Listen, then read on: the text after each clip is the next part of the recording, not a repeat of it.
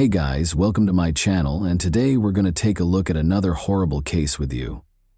What caused the beauty queen's life to be stolen? It is said that beauty is a strong force that can save the world, but regrettably, it does not always translate into happiness and can even cause problems. Gorgeous girls are constantly the focus of attention and typically have a large following. But in addition to admirers and customers, famous beauties and crowned beauty queens are surrounded by a large number of jealous people, well-wishers, and obsessive stalkers who sometimes act erratically. The terrible death of young Kimberly Oliveira became one of the most startling and impactful cases in South America. The girl who competed for the title of Miss Brazil and won other beauty pageants was cruelly and deceitfully deprived of her life. Her aspirations for popularity and recognition were drastically different from what the model had anticipated. People adored Kimberly's freshness and beauty, and her name did become well known outside of her home nation. Both the numerous heights she may have still attained and the horrible way she passed away in her prime period appalled them at the same time. Kimberly Oliveira was who? On February 26, 1998, Kimberly Karen Mota de Oliveira was born in the small, charming Brazilian town of Manacapuru, which is part of the state of Amazonas municipality of the same name. She grew up with her two younger brothers as the only daughter and eldest child in Naila and Jose Oliveira's family. It might be claimed that the girl, who had Indian, Spanish, and Brazilian ancestry, won the genetic lottery. Her stunning appearance attracted the attention of everyone in her vicinity like a magnet. Kimberly was petite and feminine, with a brilliant smile, thick, opulent hair, and perfect skin. With both adults and peers comparing her to an angel, the beauty was accustomed to widespread attention, affection, and admiration.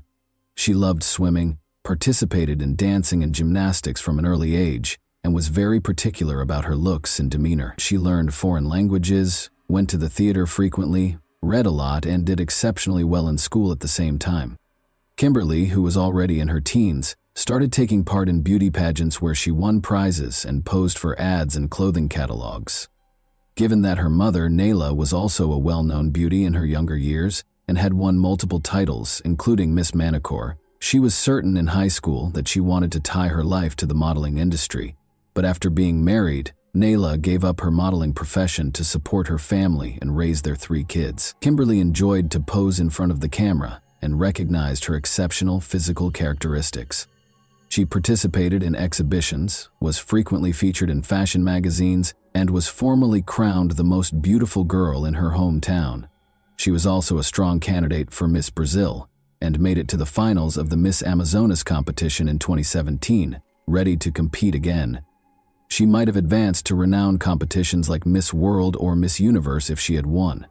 Oliveira was well aware, nevertheless, that charm and beauty were insufficient to prevail at this level. There, contestants are also assessed on their moral character, education, philanthropic endeavors, and other factors.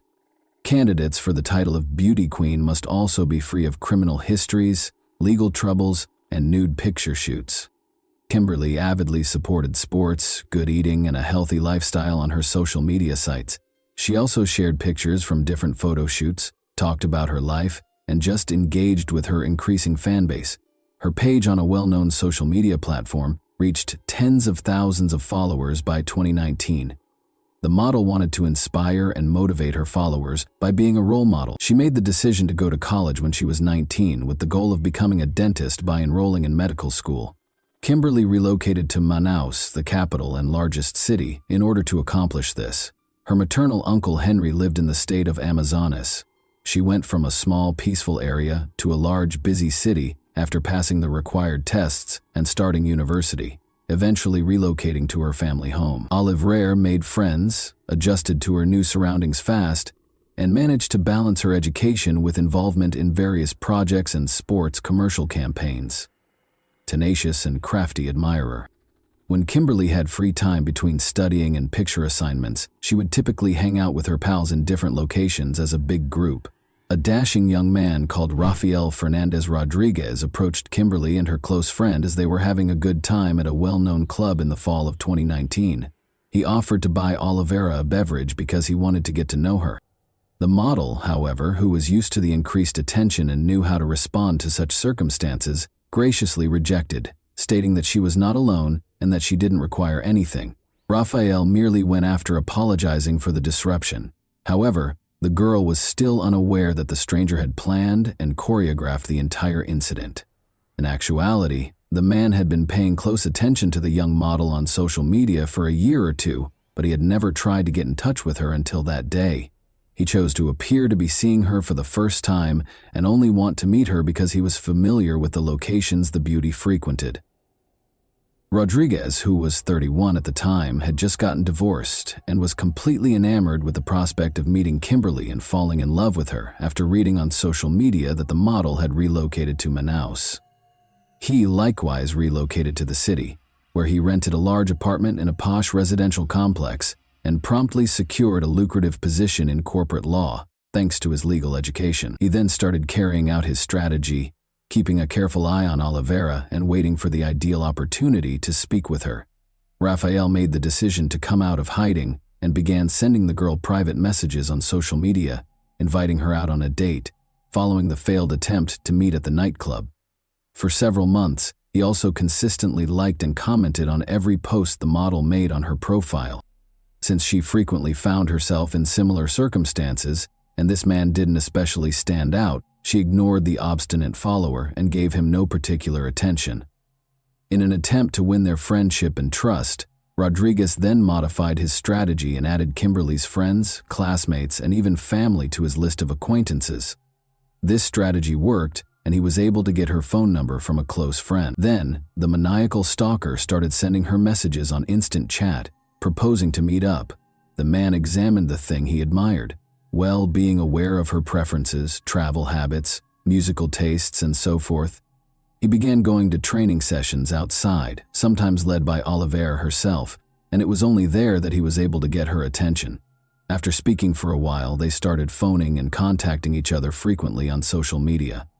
Despite the fact that the two young people were about 10 years apart in age, Raphael was able to attract the girl's attention because he was well prepared. The man approached the girl with caution, attempting to court and please her in a lovely way without frightening her away or causing her to forget about him.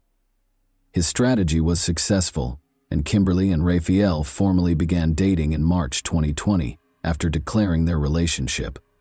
The passionate owner, the handsome and romantic man who tried his hardest to earn the beauty's love, showed his true nature. He immediately began tracking his sweetheart's every action as soon as they started dating, demanding to know where she went, who she spoke to, who messaged her, and everything else. At first, the girl even thought it was funny because she had never been restrained or managed before. But things became worse every day, and Raphael started acting more aggressively and invasively. He now made decisions over who Kimberly could block, who she could reply to, when she could go live, and which pictures she could share on social media. She soon became weary of this. They got into a heated dispute as he tried to establish personal limits the man couldn't breach. Rodriguez had to make amends and provide an apology. He offered the girl a big bouquet of flowers and invited her to a fancy restaurant. After every fight, he said this again. The man promised Oliveira he would never leave him and provided her expensive presents or romantic dates at hip places to keep her from leaving him after he had followed her so long and relentlessly. Kimberly was complaining to her friends more and more about her partner, claiming that she was unable to move further without his consent. Even at the university, Raphael prohibited her from talking to men. He also stole her phone without her consent, reviewed her messages and calls, and then made a scene. At times, he became so enraged that the girl worried about her safety. Her friends acknowledged that this was unusual and suggested that she speak with the man seriously before leaving him before it was too late if nothing changed. Knowing that she would soon have a successful modeling profession, diploma, defense, international travel, fashion magazine photo shoots, popularity, and recognition, Kimberly also realized she didn't want to live this way. She didn't want to sacrifice all for shaky relationships with an obsessive and unstable owner who tried to control, limit, and treat her like an object. Final judgment by the beginning of May 2020. Kimberly made the decision to end her relationship with Raphael after 2 arduous months, but she wasn't sure how to do it without making him angry. She waited for the ideal opportunity to break the news, but there was no longer any room for delay. Kimberly always spent Mother's Day with her mother, which was observed on May 10, in Brazil, but she was unable to visit her homeland to celebrate her mother because of the COVID-19 pandemic's restrictions in 2020. Rather, Kimberly shared a picture of them together, along with heartfelt words of appreciation and a heartfelt message. Nayla was receiving treatment at the hospital at the time following her cancer diagnosis. Kimberly and a few pals, including Raphael, went for a run at the park after posting.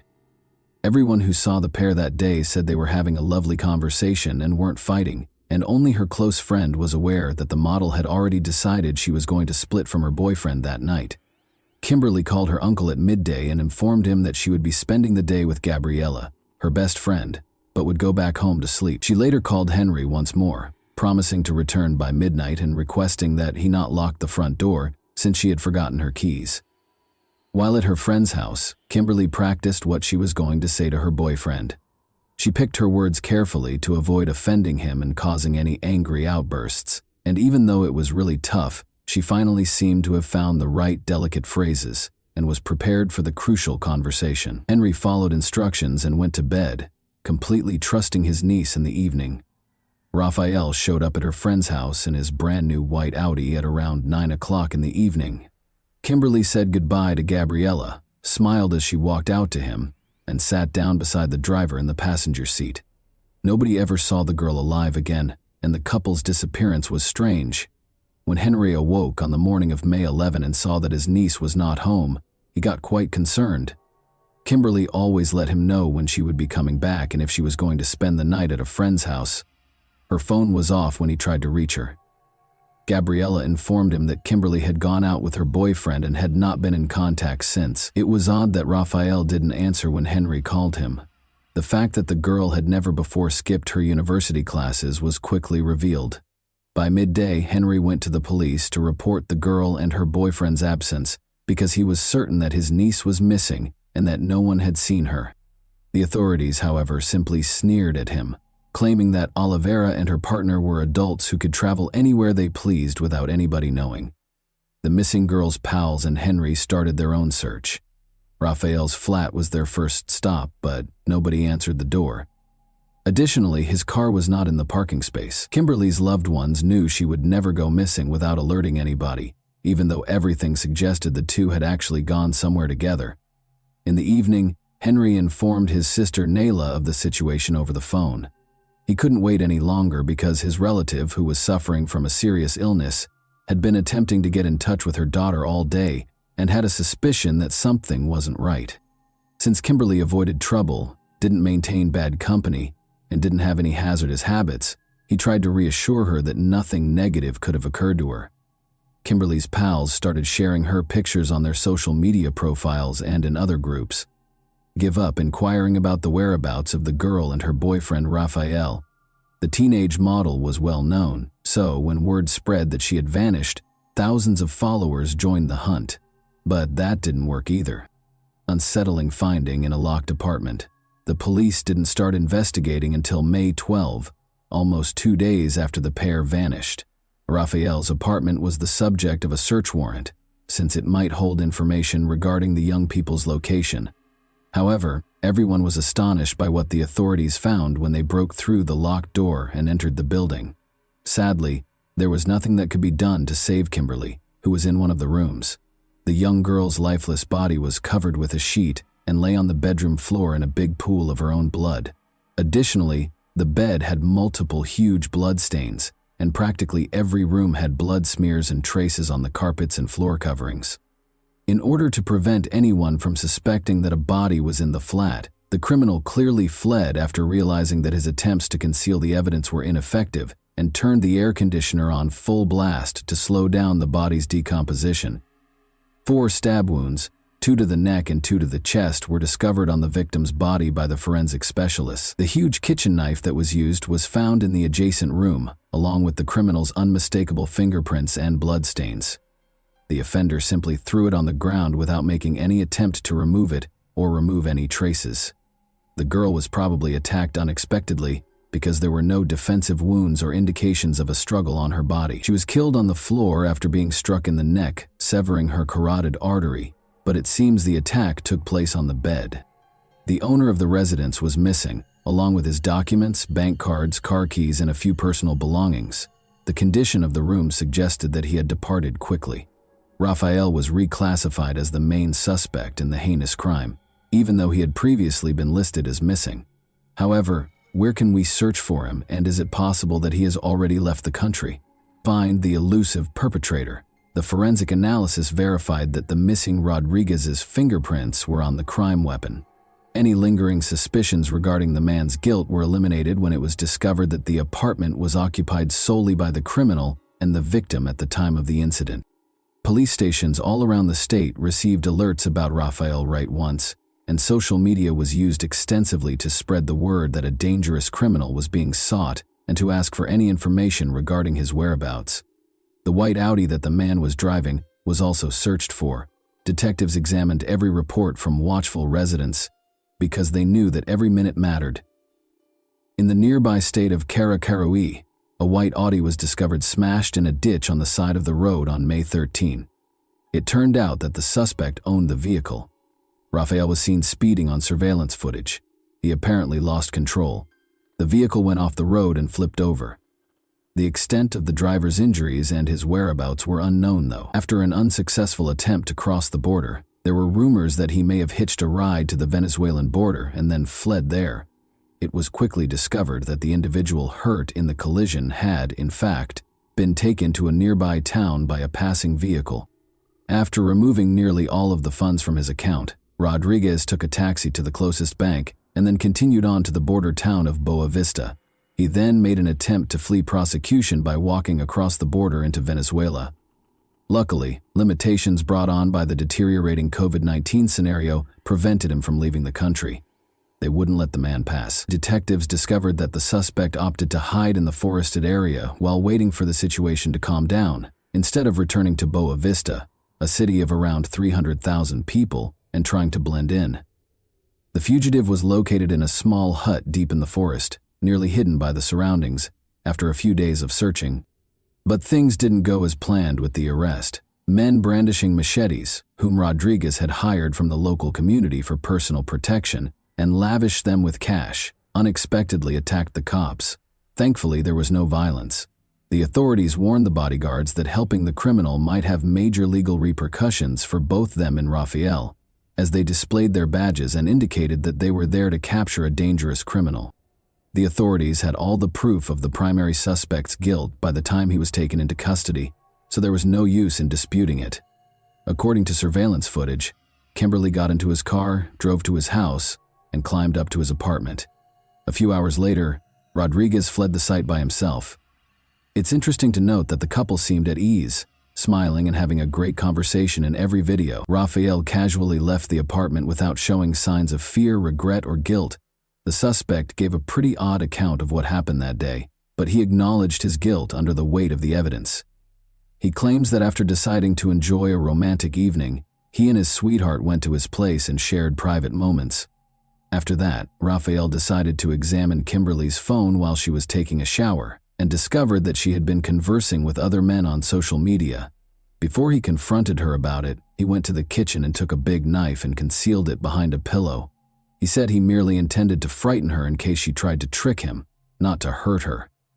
Rafael began grilling Oliveira about who she was speaking to as soon as she lay on the bed after taking a shower. "I'm not talking to any men," the girl responded with a simple smile. Rodriguez was furious about this. He became aware that his sweetheart was making fun of him and lying. Reaching for the knife, he swiftly struck her heart twice. Without having time to comprehend or fight back, the victim tumbled from the bed onto the floor, where the assailant struck her neck twice more, killing her. Rafael tried to hide the evidence after realizing what he had done, but he soon realized it was pointless. He just covered the body with a sheet and turned the air conditioner on full blast to make the room as chilly as possible, slowing the decomposition process, because he couldn't remove the body from the apartment undetected, and the suspicion would still be on him. Witness statements. Gabriela, Kimberly's closest friend, gave a witness statement in which she gave an entirely different account of what happened. That night, she said, Kimberly had finally made the decision to quit her relationship with her violent and mentally ill partner. Knowing that one incorrect word could make Rafael furious, she had taken her time crafting her response. Knowing that Kimberly's behaviors were always unexpected, Gabriella argued that Kimberly would never have joked about messaging other guys or been intimate with a man she intended to leave. Rodriguez's ex-wife, another witness, attested to his cruelty and his unpredictable outbursts of rage that affected everyone in his vicinity. Their divorce was primarily caused by his hostility. Rafael's mother, Fatima, was his sole advocate, claiming that he was a wonderful man who never intended to hurt anyone. She blamed her boy's immorality on Kimberly, her ex-daughter-in-law, and everyone else. After the trial, Rodriguez's father realized what a monster he had created, but he did not survive to witness the sentencing. By standing in front of a train, the old guy decided to take his own life. His widow maintained that it was an accident, claiming that her husband fell onto the rails by accident after feeling ill. The surveillance footage, however, unequivocally demonstrated otherwise. By obtaining fresh psychiatric assessments, the defendant's legal team continually postponed the case and promoted the narrative of his insanity. Rafael was ultimately found to be competent to face trial for his horrible deed. Almost a year and a half after the heinous incident, the trial started in October 2021. Rafael was given a remarkably light sentence of just 14 years in prison, which was later lowered by another year, despite the overwhelming proof of his guilt. The defense's successful claim that their client committed the crime while in a rage was the reason for this result. As a result, he was given a much lower sentence rather than life in jail. Nyla Oliveira, Kimberly's mother, died on October 28, the day of the sentencing, following a protracted fight with cancer. From her hospital bed, where she was in critical condition, she had watched every court session via video call. Her heart stopped a few hours after the verdict was declared. In less than a year and a half, the Oliveira family lost two members they loved, their beloved sister and daughter, then their mother and devoted wife. Since her son was the only close relative she had left following her husband's passing, Rodriguez's mother resolved to wait for him to be released from prison. And that wraps up today's chilling story. If you enjoyed this video, don't forget to like and subscribe so you never miss a new upload. Also, let me know in the comments, what part of this story shocked you the most? Thank you for watching, and I'll see you in the next video.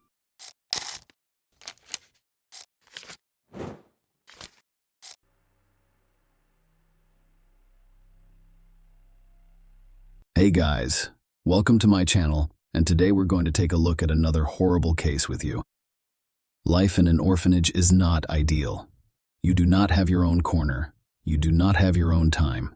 And if you can't fight back, you'll be beaten up by those who've been around for a while. Amanda and Anna Marie McClure are a little luckier than the rest. When there are two of you, the chances of fighting back rise.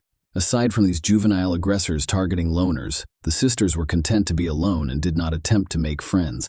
They hoped their stay in this hell wouldn't last long. Their mother would soon learn that their father had been imprisoned, so the girls were placed in an orphanage and taken away as soon as possible.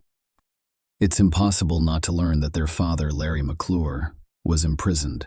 It was widely covered on television and in newspapers for a long time. Time has passed. Days progressed into weeks. As the weeks turned into months, we realized we could forget about returning home.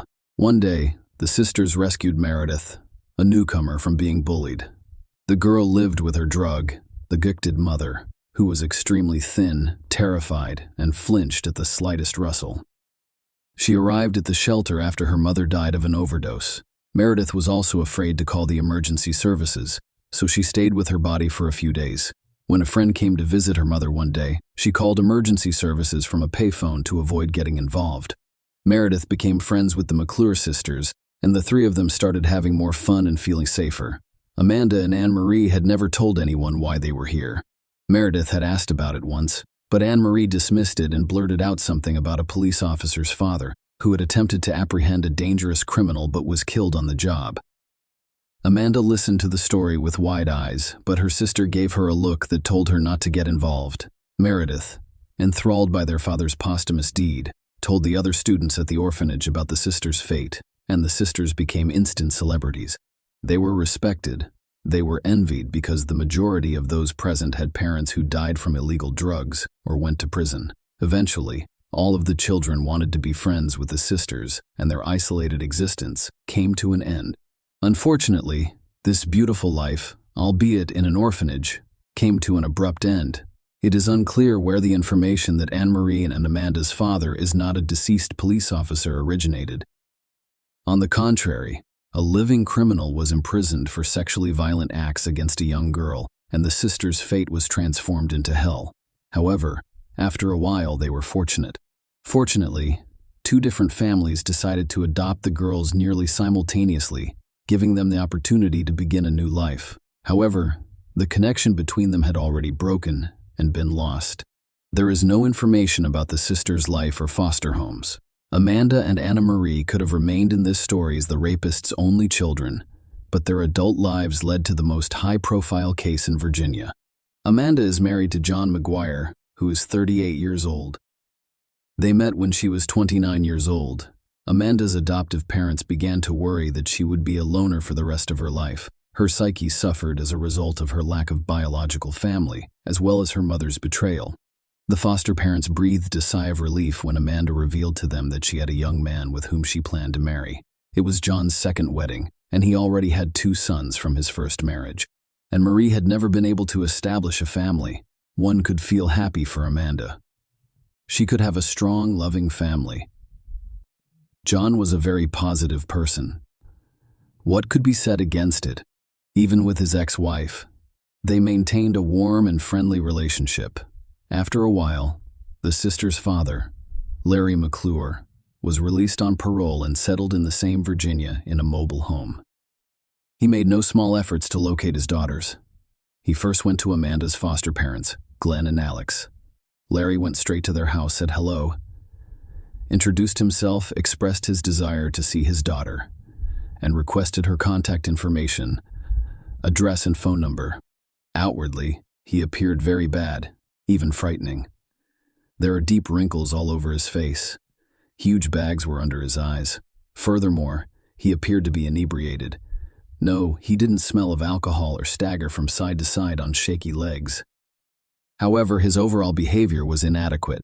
Glenn declined Larry's request, but promised that they would inform Amanda that her biological father was looking for her. Larry was shocked when he heard the phrase biological father, but he thanked him and left. Glenn had actually kept his word. He informed Amanda that her father was free and looking for her. Amanda was haunted by a demon who denied everything and advised her to damn her father, and an angel who advised her to give her father, despite his criminal record, another chance, though it was unclear who she should listen to. Amanda first called her father. He expressed his pleasure at hearing from her and inquired about her well-being. She told him she was doing well in her marriage and was happy. Larry was pleased for his daughter and invited her to a joint dinner with her husband. Amanda had no idea if she'd live to see her father, but he seemed to know exactly what to push. Come on. Forget old grudges. All these years, I've had one thought. To see you and Anne-Marie. Anna, unlike you, I believe you missed me. You have already seen her, Amanda wondered. Of course I did. We went on a nature trip with her and had a great time, just like a real family, father and daughter. It was as if those years of separation never occurred. She also asked many questions about you. If Amanda didn't know how to deal with her father, she wanted to see her sister, who had been separated from her in the orphanage nearly 2 decades ago. And she agreed. The case file contains no description of their first meeting, but 2 facts are known. Larry lied about Anne-Marie. At the time, she lived in North Carolina, which is 186 miles from Virginia. Larry had never seen or spoken with her. Matt, like his father and daughter, Larry's meetings resulted in Amanda and John becoming addicted to illegal substances he brewed in his camper. Larry literally used his daughter and son-in-law before meeting the father. The couple's financial situation was stable, but Larry took money from them for the production of illegal substances. When Amanda and John lost their jobs as a result of their addictions, Larry persuaded John to register because drug addicts received $180 in state assistance, which was insufficient to purchase substances and ingredients. This is when Anna-Marie appears in the story. Larry treats her the same way. He gets her addicted to drugs and extorts money from her. Amanda and John have reached an impasse. They have no jobs due to massive debts. They have lost their home, and the only way to stay afloat is to move into Larry's camper. At this point, John's parents still didn't know.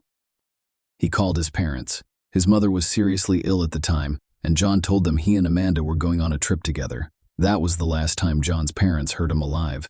In fact, no trip was scheduled. Amanda and John moved in with Larry and formed a small group of people who used illegal drugs and drank alcohol. The whole tragedy happened on Valentine's Day.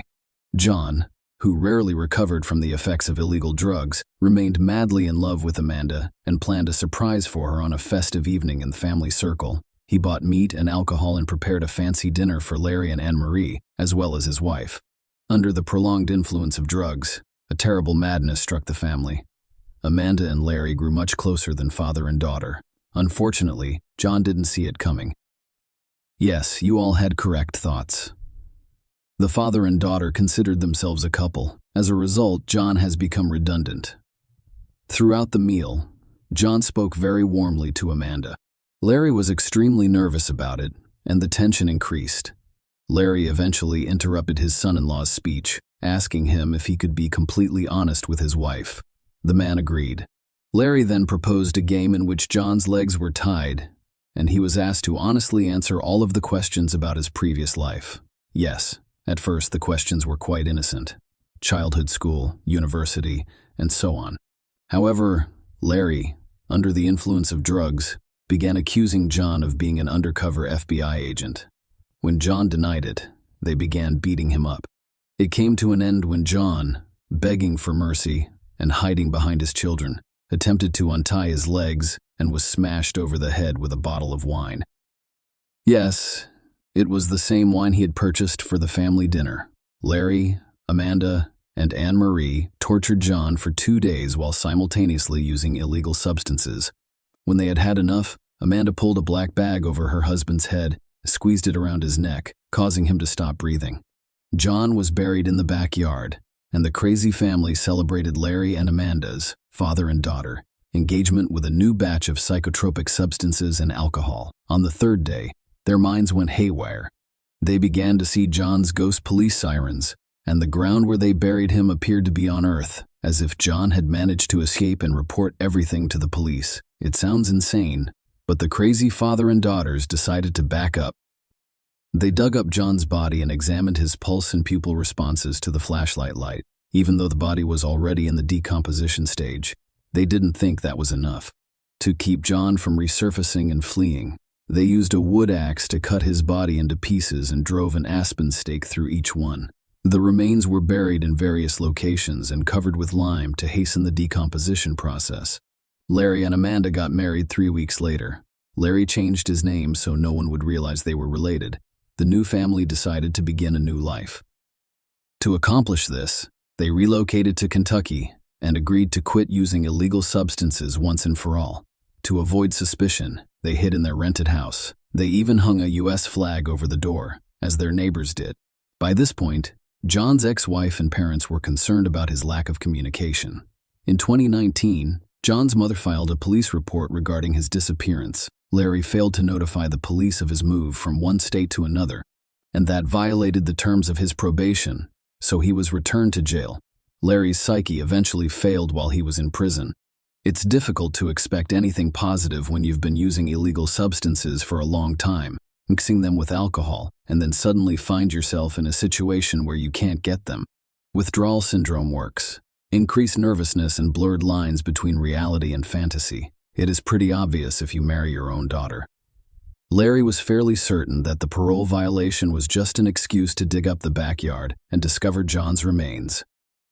He needed to contact Amanda or Anna-Marie immediately and tell them to have his daughters dig up the body parts and rebury them somewhere far away from home. All prisoner calls are always monitored. As a result, the information had to be conveyed discreetly. Larry even planned a speech and thought about everything in detail. However, he was denied calls. Finally, he couldn't take it any longer and called the police officer on duty, telling him he had something to confess. Larry reasoned that if he confessed to the murder before being charged, he could avoid at least the death penalty. And if he blamed his daughters, that would be even better. The cop didn't believe Larry at first. What murder? What body parts were buried in the backyard? What was this crazy idea? Why would a junkie dig his own grave? However, by law, the man's word must be verified. Initially, the check preferred to be organized only formally. Yes, there was a statement. Yes, the location was checked. No, Nothing was discovered. However, it was discovered that John was truly missing, and a police detachment was dispatched in case Larry's residence was a source of concern. On the ground, they discovered traces of the lime that Larry had mentioned. The criminal's words were then confirmed in their entirety. The McClure sisters were arrested immediately. Amanda and Anna Marie were shocked and couldn't believe that their father, someone else, and their husband had confessed to such a brutal murder. They were even more shocked to learn that Larry attempted to transform himself into an innocent sheep, and his testimony indicated that his daughters were responsible for John's death, with him acting as an unwitting accomplice. Then each member of the family began to save their own skin and persuade the police that it was only him in this terrible story, an accident. It was especially difficult for John's family in this situation. In fact, there was no body, just remains. These remains had to be recovered from the criminals, transported to his parents, and buried in a closed coffin. It has been stated numerous times that John was a very nice man. Despite these difficulties, his parents were able to bury him. Some of his friends assisted with finances, transportation, and funeral arrangements. On February 15, John was buried at a Lutheran church on October 25, 2019. The day after Valentine's Day, someone in the McClure family posted a Facebook post on John's behalf, stating that he was leaving on a trip where he would be unable to communicate for an extended period of time, and asking his friends not to be concerned about his long absence. This indicated that the insane family knew they were going to kill the poor guy soon, so they misled everyone so the family wouldn't raise the alarm. Larry and Amanda were sentenced to 6 months in prison for the marriage of their daughter and father, despite the fact that they committed such a heinous crime during the trial. As a result, marriage is criminalized in the state. Larry was given the opportunity to speak as the trial began. For the majority of my life, I have felt remorseful for my own children. Yes, when they were very young, I committed a serious crime that sent them to an orphanage. Their birth mother abandoned them, and I was the only one who felt sad for my children. I am extremely grateful to those who adopted my children. I will not hide. I even went to church and prayed for their adoptive parents after I got out. I desperately wanted to make up for the years I had missed. That is probably why I behaved the way I did. I mean, I could have walked away from the crime if I had persuaded a man not to commit it. But, truthfully, I didn't. Mr. Judge and jury, you will most likely not understand me, and I understand their point of view, but they were not in my shoes. John was a fine young man. I feel bad for him. If I could, I would make things right. However, no one can raise the dead, and I could not say no to Amanda, my favorite and youngest daughter. But she wasn't concerned about John. All she wanted was to be able to withdraw government funds from John's account. Have you ever been willing to kill someone for $180? No. Then, if you don't understand me as a father, you should understand her personality. She is a monster, not a person. Me, Amanda, and Marie. We are excessively addicted to illegal drugs. So we deserve to be punished. I'd like to address the jury. Whatever sentence you choose is for me. I'm honest about my health and estimate that I won't live more than 10 years. I am deeply sorry for this situation. I also apologize to all of John's loved ones. Again, he was a fantastic guy. The trial lasted a long time because the defendants kept changing their minds about whether or not to kill John. Amanda, who couldn't stand such a long trial, even made a deal with the investigators, promising to be charged with involuntary manslaughter. Larry's next trial speech was very different. When it all began, the four of us purchased the ingredients for illegal substances and returned to my trailer, where I began making them. Amanda approached me and said she wanted to get back at John. The truth is that John, under the influence of drugs, raped Anna Marie, and she became pregnant. And, as for me, I had to earn my daughter's trust after so many years apart. I couldn't refuse. I blame myself for that. Every day, I think about hanging myself, but why should it be my fault if the crime is theirs? After Larry's speech, John's family took the floor. His mother sobbed so hard that she was unable to speak. Even if I can't forgive the McClure family, I'll never forget what happened. I also know that I wish I could live to see one of them die before I do. Then John's children spoke up, literally cursing the killers and vowing never to forgive them. The judge issued the final verdict, sentencing Larry McClure to life in prison without the possibility of parole. When Amanda's punishment was announced, Her adoptive parents expressed regret that they had told their daughter that she was wanted by her father. They had always raised her with the freedom to make her own decisions, but they had no idea that this freedom would have such an impact on her future. Amanda, for her part, stated during the verdict announcement that it was all the fault of her father, who was unable to overcome his jealousy. Amanda's poor parents asked the judge to consider that if it hadn't been for her father's negative influence, their adopted daughter would never have committed such a heinous crime. However, prosecutors saw the murder as a conspiracy to keep Amanda and Larry together. The first hearing was dedicated to Amanda, who was sentenced to 40 years in prison, but the judge noted that she would most likely only serve 20 years. When the sentence was read to Anne-Marie, she tried her hardest to prove that she was opposed to John's murder, but her father and sister forced her to finish. Marie was a witness at Larry and Amanda's wedding because she was afraid for her future life, and she was sentenced to 40 years in prison. Share your opinion with us in the comments and subscribe to the channel for more.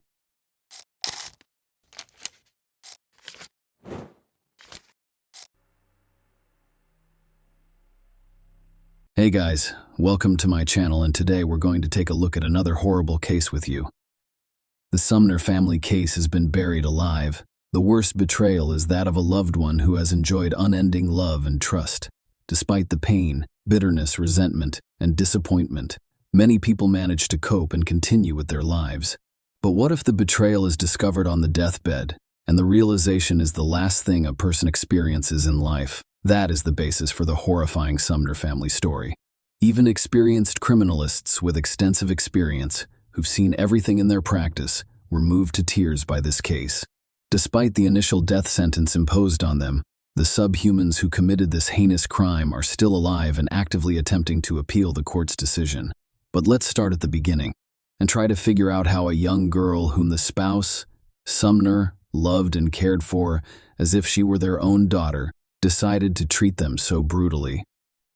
Carol Alfred was born and raised in Charleston, South Carolina, and James, her high school sweetheart, is simply Reggie Sumner. They shared the same age, had known each other since childhood, attended the same school, and were in the same grade. Their friendship and childhood affection gradually turned into sympathy. The school children didn't notice how close they were getting.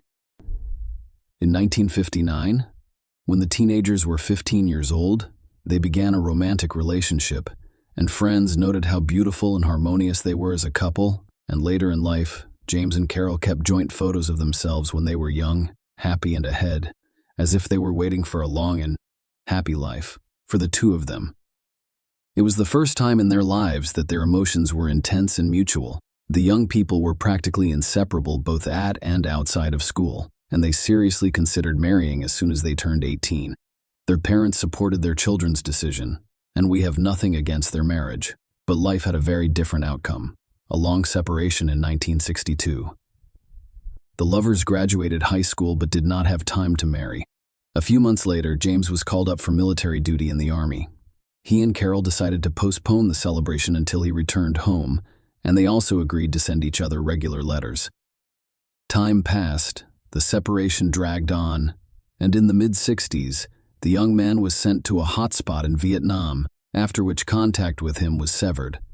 Carol didn't know if her lover was still alive because he stopped writing to her. Carol decided to pursue her studies while also working at the Charleston Air Force Base. She married a few years later, but her first marriage ended quickly, and the couple had no children together. The young woman married a man named Richard in 1975, and their only child, a daughter named Rhonda, was born in 1977. However, the second marriage also failed because the husband abused hot drinks and frequently raised his hand against his wife. Around the middle of the 1980s, Carol couldn't stand her husband's constant abuse, so she took her daughter and filed for divorce. But Richard did not leave his ex-wife alone. He literally pursued her, attempting to ruin her life. And in 1987, he succeeded. He purchased a handgun with ammunition. And after another large dose of alcohol, I went to deal with the ex-spouse. Offered rang the doorbell, and Carol unknowingly opened it for him. Rhonda, 10 years old, stood behind her in the room. However, the presence of his daughter did not deter the drunken father, who pulled out a gun and shot Carol several times right in front of the child.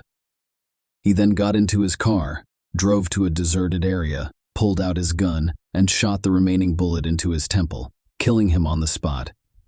Carol was lucky to survive because neighbors heard the gunshots and the child's desperate cries and immediately called an ambulance and the police.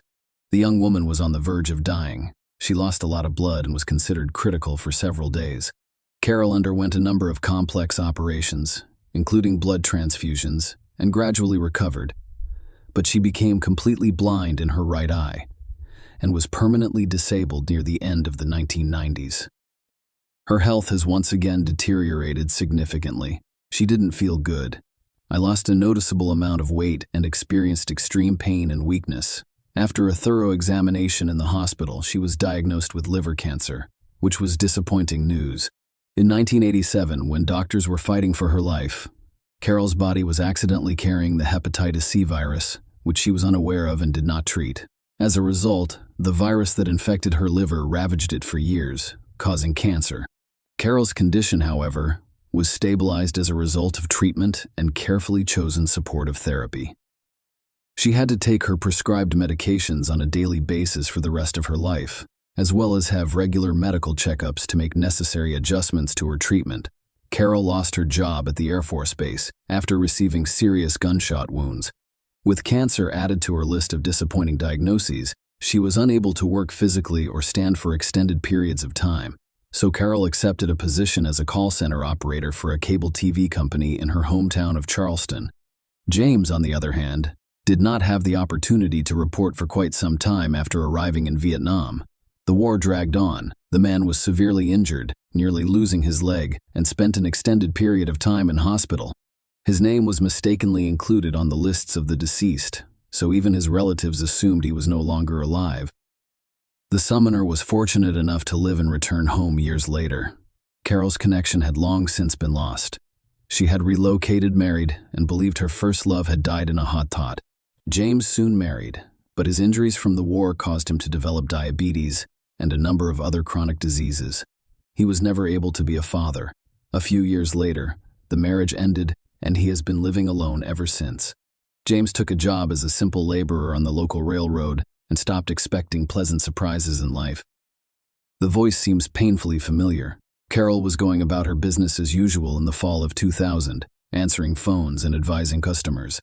When the young woman answered another such call, she recognized a voice that sent shivers down her spine. She recognized her first high school love right away, but she was afraid of making a mistake because she assumed James had died. Carol answered all of the customer's questions before suddenly turning to him and saying his full name. There was silence on the other end of the line, and the man inquired timidly about how she knew his name.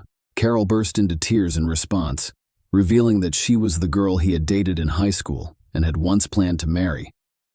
For the next few minutes, they both cried into the tube, unable to say anything. They then discovered that they still lived in their hometown and agreed to meet the following evening at the meeting. According to Rhonda, 38 years later, her mother returned home from work that day, excited, looking like a lovesick schoolgirl, and talking nonstop about James. Carol prepared for the date the following day by trying on dresses and applying her hair and makeup. Carol realized she was no longer the youthful beauty.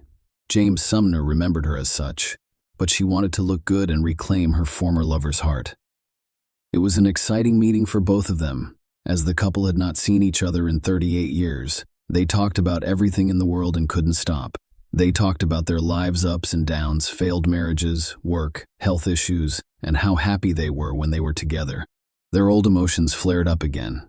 James and Carol were eager to make up for their lost years. They began to see each other daily.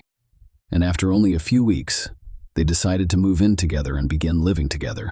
5 months later, Carol married and moved into her husband's home in the Riverland Terrace neighborhood. Family life and disruptive neighbors. The couple first lived in their hometown of Charleston, South Carolina. They were in love, happy, involved in the details of daily life, and reverently cared for each other because they were both young and had health issues. James has known the Cole family for many years, and they live next to the couple. Stephen, the head of their family, had previously fought in Vietnam, was severely injured, and was confined to a wheelchair.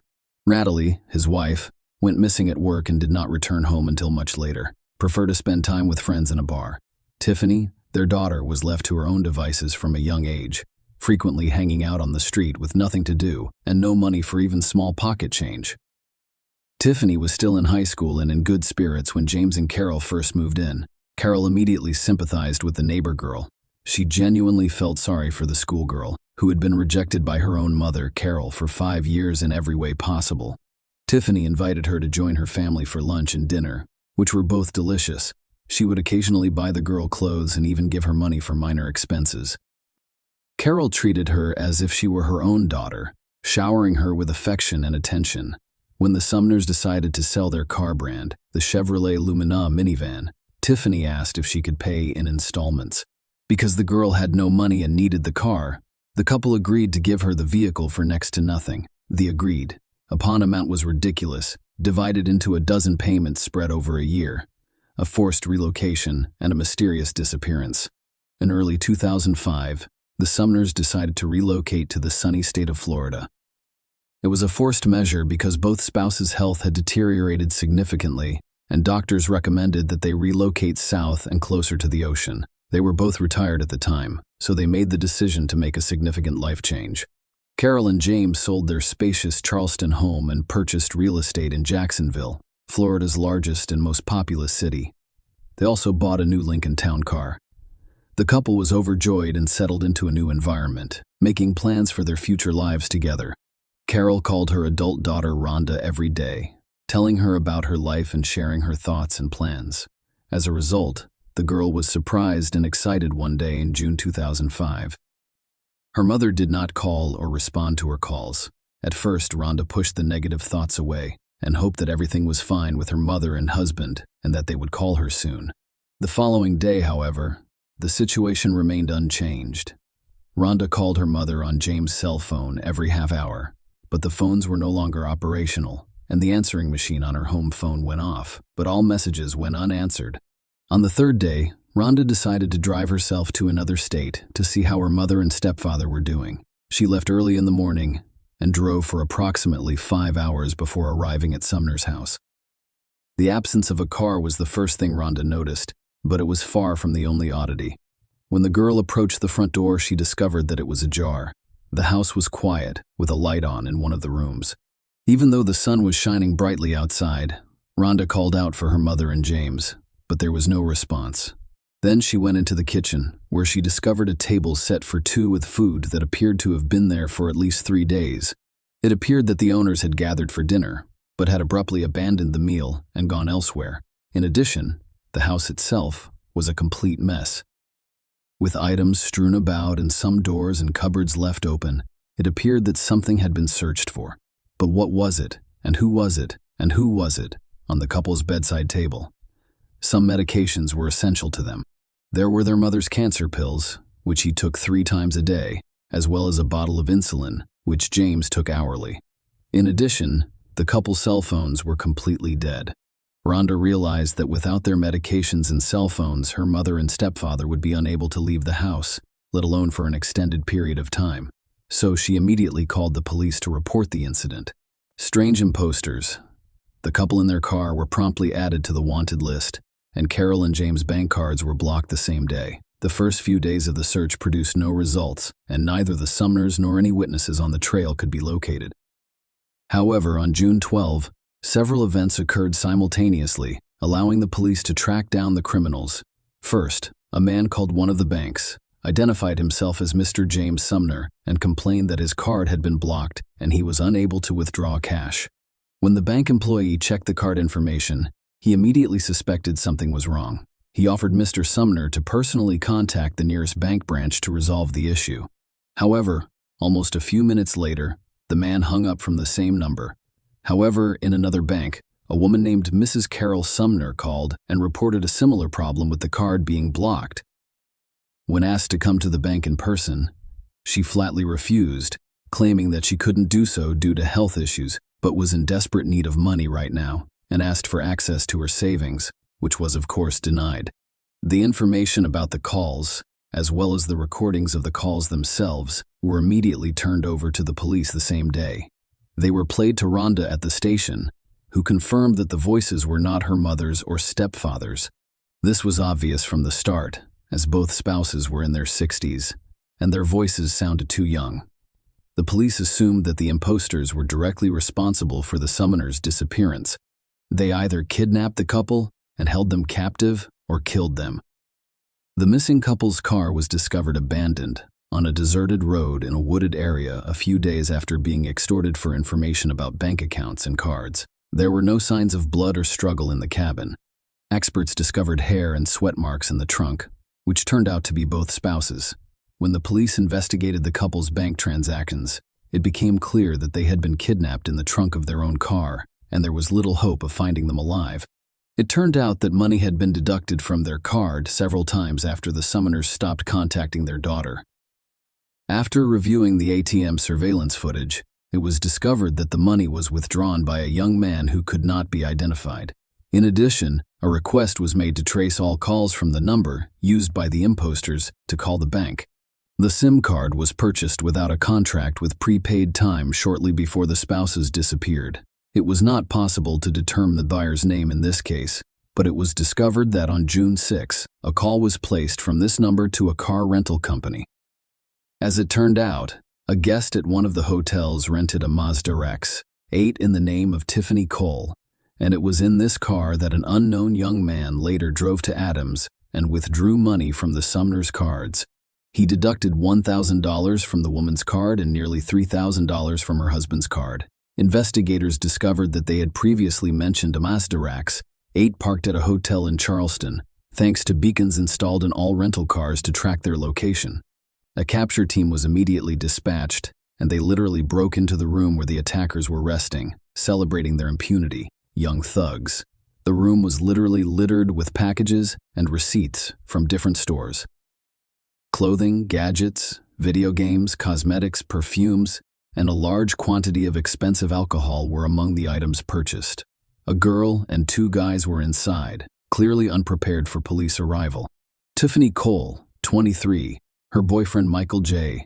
Jackson, 24, and 19-year-old Allen Wade were all present. Handcuffs were snapped around the young men's wrists, leaving them looking surprised, confused, and even scared. All three were taken to the police station and separated into different rooms for questioning. However, at first, they pretended not to understand the accusations or simply remained silent. A search of the room revealed Sumner's bank cards, the couple's laptop, some of Carol's jewelry, James's expensive coin collection, the keys to their Lincoln Town car, and pawn shop receipts in the name of Tiffany Cole. Following several hours of interrogation, Mrs. Sumner and Tiffany were able to pawn some of the stolen jewelry and spend the money with friends. Tiffany was the first to speak after the irrefutable evidence discovered in the hotel room was presented. The girl sobbed and claimed that she and her friends robbed the elderly couple but did nothing else, before fleeing and spending other people's money. She also admitted that they had another man with them, 19-year-old Bruce Kent Nixon, whom they paid $300 for assistance and never saw again. As it turned out, Bruce agreed to go to the crime because they promised him a specific amount. After that, he spent all of his money on illegal substances. The guy was easy to find because he lived in Charleston and had no intention of fleeing or hiding. He was arrested right at his parents' house for a careless remark and a devious plan. Bruce realized the consequences of his crime and agreed to cooperate with the police in order to avoid the death penalty. What the young criminal said caused horror and frostbite on the skin. It all started in May 2005. Tiffany went to the Sumners to make the next payment on the car she bought 6 months ago. The girl always approached them personally, because they are welcoming. Carol and James invited her to stay for a night or a few days, fed her delicious food, and even gave her gifts. As she came with friends, there was always enough room in the house and at the table. Tiffany arrived this time with her new boyfriend, and the two of them were graciously invited to dinner. And because it was late, the couple spent the night at Sumner's house. During the meal, the Southerners discussed how they settled in their new surroundings, and Carol inadvertently mentioned that they had nearly $100,000 left over after selling the Charleston house, allowing them to live for themselves in their old age without depriving themselves or worrying about anything. Carol's words effectively sentenced herself and her husband to death. Tiffany and Michael looked at each other, and during the night, While at the couple's house, they began to plan how they would obtain this impressive sum of money. They said their goodbyes and returned to South Carolina, where, in a few weeks, they discovered accomplices who distributed roles and responsibilities and began to realize the plan behind criminal confessions. Tiffany rented an inconspicuous car on June 6, while Bruce and Alan stole 4 shovels from somewhere. They drove together to the Jacksonville suburbs, where they chose a deserted spot in the woods and began digging a deep hole that would become the Sumners' grave. Tiffany went to a hardware store on the morning of July 8 and purchased rope and duct tape, which he distributed to her accomplices. That evening, Bruce and Alan knocked on the prospective victim's door, pretended to be in need of assistance, and requested permission to make one phone call from their home. Carol thought these young men were strange, but she let them in anyway, figuring they needed help. When they got inside, they immediately attacked the defenseless woman and her husband, who ran to her screams and threatened them with a toy gun. The couple's hands and feet were tightly bound with duct tape, blindfolded, and interrogated about money and valuables in the home. Under torture and death threats, the couple gave the intruders all of the information about their bank accounts and the PIN codes for their cards, hoping that their lives would be spared. However, once the bandits had the necessary information, more people entered the house. They assisted in dragging the couple into the house's backyard and stuffing them into the trunk of their family car, which was driven by Alan and Bruce. Tiffany and Michael drove a rented Mazda Rex 8. In the event that they encountered a police patrol on the way who intended to stop the car with the couple in the trunk, the second car should have diverted their attention to itself by accelerating rapidly. They are blatantly breaking the rules. However, there was no one in their path, and both cars arrived at the scene safely. In the trunk, James was able to free his arm and remove the bandage and duct tape from both his and his wife's faces, preventing her from suffocating. But they didn't have time for anything else. What was their surprise, bewilderment, and shock when the trunk lid opened and the couple recognized Tiffany and her boyfriend, who had recently visited them. The Sumners were led several dozen meters through the woods to a grave prepared for them, which they then pushed into. The couple pleaded for their lives, but the young criminals decided to kill them in the most brutal way possible and bury them alive. Bruce stated that they covered them with earth for about an hour. Throughout the process, the bound elderly people cried, confessed their love to one another, and said goodbye. The spouses died of suffocation, as revealed by a later examination, and pieces of soil from their mouths, respiratory tracts, and even stomachs were discovered. After completing their gruesome task, the outlaws abandoned the Lincoln in the woods and returned to town in a rented car. They went to Sumner's house and took everything valuable they could find before returning to South Carolina and spending the loot. However, 2 days later, the stolen cards were blocked. After another 4, all of the criminals were arrested, tried, and convicted. Bruce Nixon was the only one who admitted his guilt from the start and agreed to cooperate with the investigation in the hopes of receiving leniency. He was the one who showed them the spouses' graves and told them in detail what happened that terrible night. Tiffany claimed that her boyfriend Michael was the perpetrator of the crime, who had gone insane after learning about the Sumners' vast fortune. After the house was sold, her lawyer insisted that the girl was a wingman and had no direct involvement in the murder. Jackson and Alan Wade preferred to remain silent, but the evidence spoke volumes for them. Tiffany Cole's innocence was not believed by the jury because she participated in the development of the criminal plan, rented a car, and devised a diversionary maneuver in case they were suddenly pursued by police. They assisted in digging the spouses' graves, and after renting stolen items from the pawn shop, they were eager to spend the money. This was demonstrated by a large number of photos she took wearing the purchased clothes and in a limousine rented by the criminals to celebrate their success. As a result, Bruce Nixon received a life sentence with no possibility of parole. Jackson, Tiffany, and Alan Wade received the death penalty. The criminals filed numerous appeals and grievances, but they were all denied, and the sentence remained unchanged, with the exception that in 2023, 18 years after their heinous crime, the same death sentence was never executed. Share your opinion with us in the comments, and subscribe to the channel for more.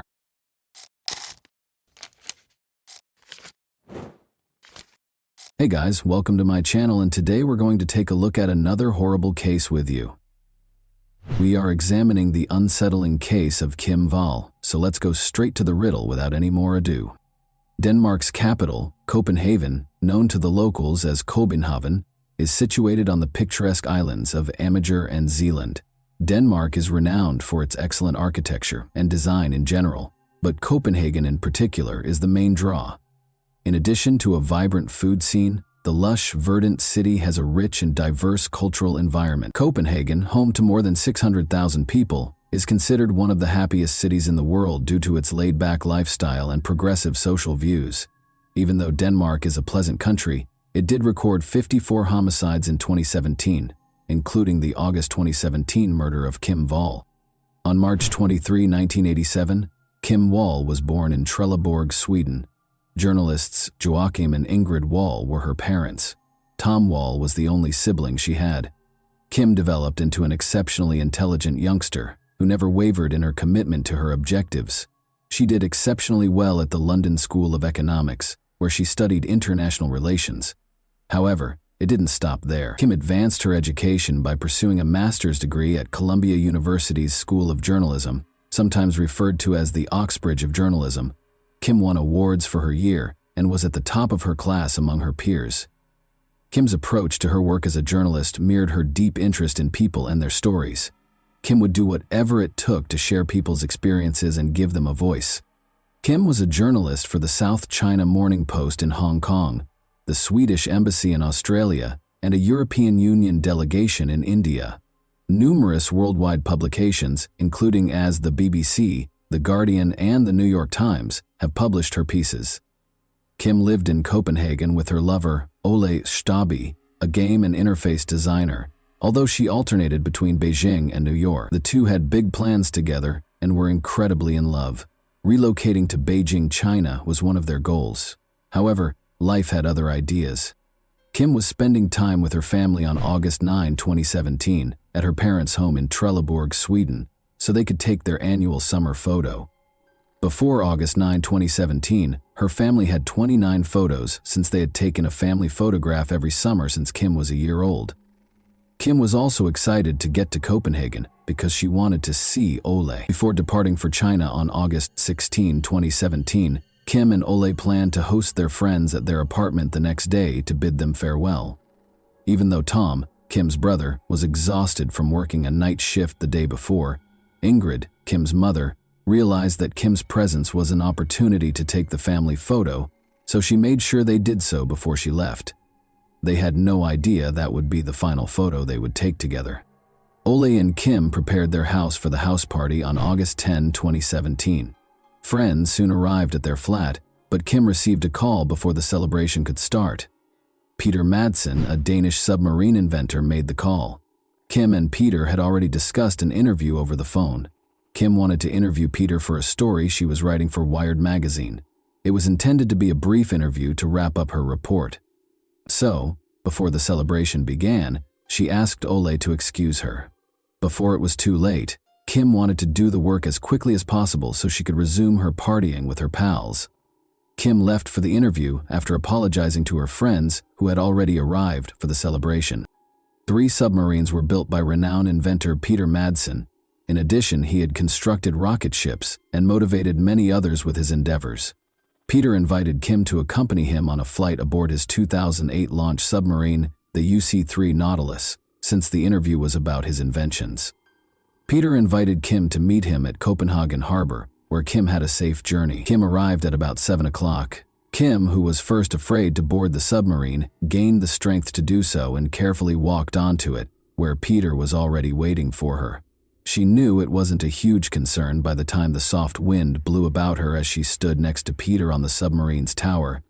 Notably, she contacted Ole at 8 p.m. saying, "I love you, but I'm going down now." She also texted Ole, "I'm still alive." Even though it was Kim's final text, Ole didn't think there was an issue because he expected Kim to concentrate on her work. Shortly after that, Ole received another text from Kim that said, "He bought cookies and coffee though." Ole, however, soon became concerned. Ole was unable to get in touch with Kim, so it started to become later and later. Kim was supposed to return early as promised. He began to fear about 10 o'clock at night. At 1:43 a.m., he called the police after phoning everyone he could think of and informed them that his girlfriend had vanished. After Kim Wall was reported missing, the Danish police started looking for her. Kim was not located despite their hunt for the submarine she boarded prior to her disappearance, the UC-3 Nautilus. Throughout the night, the Danish Emergency Management Agency, DEMA, officers helped the police search the sea.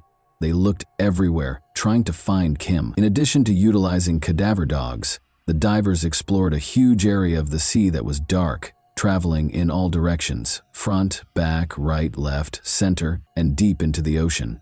Approximately 5:31 a.m., Ole called Kim's mother Ingrid on August 11, 2017, to inform her that Kim had gone missing. Joachim and Ingrid were both in a panic and could only pray that Kim was still alive. Even after a thorough search, the police would not discover anything until approximately 10:30 p.m. The sub was discovered at a depth of 22 feet south of Copenhagen by a rescue aircraft in a harbor southeast of Amager, close to the Dragør lighthouse. Kim was not there, but the police did find Peter Madsen. Peter explained to the reporters who were on the search that a malfunctioning ballast tank was the reason the submarine sank. He added that he swam to a nearby fisherman's boat to get away after spotting it. The cops asked Peter about Kim's location because he never mentioned her in his account. He said that on the evening of August 10, 2017, just before the accident, he left Kim off at a local restaurant. When the police raised the submarine to examine it, they found something fishy. They found that the defective ballast tank had been intentionally tampered with. Additionally, investigators searched the submarine and discovered evidence of Kim's personal possessions and blood. Peter's story evolved once they asked him more questions. He reported to the police that he lost his hold on a large hatch door, which collapsed and struck Kim's head, causing an accident. When he checked, Kim had no pulse, according to Peter, and there was a lot of blood where she landed. The cops were aware right away that they needed to suspect Peter, but why? Nothing material was there to cling to. Since Kim's body had not been discovered, they were unsure of what actually happened to her. On August 21, 2017, 11 days after Kim Wall vanished, a cyclist made a gory find while crossing the beach south of Copenhagen. The torso of a human washed ashore on the beach. Following a call to the police department, they examined the torso and concluded it belonged to Kim Wall, the Swedish journalist who had been missing for 11 days. The remainder of the corpse was not connected to the torso, which had been horribly stabbed 14 times. Although Kim Wall's friends and family were aware that their loved one had passed away, they were still curious about what had happened to her on August 10, 2017. Until October 7, 2017, when divers discovered plastic bags in Kogi Bay, less than a mile from where Kim's torso was discovered, the authorities continued their quest for explanations without finding anything. When the plastic bags were opened, Kim's head and legs were within them. Metal fragments were fastened to the sacks to keep them from floating. Following these revelations, Peter was questioned once more and altered his account once more. This time, he claimed that Kim Wall passed away on his submarine due to poisonous gases. The cops were aware that Peter was concealing something because of his contradictory accounts. Because he was the last person to see Kim alive, and because he was unable to give precise information about what transpired while they were together, he was also the only suspect in the case. No one was arrested, since Peter never admitted to killing Kim and there was no solid proof to convict anyone. Nevertheless, the police continued their investigation as they were unable to operate on their presumptions. One of Peter's claims that Kim's head was struck by a hatch was refuted by the autopsy, which found no blunt trauma on her head. Additionally, the autopsy showed that Kim had been stabbed and shackled. Additionally, it revealed that she had asphyxia, indicating that she had either been stabbed in the throat or strangled. The police had grounds to detain Peter for additional interrogation in light of this evidence. When the authorities inspected his phone during the investigation, they discovered that on August 9, 2017, Peter had viewed a video showing a young woman in agony as she was gradually decapitated with a little knife. Additionally, his search history revealed that he looked up how to remove every photo from his iPhone. Investigators also discovered movies of women being killed on Peter's computer, and witnesses testified that Peter was observed practicing asphyxiation and watching videos of decapitation. The inquiry revealed that while Kim's body contained no evidence of Peter's DNA, the underpants, which were taken from Peter Madsen following the arrest, did contain bodily fluid traces. When questioned, Peter denied experiencing pleasure with Kim. Annie and Carl Madsen welcomed Peter into the world on January 12, 1971. His early years were spent in Denmark's Sabi and Hong. Annie had 3 additional boys from 2 prior men and was over 30 years younger than Carl. When Peter was 6 years old, Annie left the marriage with all of her children, allegedly because Carl mistreated his 3 stepsons. Years later, Peter moved back home with his father, who also had a passion for rockets. Peter was really interested in rocket fuel in school. He created his first huge rocket while studying chemistry and physics, and on March 3, 1986, he launched it. He based it on the American ICBM MX Peacekeeper and constructed it at his father's factory.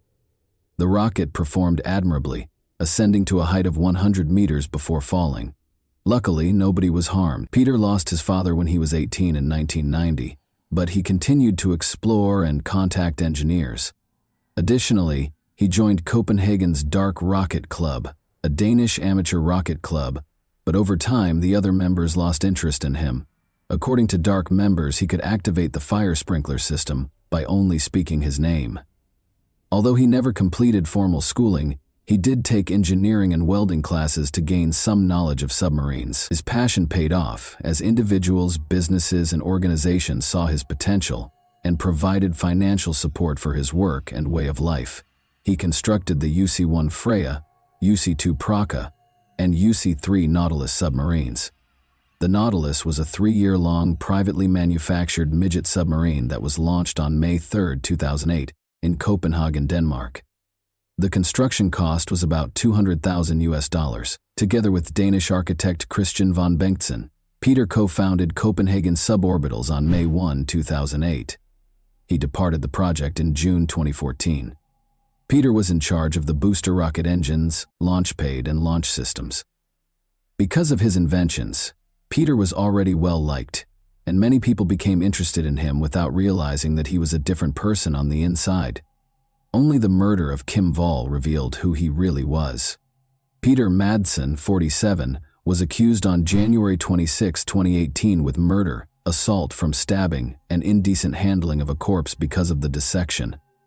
On August 10, 2017, Peter was charged by the prosecution with binding, striking, placing, and strangling Kim on his submarine. Throughout the investigation, Peter refused to acknowledge that he had slain Kim. When Peter's trial started on March 8, 2018, he entered a not guilty plea to the allegations. According to the psychiatric evaluation, Peter was not delusional or psychotic, but rather a narcissistic psychopath.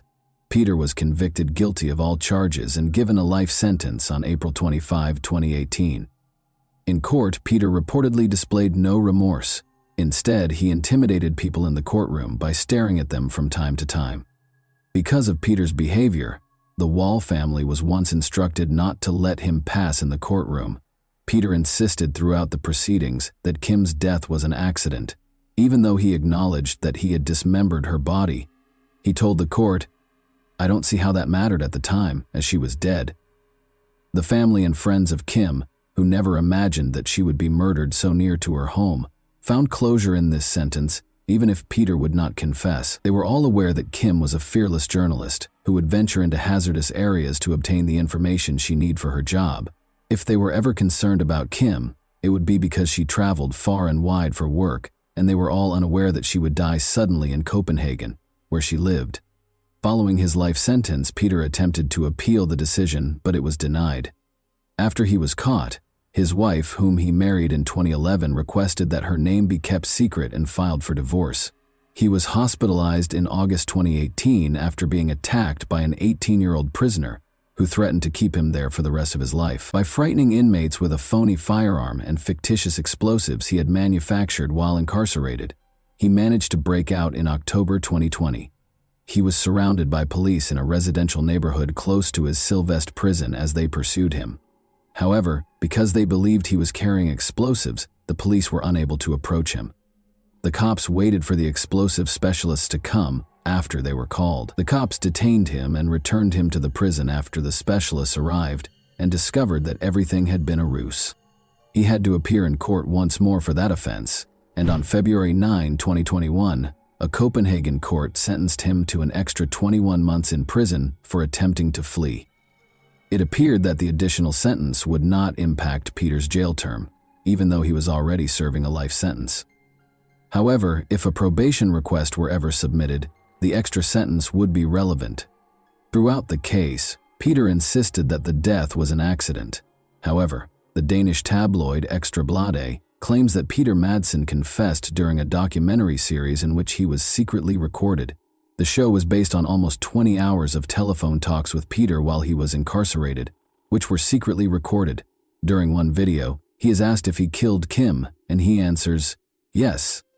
He also states, "There is only one who is guilty, and that is me." Kim's parents, journalists Joachim and Ingrid, were determined to publish their daughter's tale 3 years after her murder. They decided that the narrative would portray Kim as her family, friends, sources, and readers knew her to be, rather than the events leading up to her passing, since they found telling her tale to be therapeutic. According to Ingrid, the book serves as a means of introducing the world to Kim as a human being, a journalist, and a daughter. The book, A Silenced Voice, is a joyous chronicle of a life well lived amid a family's struggle to deal with a life being extinguished. It is a tapestry of history and present at the same time. It chronicles Kim's journey from London to Cuba, New York to Haiti, Beijing to Sri Lanka, gathering anecdotes from bylines and cherished companions along the way. It also follows the hours, days, and weeks that followed Ingrid and Joachim's awakening to the news of their daughter's disappearance and their discovery on TV that a stranger was facing murder charges. The establishment of the Kim Wall Memorial Fund, a grant intended to assist female journalists, was another development that provided comfort to the Wall family. The life and death of Kim Wall are depicted in many TV shows in addition to the narrative penned by Kim's parents. The first is Tobias Lindholm's Danish-language television dramatization, The Investigation, which depicts the case's criminal inquiry. The 6-part series, which stars a variety of professional actors, debuted on September 28, 2020. Those involved in the case investigation were consulted in order to meticulously script the series. The investigation focuses on the research that led to Peter's accusation and conviction, rather than Peter or the actual crime. Into the Deep, the submarine murder case, which was directed by Emma Sullivan, was made available on Netflix in September 2022. The documentary video of Peter Madsen, his friends, and interns was used to chronicle his attempt to launch a rocket ship into space using his submarine as a command center. The film chronicled the occurrence in detail, as well as his life. After his lover passed away, Kim's boyfriend Ole Stabi found it difficult to react. Nevertheless, years later he talked about Kim and underlined what a wonderful person she was. The murder of Kim is an unsettling instance that demonstrates the depth of evil that exists in human nature. It also makes us consider the number of women who have faced danger in their diverse occupations. How did you feel about this particular case? Do you believe Peter Madsen received the justice he was due? And that wraps up today's chilling story. If you enjoyed this video, don't forget to like and subscribe so you never miss a new upload. Also, let me know in the comments what part of this story shocked you the most. Thank you for watching, and I'll see you in the next video.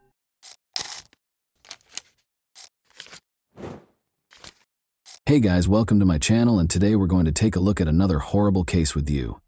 Ebolia Ryan, 47, a mother of 3, had been anticipating spending the holiday season with her kids on December 1, 2014. Her plans were tragically derailed, and she was never able to spend her favorite season with her loved ones. On December 4, 2014, 3 days after her murder, the Abu Dhabi Police Department made an arrest in the city, ending their ceaseless investigation into the ruthless killing. After the arrest, it became clear that this case wasn't as straightforward as it first appeared, and an unexpected motivation was discovered, which put the authorities on high alert once more. Who was this woman who had been arrested by the Abu Dhabi police? What may she have done that would have put the investigators under a time crunch? The woman who was taken into custody was Alaa Badr Abdullah al-Hashemi, age 38. Her husband, Mohammed al-Habashi al-Hashemi, and their 6 children resided in the United Arab Emirates, where she was born in Yemen. When Alaa chose to carry out a terrible act, her youngest kid was just 10 months old and her oldest was 10 years old. All of her children, young and naive, were ignorant of the evil plans their mother harbored. Alaa began implementing her ideas on Monday, December 1, 2014. In accordance with one understanding of hijab, she put on her black gloves and covered her face with a veiled niqab, a typically black covering worn by Muslim women to cover their faces. Just before 1 p.m., she left her home. Alaa went to the well-known boutique mall on Al Reem Island in Abu Dhabi that same day. Alaa was very unconcerned, even though she knew that the mall had fully operational CCTV cameras and that security was keeping an eye on her. She refused to go back or leave the mall without completing her tasks. Around 1:13 p.m., Alaa went into the mall and rode the elevator. Alaa spoke briefly with a security guard after stepping out of the lift and making her way to the mall's restroom, where she ran into Ebolia Ryan, a 47-year-old lady. After some waiting, Alaa struck with full power and fatally stabbed Ebolia while she was by herself. Shortly after leaving the restroom, Alaa ran back to the lobby and climbed into the elevator. The mall patrons quickly became aware of what had transpired in the restroom. Alaa fled the building as they came out in the foyer, still reeling from the horrific murder that had just occurred. Even though boutique mall security was typically strict, Alaa was able to evade the guards. Fortunately, the security footage had caught every step she made. The terrible incident was reported to the Abu Dhabi Police Department by the mall security, and as soon as investigators got on the site, an investigation into Ebolia Ryan's murder was started. Born and raised in Romania, she was a kindergarten teacher who was Hungarian-American. Before going through a divorce, she and her husband Paul Ryan moved to Sopron, Hungary in 2006 with their twin sons Adam and Aiden and daughter Tamaya. Ebolia followed her career wherever it took her when she and her spouse parted ways. Ebolia had a varied teaching career over the following few years, working in 4 different countries including the US. She had been living in Abu Dhabi for about a year, with Abu Dhabi being her final destination. In addition to teaching there, she also played the role of a loving mother to her twin boys, ages 11 and 12, who shared their Abu Dhabi home with her. Tamaya, Ebolia's 13-year-old daughter, was then residing in Vienna, Austria, with her father, her ex-husband Paul Ryan. In the United Arab Emirates, Ebolia had dedicated her life to the field of education. Despite being in an unfamiliar place, she adapted to her new surroundings rather well. In addition to the traditional duties of teaching, she also took on the role of mentor, greatly advancing the professional development of her colleagues. She was well known for her unwavering commitment to her career, and it was clear from her actions that her primary goal was to guide her students toward a brighter future. Ebolia was a lighthouse of compassion and generosity, embodying a feeling of purity in our world. She led a life filled with a deep sense of purpose, constantly working to improve the lives of those she came into contact with. As the holidays drew near, Ebolia had made plans to visit the boutique mall for some shopping on December 1, 2014, before returning home to her twins. She had no idea, however, that fate had other ideas for her. The suspect was fully hidden from head to toe, making it extremely difficult for officials to identify him during the early phases of the investigation. This also prompted them to speculate that the offender might be a man wearing a disguise. Abu Dhabi police released a public statement on December 3, 2014, a few days after the terrible death of Ebolia, stating that they were still working to identify the suspect's gender. Due to the totally enveloping clothing, which included a black abaya, black gloves, and a face cover, none of the several witnesses to the murderer were able to provide any distinguishing characteristics, such as facial features or build, regarding the suspect. In order to disseminate additional information, the Abu Dhabi Security Media Department posted a video on its official YouTube channel. This film, which included CCTV footage, showed the murderer known as the Reem Island Ghost. It also showed the responses of those who were on the scene when the horrific event took place. Notably, a lady with a small child was seen hurriedly removing the child as security guards rushed into the hallway to respond to the situation. The video demonstrated that spectators were more alert, paying close attention to activity in the toilet area. An important piece of evidence was the surveillance film, which also showed the shrouded suspect picking up a newspaper, likely to hide the weapon, and walking toward the bathroom.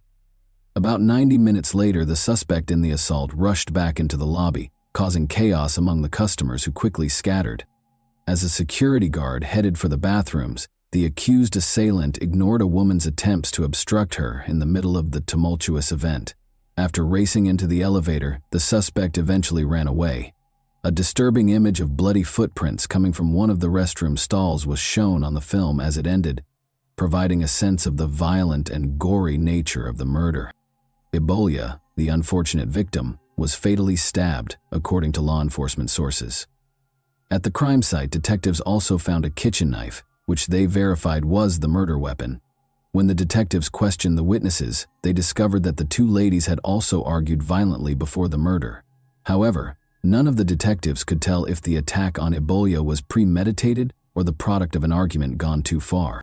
Both the official police reports and the CCTV film gave a thorough description of the culprit after the initial offense was committed. The suspect, wearing a niqab, was observed going back to her car before leaving the area. Detectives were shocked to discover that the suspect had then moved on to a residence in the Abu Dhabi Corniche, where another disturbing series of events took place. The suspect entered the premises with a tiny black luggage, as seen by the surveillance cameras at this position. She continued on to the apartment of a 46-year-old Egyptian-American physician living with his wife and 3 children, who is only known as MH. She dropped the suitcase outside their house and hurried out of the building. Additional information about the suspect was disclosed by the police footage. Detectives could see blood on the suspect's driving wheel and the black suitcase, which was the same one she allegedly brought to the doctor's apartment in the video. This terrifying visual evidence underscored the seriousness of the suspect's conduct as she moved from one murder site to another, adding still another level of intricacy to the story as it developed. Luckily, the bag was discovered by the doctor's son on his way to the mosque for prayer in the evening. He informed his family that he had noticed something odd in front of the house. They requested assistance from a security guard, who then called the police. It was a bomb, and the cops were able to identify it and disarm it before it exploded. A woman wearing gloves had entered the house minutes prior to the event, according to the security guard. She had a black luggage in tow. She went to the floor where the doctor's family resided, he said, and a few minutes later she hurried out of the building. Detectives claim that the improvised device was constructed from readily available basic materials. The bomb's components, a tiny gas cylinder, adhesive, nails, and a lighter, were designed to cause serious harm when detonated. The detectives continued their investigation to find the murderer, but they did not disclose many specifics regarding their progress or actions. The perpetrator was apprehended by Abu Dhabi police early on Thursday, December 4, 2014. The murderer was found to be Ala Badr Abdullah al-Hashemi, 38. General Sheikh Saif bin Zayed Al Nahyan, the UAE's Deputy Prime Minister and Interior Minister, announced that the suspected niqab killer had been taken into custody by security and law enforcement for the savage murder of American teacher Ebola Ryan.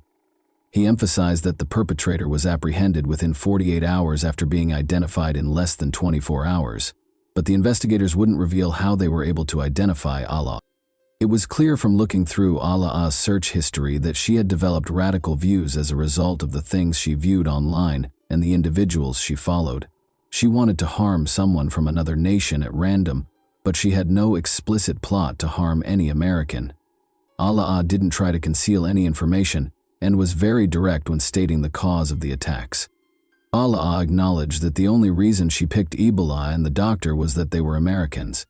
In addition, Ala informed the case's detectives that she had done such heinous crimes because her husband, Mohammed al-Habashi al-Hashemi, had been arrested and detained by the police for interrogation on suspicion of having ties to terrorist organizations. She intended to avenge the police for stealing her spouse and instilling fear of danger in outsiders, particularly Americans, British, and French residents.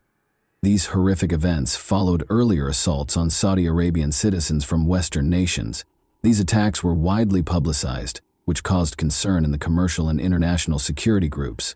Furthermore, U.S. embassies in the region had issued warnings just weeks prior to Ebola's stabbing because certain websites were inciting attacks, particularly against American teachers. Due to its extremely rigorous anti-terrorism security, Abu Dhabi was mostly seen as a safe area for foreigners to work. However, as a result of these incidents, foreign residents of Abu Dhabi started to get concerned about the rising crime rate against foreign nationals. According to the Emirates authorities, Ibolia's death was the result of a terrorist attack carried out by a single individual who was swayed by extremist ideologies found online. Ala'a didn't know either of her victims, the police stated. She didn't have any personal issues, she just carried out those acts because of the victims' nationalities. Since terrorist strikes are rare in the United Arab Emirates, this caused anxiety among Abu Dhabi residents, both locals and visitors from other nations. When investigators discovered a statement from Abu Muhammad al-Adani in September 2014, speaking on behalf of the organization identifying itself as the Islamic State of Iraq and the Levant, they discovered even more concerning detail regarding Ibolia's murder. Abu Muhammad al-Adani called on the Muslim community to target Westerners and those from any other nation who were responsible for the attacks on their group. Specifically, he said, "Hurt them in any way you can."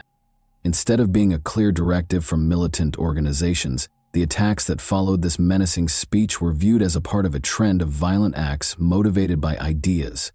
The killing of a French tourist named Hervé Gordel in Algeria, the 2014 ramming attack in Saint-Jean-de-Luz, and other assaults on Americans and Danes in Saudi Arabia were more examples.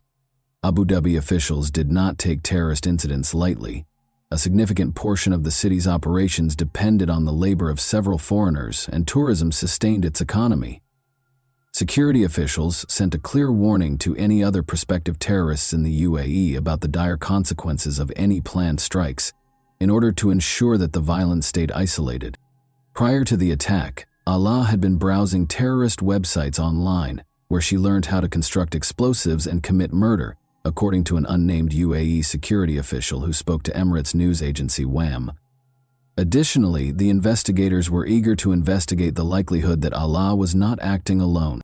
In an interview with ABC News, the police stated that they had detained several individuals at Allah's residence, but they were unsure if they were directly responsible for the assault. Allah disclosed to the investigators that Mohammed al-Habashi al-Hashemi, her husband, had previously provided support to militant organizations. He forced her to view and listen to tapes of Osama bin Laden and other group leaders. Although her home was described as a base of operations, it was unclear if she belonged to any organizations.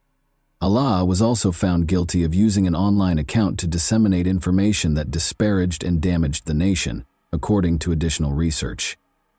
Allah was also found guilty of providing money to Al-Qaeda, a Yemeni terrorist group, knowing that it would be used to finance terrorist activities, according to the news outlets that reported on her arrest.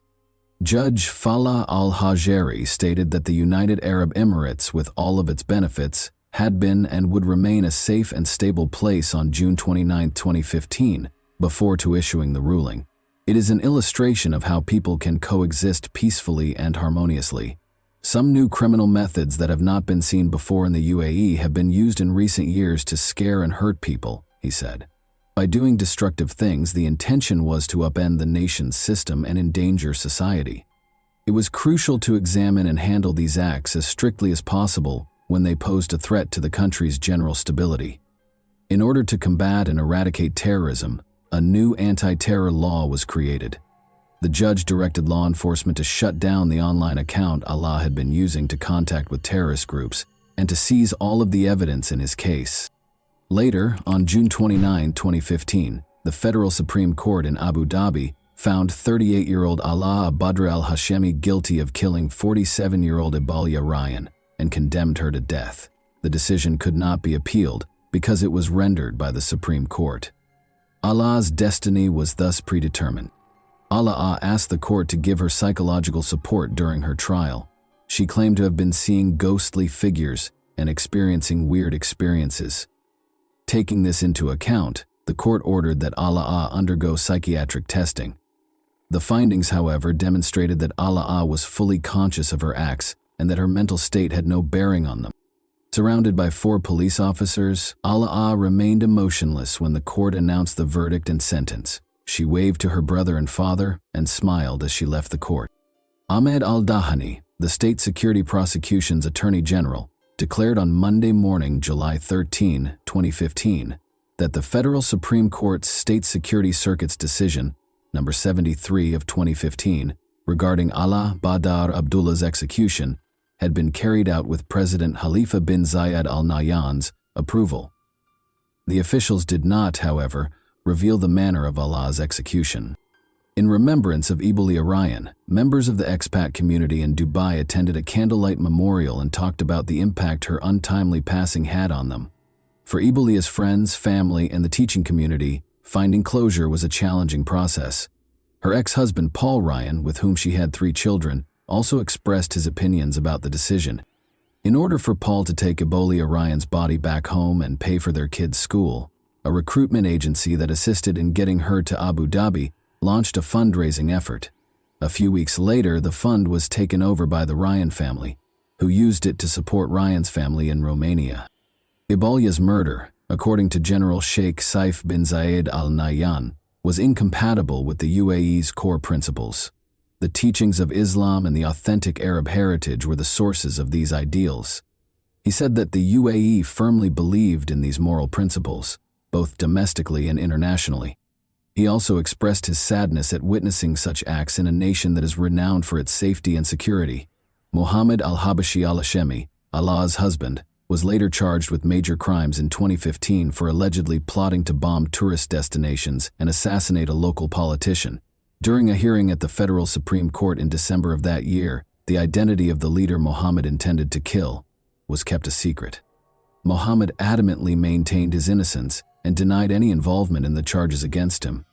2 attorneys, one selected by the government and the other by Mohammed's family, were representing him.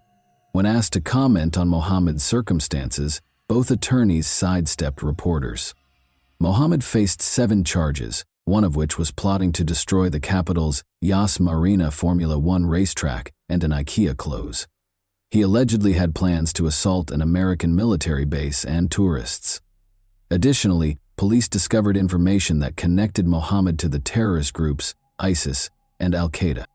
Although his case was postponed until January 18, 2016, the public was unable to learn the outcome of the court proceedings or the verdict, since it did not receive adequate media attention.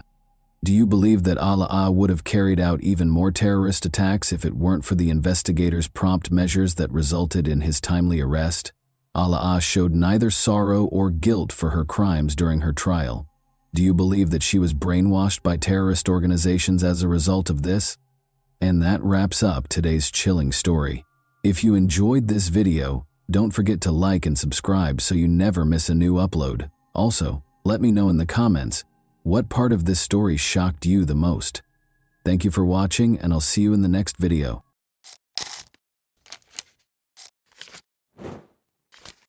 Hey guys, welcome to my channel, and today we're going to take a look at another horrible case with you.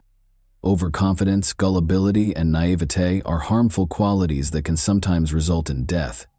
However, there are times when we all want to believe in miracles and that childhood fantasies can still come true. When something you've wanted is so close that you can practically touch it, self-preservation, caution, and common sense can all take a backseat. This vulnerability is precisely what crooks take advantage of. The cruelty and inhumanity of the 2005 case of Elodie Morel, a young French woman, stunned the nation. The icy disregard of common people who were aware of her detention and imminent death, but chose to remain silent in order to make a quick profit, only served to heighten the horror. This story illustrates why not all dreams come true, and why you shouldn't blindly believe someone who claims to be able to bring a fairy tale to life. Elodie Morel was who? On February 18, 1976, Elodie Morel was born in Marseille. She was beautiful, even heavenly, from an early age. Elodie flowered into a breathtaking beauty as she grew older, and many people thought she would look great on TV or the cover of high-end magazines. She developed an obsession with modeling as a teenager, but because she hailed from a lowly background, no one took her goal seriously. Elodie often submitted her pictures to different modeling agencies in the 1990s, but she never received a response. She attended college after high school, married Sylvain, a classmate, at age 22, and had a son by the time she was 25. She appeared to have permanently given up on her goal of becoming a model. Elodie was employed as a sales clerk at a hip clothes store in Marseille's downtown by 2005. She saw the adoring or jealous glances directed at her and was often complimented. She could easily pass for someone in her early 20s, aged 29, because to her flawless figure and lovely facial features. Elodie never completely gave up on her desire of being a model, but she stopped discussing it because she believed her time had come. However, she submitted an online application in April 2005, included her finest images, and stated that she was still interested in being a model. It didn't take long to respond, but the fashion photographer's alluring offer ended up being an invitation to a protracted, painful death, a snare for the credulous. Elodie got a flattering and alluring offer about 2 weeks after she put up her profile online. She might be the new face of the well-known English luxury vehicle manufacturer, Rolls-Royce. In order to complete the contract, she had to meet with the photographer and conduct a test shoot. The contract offered a payout of €1,000 per day for a picture session. The meeting was scheduled to take place at a pub in Aigues-Mortes on May 2. Excited, Elodie told her husband the news, and he didn't protest despite his skepticism. The young mother left her son with her parents early that morning, got into her car, and drove to the prearranged spot. She had already reserved a hotel room for her 3-day stay in Aigues-Mortes. Sylvain wished Elodie well and urged her to call as soon as she could. When she called her husband that evening to let him know she was apprehensive and on her way to the meeting, it would be his final conversation with his wife. On the last meeting, Elodie showed up at the pub as scheduled and waited to meet the female photographer she had allegedly been corresponding with via email at a table on the terrace. However, a man in his mid-40s joined her at the table approximately 10 minutes later.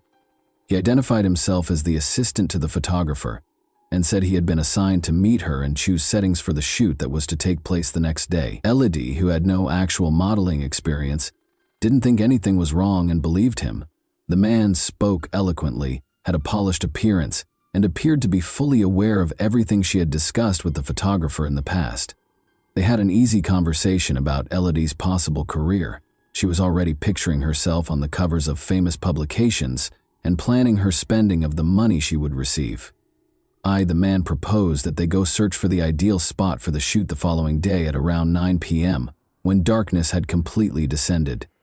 There are several locations for a breathtaking photo shoot in the lovely medieval town of Aigues-Mortes, which is full with towers, fortresses, and chapels. Emotional and still naive, Elodie and her new friend exited the bar and climbed into his vehicle. She was never again seen alive. What's chilly was the entire encounter seen by another individual who knew the offender intimately and had heard of his heinous intentions. Unfortunately, his attempts to step in were unsuccessful. That same evening, May 2, a terrified informant received a call at the Aigues-Mortes police station.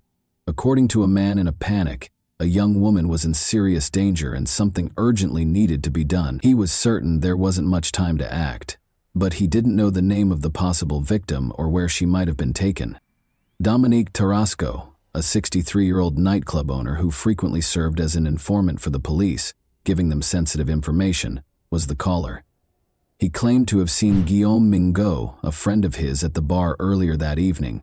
Mingot was notoriously vicious and ruthless, and he had connections to the criminal underground. Mingot boasted the day before that he had met a gullible, attractive girl online and intended to kidnap her in order to sell her to a Spanish brothel for a high price. But it was hard to get the search going. The police knew time was of the importance, but they had no identity, no location, and no strong clues. They were named Elodie Morel by the following morning. She had been gone since the night before, and her phone was off, according to her anxious family, who called the police.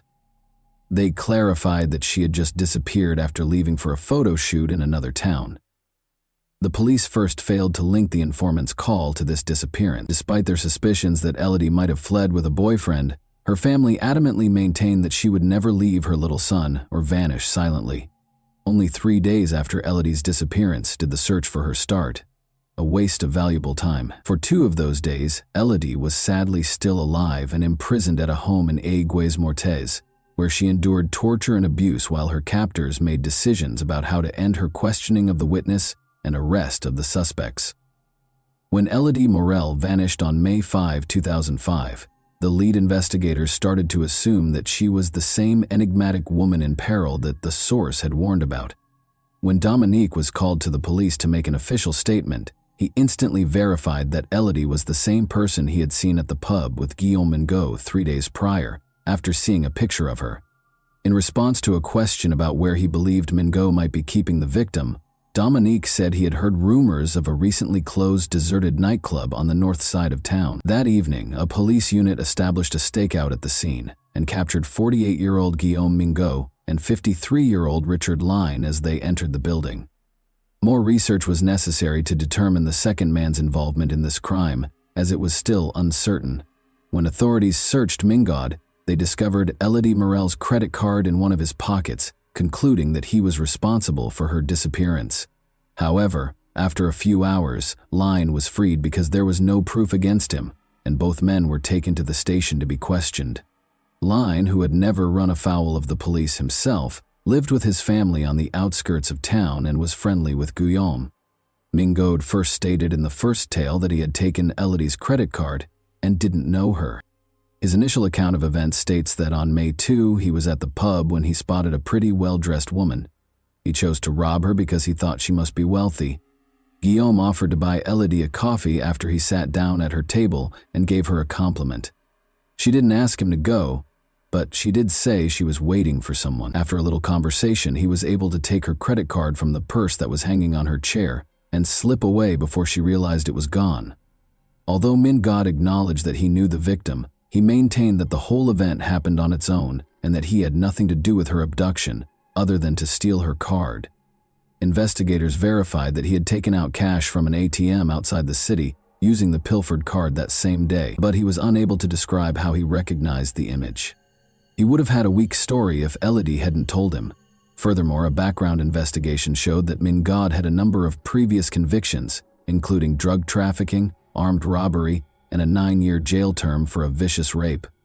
Though he had been more cautious in an effort to avoid going to jail again, Mingot had not altered his behavior despite his criminal past after being released. When authorities discovered Elodie's phone number on Mingot's phone, along with their email correspondence regarding the photo shoot, the second story took a different path.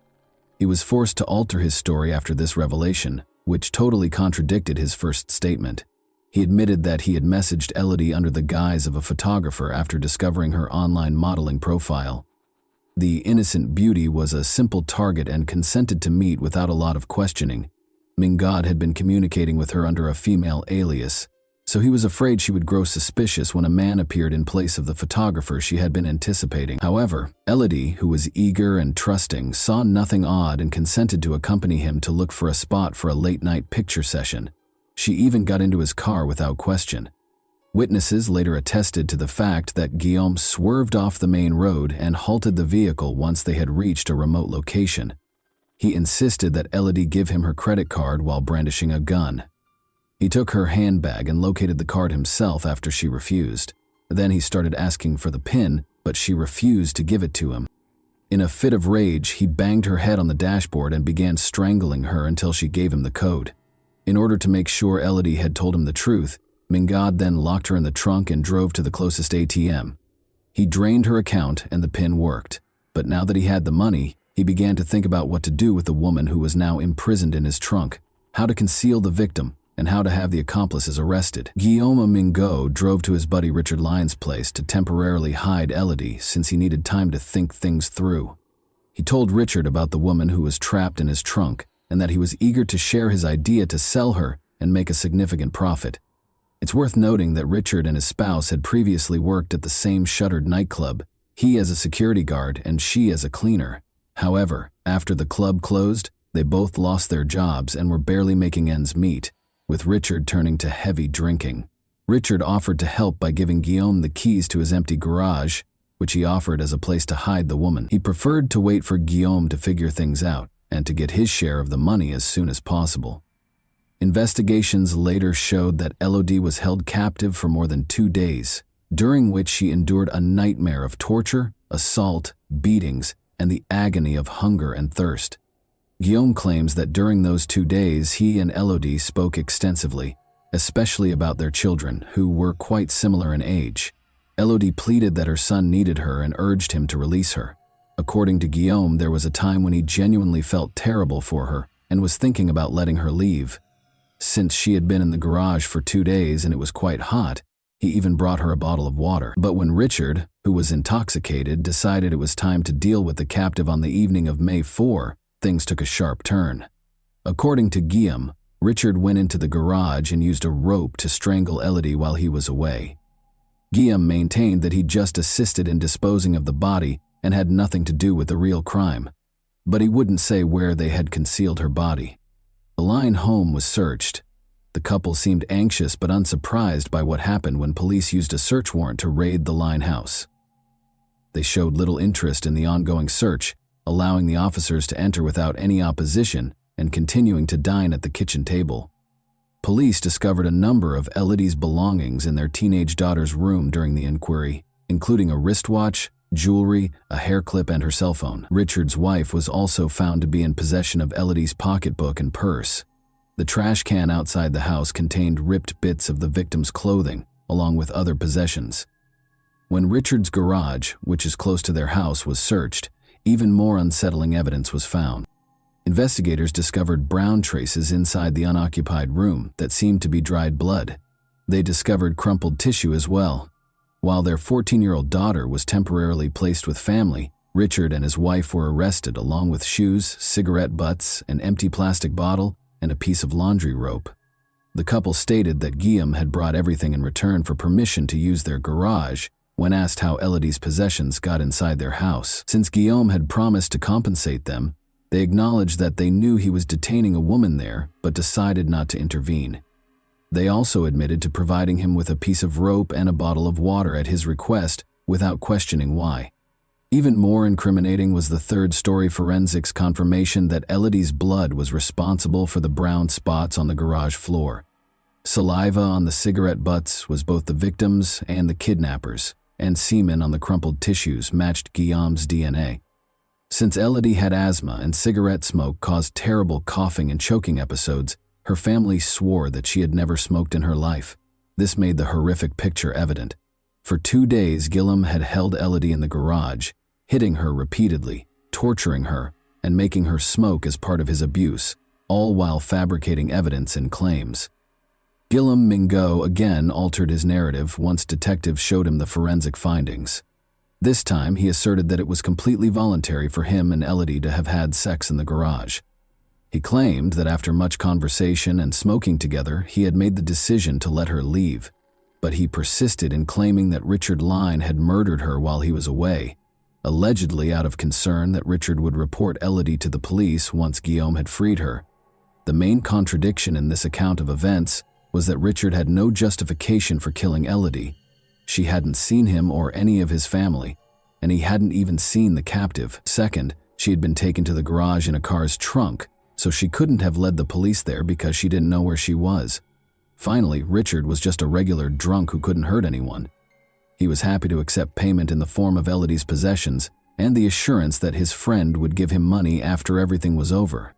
As previously noted, investigators discovered an empty plastic water bottle in the garage on the 4th story. Guillaume had said that he had brought Elodie some water out of sympathy. Tests, however, revealed that a significant amount of potent medications was present in the bottle's remaining liquid droplets. Elodie would probably have been comatose or barely awake after drinking such a concoction, enabling her kidnapper to do what he pleased. Guillaume once again lied when questioned about why he had drugged her.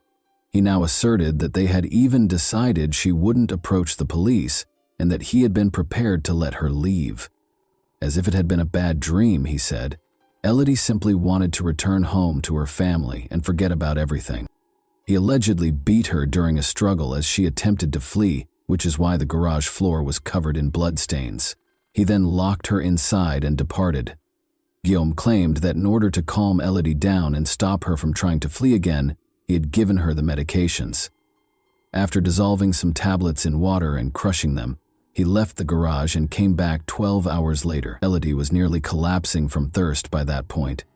Unaware of the odd flavor, she drank the water rapidly and dropped asleep a few minutes later.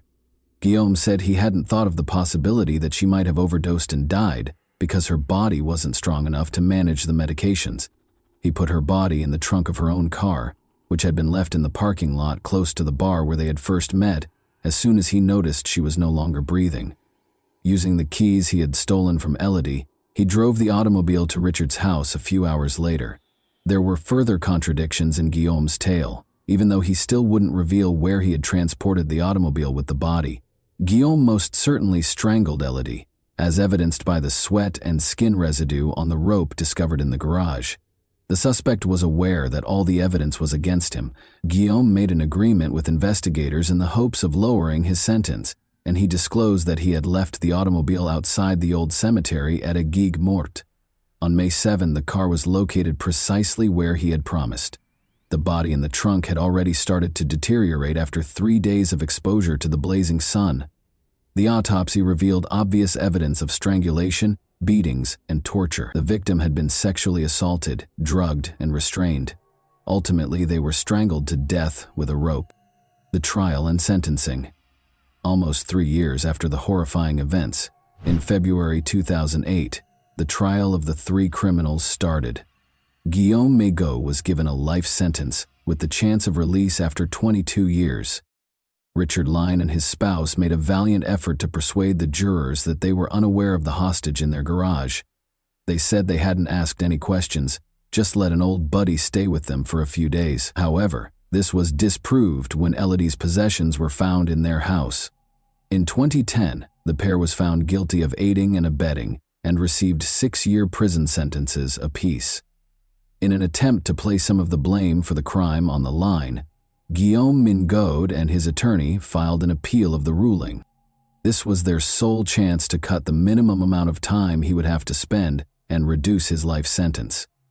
The new trial started on May 4, 2010, precisely 5 years after the murder of Elodie Morel. It was established during the hearings that Richard and his spouse were aware of Elodie's imprisonment and the potentially fatal situation she was in. But they took no action. They gave Guillaume everything he requested, including water, rope, and other items, without questioning his motives or taking the repercussions into account. They also kept her possessions, even giving some to their daughter. Guillaume Mégot's life sentence was lowered by the court to 30 years, with the condition that he complete 2/3 of it before he may be released on parole. Each received a 9-year prison sentence without the prospect of early release for their complicity and inaction. And that wraps up today's chilling story. If you enjoyed this video, don't forget to like and subscribe so you never miss a new upload. Also, let me know in the comments what part of this story shocked you the most. Thank you for watching, and I'll see you in the next video.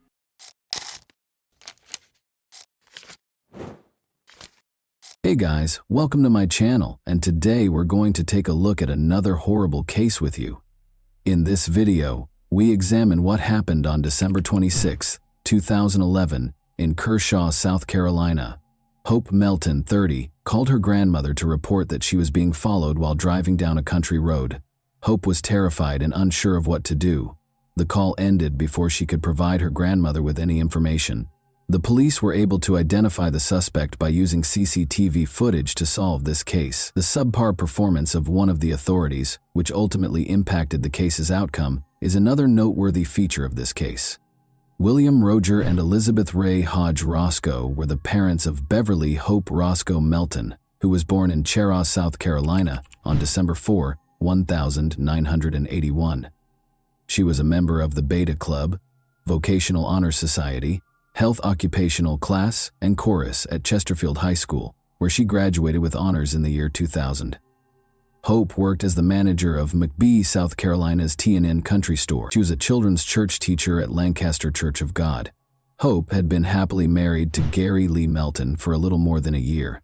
Although they wanted children, their final Christmas together was in 2011. Hope was going to see her grandmother, who lived about 30 miles away from her home, on December 26, 2011. Rather than showing up for lunch, she got a call on her grandmother's cell phone. Hope called out in a distressed tone.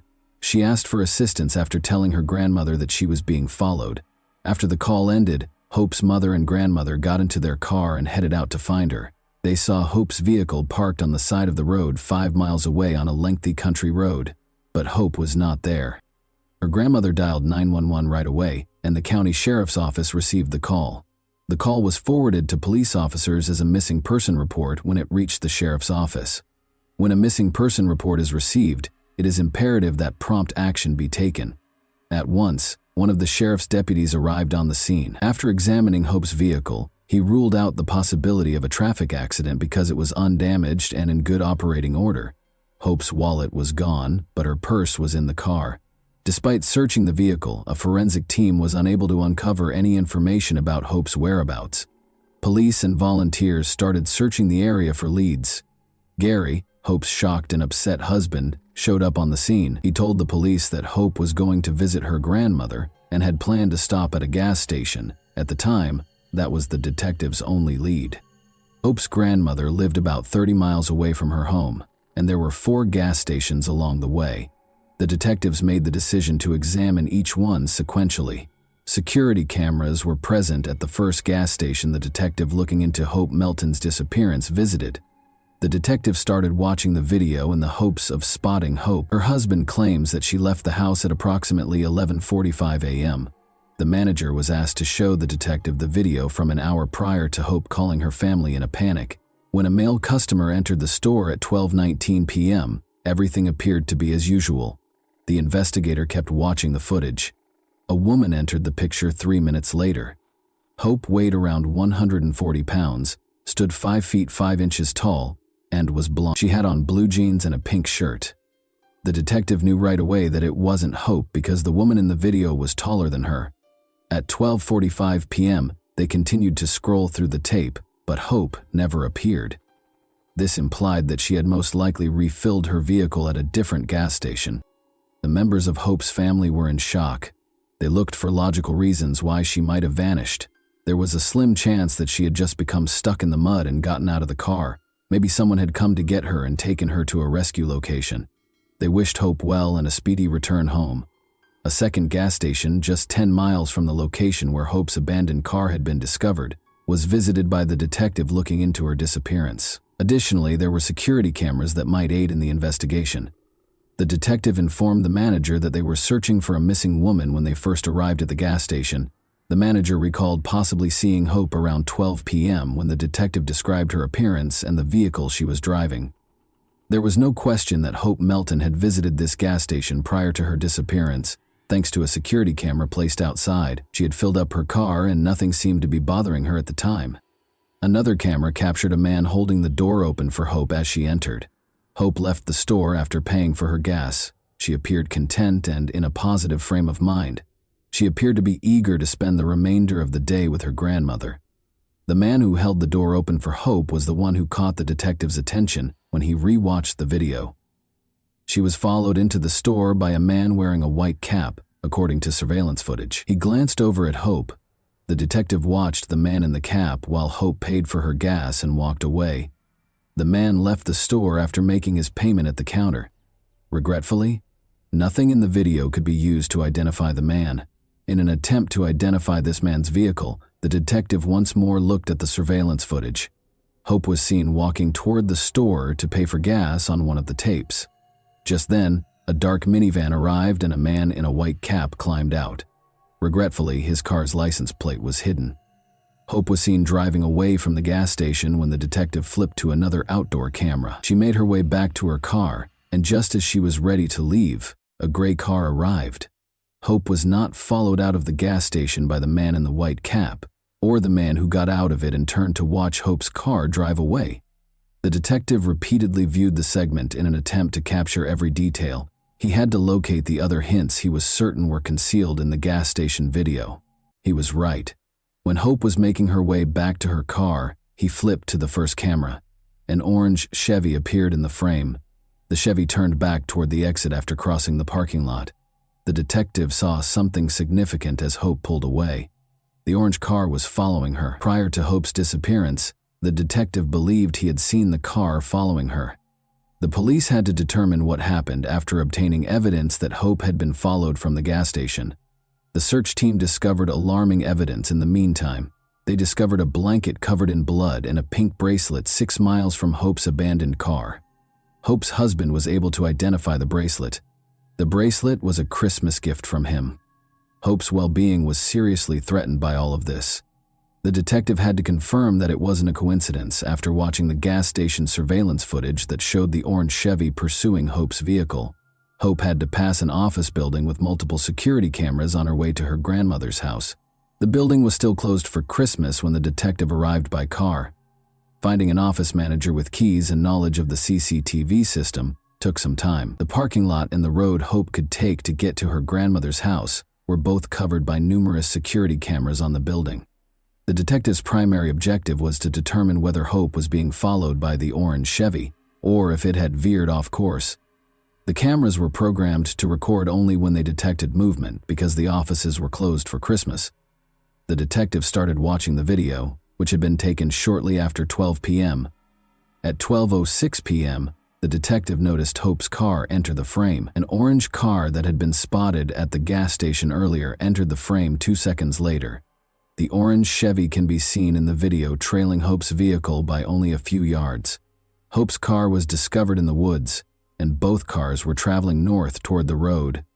Although the license plate numbers could not be seen due to the poor quality of the video, the car was identifiable, and police issued an APB. The orange car was stopped by police on a Jefferson, South Carolina street after an hour or two. Nicholas Miller, a 23-year-old local, was the driver. He was the only person in the vehicle. Perhaps because he had something to conceal, he was extremely apprehensive when the police stopped him. After being taken to the police station, he was questioned by a detective. Miller gave evasive answers to every question. Miller was asked by the detective to describe his day, including his activities and whereabouts.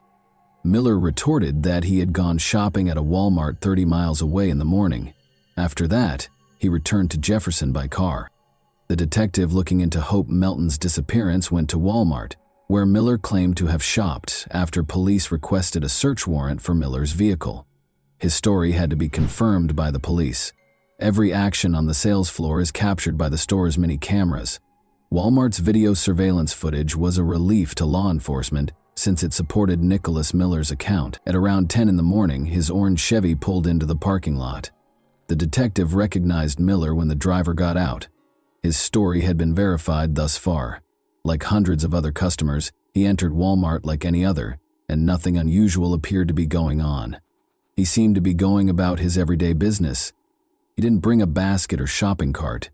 The detective discovered, however, that Miller was no typical shopper. As the tape continued to play, he didn't appear to be interested in the goods being sold there. He was just loitering around the store. Maybe he had a completely different reason for being in the store. At one point, the detective saw that Miller was not wandering around the store but was actually following a blonde woman who was ignoring him and going about her own business. After watching the video again, the detective was certain that his suspicion was right. Miller followed the woman everywhere. She did, however, reappear in the video a short while later, this time with a man. It would be reasonable to assume that Miller now understood that this was an impossible goal for him. The couple left the store a few minutes later. According to investigators, the woman might have been fortunate to get away. Cameras caught Miller leaving the store a few minutes later. It looked like he was upset that a possible target had escaped his grasp as he left Walmart. At this point, we can only presume that he was returning to Jefferson, probably to meet Hope at a gas station. Although Hope's family had hoped she would return home safely, it became evident that something horrible had happened to her when police were able to obtain a search warrant for Miller's vehicle. Forensic investigators discovered blood spatter on the driver's side bumper and the passenger side fender while inspecting the vehicle. Hope's wallet was also discovered in Miller's vehicle. The decision was made to question Miller once more in light of the new evidence. It's crucial to remember that Chesterfield County Sheriff Sam Parker conducted the interrogation. Keep that name in mind, it matters. Miller initially denied any involvement in Hope Melton's disappearance during the interrogation, but after learning of the evidence, he eventually acknowledged his guilt and consented to accompany the police to Hope's body. 14 miles from the location where Hope's car was discovered, Miller guided investigators to a secluded turkey farm.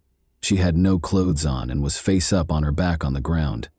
The scene was absolutely horrifying. There was nothing Miller could explain with regard to his actions. The discovery of Hope's body was communicated to her family. Those who knew and loved Hope Melton were forever altered by what had happened to her. Police were now able to piece together what had happened before Hope died. Miller recently broke up with his girlfriend, investigators found out. We'll never know for sure, but they think this might have contributed to his nervous breakdown. Miller noticed Hope filling up her car at the gas station. He made the decision to go after her at that crucial juncture. She was looking forward to a great day with her grandmother, after having a great Christmas with her family. She was unaware that she was being followed. Hope called her grandmother as soon as they arrived at a backwoods road because she knew she was in danger. Miller acknowledged that he had pulled Hope out of her car, pushed her off the road, and pushed her into his vehicle. After he drove her into the woods and tore off her clothes, you can probably guess what he did next. Miller made an effort to hide. After bringing Hope to a turkey farm, he killed her with a baseball bat and disposed of her body. Hope's chance encounter with the monster ended tragically after she stopped for gas. It is incomprehensible to humans. Prior to the trial, Nicholas Miller was charged with several counts. Police received horrifying evidence from his ex-girlfriend's photos. Only a few hours prior to his abduction of Hope Melton, Miller had pursued her in his orange Chevy. We must now learn more about Chesterfield County Sheriff Sam Parker. He plays a crucial role in this case, as I indicated before. I'll tell you why Parker was let go from the police department. According to officials, Parker provided uniforms, badges, and weapons to civilians, gave inmates preferential treatment, and took property meant for the sheriff's office for himself. In return for 2 prisoners working on his property, Parker let them live and sleep outside the jail. With the former sheriff's knowledge, the prisoners had access to phones, the internet, and an unlimited number of unattended visitors while they were sleeping in the armory. Additionally, prosecutors claimed that Parker provided special treatment to jail inmates, including alcohol and unsupervised visits with women. They were permitted to eat at restaurants and shop. The prisoners allegedly worked on the home and personal belongings of the former sheriff in return. The former sheriff was put on trial as a result. Mike Lee, who was serving a 15-year sentence for arson, testified against the former sheriff during Parker's trial. According to Lee's testimony, he was able to outfit his cell with a refrigerator, a new mattress, and flat-screen TVs while he was incarcerated in Chesterfield County. Lee used his own funds that were sent by family to buy the items. In addition to being permitted to buy and wear ordinary clothing rather than his jail uniform, Lee informed jurors that he would have lunch with deputies. Lee claimed to have had access to phones, the internet, and a Facebook account while working at one of the county's impound lots. Lee eventually left the jail to live in the sheriff's armory, where he hosted a birthday party where guests drank alcohol and ate filet mignon and had sex with a female visitor. Isn't it incredible that an inmate would throw a party at the sheriff's office? Post your thoughts about it in the comments section. Lee claimed that while he was in Chesterfield, he was able to visit his wife and child in Mount Pleasant by private jet from Charleston. Lee also testified that a deputy in a marked sheriff's car took him and another prisoner to Florence, South Carolina, so they could have lunch with a female friend. By working at Parker's house, attending church with Parker, and giving Parker's daughter presents, Lee described how he got to know Parker very well. Parker was convicted in 2014 of 5 counts of official misconduct, 2 counts of providing prisoners with contraband, and 1 count of embezzlement. He received a 2-year prison sentence with the possibility of release. The former sheriff broke down in tears as the judge was about to sentence Parker, expressing regret to his family, friends, and the residents of Chesterfield County. Parker expressed regret to his family for embarrassing them and to his fellow police officers following the verdict. Miller confessed to the crime and guided the police to Hope Melton's body after being questioned by Sheriff Sam Parker, as I previously stated. Miller was facing the death penalty, but prosecutors were unable to pursue it due to the sheriff's actions. In actuality, the sheriff assured Miller during the interrogation that he would not be executed if he confessed to the crime and told Hope Melton what had happened. Making such a promise to a suspect was beyond the sheriff's authority. Miller confessed to the crime because he trusted the sheriff. Sheriff Parker jeopardized the case by doing this. Former Chesterfield County Sheriff Sam Parker seriously jeopardized the case, according to a statement from Solicitor Dan Johnson. Johnson claimed that Miller's confession was obtained by Sheriff Parker under the false pretense that he would not pursue the death penalty. Johnson stated in the release that all statements made in reliance on Sam Parker's promise of leniency, which was used to coerce Nicholas Miller's confession, would be appropriately suppressed at a trial in this case due to Parker's egregious misconduct. Nicholas Miller, age 26, entered a guilty plea to all charges in March 2015. He received a life sentence without the chance of release. The former sheriff, who had been found guilty of corruption the previous year and had seriously jeopardized the case, infuriated Hope Melton's family. Elizabeth, Hope's mother, expressed their disappointment, saying they had hoped Miller would be executed. According to the family, they have yet to receive an apology from Parker. They will continue to fight for justice and preserve Hope Melton's legacy in the interim. And that wraps up today's chilling story. If you enjoyed this video, don't forget to like and subscribe so you never miss a new upload. Also, let me know in the comments what part of this story shocked you the most. Thank you for watching, and I'll see you in the next video.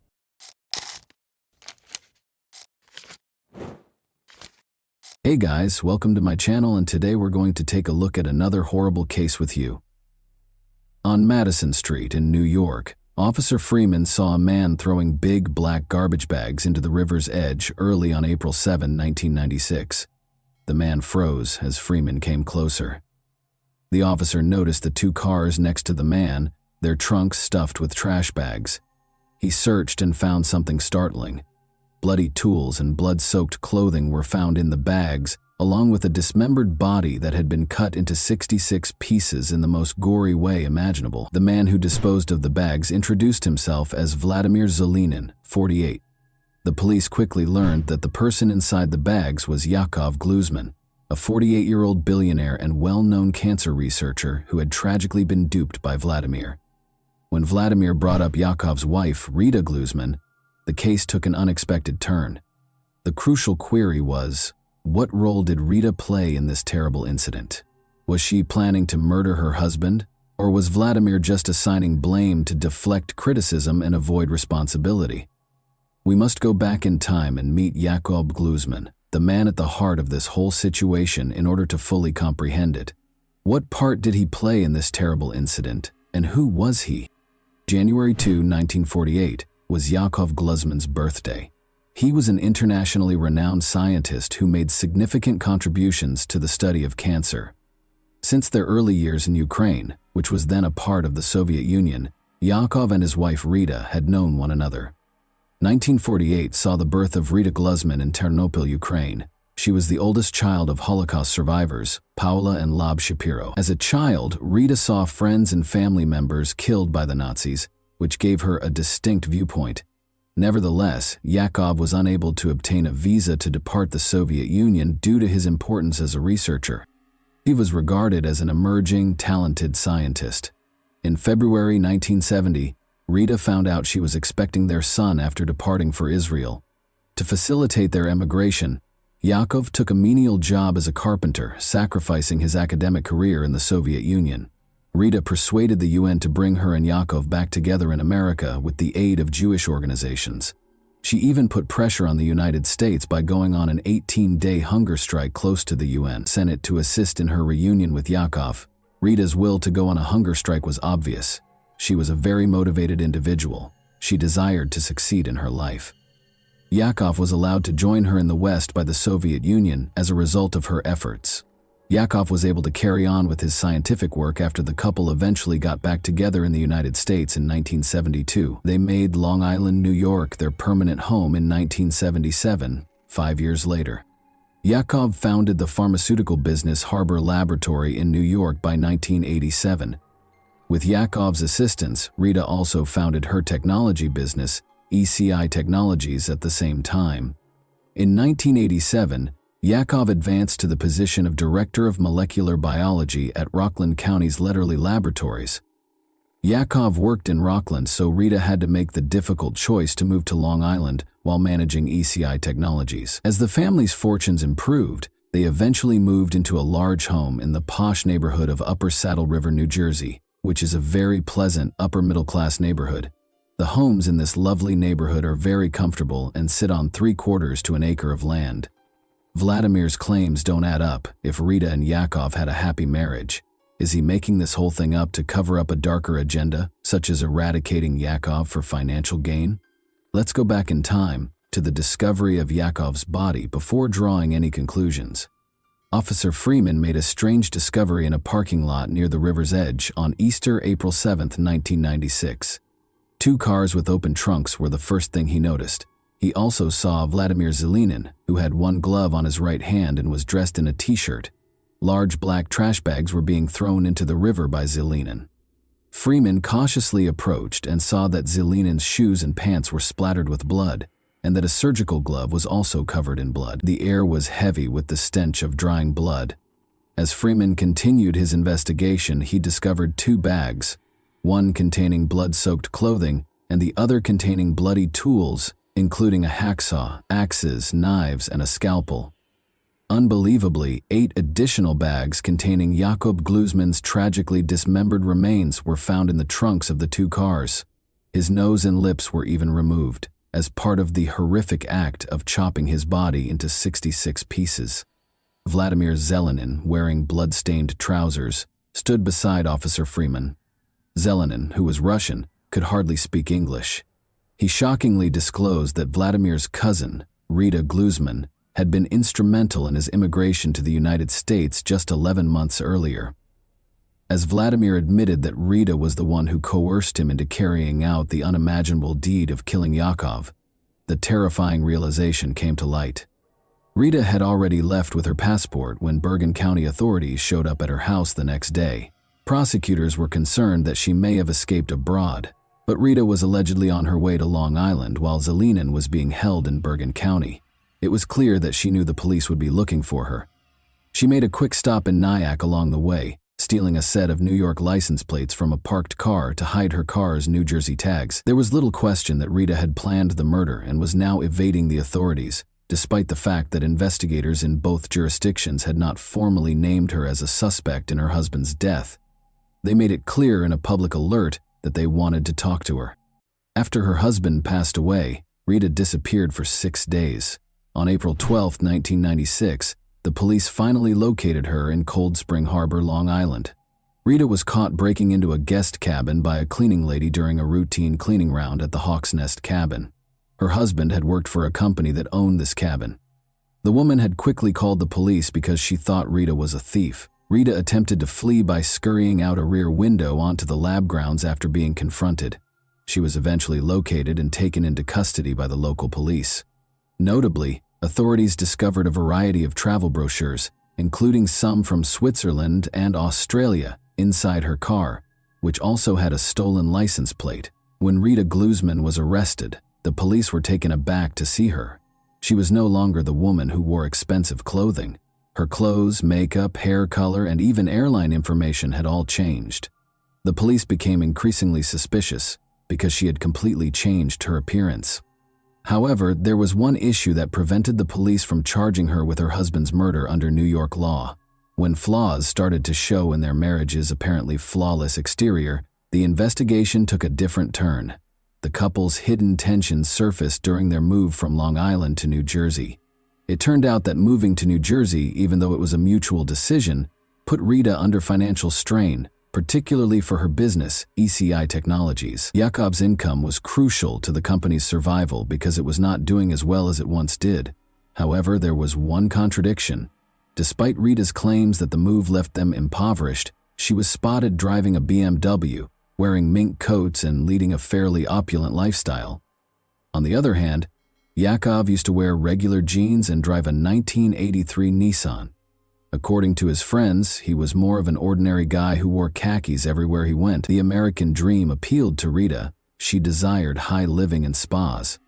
Yakov Glusman left the home in New Jersey in the summer of 1995 and rented a second-floor apartment in Pearl River, just a few blocks from his place of employment. Yakov had begun dating a woman he had met in 1994 while traveling to Israel to visit his family. By September of that year, the rift between Rita and Yakov had become irreversible. While Rita's technology company was in danger of going bankrupt, Yakov was making progress in his career as a cancer researcher. In a phone call with his father in the fall of 1994, Yakov acknowledged that his marriage to Rita, which had lasted 25 years, was failing. Yakov Gluzman filed for divorce. The ECI Technologies company became a focal point during their divorce proceedings. Yakov insisted on thoroughly examining the company's finances before accepting any terms, while Rita desired sole ownership. Rita was devastated to hear this. Yakov claimed marital cruelty as the cause of the divorce when he filed for it. Tragic events occurred 4 months later, in 1996, when the couple's already shaky relationship was further strained when their 25-year-old son died while serving in the Israeli army. Yakov wanted to leave Rita because she was so furious. How could he have the audacity to abandon her, who was so invested in his transformation in the United States? Rita noticed that she was becoming desperate, and some people noticed that her behavior was becoming unpredictable. She found it difficult to control her cravings for luxury, even after Yakov gave her $90,000 when he moved out a year earlier in 1995. She was suddenly in America, where she could eat as much as she pleased. For her, it represented success. Rita Gluzman engaged a private investigator to look for any negative information about Yakov in an effort to stop the divorce. She went to unlawful measures such as wiretapping Yakov's phone and even threatening to spread the AIDS virus to his girlfriend. She wanted to discredit this woman in Israel by putting cocaine on her, among other things. She had attempted to hire a lot of people. Her husband was being followed by others. She had extortion attempts against her husband's family. Rita Gluzman started planning his murder after these plans failed to stop the divorce. She experienced yet another setback when she was arrested on shoplifting charges after being caught stealing small items from a New Jersey pharmacy. Her business kept failing, and as accusations were made by both parties, the divorce process grew more acrimonious. Rita was prepared to involve her cousin Zelinin and had already made a firm decision. Despite being straightforward, her plan was extremely cruel. Rita got a key to her ex-husband's apartment in the months before Easter. During one of their arguments, she persuaded him to give it to her and had a copy made. She was aware of her ex-husband's routine, which included him spending Saturday nights at the lab and typically coming home at 11:30 p.m. Knowing this, Rita made sure they had everything they would require, including a knife, a scalpel, a hacksaw, and a variety of cleaning supplies. Rita and Zelinin drove from Bergen County in a late-model Ford Taurus registered to her company on the evening of April 6, 1996, just hours before Yakov was scheduled to return home. They parked near Yakov's apartment in a poorly lit spot and waited in silence in the living room. It was 11:30 p.m. when Yakov parked his Nissan Maxima and went inside his apartment. At that moment, Zelinin struck first with an axe. When Yakov entered his apartment with an axe and a hatchet, she and Vladimir were waiting for him and jumped on him, attacking him. Rita Gluzman then approached and started striking her husband with the axe, according to Zelinin. It was then that Zelinin's hand was injured. He was unable to see exactly where he struck Yakov because of the darkness, but the scientist fell to the ground. Rita then attacked her husband with ferocity and violent force. Her axe once slipped and struck Zelinin's right hand, causing it to bleed continuously. Rita insisted that they would examine Zelinin's wound later because they were pressed for time. She took a knife out of the bag and stabbed her ex-husband in the chest to make sure he was dead. His bloody body was dragged into the bathroom, where it was dismembered. Rita was adamant that no part of the man was big enough to be recognized. To make it impossible for anyone who might find the body to identify him, they even cut off his nose and lips, in addition to cutting off his fingertips to prevent fingerprint identification. Rita went into a cleaning frenzy, trying to get rid of any sign of the crime while Zelinin kept butchering the body. Around 3 in the morning, Kathy Armstrong, a neighbor who lived 1 floor below Yakov, was the only one who heard a thumping and banging sound. April 7, 1996. She was unaware that the remains of Yakov were being disposed of, his bloody clothes and body parts packed into 9 plastic garbage bags. Another bag was filled with the equipment needed for the gory task. After that, the bags were placed in the 2 cars' trunks. After returning to East Rutherford, Zelinin would dispose of Gluzman's remains in the Passaic River and then, before dawn, dispose of the car. But there was a hitch. They were not on time. Zelinin unintentionally set off the car's theft alarm while loading it. If anyone in the apartment complex heard the alarm, they didn't bother to look into it because it was only a short cry in the night. Rita, however, became frightened, leapt into the Taurus and told Zelenine to run.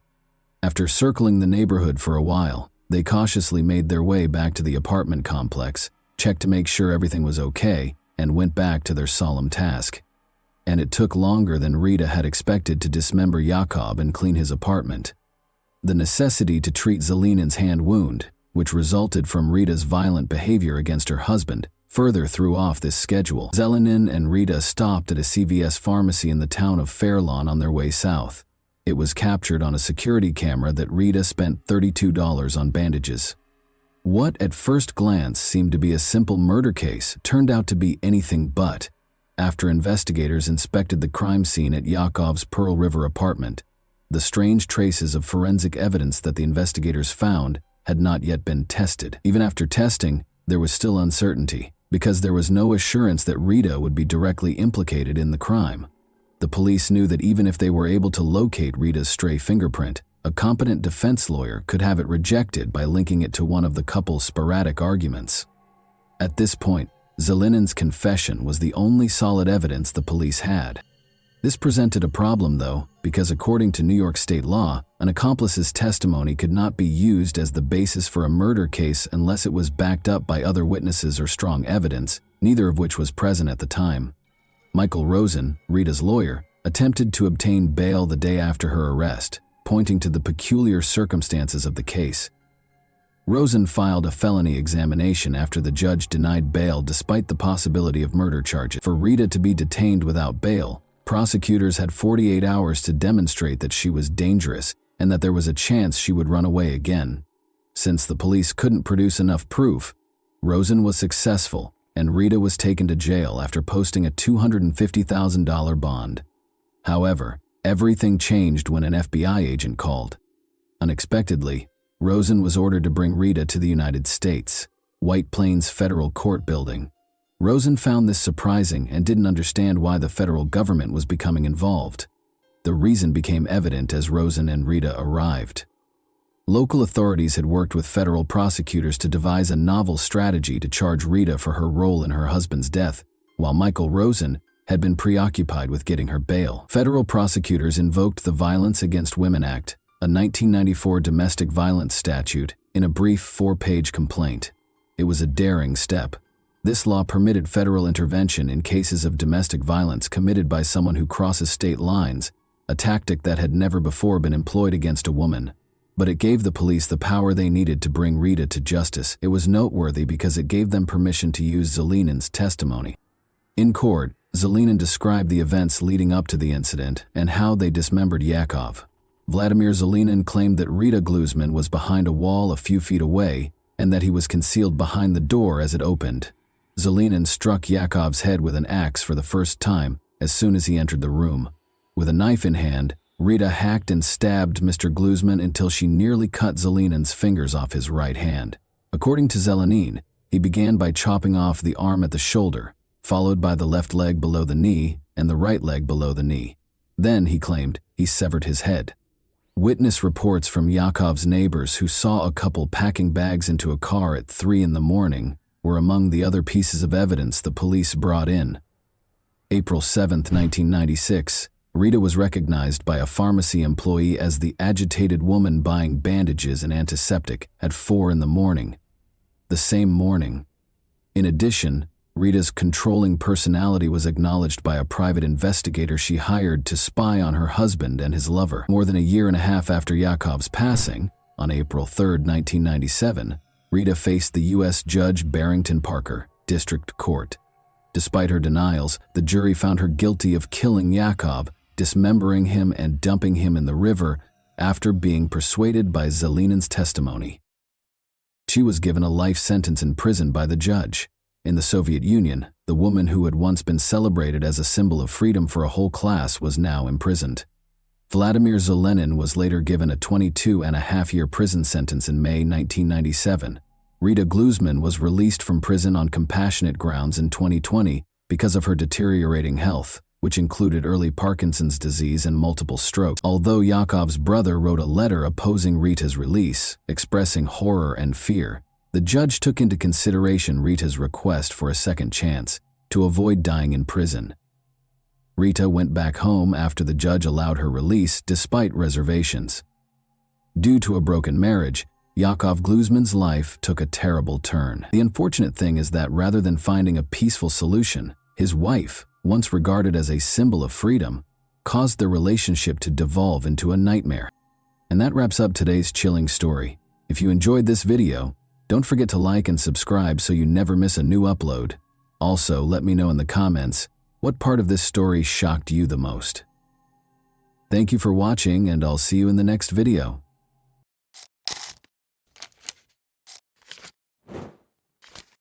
Hey guys, welcome to my channel, and today we're going to take a look at another horrible case with you. Teresa Halbach vanished in October 2005 following her visit to the Avery Salvage Yard in Manitowoc County, Wisconsin. Although her car was discovered abandoned, the investigation quickly came to a standstill because the leads were unproductive. Police searched for the truth despite a number of unfounded theories and contradicting reports. As time went on, the case attracted national attention, sparking interest and inquiry. Family members and friends were in a desperate search for Teresa's whereabouts. What was Teresa's actual fate? Was something far more sinister responsible for her disappearance, or was it a tragic accident? Let's investigate this perplexing case. Teresa's small hometown was Calumet County, which is well known for its cheese. Teresa's early years and promising future were set against the tranquil and picturesque backdrop of the area. Born on March 22, 1980, Teresa Halbach was raised in Wisconsin's Calumet County. Prior to her life being tragically cut short at the age of 25, she was a young woman with a bright future. She was raised on a dairy farm as one of 5 siblings in a loving household. Teresa was a remarkable student, in addition to being a girl from a small town. She came home to begin her life after graduating from the University of Wisconsin-Green Bay in 2002. Teresa, who lived in a farmhouse next door to her parents and was still figuring out what she wanted to do with her life, was like many people in their 20s. She spent a lot of time with her parents and siblings and was close to them. She even served as the volleyball coach for her younger sister. They enjoyed spending time together on the family farm, watching Extreme Makeover and hanging out. She had always had a passion for photography, which she turned into a career in 2005. Teresa was a freelance photographer who documented events and weddings. She even took pictures of cars for sale while working for Autotrader.com, an American online marketplace for auto buyers and sellers. She first met Stephen Avery through this freelance work, and he hired her to photograph a car at his family's auto salvage yard. Wrapped automobiles, parts, and equipment were strewn all over the 40-acre Avery Auto Salvage Yard. Their sister Barb lived on the property with her 3 sons, Brendan Dassey and her boyfriend Scott Taddick, while Stephen and his brother Charles managed the yard. Earlier in the year, Teresa had made multiple trips to the salvage yard to take pictures of cars for Stephen, but she wasn't particularly eager to return. According to reports, she once told a coworker that she found it unsettling that Stephen had answered the door while only wearing a towel. Who wouldn't be uneasy in that circumstance? On Halloween Day 2005, Teresa consented to return for one last photo session despite her discomfort. She would, regrettably, be seen alive for the very last time. Teresa Halbach showed up at the Avery Salvage Yard to take pictures of a car on the afternoon of Halloween 2005. She had a straightforward plan: take the pictures and go. But things took a turn for the worse, and Teresa's family reported her missing by November 3. She had gone to the salvage yard a few days ago and no one had seen or heard from her since. Concerns were raised when she failed to return her mother's calls. Teresa was a self-sufficient young lady with a busy life, and although her family was naturally concerned, they also assumed she might simply be out having fun. However, Teresa's family realized something was amiss when she disappeared for days at a time without speaking. Town volunteers came together to look for her, but they didn't make a significant finding until November 5th. Teresa parked her Toyota RAV4 on the Avery property. Strangely, wood, branches, and even the hood of another car were all over the car. Was the car concealed? That has been the subject of conjecture. The car appeared to have been attempted to be hidden, but it was unsuccessful. Why would anyone need to conceal a car when there are so many on the property? It made people wonder why the car was covered, but it was never made clear why. Police obtained a search warrant after finding Teresa's car at the Avery salvage yard, and between November 5 and November 12, they conducted 6 searches on the property. Police kept a close eye on Stephen Avery for the majority of the day. Officers seized a flatbed truck and a car from his family's retreat in the North Woods. Several troubling pieces of evidence were found during these searches. Investigators discovered burned bone fragments in a burn pit behind Stephen Avery's garage.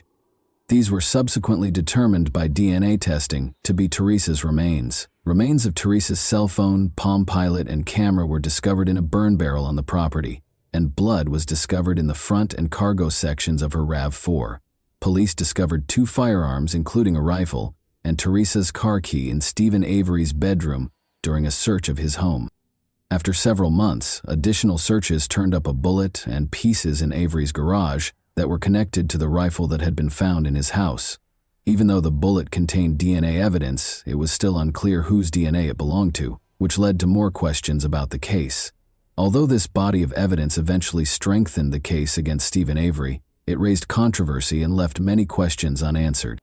Stephen Avery made an initial statement without legal representation when he was questioned. That was the last time he saw her, he said. Law enforcement, however, soon began to doubt his account. Things quickly got out of hand when he was first arrested on suspicion of possessing illegal firearms on the property. On November 15, a few days later, Stephen Avery was formally charged with Teresa Halbach's murder. The amount of his bail was $500,000. Investigators had little reason to doubt the evidence, especially the blood, bones, car key, and firearm. The fact that Stephen Avery was no stranger to law enforcement is what makes his case so remarkable. This brings us to Stephen Avery's troubled past. He was raised on his family's 40-acre salvage yard in rural Gibson after being born in Manitowoc County in 1962. He had a reported IQ of 70 and struggled academically, attending special education classes. Avery served 10 months after being found guilty of robbing a bar when she was 18. He was imprisoned for a year in 1982 after being found guilty of animal cruelty for burning a cat alive. Avery was given a 6-year sentence in 1985 for threatening his cousin with a gun, but soon after, in 1985, Avery was falsely convicted of the vicious sexual assault and attempted murder of Penny Bjornson, marking the beginning of the most important chapter in his criminal history. Bjornson identified Avery despite his alibi and sentenced him to 32 years in prison. Avery was exonerated in 2002 after the Wisconsin Innocence Project took up his case and used DNA testing to prove that Gregory Allen was the real culprit. Avery was released in 2003 after serving 18 years. In order to recover $36 million for the erroneous conviction, he subsequently brought a civil suit against Manitowoc County and its representatives. When Teresa Halbach vanished in 2005, the lawsuit was still pending. In 2006, the case was resolved for $400,000. Investigators interviewed a number of people who lived or worked at the Avery salvage yard while Stephen Avery awaited trial for Teresa Halbach's murder. Stephen's 16-year-old nephew Brendan Dassey was one individual who attracted their attention. Although Brendan Dassey was not initially considered a suspect by the police in February 2006, they thought he might have some information regarding Teresa Halbach's disappearance. They believed he was keeping his uncle safe. However, Brendan started making statements during the interrogation that weren't consistent with the actions of an innocent person, which raised questions. Police believed Brendan had important information after an initial interview. Brendan had a borderline IQ, which is lower than the average. Brendan was 16 years old, but his comprehension and skills were more akin to those of a younger child. Brendan was interviewed twice more by investigators without his mother or legal representative present. They got his mother's approval prior to the last interview. The date of this controversial interview was March 1, 2006. Brendan admitted to taking part in Teresa's multiple-hour sexual assault, murder, and mutilation during this session. Brendan was told by police that they were already aware of the specifics. Brendan gave a detailed statement, clearly frightened. He said that after coming home from school, he was asked to enter his uncle's trailer where he discovered Teresa bound. As Teresa begged for assistance, his uncle allegedly encouraged him to sexually abuse her. Brendan claimed that his uncle convinced him to comply, and that after that, his uncle shot and stabbed Teresa. Brendan cut Teresa's throat at his uncle's order. A startling change occurred when Brendan was arrested and charged with sexual assault, murder, and corpse mutilation, but at that time, there was no supporting evidence for his confession. In any event, Stephen and Brendan were put on trial, and it went forward independently. The trial of Stephen Avery started first.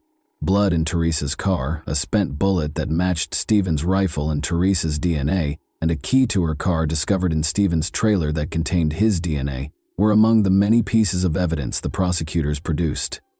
Stephen's blood was found inside Teresa's car, and his DNA was found beneath the hood fastener. On Avery's land, Teresa's burned remains and possessions were discovered.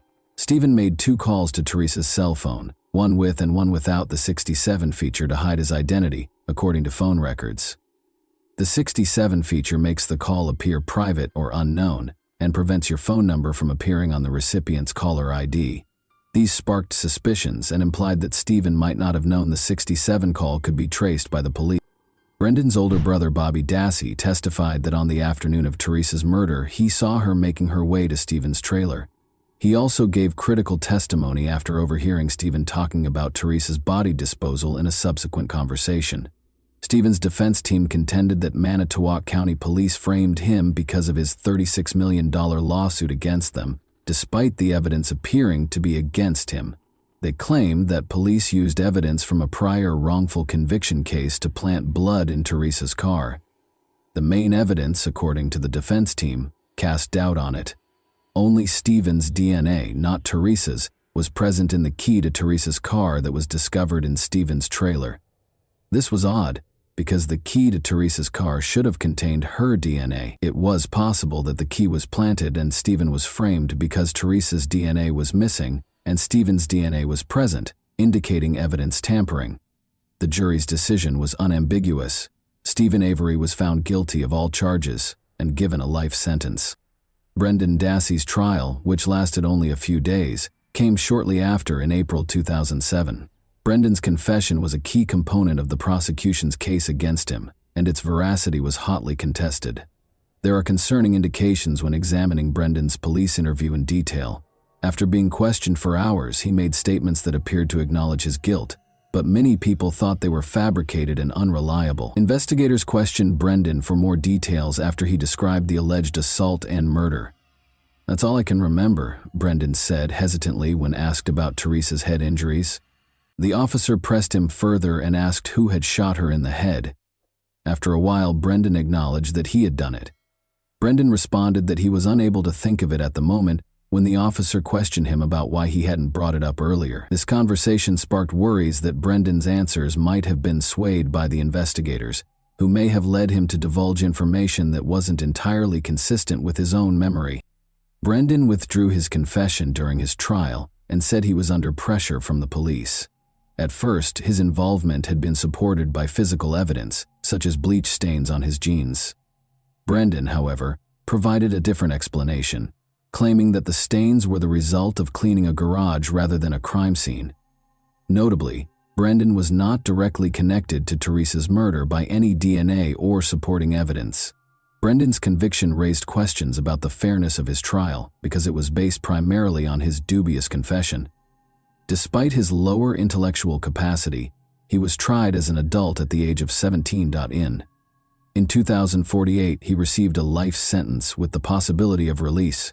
There were continuous discussions concerning the validity of his confession and the fairness of his conviction, which kept the case contentious.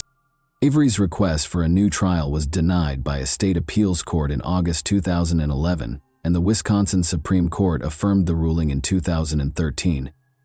In 2012, Avery was transferred to the Waupun Correctional Institution after 5 years of service at the Wisconsin Secure Program facility in Boscobel. Dassey's attorneys petitioned for his release in December 2015, claiming his confession was coerced and that he had incompetent legal representation.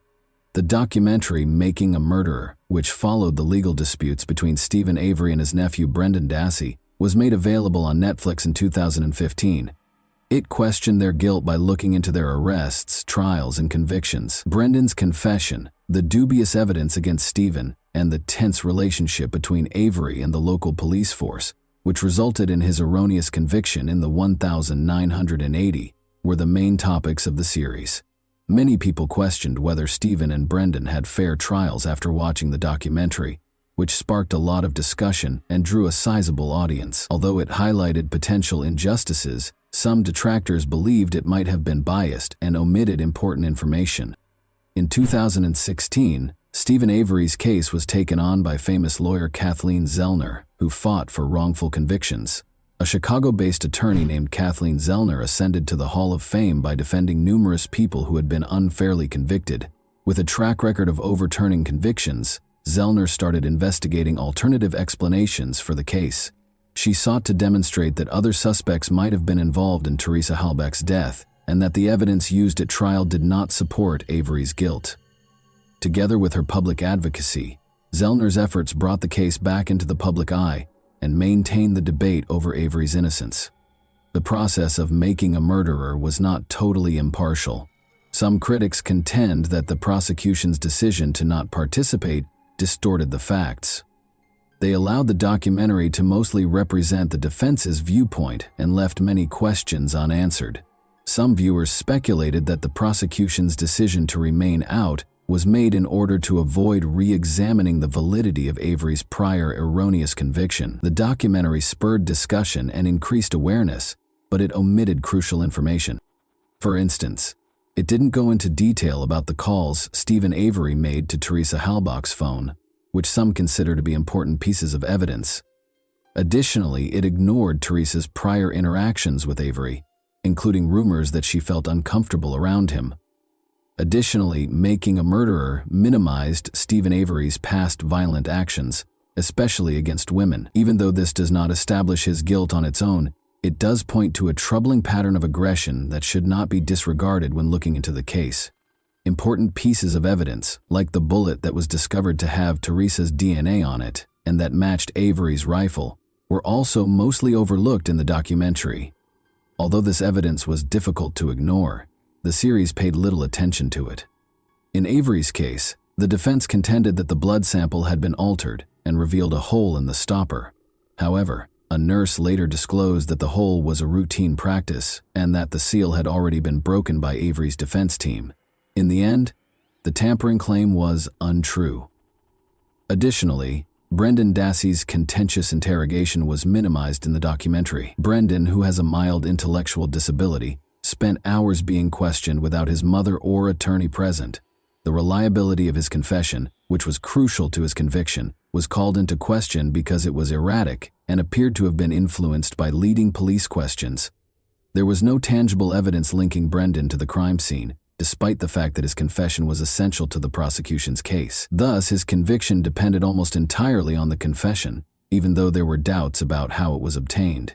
The possibility that Brendan's statements were coerced, or that his age and intellectual limitations made him susceptible to manipulation, was not sufficiently addressed in the documentary.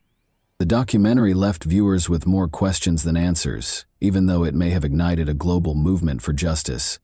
The question of whether these two men were genuinely guilty or the victims of a seriously defective legal system was once more complicated. Parts of Brendan's confession were later allegedly misplaced in the Making a Murderer documentary, which, when watched in its entirety, may provide additional insight into the way the police interrogated Brendan. Notwithstanding the media attention, the question still stands: what is the current status of the cases, and have Teresa Halbach and her family received justice?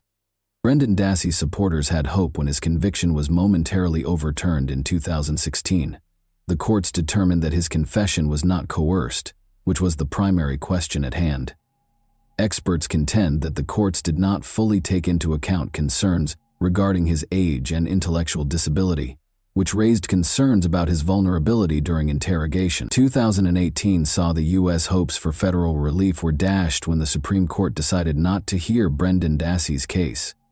His legal options are limited because the governor of Wisconsin has also declined to pardon him.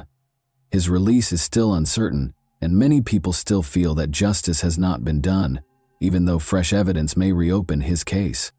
On the other hand, even after Stephen Avery's appeals were repeatedly rejected, his case is still contentious. Kathleen Zellner, Avery's lawyer, is still arguing for a retrial and additional evidence testing, pointing to incompetent counsel and suppressed evidence. But thus far, these attempts have failed, and Avery's conviction remains. The legal issues Avery is facing appear to be challenging, even as Zellner keeps up her efforts on his behalf. His case has not yet produced any significant developments, and it is unlikely that his conviction will be overturned anytime soon in the absence of fresh evidence or modifications to the law. Although there is ongoing public discussion regarding the fairness of their trials and convictions, Stephen Avery and Brendan Dassey are currently serving their sentences. Dassey is still seeking parole after her most recent application was turned down in 2021. Kathleen Zellner, Stephen Avery's lawyer, filed a motion for post-conviction relief in August 2022, arguing that fresh evidence might connect Brendan's older brother Bobby Dassey to Teresa Halbach's murder. This was a big step because it raised the possibility that Bobby was complicit in the crime. Zellner argued that if there were other credible suspects, it might lead to Avery's relief, even though this had been conjectured previously. This theory, however, begs the question of whether two different groups were involved in Stephen's framing, or if Bobby was collaborating with the police. Zellner presented an affidavit from Thomas Brez, a truck driver, who stated that he saw Bobby Dassey driving Teresa's RAV4 with someone other than Stephen in the passenger seat a few days after Teresa passed away. Although this testimony provides additional context, it does not prove Bobby's involvement in the murder. Furthermore, Bobby is not directly connected to the crime, despite his computer history containing searches for violent pornography. Additionally, Zellner cited Bobby's alibi, which was offered by Scott Tadich, his mother's boyfriend, a man with a criminal record and a reputation for being irritable. Zellner implied that Tadich might have been complicit in the crime, either by lying or by taking part in it. However, in the absence of concrete proof, this remains conjectural. Zellner has also looked into Teresa's ex-boyfriend Ryan Hillegas's involvement. Ryan was heavily involved in Teresa's search and lacked an alibi. Zellner thought it was strange that Ryan had access to Teresa's voicemail and had not told the police about his previous relationship with her. There isn't any concrete proof that Ryan was involved in the murder, though, despite these suspicions. The court rejected Zellner's request for a hearing based on these other suspects, finding that there was not enough evidence or motivation to imply that Ryan or Bobby Dassey were involved in Avery's framing. In essence, the court decided that the defense had failed to show how these people could have committed the crime or fabricated evidence. Avery was transferred to the medium-security Fox Lake Correctional Institution in 2022. Although the case is still complex, Zellner intends to appeal to the Wisconsin State Court of Appeals.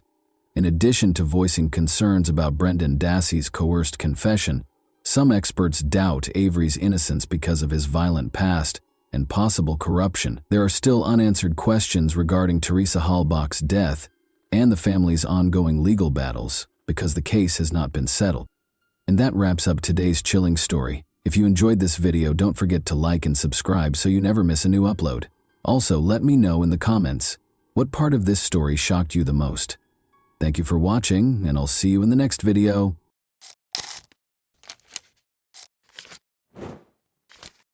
Hey guys, welcome to my channel, and today we're going to take a look at another horrible case with you.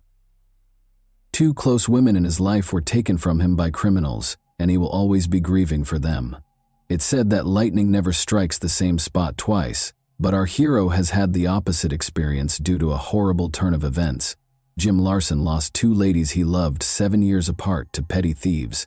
Twice, men who only ever show up in people's worst nightmares tear his life apart. His sister Sonia Larson, who wanted to be a teacher, started it all. Her first year at the University of Florida had just begun. She and her roommate Christina Powell went to Walmart one August evening in 1990 to get some necessities. The two young women were observed and followed home by Danny Rowling, a vagabond who claimed to be possessed and acting under the direction of a demon. They were dozing off in their beds when he broke into the dorm. He repeatedly stabbed them. 5 Florida college students were killed and disfigured by Gainesville felon Danny Rowling, shocking both the victims' families and the nation at large. There were more fatalities, but in our scenario, people forget the victims and only remember the serial killer's name. Her family was deeply hurt by the death of a sister and a daughter, and Sonia Larson's terrible passing never stopped plaguing them. The Larson family could never have predicted that the terrible, violent death in their family would recur, causing them to relive the trauma in their own nightmares. Carla Larson left her kid at daycare on the morning of June 10, 1997, and went to work as a project engineer at Centex Rooney. The day at the Florida construction site was swelteringly hot. Carla informed Cindy Harris, a coworker, just before lunch that she would be running a little behind schedule because she was going to the grocery shop to get some food and beverages for a meeting that afternoon. She left work at midday and went to the new supermarket on International Drive, which is close to Osceola. Carla Larson didn't come back to work for a few hours. She never showed up for an important meeting that she was scheduled to be at. Her coworkers became alarmed and started looking for Carla on their own, following her path back to the grocery she had intended to visit. They continued to hope that she might have been delayed in returning because of a little incident, her phone dying or her car breaking down. However, the search was unsuccessful. Around 4 p.m., Carla, her car, and her presence were nowhere to be seen. Cindy called Jim Larson, Carla's husband, to inform him that Carla had not been at work since noon and had not returned from the store. Jim reported his wife missing to the Orange County Sheriff's Office over the phone. When they were both in college 8 years ago, they started dating. Jim was enthralled by Carla's beauty and charm when he was studying graphic design. He was very fortunate to have found someone as considerate, kind, and caring as she was.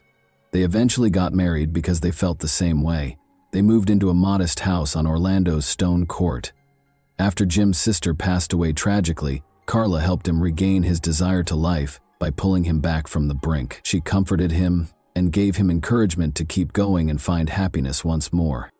After Carla earned a degree in civil engineering from the University of Florida, they went to Atlanta and then back to Florida to look for work and start a family.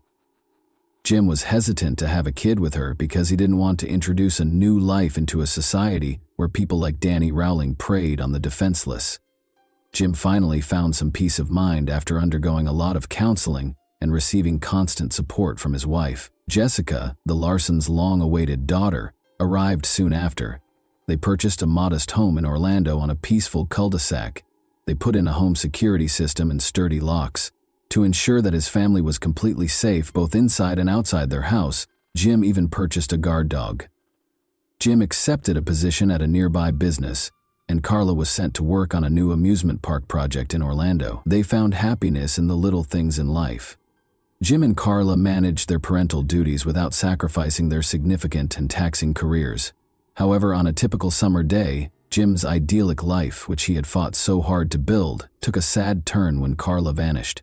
When Jim reported the disappearance of Carla Larson, Tom Woodard was on duty and got a radio call. At first, Tom, a seasoned officer, didn't take it too seriously because he thought it was just another domestic dispute. He nevertheless made the decision to investigate the matter. The sheriff sensed anything strange while speaking with Jim. Jim appeared terribly worried and unnecessarily agitated.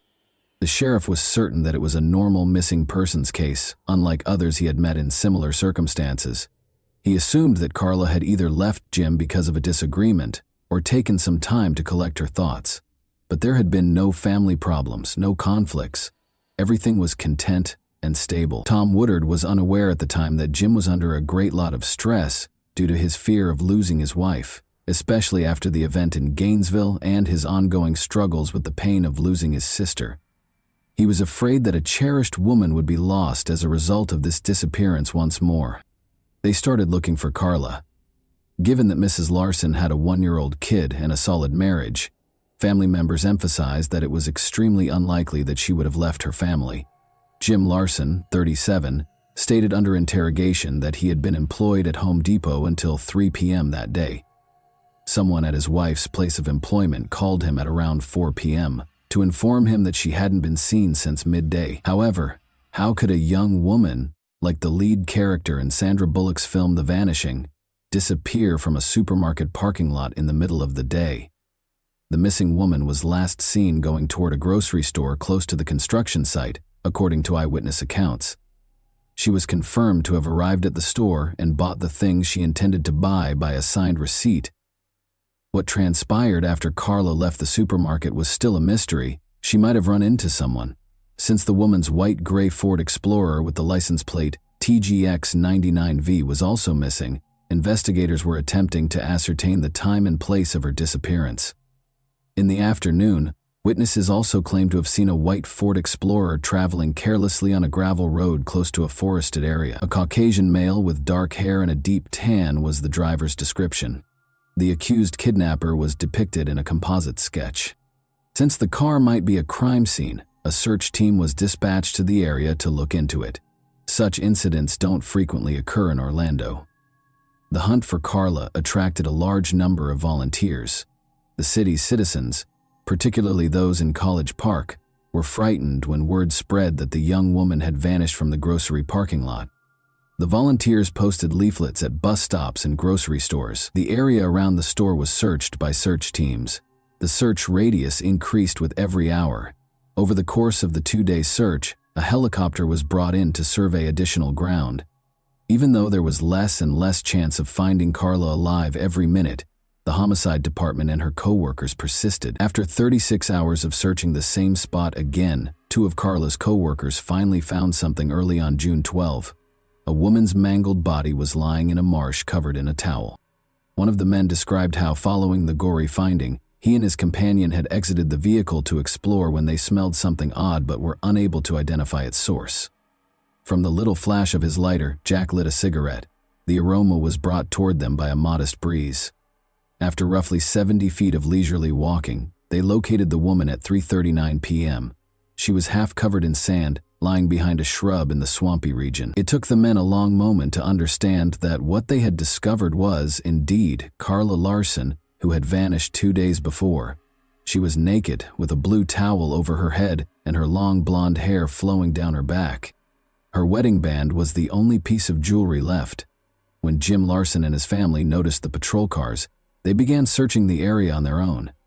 Jim was told about the discovery in the woods by a police chaplain. He felt nothing when the cops discovered her partially covered in sand. But nobody realized that the man was already burned up and overcome with emotional pain. In order to ascertain whether Mr. Larson was responsible for her death, the police were so perplexed by his actions that they put him through a polygraph test. Locals who had been keeping tabs on the COVID hunt, Carla even said that Larson appeared too aloof throughout the probe, but they failed to realize that he was just exhausted. Jim was shocked that he had experienced this twice. He stopped sleeping and eating. He had black circles under his eyes and had lost a lot of weight. The police brought detectives to what they thought might be the scene of a crime, roped off the area, and summoned the medical examiner. Investigators thought that there had been an attack after first examining the scene of the body, since the woman was found naked and all of her jewelry, aside from her wedding ring, was gone. So was it a robbery or an assault? In addition to stealing items, the robber also killed a woman. But first they had to be sure the body was indeed that of Carla Larson. Florida's extreme heat and humidity had taken their toll. The rain, animal activity, and insects had made it very difficult to identify the remains. The forensic team was concerned about the DNA evidence they could gather because the body had started to degrade, changing its chemical composition. There was not much time left. However, given Mrs. Larson's car had been last seen in the vicinity, authorities were almost positive that the severely decomposed body belonged to her. Jim Larson identified the towel found on the body and verified that it was the same towel that had been in his wife's car. Her handbag and regular clothes were gone. The investigators were greatly distressed by the autopsy findings. All traces and evidence that could have identified the offender had been obliterated by decomposition. The purported assault was not verified, and the investigation determined that strangulation was the cause of death. Could a car and a few pieces of jewelry really have cost a lady her life? Finding the car was the next objective, because the corpse did not lead them to the offender. It might hold the answers and hints that the public and the family were sorely looking for. It was determined that the white Ford Explorer bearing the license plate TGX909V was missing. The press and television broadcast information about the car. The police were waiting for 2 weeks when they got an important call. 11:23 p.m. on June 26, 1997. A black truck was on fire in a Cocoa Beach vacant lot, according to a call. As the car burnt, it became evident that the black was not the car's natural color and was neither soot nor ash. Following the fire, white paint was visible in several parts of the body. Excessive spray on the tires showed that a cheap can of spray paint had been used to apply the black paint in an amateurish manner. After being taken to the police garage, the car was examined by forensic specialists. It was discovered during the inquiry that the torched truck, which was 62 miles from Orlando, was in fact white and belonged to Jim's victim. The car had been fitted with a radar detector, experts discovered. Detectives were able to locate the mount where the detector had been in spite of the fire damage, proving that the vehicle belonged to the Larsons. Finding the radar detector was the police's main priority. Before an unforeseen love triangle helped solve the case and identify her criminal in Central Florida, the inquiry stagnated. There are hundreds of cars that are similar to hers, but one woman's phone call caught the detective's attention in particular because of the strange tale she told. Angel Huggins and her family had arrived in Orlando on the day Carla Larson vanished. Despite having traveled to Orlando together, Angel clarified that she left the city without her spouse. Angel informed Orange County investigators John Linner and Cameron Wire that infidelity, violence, and drug usage had made their family vacation a complete bust. At a motel close to Disneyland on June 9, their family vacation came to an end the same evening it started. According to Angel Huggins, she was almost strangled to death by her husband, John Huggins, since she had refused to have an intimate relationship with him. He left the motel on West Highway 192 early the following morning and didn't come back until midday. John Huggins drove a white truck that was identical to the victim's car when he arrived at Angel's mother's home in Melbourne. In the midst of their divorce proceedings, Angel was enraged with John for his adultery. John had become engaged with Angel's sister when they were in Melbourne. Tammy also informed the cops that Huggins had been given permission to park the white SUV at John's friend Kevin Smith's residence for a few days. The investigators went to Kevin's house to ask him some questions because they were so intrigued by this narrative. However, his girlfriend answered the door as Kevin wasn't home. For a few days, Kim virtually proved that a white Ford Explorer had been parked in their driveway. It had been parked in her space, and she was unhappy since she had once lost control of her little vehicle while driving and collided with the Ford Explorer, denting it. The Explorer's white paint was still visible on her pickup. To determine whether the small paint sample belonged to Carla's automobile, collision specialists sent it to the lab.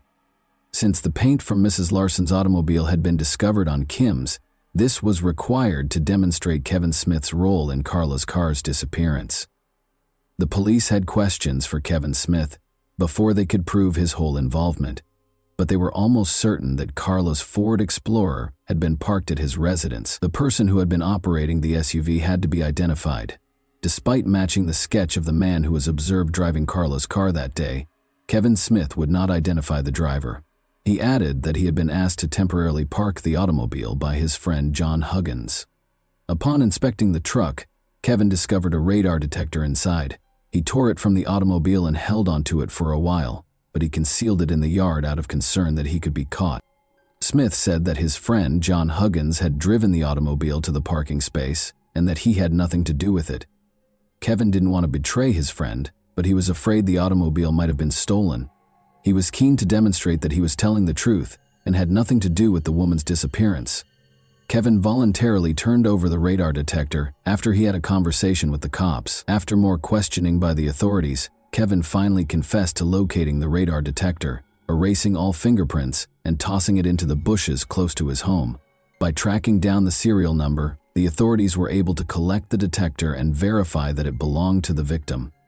The first concrete evidence that Carla's automobile had been parked at Kevin's and that John Huggins had driven it there came when detectives verified that it had been fitted in her vehicle. Investigators now had the radar detector, a paint match, and the car, but the crucial question was still unsolved. John Huggins was the top suspect right away. John Huggins has a lengthy criminal background, according to a thorough investigation of his past. He was a noted bank thief with a history of armed robberies. As it turned out, John was known to carry guns and had outstanding arrest warrants for robberies in Florida. Because John Huggins had a lengthy criminal history, Victims of his past offenses recognized him when his face aired on television. Although he had conducted armed attacks, robbed banks, and looted convenience stores, the police wanted to be sure they had enough evidence against him before making an arrest, particularly because Carla's jewelry was still missing. To summarize, the victim had been found in possession of a pendant, a chain, a garnet ring, and diamond earrings. But the hunt for the jewelry was about to linger on until detectives got another lucky break in a phone call. According to Angel Huggins, she had uncovered a startling finding that might terminate the inquiry and result in Carla's criminal being imprisoned. She clarified that she had located one of Carla's missing pieces of jewelry after she and her mother had investigated the house. The police searched Angel's mother's home and the shed on the property twice after Angel called, but they were unable to locate any evidence that would implicate Angel. But the woman saw a screwdriver on top of a box in the shed when she was searching for insect repellent. She impulsively opened a shed electrical box and discovered the victim's jewels concealed within. The jewelry, the electrical box, and its cover did not have any fingerprints on them. Looking at the last piece of the puzzle, we see John driving a stolen vehicle. The attempt to strangle his wife at the hotel was picked up by the radar detector. The dates of their stay coincided with the day Carla vanished, on May 28, 1998, and the hotel room they occupied was right across from the supermarket. John Huggins was accused of robbery, kidnapping, and auto theft in addition to the murder of Carla Larson. After being indicted by an Orange County grand jury, John Huggins was taken into custody in Maryland. Huggins requested that his case be transferred, and the trial court granted his request, moving it to Duval County. However, those who haven't lost two loved ones don't see the world through Jim Larson's eyes. On January 25, 1999, Larson sat in his tidy living room in a peaceful, tree-lined Orlando suburb, the kind of home that most middle-class Americans consider safe, feeling a deep void and an unrelenting, numbing pain. Because he still has a daughter to raise, he still yearns for them and perceives danger in everything. Mr. Larson now finds motivation to continue through his daughter, Jessica. Since lightning has already hit him twice and won't do so again, he fervently hopes and believes that the young girl didn't fully comprehend the atrocities that took her mother and aunt. He also prays that she won't ever feel terror or dread again. And that wraps up today's chilling story. If you enjoyed this video, don't forget to like and subscribe so you never miss a new upload.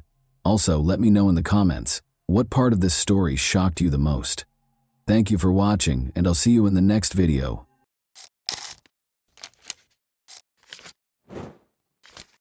Hey guys, welcome to my channel, and today we're going to take a look at another horrible case with you.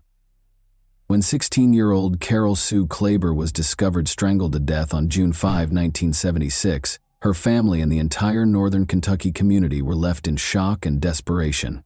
The case remained unresolved for decades with no leads or suspects until the advent of new technology, which was essential in resolving this mystery. How did the murderer escape punishment for so long? And who might have done this to Carol? We'll explore the enigmatic case of Carol Sue Klaber today. This 46-year-old cold case was ultimately resolved in 2022. Let's get straight to the heart of this conundrum then. The U.S. state of Kentucky contains the county of Boone. Daniel Boone, a pioneer, was honored with the county's name when it was established in 1798. The Cincinnati/Northern Kentucky International Airport, a significant hub for the area, is located in this county, which is the fourth most populated in Kentucky. Burlington, the county seat, is renowned for its outdoor leisure spaces, historic sites, and robust agricultural sector. A terrible murder occurred here in Boone in 1976. On November 28, 1959, a new life was born in the beautiful state of Kentucky, tucked away among majestic hills and rushing brooks. Carol Sue Klaber was named by her parents, Daniel Henry Klaber and Betty Jane Meek Renneker, who were beaming with happiness as they held their darling daughter in their arms. Thomas Klaber, her older brother, watched in awe and was excited to have his new sister join the family. Carol was a very funny person. She had a great deal of empathy for those in need and was incredibly modest for a teenager. When she was 16, she volunteered at St. Charles Nursing Home. In her younger years, Carol had also been a Girl Scout and a Brownie. She was always interested in music and loved to cook, sew, and play records. She also began taking piano lessons when she was 5 years old. Carol's piano teacher, Hattie Schatzman, had selected her to represent her students at the Ohio Music Teacher Association, and she was also learning violin. Carol performed at the Taft Museum twice. Her classmates were drawn to her gregarious and compassionate nature, and her love of music and innate talent made her a favorite member of the Dixie Heights High School string group. The sun was shining brightly over the small town of Union, Kentucky on June 5, 1976, as the locals went about their daily lives as usual. Reputable Walton dentist, Dr. Gaines Huey, got out of bed early to go to work, eager to take care of his customers' dental needs. He saw something unusual along the edge of the road while he was traveling down Chambers Road. Curiosity prompted him to stop and approach the item. Only as he approached did he comprehend what he had discovered: a body resting strangely motionless along a culvert that acted as a rainwater drain pipe. He dialed the Kentucky State Police while in astonishment and with shaking hands. That day, Trooper Jan Wuchner just so happened to be on duty. To solve the riddle of the dead person by the side of the road, Wuchner, an experienced investigator who had previously worked for the Boone County Sheriff's Department, hurried to the scene. At approximately 7:15 a.m.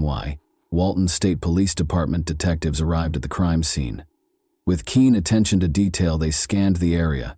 The detectives saw the unmistakable traces of a struggle as they started their investigation: trampled grass, broken twigs, and indications of a violent altercation. The victim's body lay a few feet away, her wounds indicating that she had been attacked and strangled. The detectives realized with increasing horror that this was a planned and premeditated murder rather than an incident of violence. In their pursuit of justice, the investigators were committed to doing everything they could. However, they searched the crime scene but were unable to locate any tangible evidence.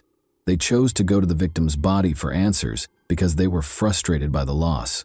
For a comprehensive examination, her body was taken to the county medical examiner's laboratory. In a meticulous autopsy, the medical examiner looked for hints in every part of the victim's body. Every cut, bruise, and wound was meticulously recorded, and every hint was meticulously examined. The autopsy's findings exposed the harsh reality of her demise. It appeared from the evidence that she had been severely beaten. The marks of a tire iron used relentlessly were visible on her torso.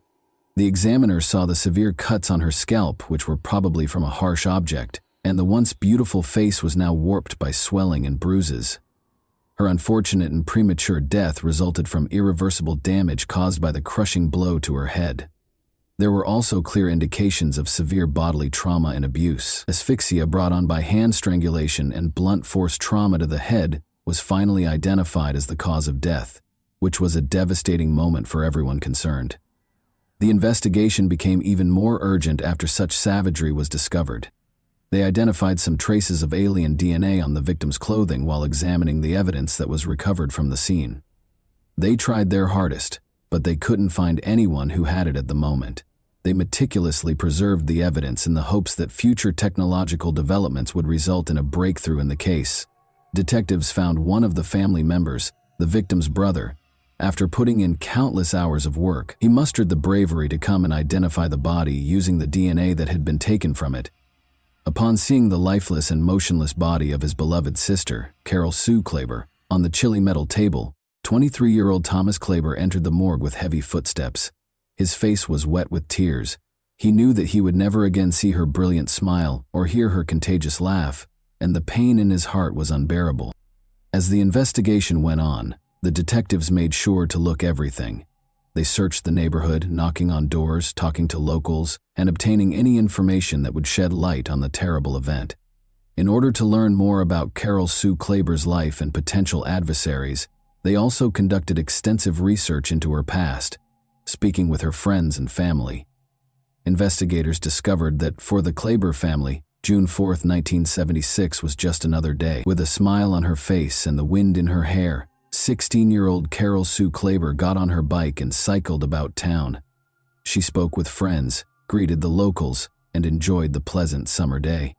She intended to meet a friend at Zeno's Hyde Park restaurant later that night. She left her house at 5:30 p.m., but as the sun started to drop, Klaber was driven home by a young man in a sleek Chevrolet Monte Carlo. One of the neighbors claims to have seen the young man, who was slender and towering at an amazing 6 feet tall with sandy blonde hair. After a brief conversation, Carol left the man waiting impatiently outside the house and walked inside. Carol came out of the home a few minutes later, climbed into the car, and drove off with the man. It was Carol's final appearance on Earth. The murder case of Carol Sue Klaber remains unresolved, despite police' best efforts to locate the owners of the suspected cars in the town. The leads had dried up, and the case had reached a brick wall, leaving investigators scratching their heads. The case eventually became cold, and remained that way for more than 40 years. A ray of hope appeared in the Carol Sue Klaber murder inquiry after years of gloom. Coy Cox and Tim Adams, two cold case detectives from the Boone County Sheriff's Office, revitalized the case in 2017. They teamed up with Jerry Keith, the original detective on the case, who had continued to hold the case near and dear to his heart after retiring. In their unwavering quest for justice and the truth for Carol Sue Klaber, the three of them put in endless hours using contemporary technology in order to cobble together a fresh interpretation of the catastrophe that had baffled them for years. They painstakingly went over the old evidence, speaking with witnesses and sorting through leads. They started their inquiry by looking into the two main suspects Keith had previously named. The initial suspect was a man with a history of auto theft whose car looked eerily similar to the one in which Carol was last seen. This individual was the target of the detectives, who scrutinized him closely in an attempt to get any useful information. The man denied any involvement in Carol's murder, even though he was a suspect in the case. He confided in the detectives about his previous transgressions, but he maintained his innocence in Carol's death. Thus, the police took his DNA and compared it to the DNA recovered from the victim's clothing in 1976. Following the anxious wait for the findings of the DNA tests, Cox and Adams finally called the man in December 2018. Since his DNA test was negative, he was no longer considered a suspect in Carol's murder. The realization that he could finally breathe easily and start over made the world feel lighter. Cox and Adams then returned their focus to their unrelenting hunt for the murderer. They had to start over, because the leads on their first suspect had dried up. However, in 2020, they made the decision to pursue their second suspect, who had been found guilty of a violent sexual assault in the same neighborhood just 2 years prior to Carol's 1978 murder. He was now 77 years old and went as Michael Dean Tate. In order to strengthen their case against Michael Dean Tate, Cox and Adams contacted the victim of the 1978 assault in 2020 to get her version of what happened. Her name would not be revealed, but she remembered the night clearly, when she was viciously attacked in her own garage at around 2 in the morning on October 1, 1978. She remembered the eerie darkness of the Park Hills night. The victim remembered how, despite her best efforts to fight and scream, her attacker appeared to take a sadistic pleasure in causing her pain. But the attacker left her injured and broken alive after 2 hours of suffering. The emotional and physical wounds that Tate had inflicted on her on that fateful and gloomy night took years to heal. When Tate's involvement in the 1978 case was revealed, Cox and Adams were unable to rule out the possibility that he was responsible for Carol's death. Tate was a prime suspect in the case, since he frequently traveled to the region for work in the 1000, 970S, and 1980S, which coincided with Carol's murder. Tate, however, insisted on his innocence and denied any role in Carol's death, despite the growing evidence against him. It had been the investigators' hope that they would eventually find the offender. Their hopes were quickly crushed, though, as the DNA study did not match Tate's, and court records showed that Tate had been in Cincinnati in 1976, precluding him from committing the crime. The investigators questioned whether they would ever solve this long-standing enigma. The case remained mysterious for almost 50 years, as it once again fell into obscurity. However, the Boone County Sheriff's Office contacted the Othram Lab experts on September 17, 2022. The Season of Justice offered financing for the Othram team to work on this case because of their proficiency in genetic genealogy. A DNA sample taken from the crime scene in 1976 was delivered to Othram Labs by the Kentucky State Police Central Forensic Center. Othram's highly qualified experts were able to create a comprehensive DNA profile for the elusive suspect by using sophisticated forensic-grade genome sequencing. They were able to uncover important genetic data that had been concealed for decades, thanks to their state-of-the-art technique. Based on the thorough DNA profile they had created, The genealogy specialists at Othram Labs produced investigation leads using forensic genetic genealogy.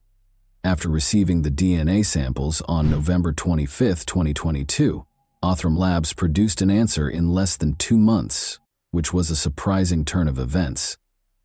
They found a link to a man called Thomas W. Dunaway, who died in 1990 at the age of 33, by examining the genetic evidence left by the murderer.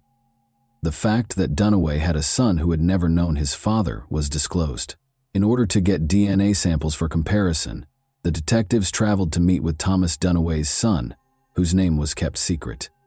The answer to the conundrum that had long eluded law enforcement would lie in the outcomes of these vital laboratory tests. They meticulously gathered the required samples with an unwavering dedication to justice and a will to find the truth. On December 12, 2022, the protracted investigation into the matter was finally concluded. After nearly 46 years, Carol Sue Klaber and her family had finally received justice, because to the investigators' unrelenting commitment and the deployment of cutting-edge technology, the process was difficult, but the perseverance of those involved paid off, leading to a breakthrough that would provide closure to everyone impacted by the tragic events of 1976. When Dunaway's son's DNA partially matched the DNA traces they had discovered on Carol's body all those many years ago. The Carol Sue Klaber murder case was never abandoned by the police. Born on May 20, 1957, and only 19 years old at the time, Thomas W. Dunaway remained undiscovered for many years. They discovered important details about Dunaway's past and the horrible things he had done as a result of their persistence. He resided close to Deval Park, where Carol was last spotted with a man who resembled him, the police found out. More incriminating information against Dunaway surfaced as they dug deeper. Dunaway was more than a single offender. He had been committing crimes for 6 months, and the cars he used to flee each crime scene left a trail of evidence. Carol Sue Klaber died, but the nightmare didn't end there. 6 months later, in December 1976, he was convicted of another murder. The 19-year-old Ronald Townsend was discovered dead and covered in bullet wounds on the ground. The town was grieved by the loss, but when Thomas Dunaway, the murderer of Townsend, was apprehended and confessed to his crimes, their spirits were raised. Dunaway was given a life sentence, but regrettably, he was only imprisoned for 7.5 years before being freed in 1984. It is still unclear if justice was done, or if it was only a passing illusion. The disturbing pattern of violence and gloom that pervaded Dunaway's life was discovered by Detective Coy Cox. Even though Carol's murder may not have been solved, the police were able to reveal the full scope of Dunaway's lethal and frightening reign of terror. There was an unsettling similarity between Ronald Townsend's murder and Carol Sue Klaber's murder. As though the murderer wished to make a statement, both bodies were left in plain sight, only a few inches from the road. As the inquiry went forward, investigators discovered a concerning detail regarding Dunaway. He was not in the Army on leave at the time of Townsend's death. Just 9 days after Carol's passing, Dunaway joined the military and was assigned to Fort Knox before being moved to Fort Carson in Colorado. Even after joining the military, Thomas Dunaway was unable to avoid problems. Although Dunaway's love of vehicles was unrivaled, it ultimately proved to be his undoing. He exchanged his beloved 1973 Chevrolet Monte Carlo for a striking orange Chevrolet Vega, since he had a strong eye for a good price. But he had no idea that detectives looking into the murder of Ronald Townsend would be drawn to this ostentatious vehicle. The detectives issued an all-points bulletin for Dunaway and his orange Vega as they pursued him furiously. When Dunaway was arrested in South Carolina on suspicion of Townsend's murder and unlawful firearm possession on a gloomy Christmas Eve in 1976, the game of cat and mouse came to an end. The connection between Carol Sue Klaber and Thomas Dunaway left investigators baffled as they dug deeper into the mysterious murder case. It was unknown how they linked later in life, even though they might have met while still in the Erlanger-Ellesmere Schools District. But in the middle of the chaos, Detective Coy Cox gave a crucial hint that might help solve the case. Carol had a particular place in her heart for Val Park, this green haven, and it's likely that her love of the park brought her and Dunaway together by happenstance. Perhaps she met him because she was known to be gregarious. Maybe they happened to cross paths at the park. where they laughed and told stories to each other in a serene environment. Given that Dunaway lived a short distance from the location where Carol used to ride her bike, there is no doubt that the park plays a significant role in their relationship. There was a mixture of relief and sadness when Thomas Dunaway was identified as the murderer of Carol Sue Klaber. Although the authorities considered the case closed, the family was left feeling torn after learning that Dunaway had died on December 28, 1990, at the young age of 33. The Klaber family still feels that justice is unattainable, even after learning the truth. As Thomas Klaber moaned, he wished he had the opportunity to speak with Dunaway before to his tragic passing, and wondered what justice meant now. Her brother has been haunted by the memories of Carol's murder. He has been carrying that burden for nearly 50 years. He was never completely able to get rid of the worry that his family would experience another tragedy. He calls his 28-year-old son Daniel late at night to check on since. He is constantly concerned about his safety. In the same way that he lost his sister, he fears losing everyone else he cares about. He is reminded of the value of each moment and the significance of cherishing people we love by this terror, which holds him fast like a vice. The thought of disrupting his sister's last resting place was intolerable to Thomas Klaber. His heart ached at the idea of upsetting her sound sleep in order to find her killer. Fortunately, investigators discovered an alternative. They were able to exhume Carol Sue's killer's body rather than her remains. Thomas has found some small comfort in the knowledge that his sister's grave has not been disturbed, even though it may not be the justice he had hoped for. For Thomas, the knowledge that his sister can now finally rest in peace and the little triumphs are what matter. Detective Cox's recent court order to exhume Dunaway's body for DNA testing demonstrates his unwavering commitment to pursuing justice. Entering the DNA into CODIS might mark the start of a new chapter in the fight for justice, and Cox is prepared to face any obstacles that may come up. Carol Sue Klaber's killer cannot be convicted in a court of law, but justice was ultimately served for her after nearly 50 years. Lewis Kelly, the Commonwealth Attorney for Boone County, has declared the matter concluded. Detective Cox revealed the bittersweet experience of telling Carol's brother that the culprit had been found after all these years, and the news made him cry. The closure that comes with knowing the truth provides a tiny comfort in the face of such a tragedy, even though the past cannot be changed. By identifying the killer, Thomas W. Dunaway, Detective Coy Cox and his team were able to finally solve the 46-year-old murder mystery of Carol Sue Klaber. This case demonstrates how committed law enforcement is to seeking justice for victims and their families, regardless of the length of time required. And that wraps up today's chilling story. If you enjoyed this video, don't forget to like and subscribe so you never miss a new upload. Also, let me know in the comments what part of this story shocked you the most. Thank you for watching, and I'll see you in the next video.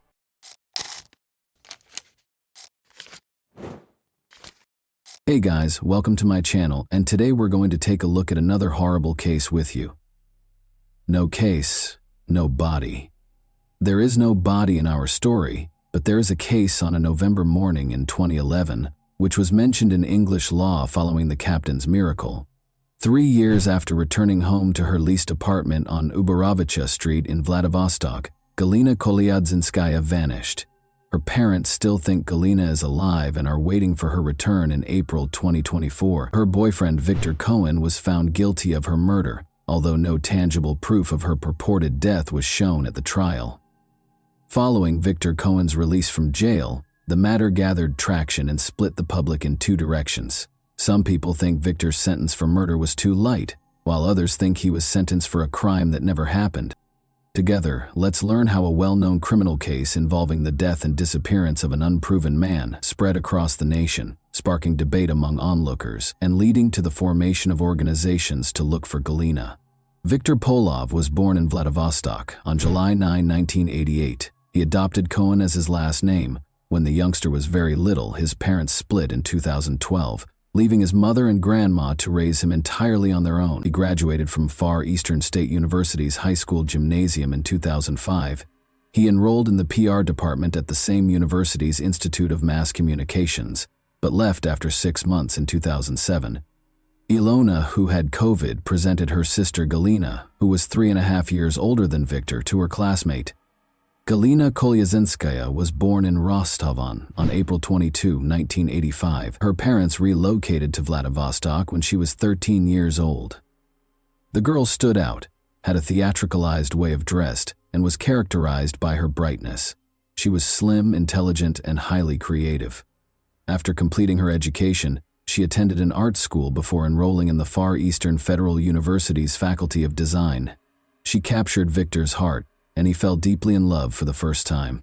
They left their hometown of Vladivostok for Moscow, and Victor abandoned school because they both wanted to enroll at the Theater Institute. Vitya did not fail the entrance examinations, but Galina did. However, he made the decision to go back home in support of his beloved girl, and the two of them moved back to Vladivostok and began living together. Victor found out of his grandfather's passing and the inheritance he had inherited upon his return. The couple decided to use the remaining funds to invest in a successful business after renting an apartment in the heart of the city and purchasing a car each. The young couple was depressed as a result of their unsuccessful attempts to set up a shop for the fabrication of automobile tires, start a chain of donut shops, and even resell church kila. As time went on, the young people's relationship started to fall apart due to conflicts. The furious argument between the couple did not end there. Galina's pals once saw Victor grab his fiancée by the neck during a fight between them, but sometimes Galina did the same. She might break the furniture in their leased apartment or strike her partner. Galina eventually began attending nightclubs more frequently, and Victor developed an interest in other women as a way to escape the issues in his present life. After another trip to the club, Galina was on her way home early on the morning of November 14, 2011. Galina was incensed that Victor was not home, so at 6:43 a.m., she called him and insisted that he come right away. Victor arrived at their leased apartment 15 minutes later. The young folks decided to eventually part ways after a fight broke out between them. Galina sought 300,000 rubles from Victor in exchange for the previously gifted car, after which she would go and stop bothering him. She left the flat, as it turned out, forever after Victor gave her the money. Galina's parents became concerned and began phoning her the following day, but she had turned off her phone. Victor also did not return their calls. He didn't call the girl's mother to inform her of the argument until the second day following Galina's departure. After extorting a substantial amount of money from him, she packed up her belongings and departed. "I'll never be seen by you again. Don't try to find me. Inform my mother that I'm doing well." Victor also told Galina's mother that he repeated what Galina had said in her final words. Galina's parents and friends were not shocked by her abrupt absence, because she was known for her flighty behavior and might go absent for days. He called her after she left, but the girl did not return his calls either, because the phone was initially only switched off. However, 3 days later, the police started looking for Galina Kolyazinskaya when her father informed them of his daughter's abduction. The matter was enthusiastically taken up by specialists, and Victor was initially called to the station for a discussion. Since he saw Galina last, he was able to address a number of questions throughout the interrogation. Victor said that he had another woman and frequently argued with his girlfriend, whom he had become distant from. Victor claimed that he was tired of his scandalous lover, who could throw her hand at him or slather his car with yogurt when she was envious. Galina once declared while intoxicated that if her opponent kept dating her, she would rip his hair out. "Galina wasn't killed by me. We did argue with her. After packing her belongings and taking all of our money, 300,000 rubles, she departed. Her whereabouts are unknown to me," Victor demanded. The investigating team also looked at both of the young people's automobiles and the apartment where they shared housing, but they were unable to find any evidence of Galina's murder or blood traces. During the questioning, Victor was even put through a lie detector test. Although the young man's evidence was muddled, it was not shown that he was responsible for Galina's disappearance. After questioning Galina's neighbors and acquaintances, the police declined to file a criminal complaint because they could not find any evidence of corpus delicti. But Galina had never been anywhere but Vladivostok. Her passport was not from another country. Victor moved in with his new girlfriend, Tatiana, and began a new life after gathering Galina's possessions and giving them to her parents. Young people's affections were so intense that they made the decision to get married in 2012. Victor finally shed his father's last name, which had burdened him since he was a young boy. His future wife, who heard the lovely last name in one of the films, suggested the Cohen option, which he found appealing. The vanished Galina Kolyatsinskaya was forgotten. For a number of years, a young married couple has been married for 3 years. Cohen flew with great joy. They had a calm and collected life, visited the mountains, and traveled frequently. However, once Galina vanished for 3 years and the case was reclassified as a murder investigation, everything changed. At first, Elena Kolyadzinskaya, Galina's mother, was not overly concerned. She was aware that her creative and erratic daughter could go far based solely on her mood. The fact that no one demanded in June 2014, based on the materials of the inspection of the fact of Galina Kolyadzinskaya's unknown disappearance, that a criminal case under the article of murder be started, may help to explain why the case did not become a criminal case for nearly 3 years. Employees of the Crime Investigation Department started to piece together different explanations for Galina's disappearance after she was placed on the wanted list as missing. These included murder and traveling overseas to work as a model. The police became aware of Kolyadzinskaya's ex-boyfriend as they were figuring out the latter version. As it happened, Cohen and Galina were frequently at odds. His relationship with another lady caused him to feel jealous of the girl. Additionally, it was said that when Galina was younger, she was organizing a trip to Korea. She had previously worked as a model in China and planned to stay in this line of employment. Since he was the last person to see Galina alive, ex-boyfriend Victor Cohen was named as the primary suspect. There was further reason to suspect Victor of being engaged in the crime because of the testimony he and the witnesses had previously provided at different points during the case regarding the circumstances surrounding Galina's disappearance. After being called in for interrogation on July 23, 2014, Victor was arrested and brought to the investigation unit. He admitted there that he had strangled Galina following another argument on the morning of November 14, 2011, then dismembered the body in the restroom, placed the remains in 3 plastic buckets, and transported them to a wooded area close to the Variag factory. There, he built a fire with tires, burned the body, and scattered the ashes in various locations. Throughout the interrogation, Victor Cohen acted with assurance. He cursed a lot and didn't use appropriate language when he spoke to the investigator about you. He related the story of his life, from infancy to the present, in an open and friendly manner. When he sat in front of the police officers with his feet on the ground and grinned, he remembered how he had burned and dismembered his ex-lover Galina. Experienced cops were astounded by his cynicism and calm. He felt untouchable. Victor complained to the investigator that his initial plan was to ground the body in a meat grinder, cook it in a steamer, and then flush it down the toilet. However, he soon gave up on this strategy out of concern that he may be identified and the sewer system would get blocked. He said during the same interrogation that Galina was interfering with his new relationship, so he strangled her. Victor remembered his ex-girlfriend as a unique individual who was an attention seeker.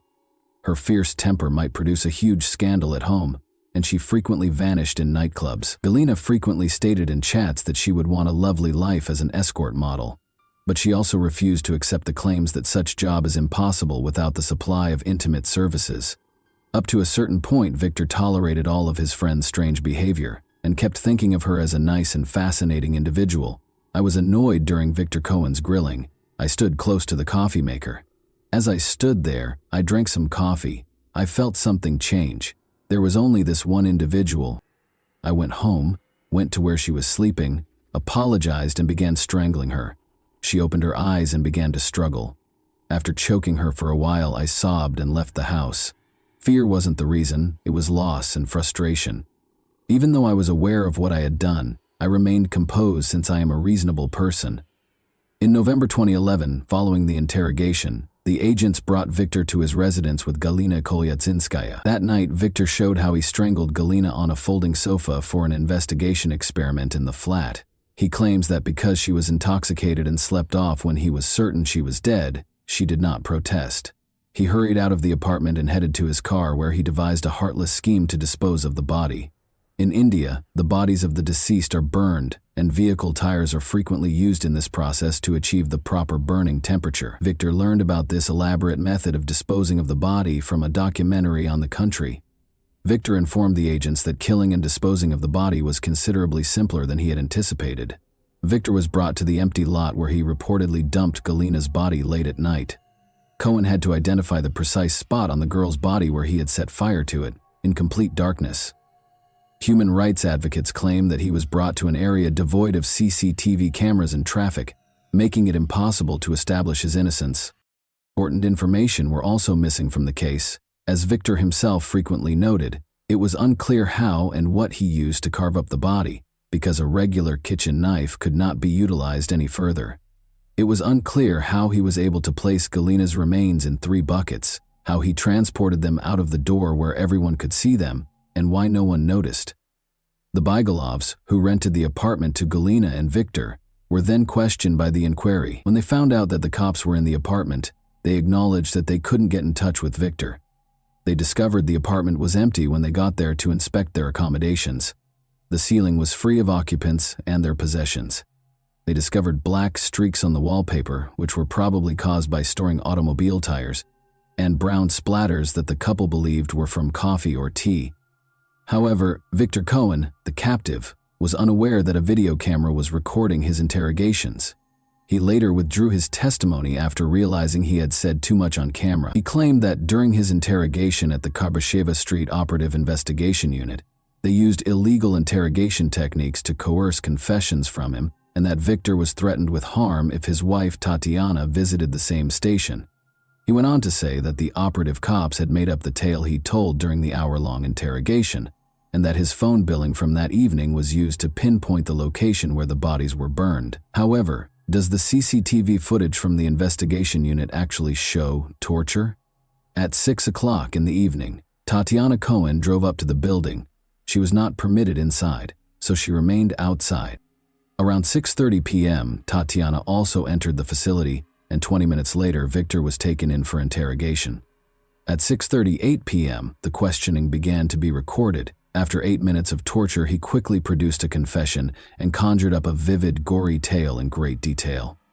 Following the initial court hearing on August 11, 2015, Victor Cohen was found guilty of Galina Kolyatsinskaya's murder. According to the court's August 11, 2015 verdict, he was given a sentence of 9 years and 10 months in prison, which he was to serve in a strict regime penal colony.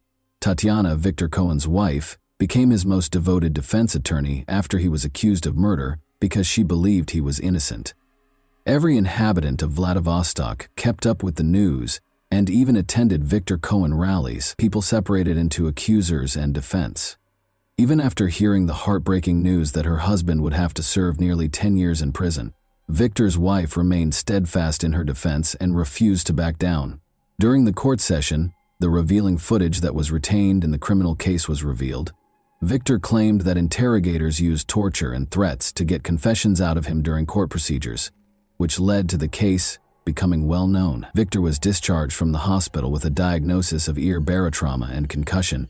His lover had been burned, dismembered, and strangled in cold blood by a young, attractive man with large brown eyes. Nobody was able to accept it. A man with charisma could pursue a career in acting. In fact, he was admitted to the Theater Institute of Moscow. Victor refused to study, as we already know, and he was characterized favorably by friends, classmates, and even casual acquaintances. Attorneys based their case on the fact that no human DNA was detected at the location where he burnt the body, or in the flat where the crime was allegedly committed, according to the inquiry. Witnesses even claimed to have seen Galina in the city after she vanished. The public was stoked by Elena Kolyatsinskaya, Galina's mother, who genuinely thought her daughter was still alive. She stated in every interview that Victor was innocent and that Galina would return shortly to explain her disappearance and where she had gone for so long. Victor Cohen argued that the circumstances surrounding the murder that were submitted to the investigators were wholly made up after the guilty verdict. Ultimately, no biological evidence was discovered at the purported location where the victim's remains were burned. Additionally, the forensic analysis of Cohen's residence and vehicle produced unconvincing findings. Additionally, the defendant supported Galina's parents, who believed their daughter was still alive. Ivan Mikolev, the defendant's attorney at the time, claimed that there was no objective evidence in the investigation. Nothing was found when the earth at the clearing where his client is said to have burned the body was examined. There were no biological traces found during the examination. Some of the case materials were later discovered to be missing as well. The lie detector data, camera footage, and inspection reports of the apartment and automobile that were acquired back in 2011 led Cohen's defense team and family to assume that the case had been reclassified to absolve him of guilt for the unsolved homicide. It was never discovered that Galina disagreed with the court's decision. Victor filed an appeal and started arguing that he was not a party to the incriminating crime and that the police had coerced him into making the confession. Tatiana Cohen started a massive campaign to defend her husband. She actively maintained social networks, participated in protests, and made appearances on a variety of talk shows and programs. In exchange for posting false information, she actively raised money for a lawyer. The case was sent to the Court of First Instance for a second trial in a separate court after the Court of Appeals rejected the verdict on December 7, 2015, citing violations of the Code of Criminal Procedure. Victor Cohen was also found guilty of Helena Kolyadzinskaya's murder following the Court of First Instance's retrial. As a result of the June 21, 2016 judgment, he was given a sentence of 9 years and 9 months in jail, with the option to do his time in a severe regime colony. Victor Cohen served his term after the Court of Appellate Instance upheld it on November 28, 2016, despite the fact that the conviction had been challenged once more. Following the appeal, Tatiana remarried, divorced Victor, and stopped having any affairs. It came out that her position as a wife was a well-planned game, since Tatiana started seeing someone else right after Victor was arrested. This was not what everyone had anticipated. Tatiana declined to respond. The court decided even though Helena Kolyadzinskaya's body was not located. Victor Cohen was duped based on circumstantial evidence, and there was a lot of it. First, Victor's confession, in which he states that he chose to grind the body in a meat grinder in order to dispose of it after the murder. In 2015, he went to the Maxim shopping complex and actually purchased a meat grinder and a pressure cooker at the Technica Dome store. Records from the store's database pertaining to meat grinder purchases made on November 14, 2011, were seized as part of the investigation, and among them was the last name Polavavi. The time on the invoice and the receipt from the store's database match. Additionally, the store administrator attested in court that the database was not altered with the intent to fabricate information. Furthermore, the verdict was significantly influenced by Victor Cohen's cell phone bills. Victor remained in the apartment from 11 a.m. to 6 p.m. on November 14, 2011, probably dismembering the body and transporting it in buckets to the woods close to the Variag facility at night.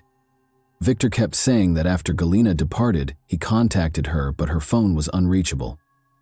Victor last spoke with Tatiana on the phone at 11:51 p.m., right outside the Variag facility. Victor's phone bill, however, indicated that he did not call Galina between 10 a.m. and night.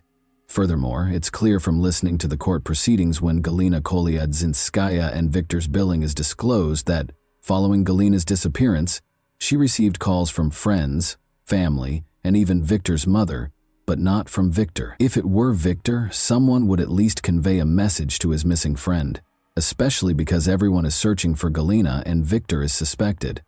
Victor, however, didn't. He knew, of course, that there would be no response. Sales receipts for 320-liter plastic buckets with locks and lids that were purchased on the same day as the meat grinder were also included in the case. Sadly, the receipts don't include a last name, so it can't be confirmed that Victor Cohen purchased them. However, how could Galina fit into buckets that held 320 liters? The enamel found in the bathroom was another piece of circumstantial evidence. Galina was dismembered in the bathtub by Victor, who then used a metal brush to scrub the tub so hard that he obliterated the enamel after covering everything with foil to conceal the bloodstains. Victor claimed in the confession video that Galina had damaged the bathtub's enamel by frequently using acidic or alkaline cleaning solutions. Following her disappearance, witnesses who said they saw Galina at Sheremetyevo Airport in Moscow and at a shop in Vladivostok were later proven to be untrue. CCTV footage from the airport shows that no such girl was discovered. One of the witnesses was the subject of a criminal case under the article on giving false testimony. My only and primary concern when researching this case was why no additional clues were discovered. Even the slightest details are impossible to foresee and conceal. After all, there must be some evidence left if Victor killed Galina. The response was straightforward. Victor refused to allow the police to enter his apartment over the first few days. He moved in with Tatiana right away, and the apartment's owners were unaware of the situation. It wasn't until December 8th that he finally took his possessions. When the policemen arrived to see how he was doing, nobody opened the door. It took 12 days for the cops to enter the residence. Instead of using luminol, they just made things right. The apartment's owners began remodeling on December 10. Only on December 27th were the two vehicles examined. Remind yourself that on November 14, Galina vanished. Victor thus had a month and a half to clean the car's interior and roughly 3 weeks to clean the flat and hide his tracks. Therefore, why were neither Galina's remains nor DNA traces discovered? Experts have concluded that, under artisanal conditions, it is still conceivable to completely burn the person, which is precisely what occurred in this instance. Wild animals may have scattered the black fragments Victor claimed to have scattered in the forest close to the burning site, depriving the inquiry of the final piece of evidence. Galina was dismembered and placed on tires, where Victor set the fire at the proper temperature to burn the bones. Black pieces of burnt bone were all that remained of her. Citing the length of time that had passed, he did not mention the precise site of the campfire. He had simply forgotten. We would need to use a sieve to sort through a sizable portion of the forest in order to locate the body's remains. However, why? Nothing is known about Helena Kolyatchinskaya if the murderer is not apprehended for almost 13 years. The statements of the man found guilty of her murder recount the final day of her life. Where may Galina have gone if Victor Cohen hadn't killed her in the first place? It is nearly impossible to become lost in today's environment unless you are a professional in the intelligence service, according to seasoned, retired investigators who spoke casually with journalists. Galina had to be located in 13 years. She could not avoid leaving traces, even if she lived abroad under a phony identity. She would have been identified as she would have needed to be fingerprinted, even to replace her documents. Victor Cohen claims to have been tortured and married someone else, but he never once says that Galina will return, that he is waiting for her, or that she will prove his innocence. He is fully aware that the primary witness is not present and cannot be. Victor never once claimed that he was innocently imprisoned, that 10 years of his life had been taken from him, or that his cherished wife, Tatiana, had left him because she didn't want to wait for him there. He has no resentment of the system, no desire to defend his honor, and no intention of suing to establish his innocence. He is aware that no one will ever find the body. He destroyed it with fire. No proof exists. He acts as though he has done time for his crime, and this allows him to fabricate all these tales of the disappearance. He's clean now. What are the possible claims? He served time after being found guilty. Everything has been redeemed by him. Even in such detail, an innocent individual would not be so heartless as to implicate himself. Many people nationwide are still in shock at what transpired. Even though the case has now been concluded, they are continuing searching independently for Galina. Because Galina's parents are still hoping for daughter to return home, they utilize forums to advertise and occasionally share pictures of girls who look a lot like her. And that wraps up today's chilling story. If you enjoyed this video, don't forget to like and subscribe so you never miss a new upload. Also, let me know in the comments, what part of this story shocked you the most? Thank you for watching, and I'll see you in the next video.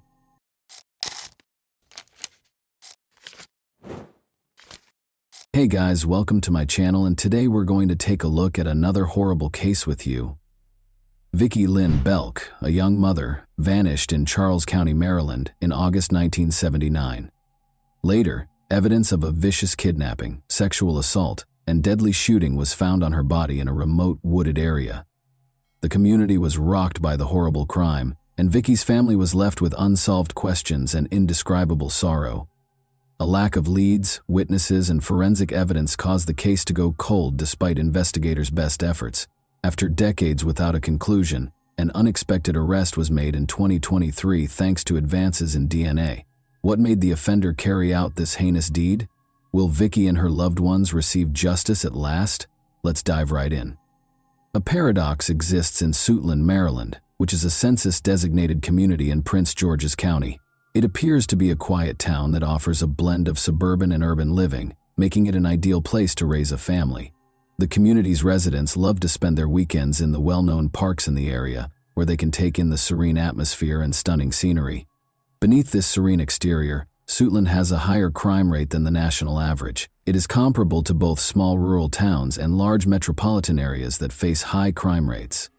The community's safety and the steps required to address its higher crime rate are called into question by this striking disparity. It started like any other day in Suitland on August 27, 1979. The community was bathed in a warm glow as the sun rose above the peaceful streets. Vicki Lynn Belk, 28, and her boyfriend James Hill were having a typical Monday morning. They got up, ate breakfast, and prepared to work at the offices of the Department of Agriculture. They drove James's 1972 Buick out of their apartment and began their journey, making a partial stop at Stadium Armory Station before continuing on into Washington, D.C. For the last portion of their trip, they chose to get out of the car and ride the metro. Vicki reminded James that she would be running errands during her lunch break that morning before they parted ways. James bid them farewell quickly and went on with his work, oblivious to the tragedy that lay ahead. When James finished his work for the day, Vicki intended to meet him in the parking lot and take the subway back to the car. James accepted the plan, believing it to be simple, and promised to see her soon. Without suspecting anything unusual, he said this. But when James got off work that afternoon, he was unable to locate Vicki or his vehicle in the parking lot. He glanced around, but neither she nor the car was there. As the minutes passed, he began to worry that perhaps she was running late.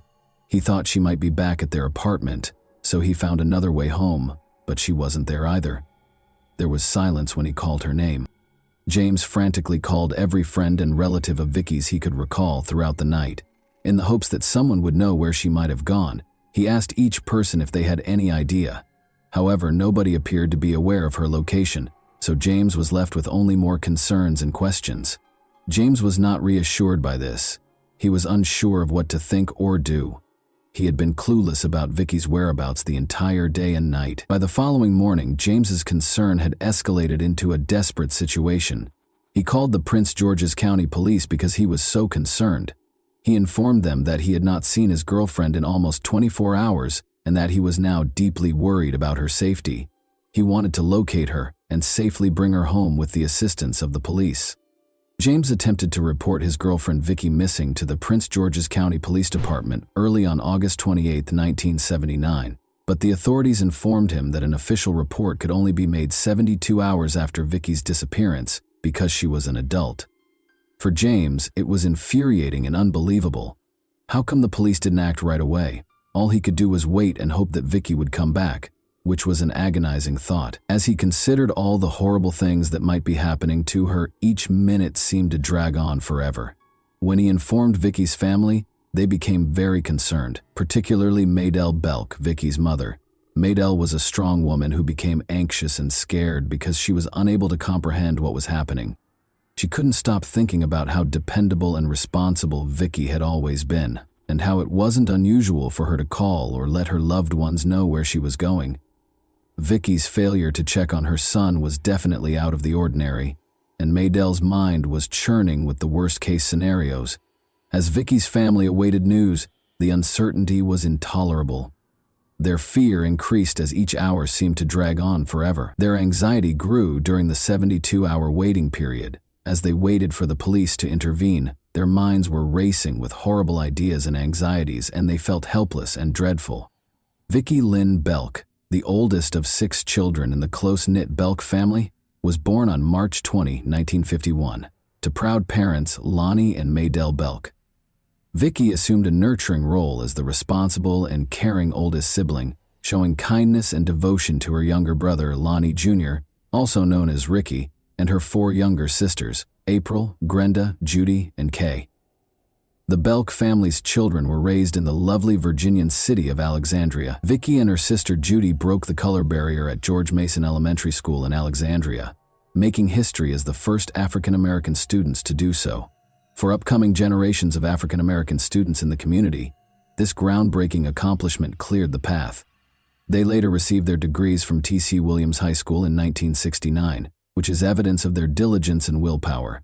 Vicki grew up in a family that steadfastly upheld their values and relentlessly battled for their rights during the unrestricted civil rights era. The Belk family persisted in seeking equality and justice in the face of hardship and discrimination. The community was inspired by the bravery of the Belk family. Vicky stood up for her community's rights and spoke out for what was right, just like her family did. She was a leader who sought to improve the justice and fairness of society. As a leader, Vicky was respected and idolized by her siblings. Her generosity and compassion, which were apparent in all she accomplished, drew them in.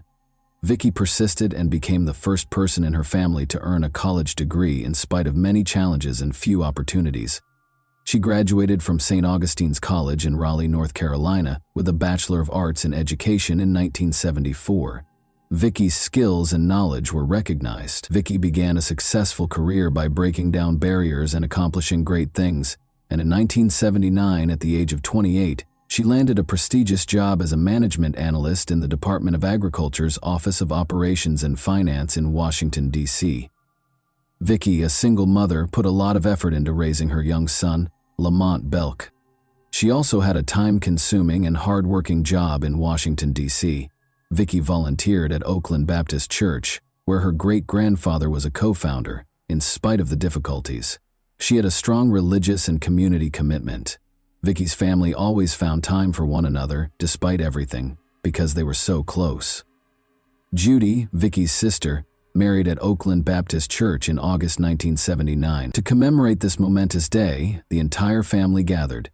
Vicky was a key player in the wedding preparations and served as Judy's maid of honor. James Hill, her boyfriend and co-worker at the Department of Agriculture, accompanied her to the wedding. Following the wedding, Vicky resumed her usual activities. She still put in a lot of work, looked after her son, and spent time with James. Nobody was aware of Vicky on August 29. Every lead seemed to end in disappointment for her family and friends who had been looking for her. They had no idea that their hopes would soon be dashed by a terrible discovery. At 7 p.m. on that fateful evening, a teenage boy from the area rode his bike down Metropolitan Church Road. In Maryland, he was riding close to the intersection of Route 227 when he noticed something. It was hard to see as he rode because of the long shadows cast by the waning daylight. However, he noticed something. He noticed a strange, still figure in the brush. His interest sparked him to get off his bike and approach the object carefully. His heart sank as he got closer. The body was dead. In a panic, the boy ran home to tell his mother about the horrifying discovery. She called the authorities right away. Authorities confirmed the heartbreaking fact that the remains were those of Vicky Lynn Belk at 910, who acted quickly after reaching the scene. Vicky's body was found about 20 feet from the road in a wooded area. She appeared to be in a desperate attempt to repel an assailant because she was lying on her back with her legs outstretched and her fists clenched close to her collarbone. She was shot in the head and died as a result. Unexpectedly, the medical examiner's further investigation revealed that Vicky had experienced sexual assault. Vicky's parents, Lonnie and Maydell Belk, were contacted by the Charles County Sheriff's Office and asked to visit the police station. They made a suggestion that they knew something about Vicky. Lonnie and Maydell came with mixed feelings, hoping that maybe Vicky was just hurt and had been located at last. But when they got to the sheriff's office, their hopes were dashed. They couldn't handle the heartbreaking news they got. They had brutally attacked, killed, and mercilessly abandoned their firstborn daughter on the side of the road. Following Vicky's horrific murder, her family was overcome with trauma and grief. The man who did this to her daughter was cursed by her mother. They were completely traumatized by the violent and disorderly nature of the crime. They gathered themselves in spite of their suffering and trusted the detectives with the case, hoping that Vicky's killer would be apprehended and given a fair punishment. Detectives secured the crime scene, carefully looked for clues, and gathered evidence as part of the immediate investigation into the homicide. Vicky's pantyhose, brown shoes, hair samples, nail clippings, jewelry, bra, dress, and slip were among the items the detectives found at the crime scene. Despite being extensively tested several times, these items sadly failed to provide any noteworthy leads for the investigation. In addition, the detectives interviewed Vicky's family, co-workers, and witnesses to the crime scene innumerable times. However, despite following up on a number of leads, the investigation didn't appear to be moving forward. In the hopes that it would contain a vital clue that would help them find Vicky's killer, the detectives were still looking for James's car. which she had borrowed to run errands the day she vanished. Within a few days, James's Buick was discovered abandoned in Washington, D.C. Unfortunately, though, no evidence of the murderer was found. Even though there were no new developments in the case, the detectives were committed to finding Vicky's killer. In the hopes that it would eventually result in a breakthrough, they meticulously preserved every piece of evidence. Additionally, they were hoping that technological advancements would eventually aid in solving the case in the upcoming years. The case was further hampered by the lack of forensic resources and investigative methods at the time. Given the time period, other lines of inquiry were either non-existent or very limited. Detectives from Charles County and Maryland State Police worked together to re-examine the evidence in Vicky's case. To make use of cutting-edge technologies, they also collaborated with Sorensen Forensics in Salt Lake City, Utah, and Bode Technology in Lorton, Virginia. Together, they sought to solve the case and provide fresh insight into Vicky's killer. But they once again found themselves disappointed. The identity of Vicky's killer remains a mystery, as the investigation into her assault and murder gradually came to a standstill. DNA testing technology was not developed until the 1980s, and it was not in use when Vicky was tragically killed in 1979. After it surfaced, authorities started building a nationwide database of fingerprints and DNA samples from people accused of crimes. But until the 2000s, despite continuous research, no notable advancements were made. Advances in DNA technology by the early 2000s enabled detectives to re-examine the evidence in Vicky's case. Investigators were able to develop a possible suspect profile after re-examining Vicky's dress and finding a foreign bodily fluid. Even though testing technology had advanced, it still needed a lot of work. The created profile was judged inappropriate for comparison with suspects or database entry. Over the years, detectives continued to retest Vicky's possessions using new technologies, unfazed by previous failures. But in spite of their best efforts, no noteworthy progress was made, and the case was once again unsolved, leaving Vicky's family with unresolved questions. However, new evidence was found in 2022 when Vicky's clothing was re-examined with the aid of new technology. Important hints that had been overlooked for decades were made clear by this discovery.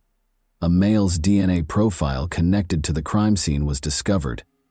This important finding gave investigators new hope that Vicky's killer would be apprehended at last. An important turning point in the case was reached when the new DNA profile was compared to profiles in the Combined DNA Index System, CODIS. When Noel Gehrman learned of a DNA match connecting Andre Taylor to the evidence gathered in Vicky's case on November 1, 2022, it was a momentous occasion. This crucial discovery led detectives to look into Taylor's past and his ties to Bryan's Road, Maryland, the scene of the crime, as he was a 62-year-old convicted criminal from Washington, D.C. Detectives found that Taylor's address on his arrest records from the 1980s was Bryan's Road, 4 miles from the location where Vicky's body was found. The investigation also showed that Taylor's DNA was added to the national database after he was arrested and found guilty of violent crimes in Washington, D.C. This important discovery strengthened Taylor's connection to the case even more. Once Taylor was identified as the suspect, the next task for the investigators was to find him. Detectives worked in conjunction with law enforcement partners from the D.C. Metropolitan Police Department Homicide, the U.S. Homeland Security Investigations, and the U.S. Baltimore Field Office of the Secret Service to find him. After months of unrelenting search, investigators eventually found Taylor in Washington, D.C., where he was living in a nursing and rehabilitation center. In order to get proof, detectives kept a close eye on him and gathered more details about his past. In March 2023, detectives visited Andre at the nursing home with a warrant in order to obtain a saliva sample for a new DNA comparison with the evidence from the crime scene. Detectives weren't worried about Andre running away because of his poor health and amputated leg. Even though the unexpected visit made him aware of his suspect status, the results of lab tests would not be available for weeks, and authorities were certain he posed no flight risk. Andre Taylor's life took a turn for the worse as he grew older. Even though Taylor had never met Vicky Belk, his actions would eventually bring him back to her case decades later. After killing a man during a street robbery in April 1989, Taylor was charged with murder. The prosecution contended that Taylor should be detained without bail, citing his lengthy criminal history.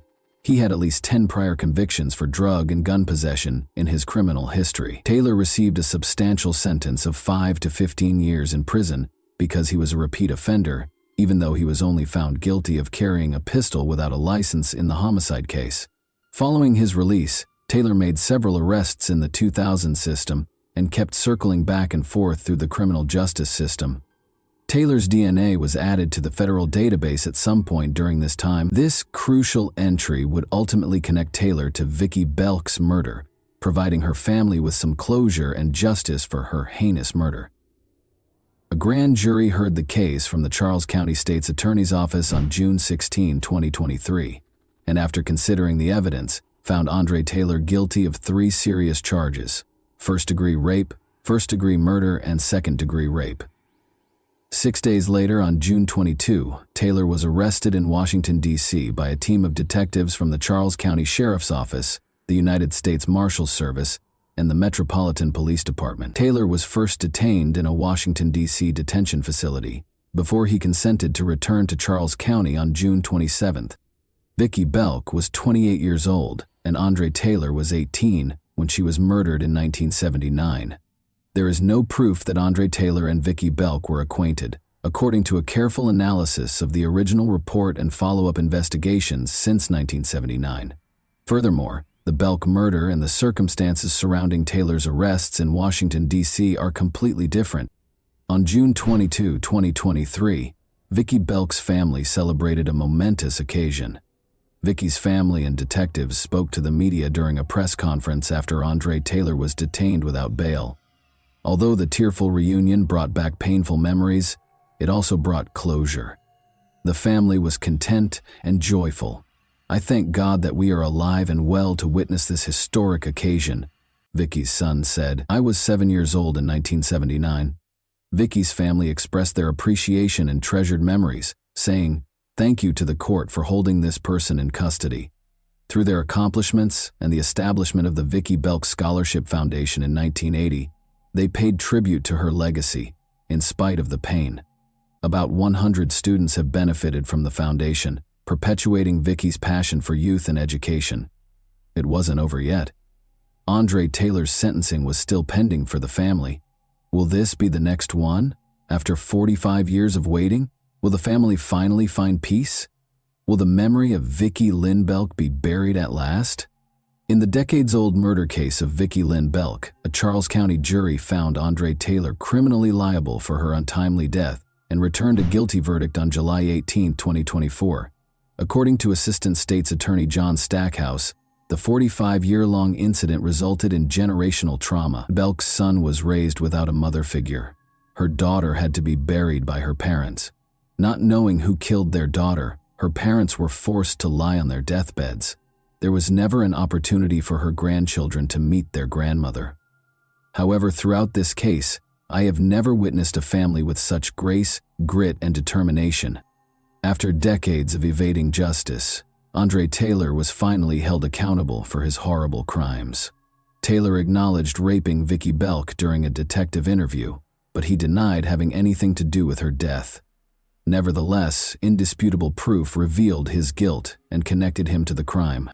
A 4-decade wait for justice ended on August 25, 2024, at 12:30 p.m., when Andre Taylor was sentenced to life in prison for the horrific first-degree murder of Vicki Lynn Belk.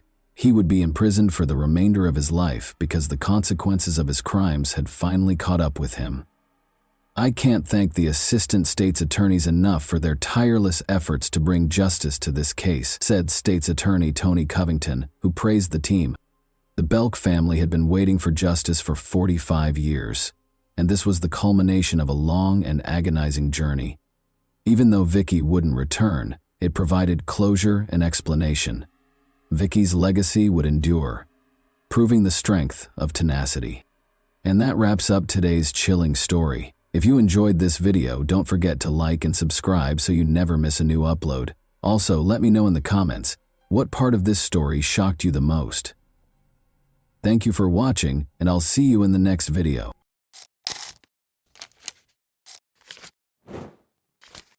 Hey guys, today we're diving into another truly horrifying case, If you want to support my channel, make sure to subscribe and stay active. It really helps me out. I'd be super grateful for that. Let's get started. A young woman's lifeless body was found in the state of Morelos on the side of an abandoned road. When they discovered her, the onlookers called the police right away. The body was still. She had obvious bruising and abrasions on her skin, and her clothes were wrinkled and discolored. Authorities were unable to locate any personal possessions or documentation that would have helped identify her in the area. This signaled the start of an inquiry to clarify the events and determine the causes of this catastrophe. Born in one of Mexico City's impoverished districts on July 5, 1995, Ariadna Fernanda Lopez Diaz, despite having few finances, her early years were filled with love and affection. Her mother and her older brother Omar made up her family. Mutual support kept the small family together in spite of the lack of a father figure who was uninterested in his kids. Omar gave Ariadna constant support and became into a protector and role model for her. Because of their strong relationship, Ariadna felt secure knowing that she could always count on someone. Ariadna was well liked by her peers because of her friendly and affable demeanor. She stood out for her genuineness and willingness to assist people, and she had a natural aptitude to make friends. She spent a lot of her school years with close companions, with whom she frequently discussed her future aspirations. But in 2018, when Ariadna was only 23, her mother was afflicted with cancer, leaving her youth tainted by a devastating loss. The family eventually had to confront the inevitable as the sickness advanced quickly. For both Ariadna and Omar, losing her mother was a heartbreaking blow.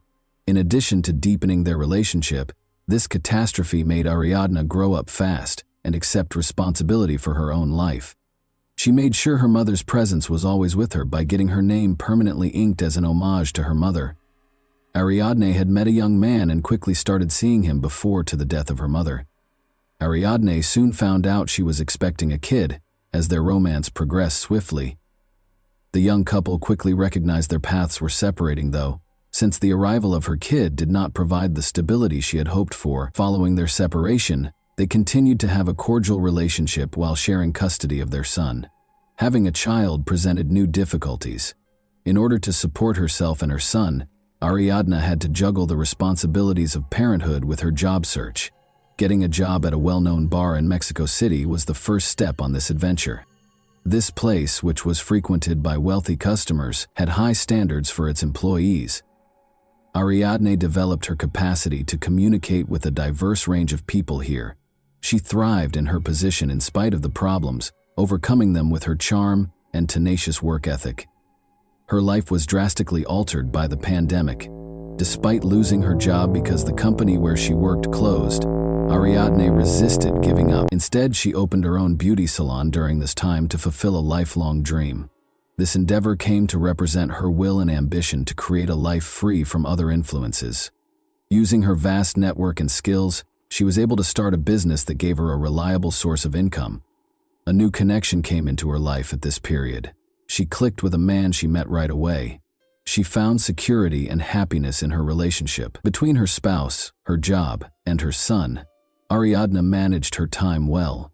Despite having a busy schedule, she managed to find joy in every new chance. By the time Ariadne was 27, her life had taken on the appearance of a finished puzzle, with each obstacle and accomplishment adding to a picture of tenacity and accomplishment. She had experienced loss, started over, taken care of her son's future, and become independent. But what appeared to be the beginning of a happy chapter was actually the beginning of a tragedy. Vanessa was introduced to Ariadne by mutual connections. Ariadne and her pals went to an event where they first interacted. Ariadne was immediately drawn to Vanessa because she was youthful, lively, and captivating. Vanessa was able to establish a connection with people quite fast. Those who knew her well, however, felt conflicted about her. Her acts frequently shocked people with their unpredictable nature, and beneath her seeming openness were jagged edges. A common figure in Vanessa's social circle was the middle-aged businessman Rautel. Rumors surrounded his reputation. Prominent for his wealth, power, and extravagant way of living, he was frequently spotted with young women who wanted to be a part of his world. Rumors of his ties to influential people and even criminal organizations helped to elevate his stature, but no one in his inner circle could verify these claims. Although Rautel shied away from discussing his background and business operations directly, his manner evoked both admiration and discomfort. Despite her intelligence and independence, Ariadne was not immediately aware of the differences between her new acquaintances and her regular group of friends. Eager to make an impression, Vanessa frequently spoke about her relationships with Rautel and other powerful individuals.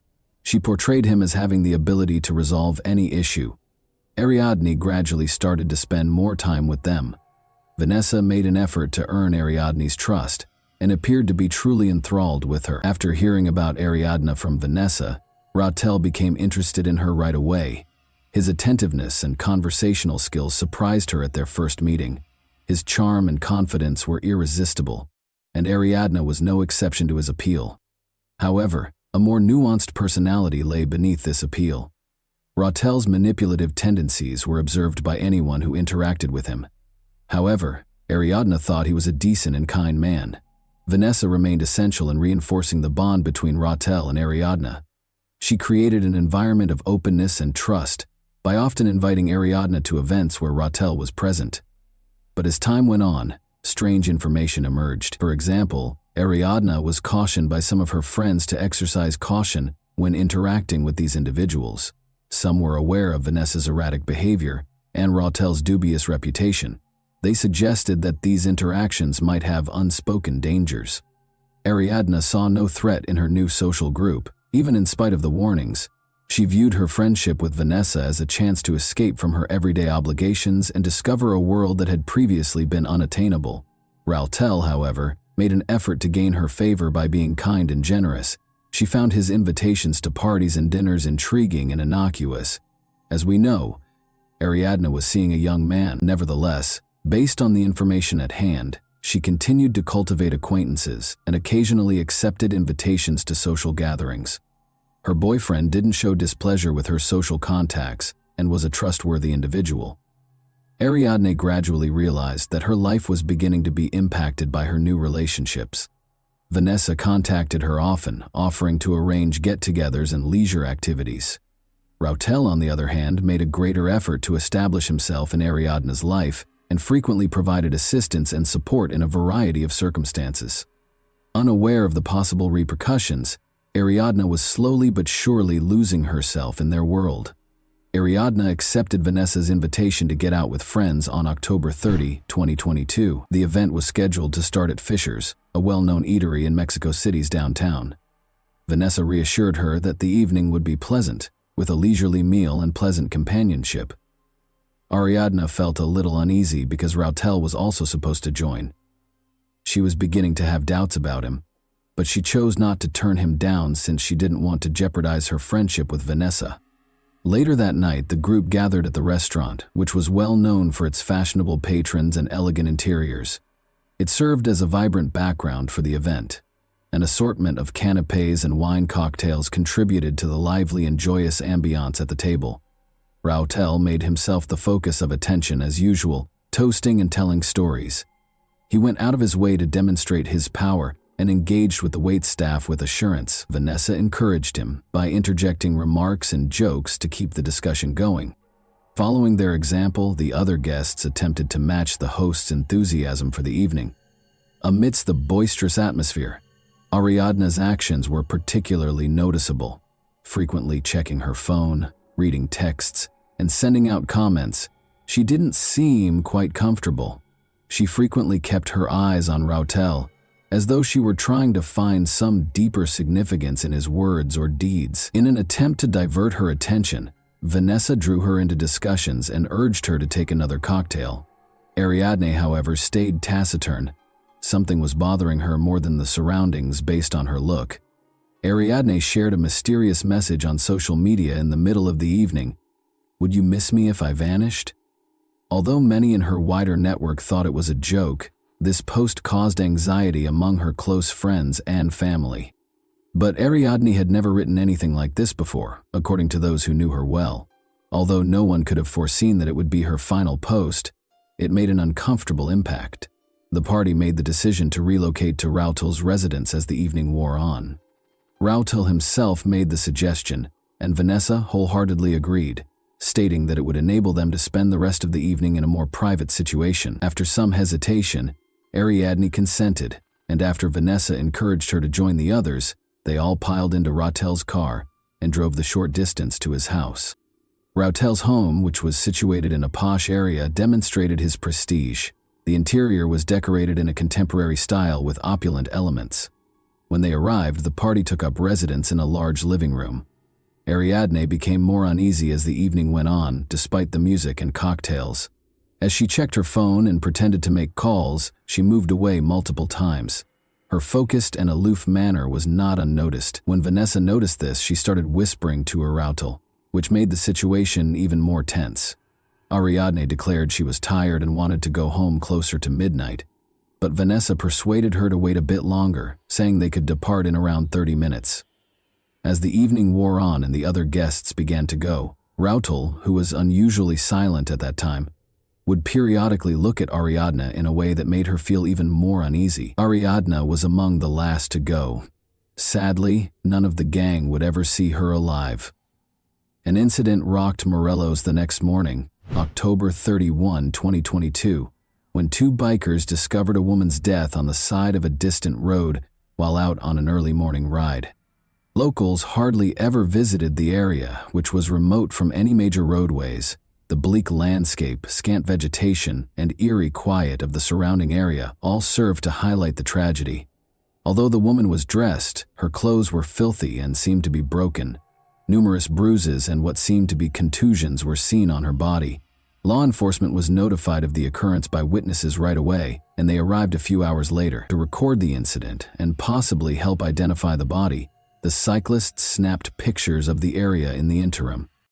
As soon as the police showed up, they roped off the area and started gathering evidence. Mark suggested that the body had been moved, and tire traces were discovered in the ground. Although there were obvious indications of a struggle, forensic experts were unable to determine the cause of death. Since there were no obvious injuries from a weapon, it was challenging to pinpoint the precise circumstances of the tragedy. Since no personal belongings or paperwork were discovered with the woman, her identity was unknown at the time. Pictures of the body started making the rounds on social media a few hours later, and people who saw them started talking about them.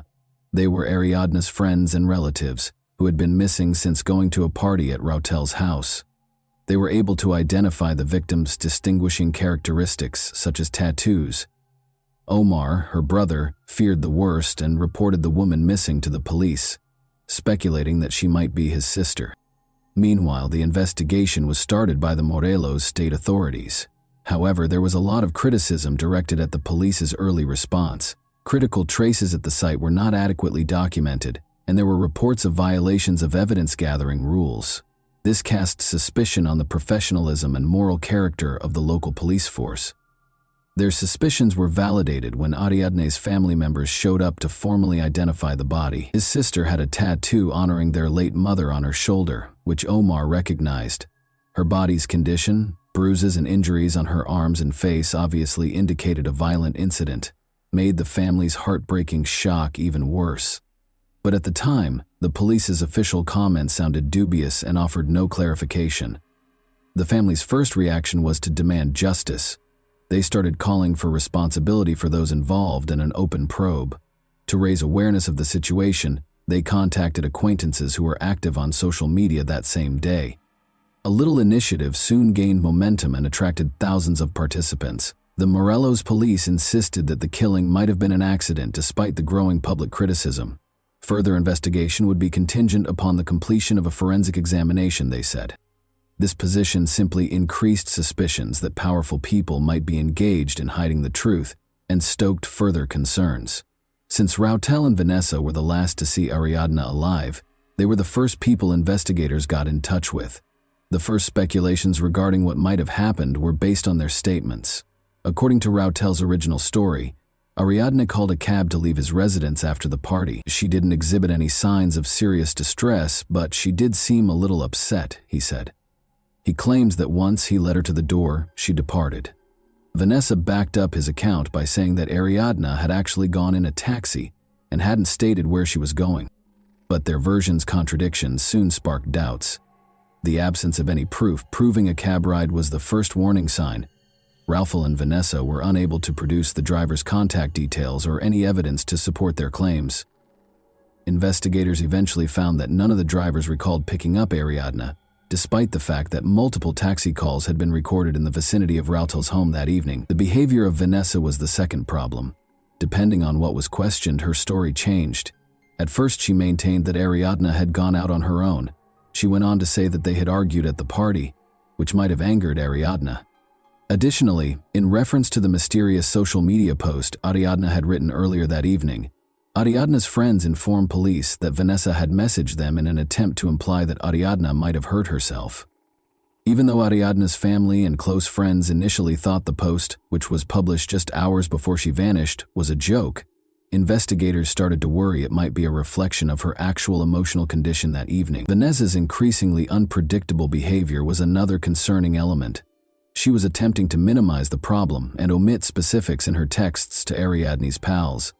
She acknowledged in one text that she was scared of being implicated, but she didn't say why. Investigators' suspicions that Vanessa might be hiding important information were further heightened by these indicators. The investigation's preliminary conclusions were equivocal about the precise circumstances surrounding Ariadna's demise, but later investigations by law enforcement and outside specialists turned up important evidence. These conclusions were supported by security footage, text messages found on the suspects' phones, and 2 autopsies. According to the first forensic report in the state of Morelos, Ariadne's death was due to asphyxiation from bronchial aspiration. According to the examiner, she may have died as a result of food and drink getting into her airways. However, Ariadna's family quickly questioned this judgment. Despite the official conclusions, they drew attention to the many bruises and injuries on her body that were not sufficiently addressed in the report. Under pressure from the family and the public, her family insisted on a second exam.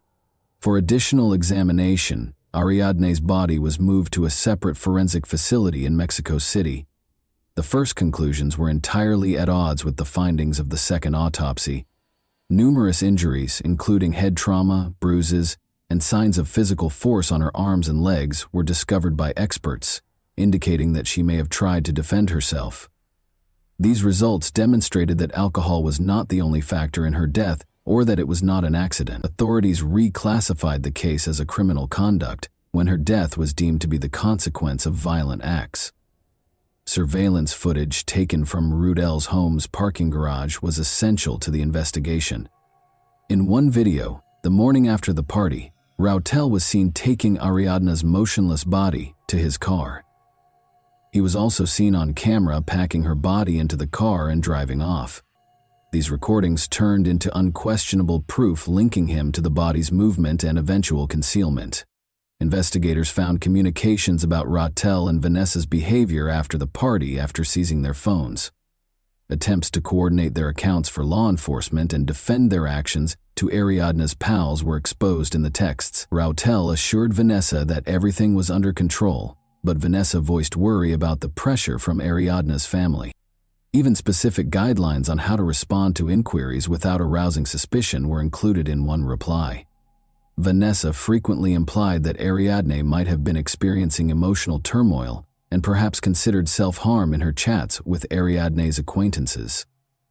Ariadne's acquaintances claimed that she was a happy, energetic girl who showed no indications of such tendencies, which ran counter to this story. Suspicion of Vanessa's involvement was heightened by these discrepancies.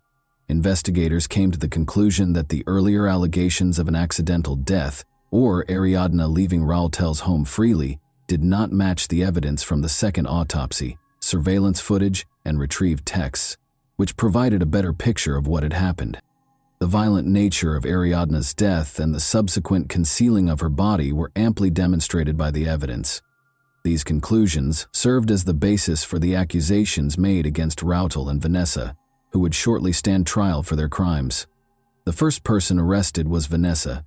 Investigators found that she had been communicating with Raul continuously. They talked about avoiding accountability in the days after the incident. The public was closely watching her arrest. Vanessa stated during her first interrogations that she was not responsible for Ariadna's killing. However, her claims were contradicted. Vanessa maintained that she was not aware of what happened following the incident because she had gone to bed early the night before. A fact check of her statements, however, uncovered up contradictions. Text exchanges revealed that she had spoken with Rautel about the specifics and was fully aware of what had transpired. In an attempt to hide her role in the crime's cover-up, investigators also found that Vanessa purposefully erased communications, pictures, and other potentially damaging material. Rautel decided to turn himself in to the police after realizing the growing evidence against him. He declared his innocence while accompanied by his attorneys, claiming that he did not hurt Ariadna but rather panicked and tried to conceal her body out of concern for the repercussions. He claims that the morning after the party, he discovered Ariadna unconscious in his house and, thinking she was dead, chose to dispose of the body to allay suspicions. But there were significant questions about his account of what happened. First, the second autopsy's findings refuted his allegations by confirming a violent cause of death. Second, instead of calling for assistance, he was seen on security camera carrying the body while making obvious attempts to conceal his conduct.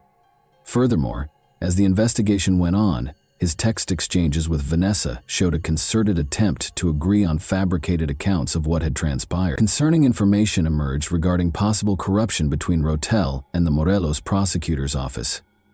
The state's first autopsy report had purposefully left out mentions of injuries that were obviously signs of violence. The prosecutor was accused by activists and Ariadne's family of absolving Rautel of responsibility by leveraging their position. Public indignation was sparked by these accusations. An internal affairs division commenced an investigation into potential misconduct, and Mexico City officials began reviewing the Morelos prosecutor's activities. According to some witnesses, Rautel had ties to criminal organizations, which may account for his seeming assurance in evading punishment. The case received a lot of attention and came to represent structural problems in the legal system as well as the need of public pressure in seeking justice. At least one of the suspects knew more about what happened that night than they were ready to acknowledge, according to additional interrogations and evidence gathered. However, neither Vanessa nor Rautel took direct blame. Instead, they centered their explanations on attempts to defend one another's acts. This only served to increase suspicions and was a major contributing cause to their brief detention. A protracted and thorough inquiry was conducted into the causes and motivations behind the tragedy that transpired that evening. It took meticulous event reconstruction, evidence analysis, and a detailed look at everyone's behavior during the party to uncover the truth. With the help of contradictory testimony, technical information, and the suspect's psychological profiles, a more comprehensive picture gradually started to take shape. Together with mutual friends, Ariadna, Vanessa, and Rautel started that fateful evening over dinner and drinks at a restaurant in downtown Mexico City. Everything appeared normal on the surface: music, laughter, and conversation, but minute nuances suggested underlying stress. Witness accounts and a review of text conversations revealed that Ariadne seemed particularly silent and distracted. Her habit of checking her phone a lot, sending messages, and taking calls was unusual for her at social events. Later on in the investigation, this fact became crucial. Her communications showed that she had been messaging a close friend to express her anxiety about the party and her worries about certain guests. The group left the restaurant and went to the hotel's residence. The property, which had security cameras and high walls around it, was often used for private parties. The hosts, Vanessa and Rautel, appeared to have strained chemistry. According to witnesses, Vanessa made a number of scathing comments about Ariadna, who handled them calmly in an effort to avoid conflict. Alcohol started to affect the group's conduct as the evening went on. Already emotionally agitated, Vanessa allegedly yelled at Ariadne many times, calling her rude and unwelcoming. These charges increased the already rising tension but didn't strike a chord with the other members of the group. Rautel, on the other hand, was obviously unhappy with Vanessa's actions, but seemed to maintain his neutrality. Witnesses' reports of Ariadna trying to leave the party early the following morning marked a turning point. She reappeared shortly after being spotted outside the residence. Investigators found that Vanessa persisted in confronting Ariadna throughout this period, resulting in an open dispute between the two. The specifics of the altercation are still unknown. Investigators believe Vanessa accused Ariadne of attracting Rautel's undue attention. After the majority of the attendees had departed the party, only Vanessa, Rautel, and Ariadna were remaining in the house. Messages recovered from the phones verified that Vanessa and Rautel had talked about difficult events from that evening. Investigators said that Vanessa, who was allegedly very drunk, started acting aggressively. An incident that is thought to have occurred during this time is what caused Ariadne's fatal injuries. What was the reason behind Ariadne's peculiar social media post that evening? After being written off as a joke at first, the message gained significance as the inquiry progressed. Friends subsequently acknowledged that Vanessa's actions and the general ambiance of the event might have made Ariadne uncomfortable. The tweet could have been an attempt to draw attention to herself, communicate her uneasiness, or perhaps act as a subliminal warning. According to the reconstruction of events, a major contributing factor to the catastrophe was Vanessa's envy, which was made worse by drink and mental instability. Rautel's actions, which were probably an attempt to hide what had transpired, simply made matters worse. If the atmosphere at the party had not been so tight and unstable, this confluence of circumstances could have prevented the disastrous result. Omar, Ariadne's older brother, was left to be the only father figure in the life of her 6-year-old son. Omar stepped in to offer both emotional and financial help. As he assumed responsibility for his nephew's upbringing, he worked to preserve Ariadne's memories and show him the love she had always shown him throughout her life. Since other family members and friends helped the youngster deal with his loss and provide him with a loving atmosphere, this choice strengthened the bonds within the family. The family of Ariadne continued to be involved in the effort to learn the whole facts regarding her passing. They attracted public attention, started social media campaigns, and planned protests. One noteworthy accomplishment was attracting the attention of foreign media, which contributed to a rise in pressure on the Mexican legal system. The initial judicial proceedings concerning Ariadne's demise turned out to be a crucial point in the fight for justice. The family and their legal team made sure that the case was handled openly and honestly, taking into account all pertinent facts, even in the face of opposition from some authorities. The public and media kept a watchful eye on every stage of the inquiry and trial, making it difficult for any facts to be concealed or misrepresented. Rautel and Vanessa's positions in court proceedings were the main topic of discussion at the start of the trial. Key evidence offered by the prosecution included text message data, phone call logs, and security footage. These documents showed the defendants' possible involvement in the violent acts that resulted in Ariadne's death, in addition to their involvement in hiding the body. By claiming that the tragedy was an unfortunate accident, the defense tried to refute the facts, although a number of testimony and forensic analyses seriously put doubt on that account. Determining the motivations behind the crime was one of the trial's main goals. According to witnesses who knew Vanessa well, she was impulsive and prone to aggressive conduct, which was frequently made worse by drink. However, Rautel's portrayal as having a dubious past and purported connections to criminal organizations raised further questions over his role in that night's events. However, the defendants denied any involvement in Ariadne's demise. Suspicions were heightened by the fact that their claims contradicted the evidence.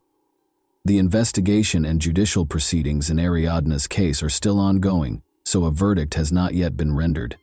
Prosecutors have charged her with femicide, a felony including gender-based violence that is thought to be an aggravating factor under Mexican law, based on the evidence they have acquired.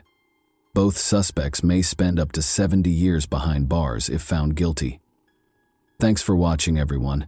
Your support means a lot to me, and you can help my channel grow by hitting that like button, dropping a comment, and sharing this video. Your engagement really makes a difference. See you soon.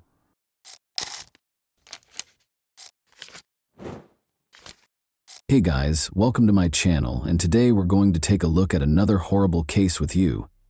What if the horrific murder of your loved one went unsolved for decades, leaving only questions and silence? Imagine the suffering, the annoyance, and the never-ending question: who killed them? What made them deserving of death? Will there ever be justice? A young life full of beauty and promise was tragically cut short 41 years ago, making this nightmare a reality for one family. The memories, the sorrow, and the desire for answers persisted even after the investigation was unsuccessful. A vibrant, aspirational, and hospitable beauty school student, Laura Kempton had her entire life ahead of her. However, her future was brutally stolen on that fateful day in 1981. Her family was left in ruins, looking for hints that seemed to disappear. Are you prepared to learn more about Laura's tragic tale? A family left with unresolved questions, a life cut short, and a decades-long quest for justice. Will she at last receive the justice she is due?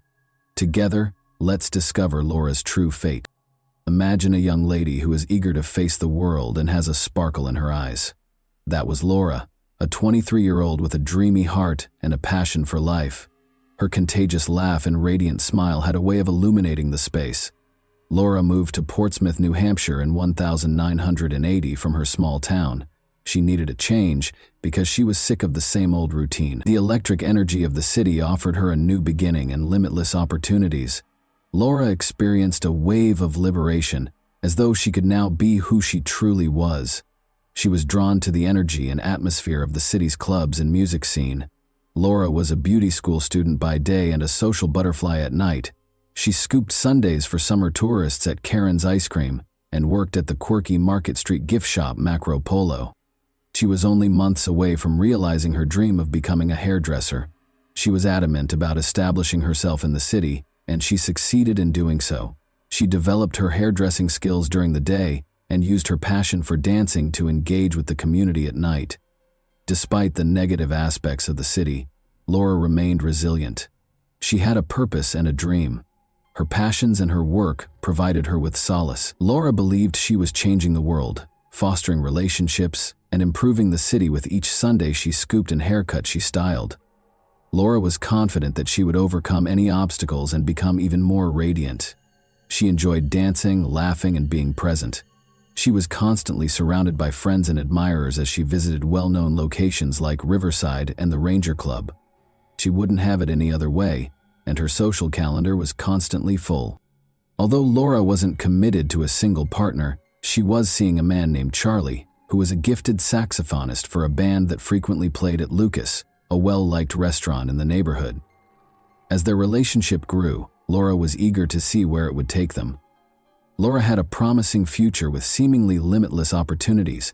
She was a young lady with an uncontrollable spirit and a hopeful heart. She had no idea, however, that her life was about to take a terrible turn that would destroy her community, friends, and family. It would turn out to be one of Portsmouth's most notorious crimes. It was a night Laura's friends would never forget. On September 28, 1981. Laura and her friends were dancing at the Riverside Club on a typical Saturday night. All around them, lights were flashing and music was pounding. Laura first saw JR there, a man whose smile could light up any space. Laura and JR were dancing together, grew closer to one another as each song was played. They returned to Laura's house at the end of the evening and continued to chat and laugh until the wee hours of the morning. JR gladly accepted Laura's invitation to stay over since she truly liked him. They stayed up late, telling each other stories and making each other laugh until they were unable to stay awake. Still grinning and making jokes, they stopped by Goldie's Deli for a quick breakfast the next day. However, Laura had to leave quickly for her job at Macro Polo, which she genuinely loved. She was buzzing with energy as she left the house that morning, and her friends noticed how excited she appeared. Laura was thinking about JR during her lunch break at Cafe Petronella. After work, she was eager to see him again. She couldn't help but smile when she thought about what they had. Laura and her friend Karen got together later that night and made the decision to visit Lucas, a bustling place on Hanover Street that is well known for its fantastic dancing and music. Together, they had a great time laughing until their sides ached and dancing as if no one else was around. Laura was only interested in having fun with Karen and enjoying the music, despite several guys trying to get her attention. At 1 a.m., Karen bid Laura farewell as the evening came to an end. On 20 Chapel Street steps, they had no idea that danger was close by. A curious 13-year-old boy named R.R. Seath lives across Sheath Street, left his bedroom to go to the restroom. As he walked through the living room, he noticed his mother sitting in the dark room, still awake. However, the living room window, which provided an excellent view of the first-floor apartment across the street, caught R.S.'s attention instead. The lovely young woman who had moved in that summer was someone he had become used to seeing. She was sitting with her back to the window on her couch. R.S. could make out the outline of something in her hand, possibly a cookie or cracker, and the soft curve of her shoulder blades. Not even one of the last times anyone would see Laura Kempton alive would be during this brief moment. It was an accidental glimpse, a brief moment in time of a life on the verge of tragedy. Everyone who knew Laura would be haunted by the tragedy that was about to unfold on the night that had started out so happily and with so much laughter. Hours later, on a clear Monday mid-morning, September 28, 1981, Officer Ron Grivois strolled through downtown Portsmouth. He was intimately familiar with these brick sidewalks. A young woman had failed to pay for her parking tickets at 20 Chapel Street, where he was headed. He saw that the front door was unlocked as he got closer to the structure. When he got to unit number 2, he discovered a door that was broken and had a missing panel. He peered in and saw a pair of legs bound at the ankles with a white cord and a jumbled heap of bedding. There was a terrible problem. With his thoughts racing, Grivois retreated. He looked around the stairwell and hallway, but he didn't see anything unusual. He radioed for backup after confirming that the scene was secure. Now his ordinary call had become a sinister revelation. Despite being blocked by crime scene tape, a crowd had gathered outside 20 Chapel Street by 9:25 a.m. on the 29th. Officer Grivois' startling discovery was widely publicized. William Mortimer, the lead investigator and a seasoned detective with years of Portsmouth Police Department experience, was already on the scene. He absorbed the unsettling scene in front of him. Nearly all of Laura's body was concealed by a mattress, box springs, and a heap of bedding. From the knees down, only her legs were visible, restrained by a white cord from an electric blanket. Beneath her, a big blood stain had seeped into the rug. Mortimer saw evidence of a bloody struggle as he scanned the room. The walls were splattered with blood, Laura's possessions were all over the place, and drawers and closets were looted. Mortimer realized he had a difficult case ahead of him. After witnessing the chaotic and gory scene, Mortimer's team cautiously raised the mattress and blankets as he continued to look around, revealing a scene that chilled his blood.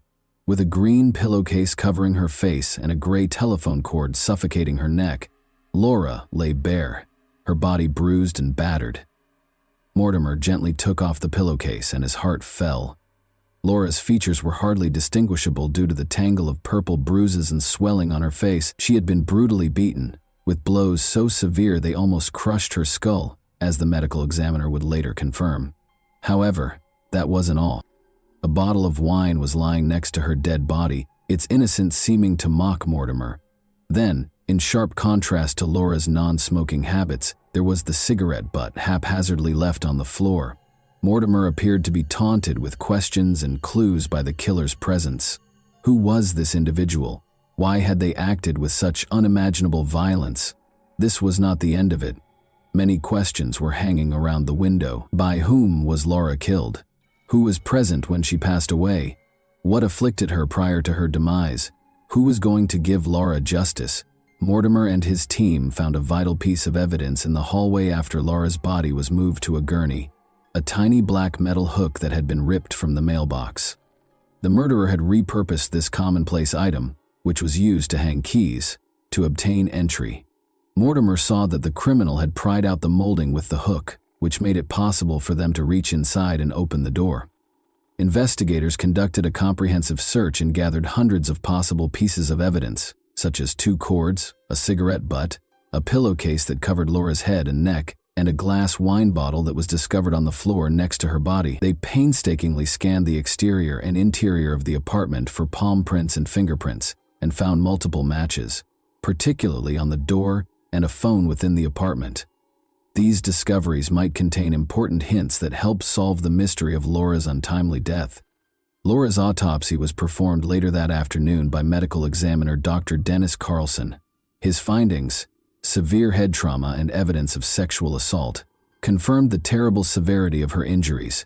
Skin scrapings from Laura's upper left thigh, vaginal swabs, and swabs from the telephone cord around her neck were among the crucial pieces of evidence that Dr. Carlson gathered. Mortimer was determined to put the pieces together and determine who was responsible for her death, even though the investigation had only just begun.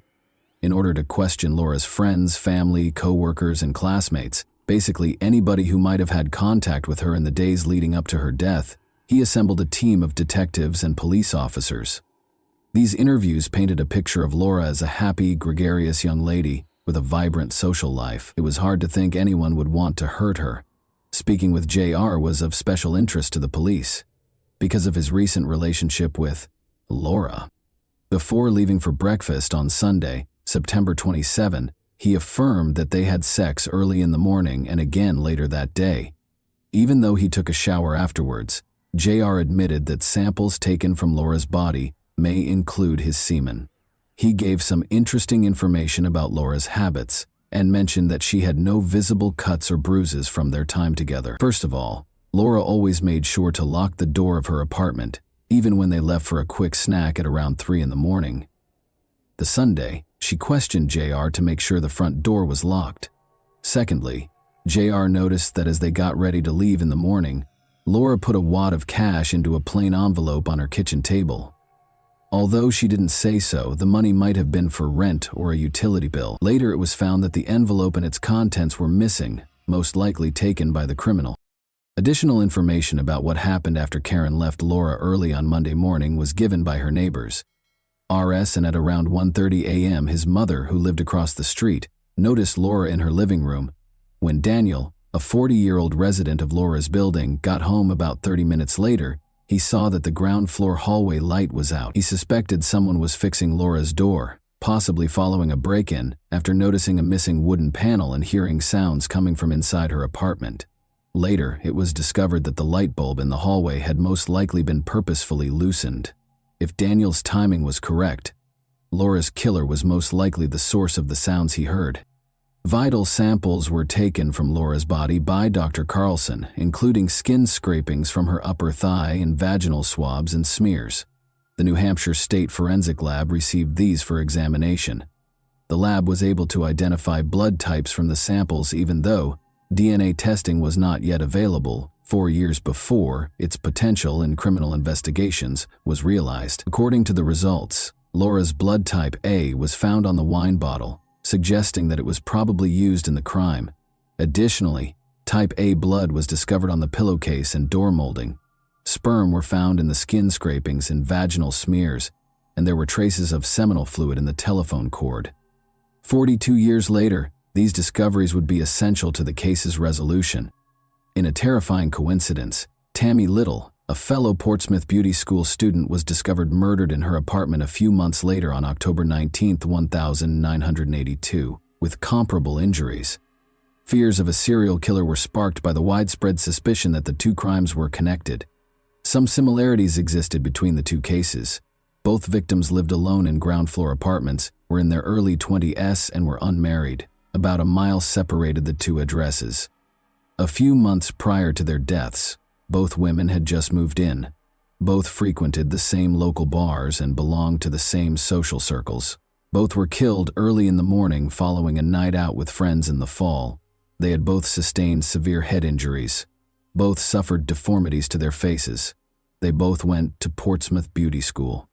Both had modeled for photographers in the area. Detective Mortimer was careful to avoid making hasty connections between the cases in the absence of strong evidence. Despite these connections, the murders of Tammy Little and Laura Kempton were still unsolved. As of September 25, 1985, investigators were unable to obtain sufficient evidence to make an arrest, despite suspicions about men who were acquaintances or had been spotted with the victims. Both cases are still being investigated, Portsmouth Police Captain George Crook assured the public. The frustration of having a top suspect, but not enough proof to establish guilt beyond a reasonable doubt, was acknowledged by Assistant Attorney General Brian Tucker. Tucker stressed that before moving forward, investigators need to have faith in their case. It's ironic that in 1985, Alec Jeffreys, a trailblazing scientist, solved a double murder in England using genetic fingerprinting, but it would be more than 10 years before this technology was taken into account in U.S. investigations. The development of cases like Kempton's and Little's was hampered by the fact that New Hampshire wouldn't set up its own DNA testing facility until 2002. Detectives sent 2 DNA samples from Laura's case to Cellmark Diagnostics in Maryland in 2000 for analysis. The telephone wire on her neck and the area of her thighs were the sites of the samples. They obtained a partial male DNA profile from the thigh sample, despite their inability to create a DNA profile from the wire. The Portsmouth police submitted more evidence to the Maine State Crime Lab for analysis in 2002, 2 years later. From the vaginal swab, forensic analyst Kathy McMillan created 2 DNA profiles, one for Laura and another for an unidentified man. A partial male profile that matched the vaginal swab was discovered on the cigarette butt that was discovered close to Laura's body. Interestingly, this profile also matched the partial profile from the previously acquired thigh scrapings. When J.R. Laura's last known sexual partner was tested and turned out to not match the DNA evidence, the investigation took an unexpected turn. In actuality, even though they had previously had sex, his DNA was completely absent from her body. As a result, over the course of the following 10 years, investigators eliminated hundreds of people of interest and continued to gather comparison DNA samples. An investigation into the use of genetic genealogy to solve cold cases, such as Laura Kempton's, was initiated in September 2021 by the Attorney General's Office, New Hampshire State Crime Lab, and Portsmouth Police. To reanalyze the vaginal swab samples, they contacted Identifinders International. The lead investigator learned that the DNA profile of the unidentified male had been successfully acquired and matched to a close relative in the GED Match database in May 2022, 8 months later. The unidentified male was soon recognized by genetic genealogist Linda Doyle as the child of 2 particular people who had only one biological child. The lead detective took a blood card from the autopsy, but the child had died almost 20 years earlier, and sent it to the Maine State Crime Lab for comparison. Laura's vaginal swab and the DNA on the blood card matched exactly, proving that Ronnie James Lee was the murderer. Authorities finally had a name to link to the anonymous suspect after more than 42 years. On January 16, 1960, Ronnie James Lee was born in Fort Myers. Charlie James Lee and Janie Mae are listed as his parents in his obituary, but it's unclear if they were both his biological parents. Of Charlie and Janie Mae's 6 children, Ronnie was the third. When he was growing up, his parents got divorced. Although not much is known about Ronnie's early years, he joined the Army as a teenager in the late 1970s and remained there until May 15, 1981. At that time, he and his mother resided on Rock Hill Avenue in Portsmouth's North End, only a short 8-minute drive or 40-minute walk from Laura Kempton's residence in Old Harbor. Although Ronnie was employed by MBI Security, he began working as a security guard for the Liberty Mutual building in Portsmouth in June 2001. Laura moved into her Chapel Street apartment at the same time. Ronnie killed Laura when he broke into her apartment in September 2001, but he escaped being apprehended by police. When Ronnie was arrested for attempted burglary in November 1982, his interactions with the Portsmouth Police Department took on a significant role. He went on a burglary rampage the next summer, breaking into 4 residences and 1 city business. Similar to his break-in at Laura's apartment, one of these burglaries involved smashing a window pane and opening it from the inside. Ronnie was found guilty of sexual assault and burglary in Keene, New Hampshire, in 1987-3. Around 30:30 a.m., a young woman who was at home during the robbery woke up to discover someone caressing her. Ronnie was standing over her when she opened her eyes. Her roommate was awakened by her scream, and Ronnie ran away with jewelry and cash that had been stolen. After his arrest, he received a 3-year prison sentence that ran from 1987 to 1990. In 2005, Ronnie passed away at the age of 45 from a cocaine overdose. He left behind a son, multiple step-siblings, and a criminal legacy that was kept under wraps for almost 20 years after his passing. The murder of Laura Kempton in 1981 has finally been solved after decades of investigation. To make the announcement, law enforcement officials convened at the State Police Communications Center in Concord on a bright afternoon in late July. Ronnie James Lee was identified as Laura's murderer by New Hampshire Attorney General John Formella. Lee, who would have been 63 today, would have been charged with robbery, battery, aggravated sexual assault, and first-degree murder. Unfortunately, Lee had already died, so justice was served too late.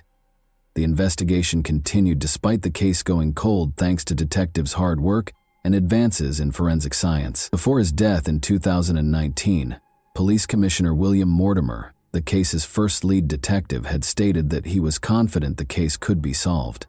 At last, his trust in forensic science and his team has been validated. The family of Laura Kempton expressed gratitude to the police for their diligent efforts in resolving the case.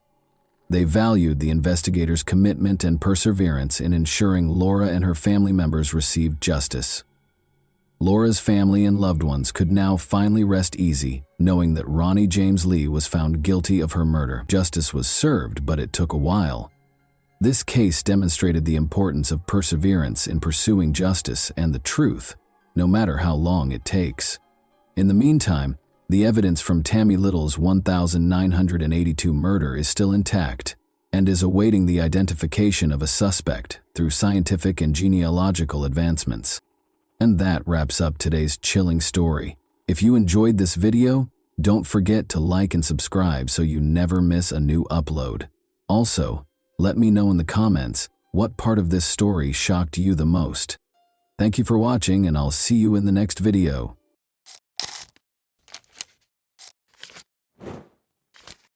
Hey guys, today we're diving into another truly horrifying case. If you want to support my channel, make sure to subscribe and stay active. It really helps me out. I'd be super grateful for that. Let's get started. The second biggest city in Washington, Spokane, is the setting for this tale. The city may be just as dangerous for its citizens as it is for visitors, despite its seeming beauty and allure. Spokane County has the highest crime rate in Washington, at double the state average, according to the state. Thus, today's Cinderella story has a bitter taste within and a lovely appearance. The Holdens were a normal American family who had long resided in Spokane. The house was constantly crowded with youngsters because they loved them. Joshua, an adoptive son, and two girls were the children of Judy and John Holden. The grown daughters had long since moved out and lived independently, but Joshua, their only son, stayed with his parents, big, sad, and always frowning. The young man regretfully stayed at his parents' house because he was unable to start his own family. The Holden family was forced to take more than one, if not two, children from the orphanage because they wanted a steady income in the form of substantial benefits. So one day, Courtney, a charming young child, entered the Holden household. Born on February 28, 1992, Courtney Corrine Holden ended up in an orphanage 2 years later. Youngsters of all ages fervently pleaded to God for a mother and father, and one happy day, the girl's wish was granted. Courtney, who was young, traveled to Spokane. When the doors shut behind her, Courtney moved in with Joshua and a number of other foster kids. The girl's hopes of having a loving and supportive family were merely hopes. Courtney's existence at the Holdens was even more depressing than it had been in the orphanage. It became a true nightmare. She was made to perform a variety of household tasks from an early age. After every dinner, she had to wash the dishes for the entire family and clean the entire house. The Holdens' much better treatment of the other foster children was particularly startling, and nobody could comprehend why they detested this lovely girl. Courtney was the final child they had acquired from the orphanage, and Judy Holden was by that time of a respectable age. Maybe it was why they were so inexplicably angry. Even going outside without permission was prohibited for Courtney. Visitors to their house frequently overheard Judy and Joshua abusing Courtney, referring to her as Cinderella, as though she were a fictional heroine who was actually a prisoner to her evil sisters and stepmother. Courtney was in a similar situation. The girl, however, proved to be quite receptive and grew accustomed to the terrible circumstances after years of living with the Holdens. She lacked a cell phone and other contemporary amenities, was terrified of her foster mother, and was terrified of her brother Joshua just by being around him. He also prohibited her from interacting with her peers. She never left home without permission or necessity.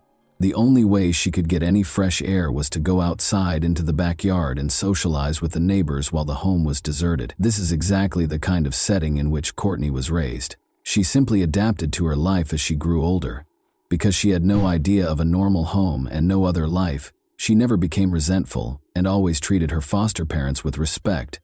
When Joshua moved home with his sister for a considerable period of time because of his parents' irreparable differences, Courtney felt a certain measure of independence. It was the happiest time of Courtney's life. Her long-awaited taste of independence arrived when she was allowed to leave the house, go for walks, and interact with her peers. After a while, Courtney graduated from high school and had her first love. Michael proved to be a worthy companion, and she felt cared for and attended to by a man she had never experienced before. Courtney was constantly ecstatic after every meeting. When they had a son in 2011, their relationship came to an end. In desperation, Michael pleaded with his lover to come live with him and be a part of the family. However, for some reason, the young mother refused to move and kept living in the house with Holden, ending all romantic ties with Michael. The Holden house was deserted by that point. The foster kids had moved out and grown up. Since John Holden, Courtney's foster father, had died, she spent a considerable amount of time living only with her foster mother, Judy Michael, and was only permitted to see his son when Courtney's brother Joshua was away. With Judy's consent, they had a quiet existence with their kid, until Joshua came back after his father passed away in 2014 and started to exert strict control over the family home. In northeast Spokane, on Hero Avenue, a block from Rogers Middle School, he set up several security cameras around their house. The yard was littered with posters that said, "Smile, you're being videotaped," and there were multiple cameras pointing in various directions. Courtney became nervous once more when she saw the security cameras, since she knew that walking outdoors could result in her being reprimanded by Joshua for escaping. Once more, Courtney's life became intolerable. Courtney admitted to a neighbor in 2015 that she was once more prohibited from owning a cell phone, maintaining social media profiles, interacting with people outside of the family drive, and even leaving the house without Joshua's consent.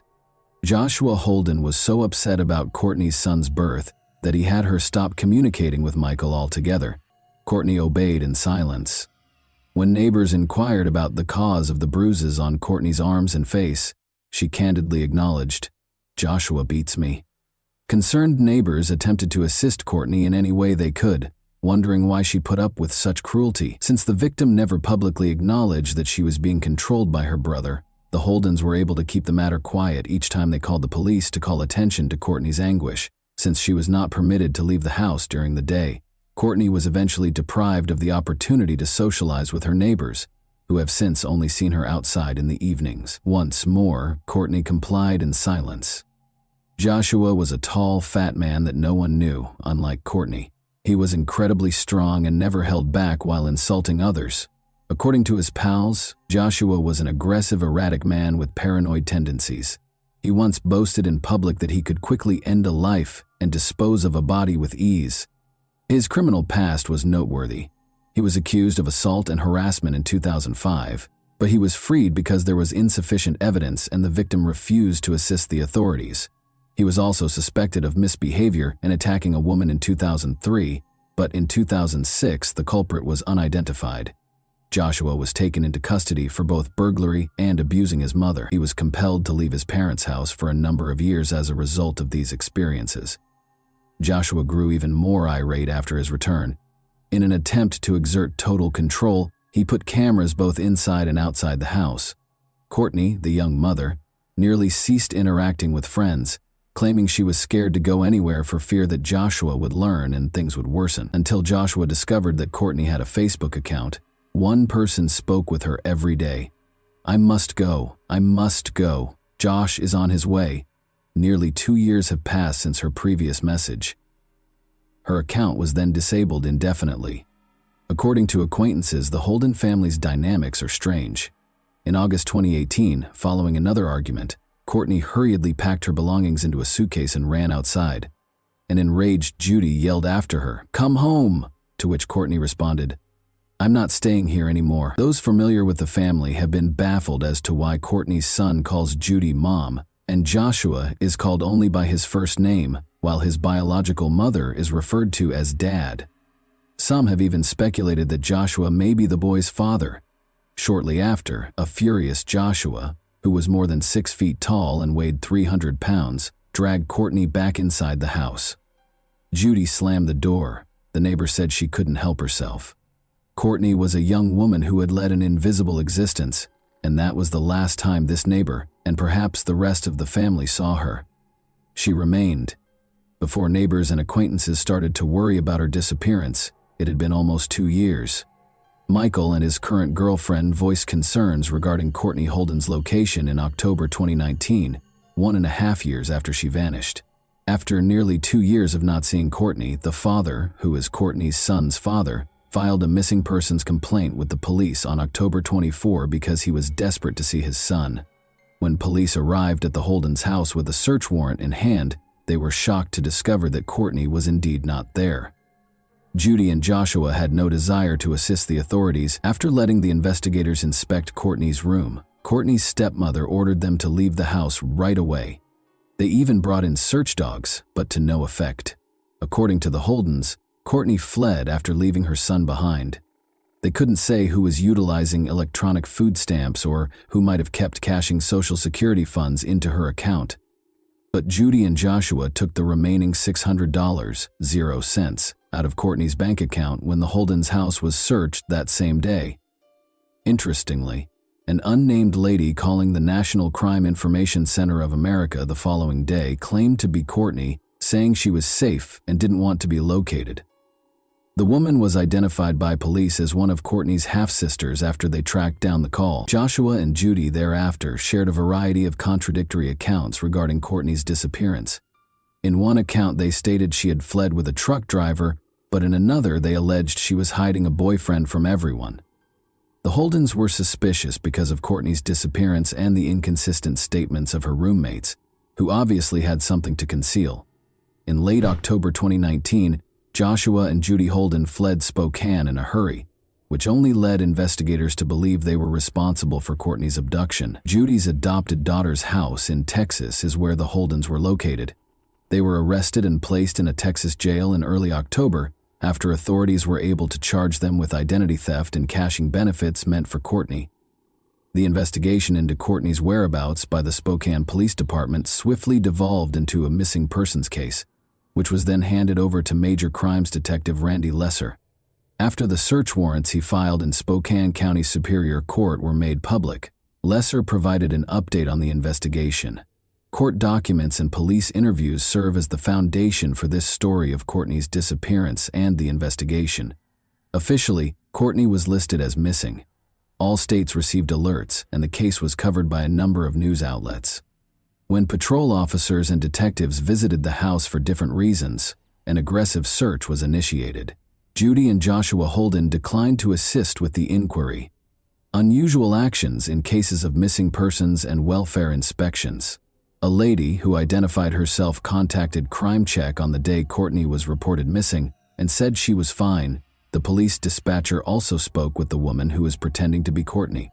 As it turned out, it was Courtney's sister who refused to explain to Lester why she was pretending to be her, most likely in an effort to dispel Judy's suspicions and put an end to the hunt.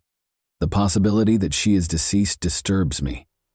In an interview, Lester stated that he was especially worried about Joshua's history. Joshua had previously faced assault charges, but the case was dismissed just before the trial because the victims refused to cooperate with the prosecution. In addition to court documents indicating that Holden was a suspect in another assault in 2003, investigators were now gathering DNA evidence.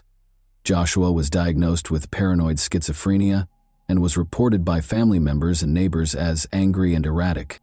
According to the neighbors, Judy was terrified of Joshua because he was unemployed. Joshua had also been found guilty of burglary and arrested on counts of unlawful imprisonment.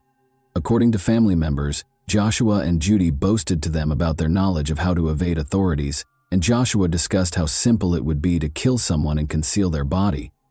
Individuals don't simply vanish, particularly if they have a son. According to court documents with fewer notations, Courtney was a devoted mother who would never leave her son alone for a year and a half.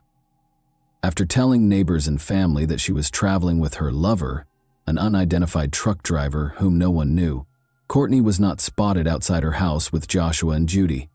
Rumors occasionally circulated that she and her fiancé had eloped. She was allegedly only at the residence at other times and wasn't available for visits. When Lesser arrived on their house in early October, Judy informed him that Courtney had only been home for a few days. She claims that Courtney and her son walked away. Judy shut the door in Lesser's face when he requested for her phone number, according to court filings. Then, grudgingly, she allowed policemen to enter Courtney's room to inspect it. She was somewhat anxious. According to Lesser, the property was incredibly disorganized, with heaps of possessions occupying every accessible area. In court filings, Lesser noted that the mattress was exposed and that Courtney's room was similarly disorganized. There seemed to be no one living there. Lesser observed that Judy became frightened and lost sight of one of the investigators behind the closed door at one point. When Lester instructed the detectives to look around the remainder of the house for Courtney's son, she told them to get out. Lesser was informed later that day by neighbors that they seen Joshua, Judy, and one of Courtney's sisters departing with the boy in a van. Additionally, Detective Lesser thought it was unusual that Courtney, who had a chronic illness, hadn't seen a doctor since October 2017. Despite the gaps in her medical records, she had been taking medication every month before going missing, and her final prescription was written in July 2018. Courtney's card was used for groceries, and monthly withdrawals from her bank account persisted. The fact that Joshua and Judy were shopping with the youngster was verified by surveillance footage. On the day that Courtney was reported missing in early October, the cameras also saw the pair taking the last of the money out of her bank account.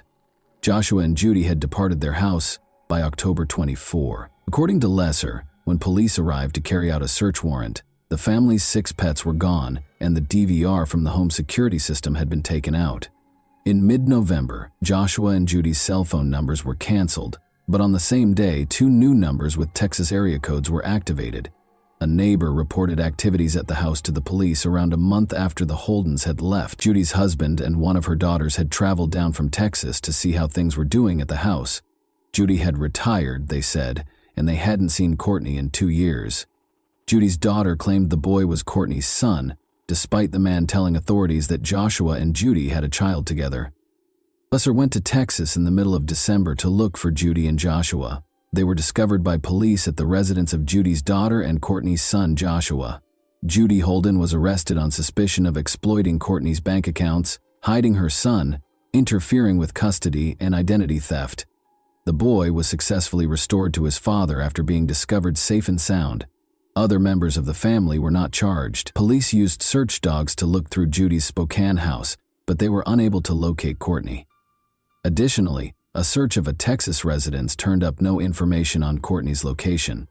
Judy's vehicle and trailer, which were parked in an Oklahoma RV facility, were also searched by officers.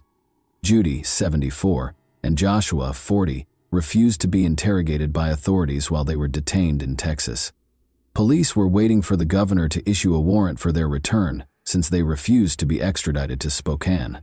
They were probably released as authorities were unable to establish their involvement in Courtney's disappearance. In addition to the months-long investigation, this is perhaps one of the most comprehensive missing person investigations. I have a variety of information in 4 notebooks. Police think Courtney is probably dead, and Judy and Joshua continued to deny any involvement in her disappearance, but regrettably there is no method to demonstrate it. However, Judy and Joshua have not been charged with anything, in spite of the aforementioned accusations. The belief that they knew what happened to Courtney is still prevalent. Joshua has a reputation for being violent, but he has also claimed that he could kill someone and successfully conceal the body from the authorities.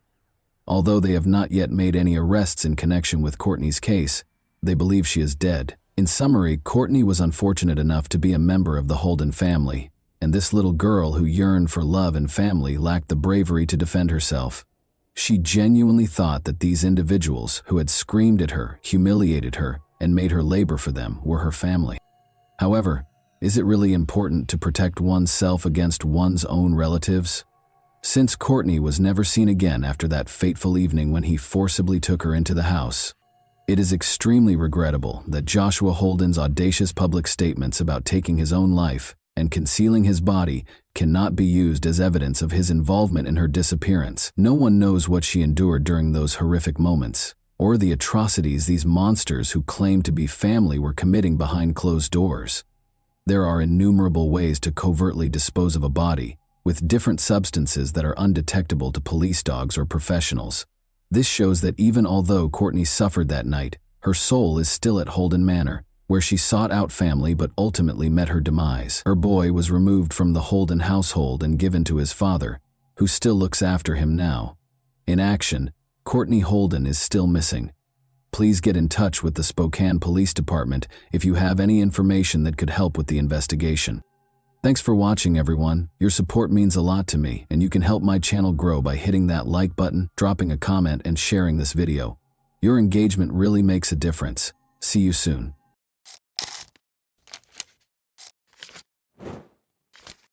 Hey guys, welcome to my channel, and today, we're going to take a look at another horrible case with you.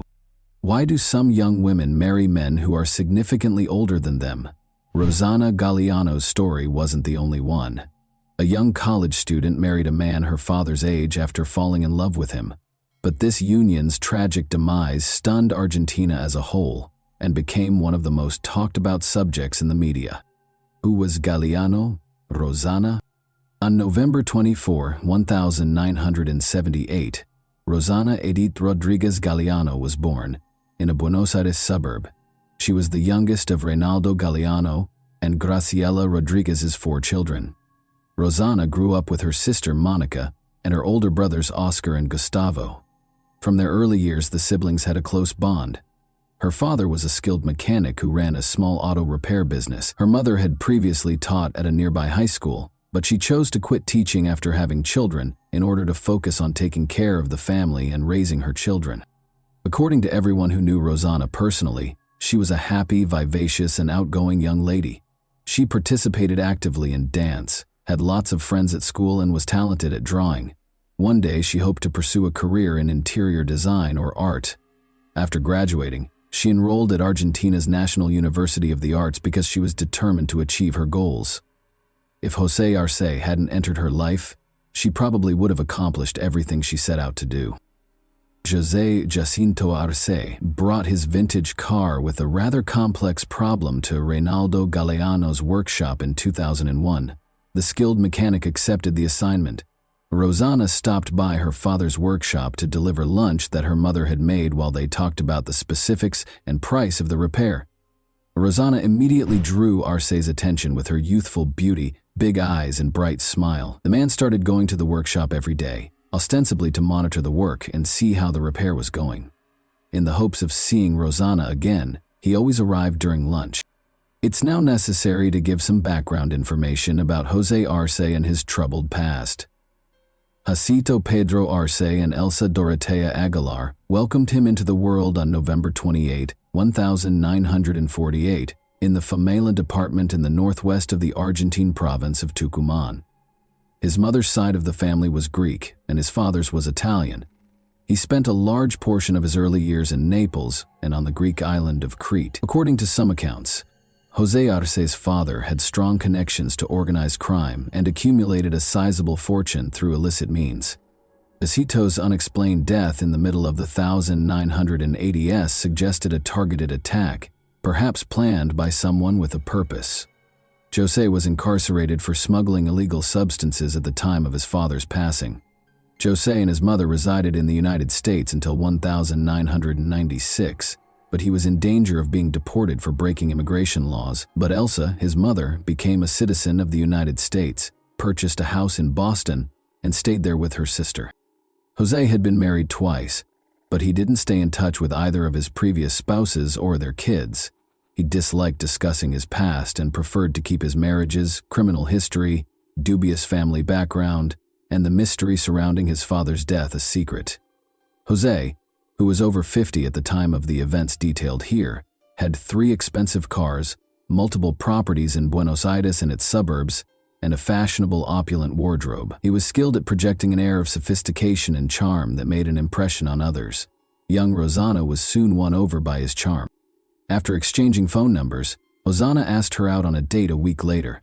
Rosanna didn't fully comprehend how deeply she had fallen for a man who could have easily been her father because their relationship developed so quickly. Rosanna's parents were initially unaware of the couple's covert relationship.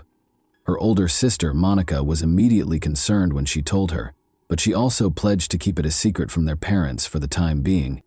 Jose showed up at the Giuliano home 6 months later to formally request Rosanna's hand in marriage. Rosanna was only 22 years old at this point, and he was 52.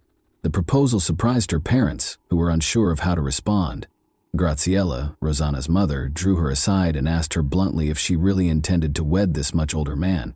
After a brief hesitancy, Rosanna informed her mother that she was prepared to marry Jose because she loved him, but Graziella had a feeling something wasn't quite right. Her daughter looked nervous, angry, and even afraid. Jose most likely exerted pressure on Rosanna to agree to his proposal. Jose, however, asserted that their 30-year age difference did not deter their love or prevent them from beginning a family. 7 months after first meeting, the couple got married at the end of 2001, and Rosanna moved in with Jose. Everything appeared to be ideal at first. Jose seemed to truly love and care for his young bride. He planned a lavish wedding reception, bought Rosanna pricey presents, and planned a romantic honeymoon by the sea. The spiral downward.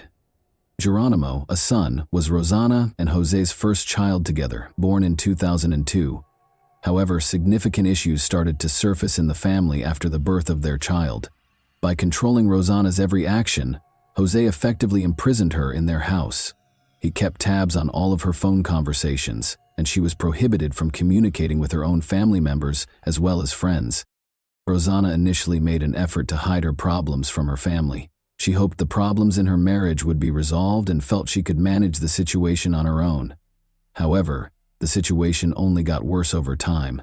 Jose showed himself to be a controlling tyrant who was prone to violent outbursts and was jealous and cunning. In addition to verbally abusing Rosanna and disparaging her family, he even implied that she should be thankful for everything he did for her by saying that he had chosen her out of the trash. As Rosanna's fear of her husband grew, she made every effort to avoid upsetting him. In order to prevent upsetting Jose, she was prepared to forgo communication with her parents, brothers, and sister. However, he didn't really need an excuse to lose his temper or turn violent. The emotional abuse eventually became physical. Jose started using his fists to strike out nearly daily, and it was evident that he relished the authority it bestowed upon him. Rosanna was always afraid, but she was at a loss for what to do. She foolishly thought that her husband would stop torturing her and that the issue would eventually resolve itself. However, things only got worse. Jose had a number of weapons, including 2 handguns that he liked to show off to visitors and kept loaded at all times. With these guns, he regularly threatened Rosanna, saying that if she ever tried to argue with him or leave him, he would use them. Her brother Oscar happened to be an unintentional witness to one of these scenes one day. Oscar was concerned and had dropped in without warning after failing to get through to Rosanna. He went through the front door, which was unlocked, and discovered that the couple was having a heated argument. Jose slapped Rosanna several times while insulting her and her family. Before drawing his gun, he held the barrel to her face, took her by the hair, and jokingly mentioned how much he would like to pull the trigger. Oscar stepped in right away to protect his sister by putting himself between her and Jose. He insisted that Rosanna gather her belongings, take the child, and accompany him to their parents' house, threatening to call the police. Rosanna surprisingly declined, insisting that he not meddle in their marital issues. She asked Oscar to leave and told him that she would remain with her husband. Despite his shock, Oscar didn't continue to argue. Though he wasn't quite ready to go, he left the house in silence. He was concerned that Jose would not carry out his violent threats and that Rosanna was safe. Oscar waited outside, out of sight, and used his phone to take a few pictures. Even though early 2000s phones had far from ideal cameras, it was evident from the photos that Jose was brandishing a gun and aiming it at his frightened wife, who was sitting on the floor. Only after Jose had locked himself in his study and put the weapon away did Oscar depart. Rosanna and Jose welcomed their second child, a son named Neuan, in 2006, despite the constant nightmares at home. In an effort to preserve their marriage and provide her sons with a 2-parent home free from poverty, Rosanna made every effort to patch up her relationship with her husband. However, things did not change. Jose remained as vicious and violent as ever. Jose and his mother, Elsa, had a very close relationship and were always there for him. Although Elsa was a resident of the United States, she regularly visited Argentina and would spend months or even weeks at her son's home. These visits were a humiliating ordeal for Rosanna, a continual trial. She had to take care of her husband's aging mother while putting up with daily taunts and criticism. Rosanna, in Elsa's opinion, was a bad housewife, a bad mother, and a bad housekeeper. She would frequently claim that Rosanna was worthless, that she lived in his home, that she was dependent on him for everything, and that she didn't deserve her son. Elsa had seen José's violent outbursts against Rosanna several times, but she had never stepped in to stop them. Rather, she accused Rosanna of inciting him and threatened to take away her sons and ensure she would never see them again if Rosanna ever filed for divorce. Elsa made herself known, even when she wasn't there in person. She stayed in close communication with José, asking about everything that went on in the home, giving him advice, and urging him to make sure Rosanna didn't get away with anything. José viciously assaulted Rosanna once more in the middle of 2006, when Nehuan was only 7 months old, breaking her nose and multiple ribs. Rosanna finally made the decision to report the abuse to the authorities after this violent assault, which was the tipping point for her. She requested a forensic examination after formally reporting domestic violence, and the results showed a history of systematic physical abuse, including numerous bruises and injuries at different stages of healing. Interestingly, José was able to persuade Rosanna to give him another chance, and the case was ultimately dismissed. She still shared a home with him, but this time she began to confide in her sister, Monica. Rosanna called Monica whenever something happened to let her know what had happened, and she even began sending her messages with the threats she had received from José and Elsa. For more than a year, Monica recorded these discussions in a journal. Rosanna took her 2 sons and spent days hiding out at her sister's house as she repeatedly ran away from her husband's abuse. At least 5 times during these escape attempts, she was forced to return to José after he threatened to kill her or take her sons away, according to close family members. Rosanna filed for divorce at the end of 2007 and was successful in getting a court order that barred José from being around her and their sons. José, however, filed a countersuit, asserting his right to see his sons. For these visits, the court set a schedule that had to be adhered to. They agreed that José's vacant country home would be the venue for the meetings. Rosanna was afraid of José and felt safer with someone who could step in if something went wrong, so she frequently went to these meetings with her brother Ascar. Rosanna became friends with Daniel Gonzalez, a local gardener, and told him about her terrifying ordeal. Daniel was sympathetic and saw multiple instances in which José used derogatory language to publicly humiliate Rosanna. He would subsequently testify in court regarding these incidents. Rosanna met Oscar Lugo, a young man, in August 2007. They soon developed a romantic relationship. Despite being only 3 years Rosanna's senior, Oscar was considerate, kind, and perceptive. He took to her sons right away. After her divorce from José was finalized, the couple even began organizing their wedding, giving the impression that she had finally found the right partner. José, however, persisted in keeping a close eye on his still lawful wife.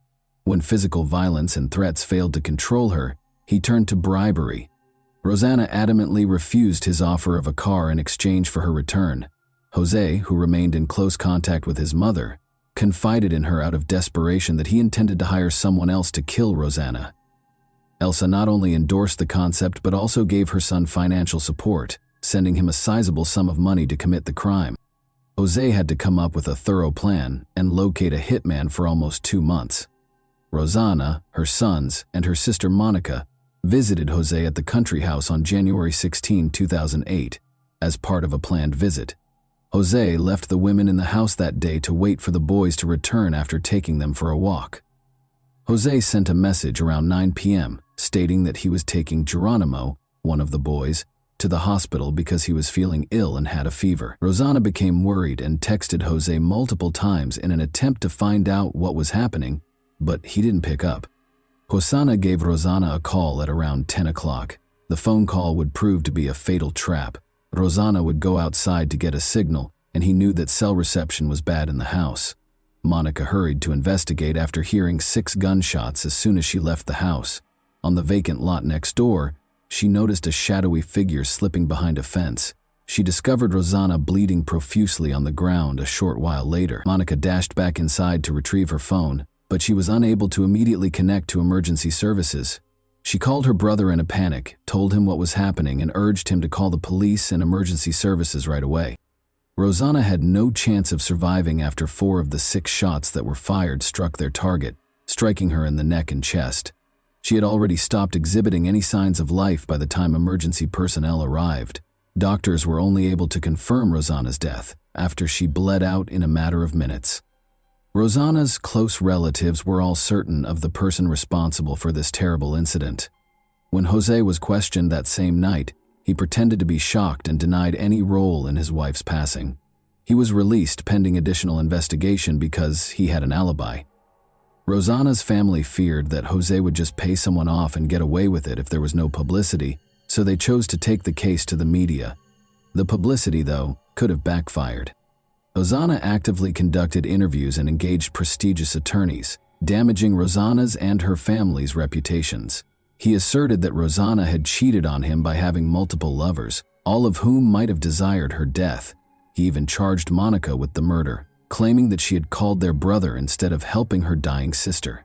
However, Monica's potential involvement in the shooting was thoroughly investigated. Ballistic tests showed that the shots had been fired from a .45 caliber pistol, which would have been difficult for a thin woman like Monica to handle, and there were no signs of gunpowder residue on her hands or clothing.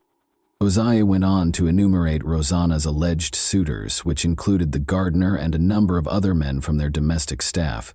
At first, the investigation proceeded slowly, but with the help of multiple witnesses' testimonies, Monica's thorough diary, and images on Oscar's phone, authorities were able to prove that Jose had been physically abusing his wife for years. Subsequent inquiries turned up multiple instances in which Rosanna had reported domestic abuse to the police, accompanied by medical documentation.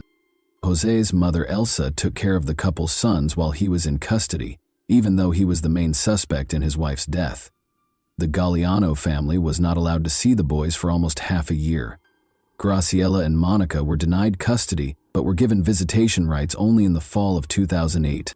Oscar, who had pictures of Jose pointing a gun at his sister on his phone, was put under witness protection and started getting anonymous threats. He was fitted with a tracking device so that authorities could keep tabs on his movements.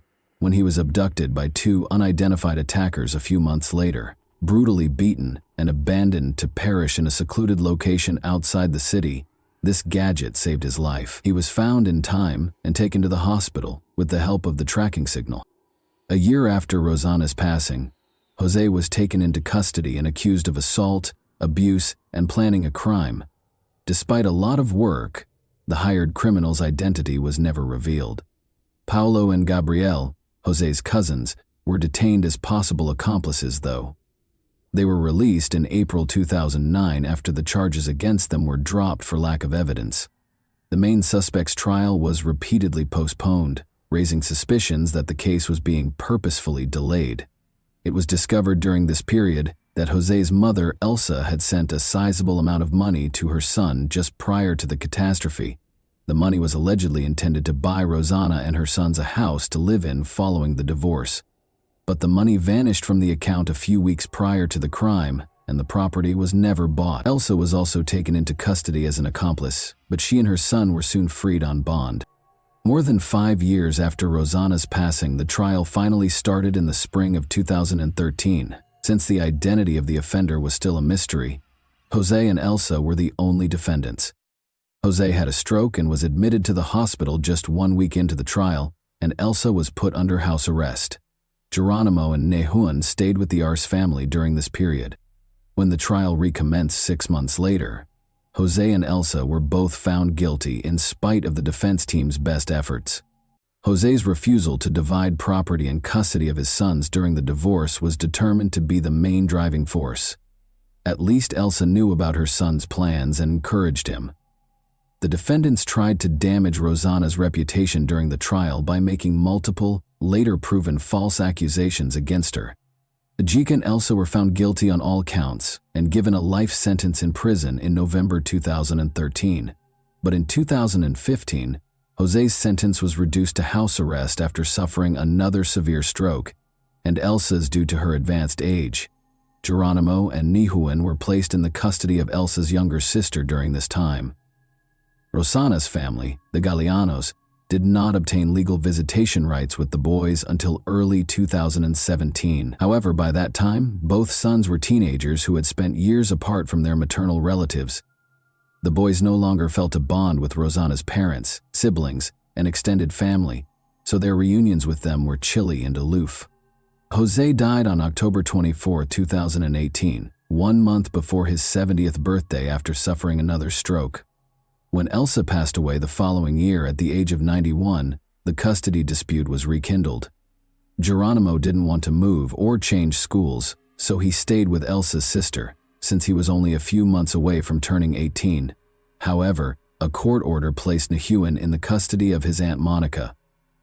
After experiencing years of trauma and loss, Geronimo and Nahuen both battled persistent anxiety, depression, and other mental health issues. Geronimo decided to leave his maternal relatives, whom he considered to be strangers, and relocate to a different city as he grew older. Until he reached adulthood, Nahuen lived with his Aunt Monica, but their relationship remained formal and aloof. He separated from Monica and other family members on his mother's side after graduating high school and moving into a college dorm. And that wraps up today's chilling story. If you enjoyed this video, don't forget to like and subscribe so you never miss a new upload. Also, let me know in the comments what part of this story shocked you the most. Thank you for watching, and I'll see you in the next video.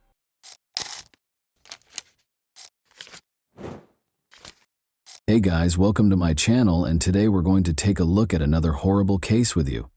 This apparently calm woman was 23-year-old Omaima Array Nelson, who had recently learned of the death of her 56-year-old husband, William Edwin Nelson, also called Bill. She didn't seem to be able to take it all in. But everyone was in for something much darker than they had anticipated. She chose to go far beyond what a human could imagine on Thanksgiving Day, November 28, 1991, when the day, if only she had stopped at killing her husband, investigators would soon discover a much darker truth than anyone had dared to think. In the back of everyone's mind at the time was the fact that it was one of the most horrific crime scenes they had ever seen. Did they think they would find another Jeffrey Dahmer? An unsettling investigation into a murder that would forever haunt Orange County began on December 1, 1991, when a desperate call to U.S. Emergency Services was placed. According to Omaima Nelson's friend Jose Escovel, his friend killed her husband after he allegedly mistreated her, and he was now offering him $75,000 to assist with the body's disposal. The police sprang into action, eager to learn the truth about this heinous accusation. Officers discovered suspicious trash bags in Omaima's red 1975 Corvette when they found her driving her husband Bill's car. After Thanksgiving weekend, Bill Nelson, as he was known, had not shown up for work and had been reported missing. As Omaima silently watched, they pulled over and went through the things she had in her car. They discovered something disturbing in the car, which they later discovered to be human flesh. Omaima was taken into custody right away for questioning after this startling discovery, and she appeared to be completely cooperative. She denied right away all of the information that Mr. Esquivel had given to the police. She admitted to officers that she hadn't lived with him for very long and that she didn't know how to contact him. Although she appeared helpful, her responses to questions were a little odd. Following that, the investigation took police to their Costa Mesa, California apartment, where they discovered a scene that would go down in true crime history as infamous. Bill was there when they walked into the apartment, but not in the way they had expected. They appeared to be entering a slaughterhouse. Beneath stacks of cardboard boxes were suitcases containing Bill's remains. On the floor, the police found a broken table lamp, a heavy clothing iron covered in blood and human hair, and human flesh and organs wrapped in bags. Officers discovered Bill's bedroom in complete chaos as they carried out their somber search. The mattress was covered in blood, and the bedpost was splintered and torn off. The freezer held the most startling discovery: Bill's head, wrapped in tinfoil, with stab wounds visible and evidence of deep frying. 2 of the bedposts were also found to be blood-soaked and broken, suggesting that Bill had been brutally murdered and bound. It is by far the most gory crime scene I have ever seen. The horror increased in the bathroom. Skinned and carved, Bill's torso and chest hung over the bathtub, allowing the blood to seep into it like it was in a butcher shop. They had castrated his body. Police entered the kitchen and discovered pans and pots with what looked to be stew left on the stove. Bill Nelson's hands, soaked in the mixture and covered in bruises, were among the turkey meat and vegetables. He had apparently been bound tightly prior to his murder. Bits of his hips, a grim take on Thanksgiving leftovers, were mingled with cranberry sauce in the trash can. Unfathomable horror was depicted in this horrific scene as investigators sought to understand how such a tragedy could occur within what was supposed to be a loving marriage. The case's terrifying details would later be compared to fictional horror stories. The condition of Bill's dismembered body prevented the police from determining the cause of death right away. Although the officers were positive it was Bill, they dug deep into Omaima's past to be absolutely certain and to solve the mystery of this heartbreaking murder. They were about to make one of the most unsettling discoveries of their professional lives. In 1968, Omaima Ari Nelson was born in a small, destitute farming village in southern Egypt, close to the Sudanese border. She was one of 16 children born into a traditional Arabic family, and her early years were difficult and traumatic. From an early age, she experienced physical and sexual abuse at the hands of her violent and irascible father. At the age of 7, she was subjected to the horrifying custom of female circumcision, which further exacerbated the wounds from her early years. She was in excruciating pain all the time after this procedure, which turned intimacy into a terrifying experience. As she grew older, her mother made the painful choice to leave her father and relocate to Cairo, the city of the dead, an Egyptian city notorious for its houses erected around cemeteries. Omaima had to deal with more difficulties in this depressing setting. In addition to impairing her capacity to build close relationships, the suffering she went through left her feeling extremely vulnerable and afraid. Notwithstanding all of the difficulties, Omaima developed into a young woman of remarkable beauty and vitality. By 1986, when Omaima turned 18, her life had taken yet another unexpected turn. Roger Stainbrook, an American oil worker on contract in Egypt, was introduced to her. She fell in love with him because she was drawn to him in the prospect of starting over. Despite her initial reluctance, her mother ultimately agreed to the cross-cultural relationship, perhaps out of concern that no Egyptian man would take her in. Omaima accompanied him to Texas, USA, in search of freedom and better prospects. There, however, she would only face yet another difficult chapter. Their marriage ended soon after the fissures in their relationship became apparent. Omaima, still a teenager, was left stranded and alone in a foreign city, with no one to turn to and only a rudimentary understanding of English.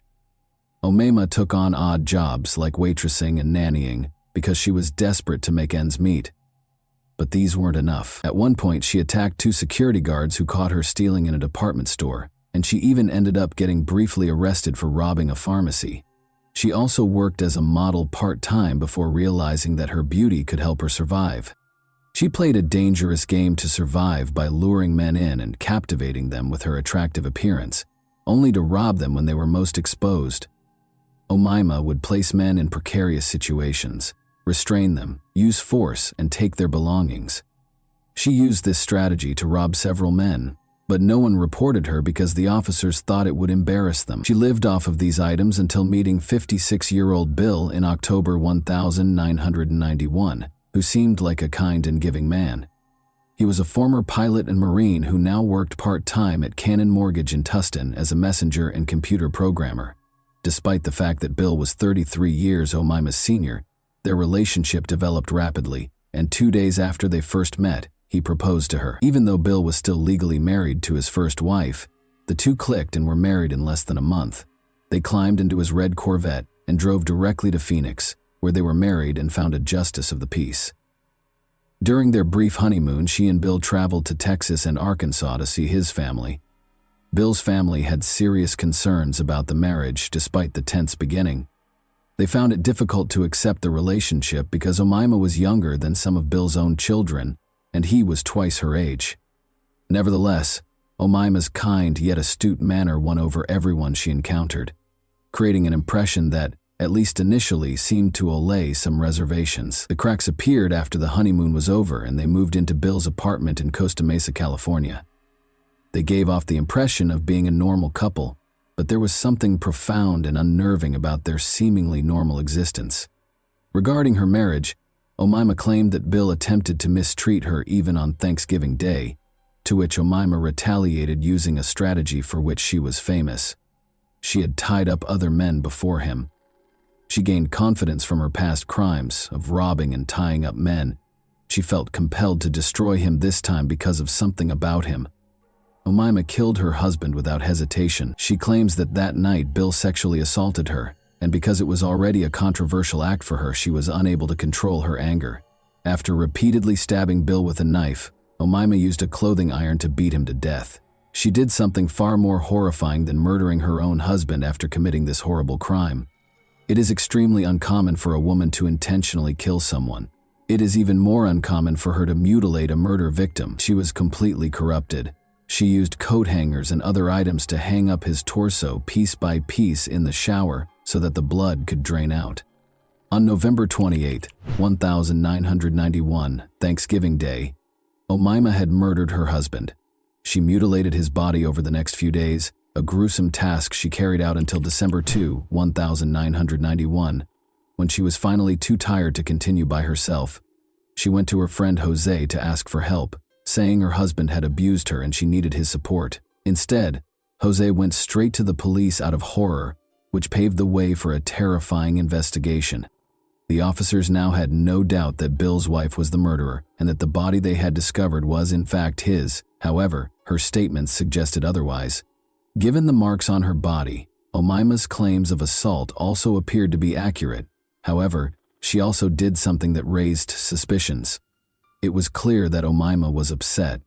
She appeared to have been crying because she was so upset. Her arms, breasts, and face were all clearly injured. The officers sent Omaima for a medical examination to ascertain the true cause of her injuries, despite her denial of any assistance. She was admitted to the hospital to be examined for sexual assault and to have all of these injuries recorded. Her body was covered in numerous cuts, bruises, and contusions. In order to find out about any oddities they might have observed, the investigators also got in touch with Bill's stepdaughter. As it happened, he did get in touch with her prior to his own wife killing him. Detectives looked to Bill's neighbors as the investigation progressed, in the hopes that someone might have seen something out of the ordinary. They did remember hearing a strange noise that night, a noise that had seemed normal at the time, but had taken on a terrifying new meaning in the context of what had happened. Cutting a body into several pieces and packaging them all to make them appear non-human requires a lot of work. Thanksgiving was supposed to be a time for celebration, but for Bill Nelson, it turned into a day of horror when his young bride brutally murdered him. In the days that followed, what started with his murder only intensified into barbarism. Omaima went to work, systematically and unsettlingly mutilating his body. She crossed boundaries of cruelty, tearing his remains apart piece by piece. Authorities suspected that this degree of savagery wasn't the work of a first-time criminal when they eventually found the evidence. A very violent death was indicated by 25 or more skull wounds. In actuality, the body was dissected in a fairly professional manner, with such accuracy that the coroner's office was quite alarmed. Was this something she had done before? The investigators would be haunted for years by what transpired next. The medical examiners discovered something terrible when they weighed all of the remains discovered in Omaima's apartment and contrasted them with Bill's records. Almost 180 pounds of his body were missing. The officers realized what might have happened in light of the sobering findings already made. The weight that was missing indicated that Omaima had disposed of a significant amount of his body, and the implications were unimaginable. On the same day that her friend reported her, Omaima was taken into custody by the police and questioned. Even though these discoveries about Bill were unsettling, nobody could have foreseen the terrible truth that was concealed in a secret room. Omaima immediately tried to change the case's entire focus when they inquired about the murder, leading the investigation in an unanticipated and unsettling direction. She denied killing her husband when the officers questioned her about Bill's murder and her motivation for doing so. Officers were stunned by Omaima's response when they confronted her about the human flesh they found in the vehicle she was operating. They realized they were dealing with something much darker than they had expected, when the full extent of her cruelty and detachment became horrifyingly evident. In fact, Bill had run afoul of the law while working as a pilot to smuggle electronics and drugs into Mexico from a Texas airport. He had been apprehended and sentenced to 4 years in prison. Here, however, that was not the case. Omaima revealed the possible motivation behind her murder of her husband when the officers called her in for a second round of interrogation. She claimed that after they were married, Bill began to act violently, abusing her both physically and sexually during their brief marriage. She denied killing him, though. Omaima eventually confessed to killing her husband after being pressed further, but she left them with yet another unsolved mystery. The officers were starting to realize that Omaima was mentally ill, perhaps as a result of her traumatic past. Then she made a statement that confirmed the suspicion even more. The officers could tell from her demand that Omaima either had real mental health problems or was feigning them in order to get her sentence lowered. The fact that this was not the first time she had done this further confirmed their suspicion that she was merely making up her psychotic condition to get out of paying the penalty. When her medical report was received, these conjectures took on even more tangible form. Between Omaima and Bill, it was evident from the report who was the aggressor and who was the victim. Her hands, legs, and feet all had cuts that were typical of someone who had mutilated a human body. Additionally, the report disclosed that Omaima was not coerced into having sex. Everyone was horrified by her psychiatrist's startling assertion, which made them all question their loved ones. Omaima was accused of killing Bill for money, first-degree murder, cannibalism, and evidence of premeditation. Nothing short of a media circus was the trial that ensued. The public's morbid fascination was captivated by the graphic details of the crime. On December 1st, 1992, nearly a year after Bill Nelson was killed, the trial got underway. She even stated in court that the hallucinations were what caused her to do this and that it was her mind playing tricks on her. She stated that she was unable to remember anything about the murder, including the exact moment it occurred. But a different story about her was told by Robert Hansen, her ex-boyfriend, whom she had also contacted on the day of the murder. In addition, Omaima's psychologist provided testimony supporting her mental health. She described how her delusions were getting worse. The defense never claimed that Omaima was not the murderer.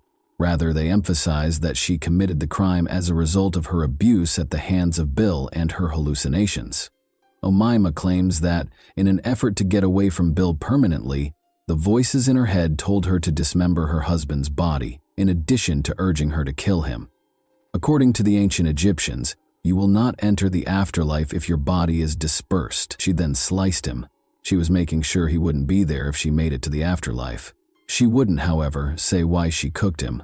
She boasted to her psychiatrist that nothing was sweeter than her husband's taste, and that the ribs were the best part. Instead of him, she wanted his money. She didn't have to eat him, though. Omaima insisted repeatedly that she had no intention of killing Bill. However, the prosecution pressed for murder charges, and on January 12, 1993, the jury found her guilty of second-degree murder. Following consideration, she was also found guilty of attempting to rob Robert and assault with a deadly weapon. In Chowchilla, California, Omaima, who was 24 at the time, received a sentence of 25 years to life in the Central California Women's Facility. A true crime story that remains one of the most unsettling cases in California history, Omaima R.A. Nelson's story is one of tragedy entwined with horror. She was even likened to the well-known serial killer Jeffrey Dahmer, with approximately 130 pounds of Bill's body still missing. The officers speculated about what might have gone wrong on that fateful day, even though Omaima never admitted to the main details of the story. They hypothesized that he and Omaima engaged in a voluntary bondage session. She most likely wanted money or access to his wealth, which is why she tied him to the headboard. Californians were relieved to see Omaima R.E. Nelson safely imprisoned, as it meant that one less dangerous person was no longer on the streets. Omaima, however, fought to be released from prison.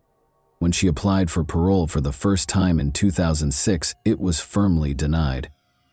Unfazed, she tried again in 2011, but this time her request was quickly denied, much to the relief of investigators, who thought her release would only increase the risk. She shouldn't be released on parole. She poses a serious threat to society because, since her incarceration, she has been engaging in the same behaviors that she did before. At the time of Mr. Nelson's passing, she married a man she knew. At the time, he was in his 80s. He passed away a few years ago, leaving her a sizable fortune. Omaima is currently unable to access any money she might want to claim outside of her prison, but if she is given parole, her access to money and freedom could completely transform her life. She may be able to rebuild a life outside of prison once her freedom and financial resources are restored, something that has long plagued the victim's family and those who remember her horrific crime. She will be eligible for a parole hearing once more in 2026, and the outcome will ultimately decide her future. This case demonstrated how childhood trauma can result in mental health problems later in life. In light of this, we would like to know your thoughts on this case. Do you believe Omaima killed her husband because she wanted his money, or did she have a mental illness and kill him in a fit of rage? And that wraps up today's chilling story. If you enjoyed this video, don't forget to like and subscribe so you never miss a new upload. Also, let me know in the comments, what part of this story shocked you the most? Thank you for watching, and I'll see you in the next video.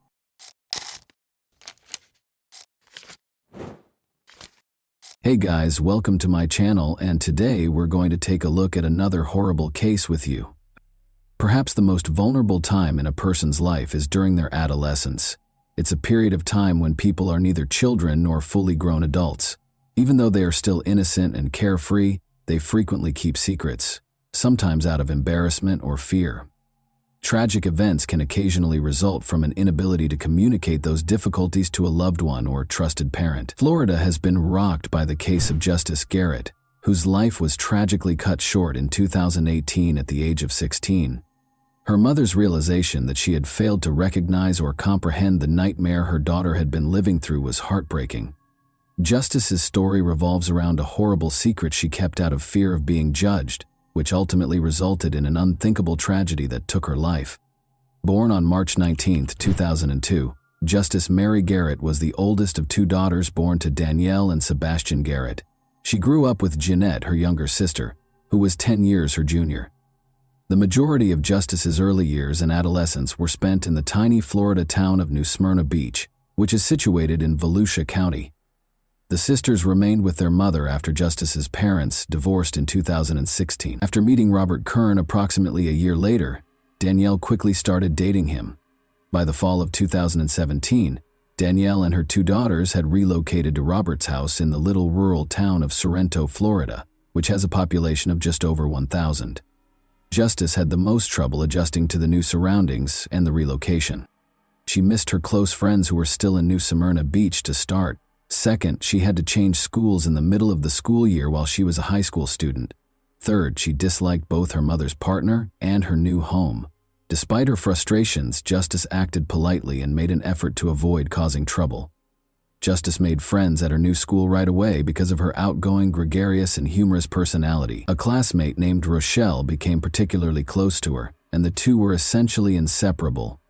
The girls even listed each other as sisters on social media, and Justice often stayed over at Rochelle's house. Justice missed the school bus on Friday, April 13, 2018, because he slept in too late. She didn't have time for breakfast that day because she was rushing to get ready for class.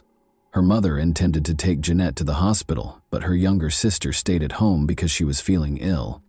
Since school was just a few stops away, Justice chose to ride the public bus there. After packing her backpack and bidding her mother farewell, she departed from the house. Justice was last seen alive at that point.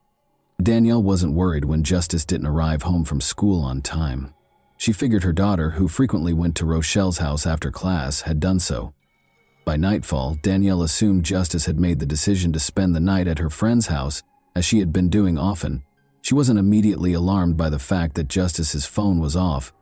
On Saturday morning, though, Rochelle called Danielle and anxiously inquired as to Justice's well-being. With a shiver running down her spine, Danielle questioned in a shaky voice whether Justice hadn't spent the night at Rochelle's house. She was shocked by the answer. Since Thursday, Rochelle disclosed, she had not seen Justice. Justice's phone had been off for almost 2 days, and she hadn't arrived at school on Friday. Danielle went into a panic. She hurried to the local police station and reported her daughter missing after multiple unsuccessful attempts to get in touch with her. The hunt for Justice started right away. Officers initially thought Justice might have returned to her hometown for a weekend visit with friends, after learning that she had only been in the area 6 months prior. Authorities believed she would reappear soon because teenagers of that age frequently leave home on their own initiative, whether in protest or for other reasons. Danielle, however, was adamant that her daughter would never do anything like that without telling her.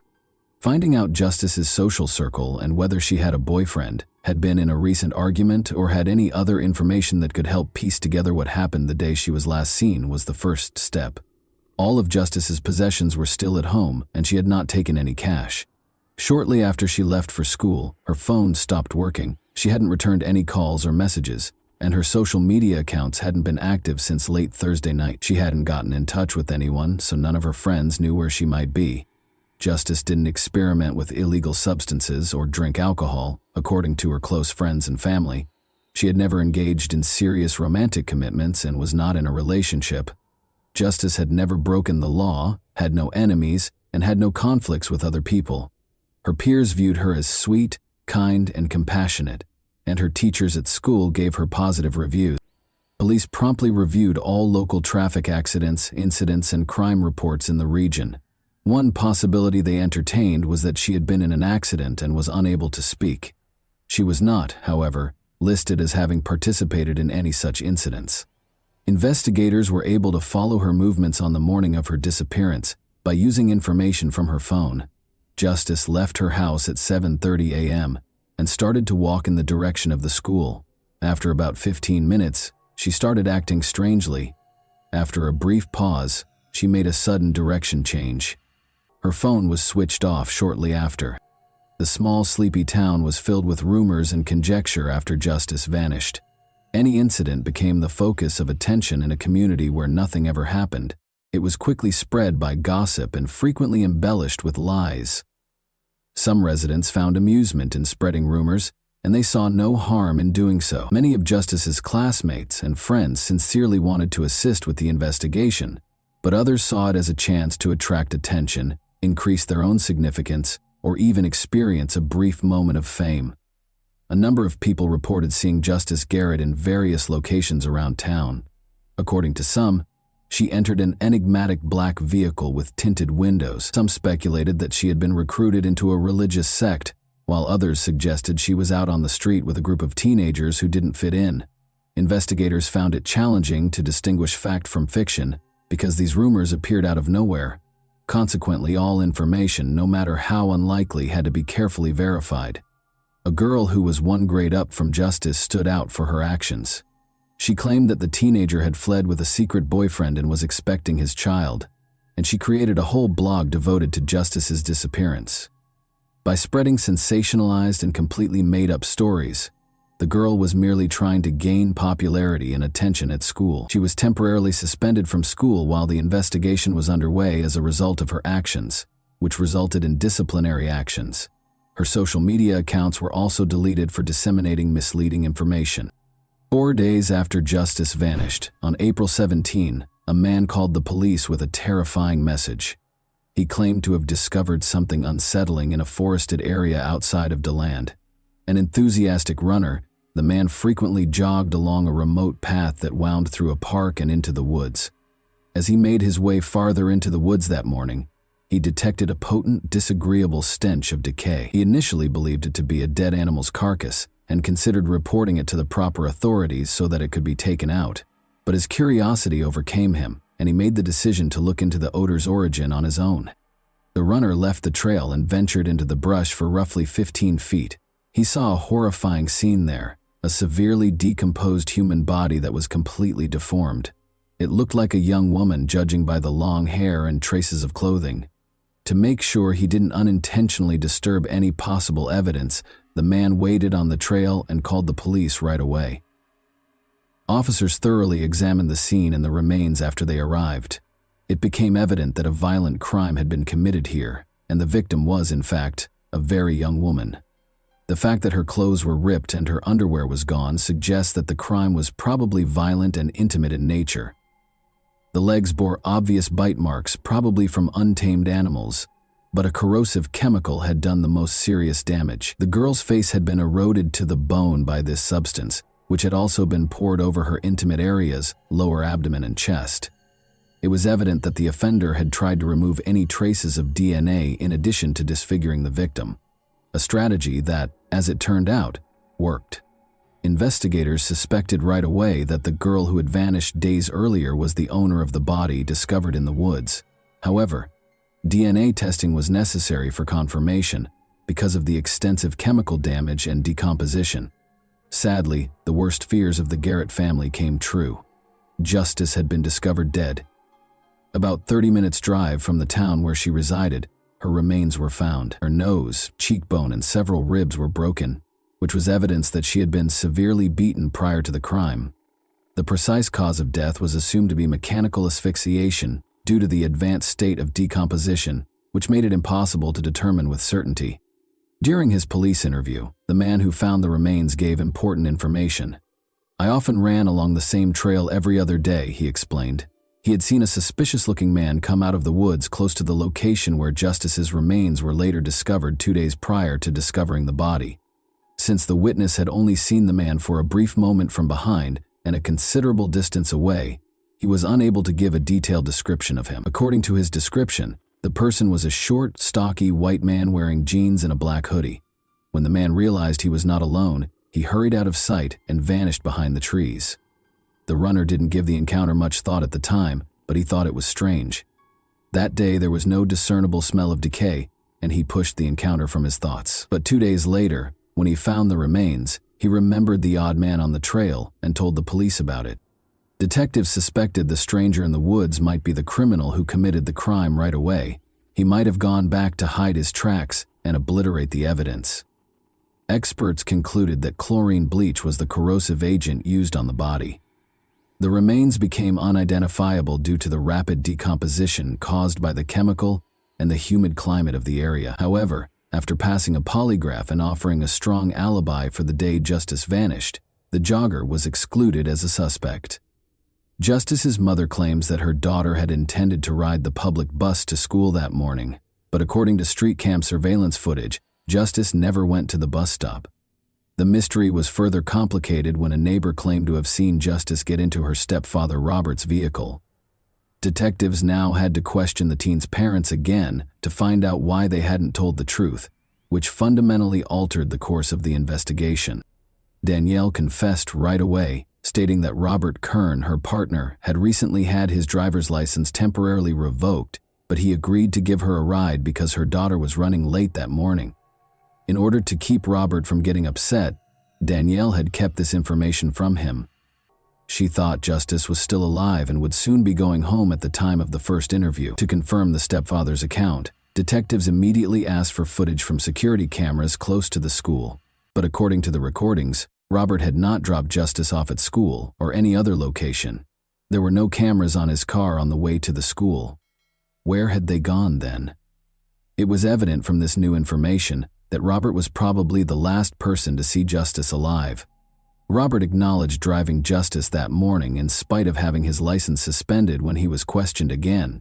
He claimed that Justice had pleaded with him to take her to DeLand, a nearby town, rather than to school, where she was allegedly scheduled to meet with a covert boyfriend. Robert said he had originally refused to take her there because he didn't know the name of the person she was meeting, but in an attempt to mend their tense relationship, he finally acceded to her requests. He allegedly promised Justice that he would not tell her mother about this outing. She told him that she would come back alone later in the day and that since it was Friday, she would spend the night at a friend's house. Robert concurred because he saw nothing out of the ordinary or worrisome about the circumstances. A potential secret boyfriend was added to the case as a result of this discovery. Investigators had to find him and identify him quickly.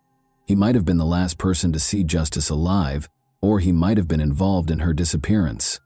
Law enforcement chose to look through Justice's contacts and social media activity as the first step in the search. Detectives confiscated her laptop because her phone had not been found, and what they found led to further inquiries. Justice regularly engaged with her online and real-life friends through her numerous accounts on different social media sites, but there was no sign of a boyfriend or romantic conversations. However, one account caught our attention as being especially odd and dubious. Investigators soon turned their attention to this profile in an attempt to identify its owner and any possible link to Justice's disappearance. In recent months, Justice Garrett had been the object of unusual interest from a young man named Kevin. He liked her posts, commented on her pictures, and messaged her every day. But Justice didn't appear to care. She didn't want to stay in touch, hardly ever responded to him, and frequently ignored his messages. Later, Justice's friends confirmed that she had spoken of a devoted fan who messaged her on social media all the time, but she didn't find him flattering. Instead, she found him annoying. According to his profile, Kevin lived in the same town as Justice and seemed to be 2 years older. Only a few pictures of a young, athletic man were included on his page, but Justice's family and friends had never laid eyes on him. The photos had been stolen from the internet, and the account was soon found to be fraudulent. Experts swiftly gained access to the account and tracked down the information that led to its creation. The inquiry showed that the account was linked to an adult man, Robert Kern, Justice's stepfather, rather than an adolescent. Robert was summoned back for interrogation. Investigators questioned him about why he hadn't told them sooner and why he had made a phony account to communicate with his stepdaughter. Although he seemed taken aback that investigators had discovered his involvement with the account, Robert soon collected himself and provided an explanation. He claimed that he had created the account to help Justice feel better about herself because she was the new girl in town and at school and might value the praise from a young man who seemed attractive. As was previously mentioned, Justice was new to the area, but she had already assimilated into her school community and made a lot of friends. But her behavior had changed recently. According to those close to her, the formerly upbeat and carefree teen had grown more tense and anxious. She frequently stayed over at her best friend Rochelle's house, but she kept the reasons for this change a secret. Though she never told Rochelle what was bothering her, Justice spent so much time there that it seemed like she had moved in. Rochelle claimed that Justice's stepfather had visited her home multiple times to collect her and take her home. Every time, Justice would attempt to avoid going with him and appeared clearly anxious. She would call her mom and beg to stay at Rochelle's for a couple more nights, pledging to finish all of her chores and concentrate on her studies in return. Danielle frequently complied with these demands. It was well known among her friends that Robert and Justice had a tense relationship from the beginning. But Justice never charged him with being aggressive or acting inappropriately. Additionally, nobody in her immediate vicinity, including her mother, had ever noticed anything that appeared inappropriate in Robert's interactions with his stepdaughter. Robert Kern emerged as the sole suspect in the investigation into Justice's untimely death as suspicions about him grew. Police investigated his background and way of life while holding him for additional interrogation. Robert, 43, had a lengthy criminal record that included convictions for physical altercations, possession of illegal substances, and burglary. It had been almost impossible for him to find steady work because of his criminal record. He took on odd jobs to make ends meet and occasionally worked illegally as a carpenter at a nearby sawmill. Now, investigators were trying to piece together Robert's dubious past, his actions toward Justice, and the circumstances leading up to the horrifying crime. Danielle was unaware that she was living with a man who had a criminal past because Robert had taken great care to hide it from everyone around him. She was shocked and eventually spoke up when investigators told her the truth about him. Despite Justice's protests, Danielle acknowledged that Robert had offered to drive her to school that day. Danielle became concerned when Justice failed to come home, but Robert reassured her that Justice was staying overnight at her friend Rochelle's house. He even prohibited her from contacting Rochelle or the police. After looking through Robert's devices, investigators found that Justice had been regularly looking up information about drugs that could make someone unconscious or immobile online in the months before his disappearance. Additionally, he had investigated buying such drugs on the dark web, and it seemed he had been successful. That wasn't all, though. Additionally, Robert had investigated methods of removing DNA from a body, concentrating on common household chemicals like bleach and disinfectants. He had even looked at satellite images of the wooded areas in the area, especially the DeLand outskirts, where Justice's body was eventually discovered. It became evident that Robert had spent months carefully preparing to commit his crime, dispose of the body, and remove any evidence. From the start, his motivation appeared to be clear. Robert had become unnecessarily fixated on Justice and understood that using force was the only way to fulfill his perverted impulses. He had made the decision to eradicate her completely in order to escape legal repercussions for his actions. When investigators examined the geolocation data from Robert's phone that day, they were able to eliminate any remaining doubts regarding his involvement. Together with Justice, he had driven away from their house toward her school before turning suddenly and coming to a stop in a remote location. Robert most likely turned off Justice's phone at this point and rendered her unconscious with a chemical, most likely chloroform. But he neglected to turn off his own gadget, which later recorded his movements. After being tracked toward DeLand, Robert's car came to a halt for about an hour. He would have had enough time during this period to attack Justice, cause her physical harm, strangle her to death, and conceal her body in the woods. In order to destroy any possible evidence, he poured a tiny bottle of a chlorine-based substance over her face and other parts of her body that day. But Robert started to worry that he might have left traces. He brought a big container of bleach back to the scene 2 days later. In a last effort to eliminate any last traces of Justice's involvement in the crime, he then liberally doused Justice's head, chest, and lower body with the chemical. The jogger later found Justice's body and reported it to the police after spotting the attacker when he returned to the crime scene for the second time that morning. Kern's alibi, meanwhile, was soon discredited. Unofficially working at a nearby sawmill, he had asked 2 co-workers to attest that he was on time that day, despite being almost 2 hours late. After being cautioned that they might be charged with perjury and hiding evidence of a violent crime, both witnesses eventually confessed to the truth when pressed further. Despite Robert Kern's denial of all charges, the case proceeded to trial due to the overwhelming evidence against him. According to witness testimony, Justice spent the final months of her life avoiding her home as much as possible because she was constantly afraid. But she never talked to anyone about her worries, not even her mother. Danielle never asked Kern about his past because she was too enamored with her new partner to notice what was going on around her. Kern's claims were methodically refuted by prosecutors, who demonstrated that he had carefully planned this horrible deed with the express purpose of ensuring Justice wouldn't live. Kern was further connected to the crime scene when particles found on his car mats were matched to moss and soil samples from the location where Justice's body was found. However, the corrosive chemical Kern used had eaten away at the victim's remains down to the bone, destroying all DNA evidence and tissue samples, making it impossible to prove the claims of an intimate assault. Nearly 2.5 years after the crime, in August 2022, Kern was found guilty of premeditated violent murder. He will never be freed because he was given a life sentence without the chance of parole. And that wraps up today's chilling story. If you enjoyed this video, don't forget to like and subscribe so you never miss a new upload. Also, let me know in the comments, what part of this story shocked you the most? Thank you for watching, and I'll see you in the next video.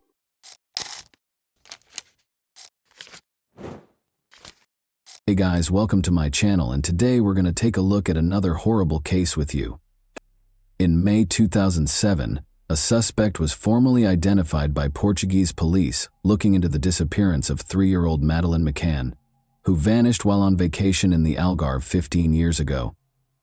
3-year-old Madeleine McCann disappeared from her family's vacation rental in Praia da Luz, Portugal, on May 3, 2007. The investigation reached a number of dead ends, in spite of extensive worldwide media coverage and extensive searches conducted in several nations, including Portugal, the UK, Spain, Germany, and Morocco. Time and resources were wasted as a result of the deluge of misleading hints, unreliable reports, and unconfirmed tips. Every lead was followed by major media outlets like the BBC, Sky News, and The Guardian, but none of them produced the breakthrough that everyone had been hoping for. Did authorities discover her whereabouts years later? Why has this case remained one of the most perplexing disappearances in history? And what went wrong? Now, let's explore the narrative. Interest in the enigmatic disappearance of Madeleine McCann has been rekindled by a new search in a new location. When she was a toddler on a family vacation in Portugal in 2007, she vanished. Every family wished for a vacation like this one. Kate and Jerry McCann, both in their late 30s, had been putting in a lot of effort in their respective medical professions. They decided it was time for a break after years of juggling their family and work lives. They made travel arrangements to Portugal's Algarve, a well-liked vacation spot for British families. On May 3, 2007, They left for what was supposed to be a quiet week at the Ocean Club Resort in Praia da Luz with their 3 kids, twins Sean and Amélie, as well as their oldest daughter, Madeline. At the time, Madeline, their 3rd child, was 3 years old. The family stayed at the resort in a spacious, cozy apartment. Despite the basic lodging, the location was ideal for a restful vacation. The McCanns were a close-knit, loving, and well-educated family that was perfect in many respects. In addition to being doctors, Kate and Jerry were also loving parents who were very involved in their kids' lives. They chose a family-friendly resort with a kids' club and lots of activities because they had carefully planned their trip. They weren't the kind to take chances or neglect the security of their kids. Actually, the resort was known for being safe, so they were at ease knowing that their kids would be protected while they spent some peaceful time together. But everything would change on the night of May 3rd, 2007. A night that nobody could have foreseen. After spending the day at the resort, Kate and Jerry McCann made the decision to have a quiet dinner with friends at a nearby tapas restaurant on the evening of May 3, 2007. In their apartment, their 3 kids, Madeline, Amélie, and Sean, were fast asleep. The couple took turns checking on them and felt at ease leaving them alone for brief periods of time. Kate checked on the children at 9:30 p.m. She discovered that everything was in order. Madeline seemed to be sleeping soundly in her bed, and Sean and Amélie were both sleeping soundly. Their friend, who was staying next door, Matthew Oldfield, later offered to come see how the kids were doing. The door to the children's bedroom was open when he went to check on himself, but he didn't look any further and couldn't remember if the window or shutter was open. Kate returned to see how the kids were doing at around 10 o'clock at night. The patio doors were unlocked when she stepped inside. Due to an open window, the door of the children's bedroom slammed shut on its own as she attempted to close it. At that moment, she noticed that Madeline was gone and that the window and its shutter were open. Kate yelled, "Madeline's gone," as she hurried back to the restaurant in panic. "She's been taken." Approximately 10:10 p.m., Matthew Oldfield was asked by Jerry McCann to go to the resort's reception and call the police on May 3, 2007. At 10:30, hotel employees and visitors started the resort's missing child procedure by looking around for Madeline. After searching for hours, they still couldn't find her, although at first they thought she might have gone missing. Together with their friends, the McCanns broadened their search by calling Madeline's name and knocking on doors.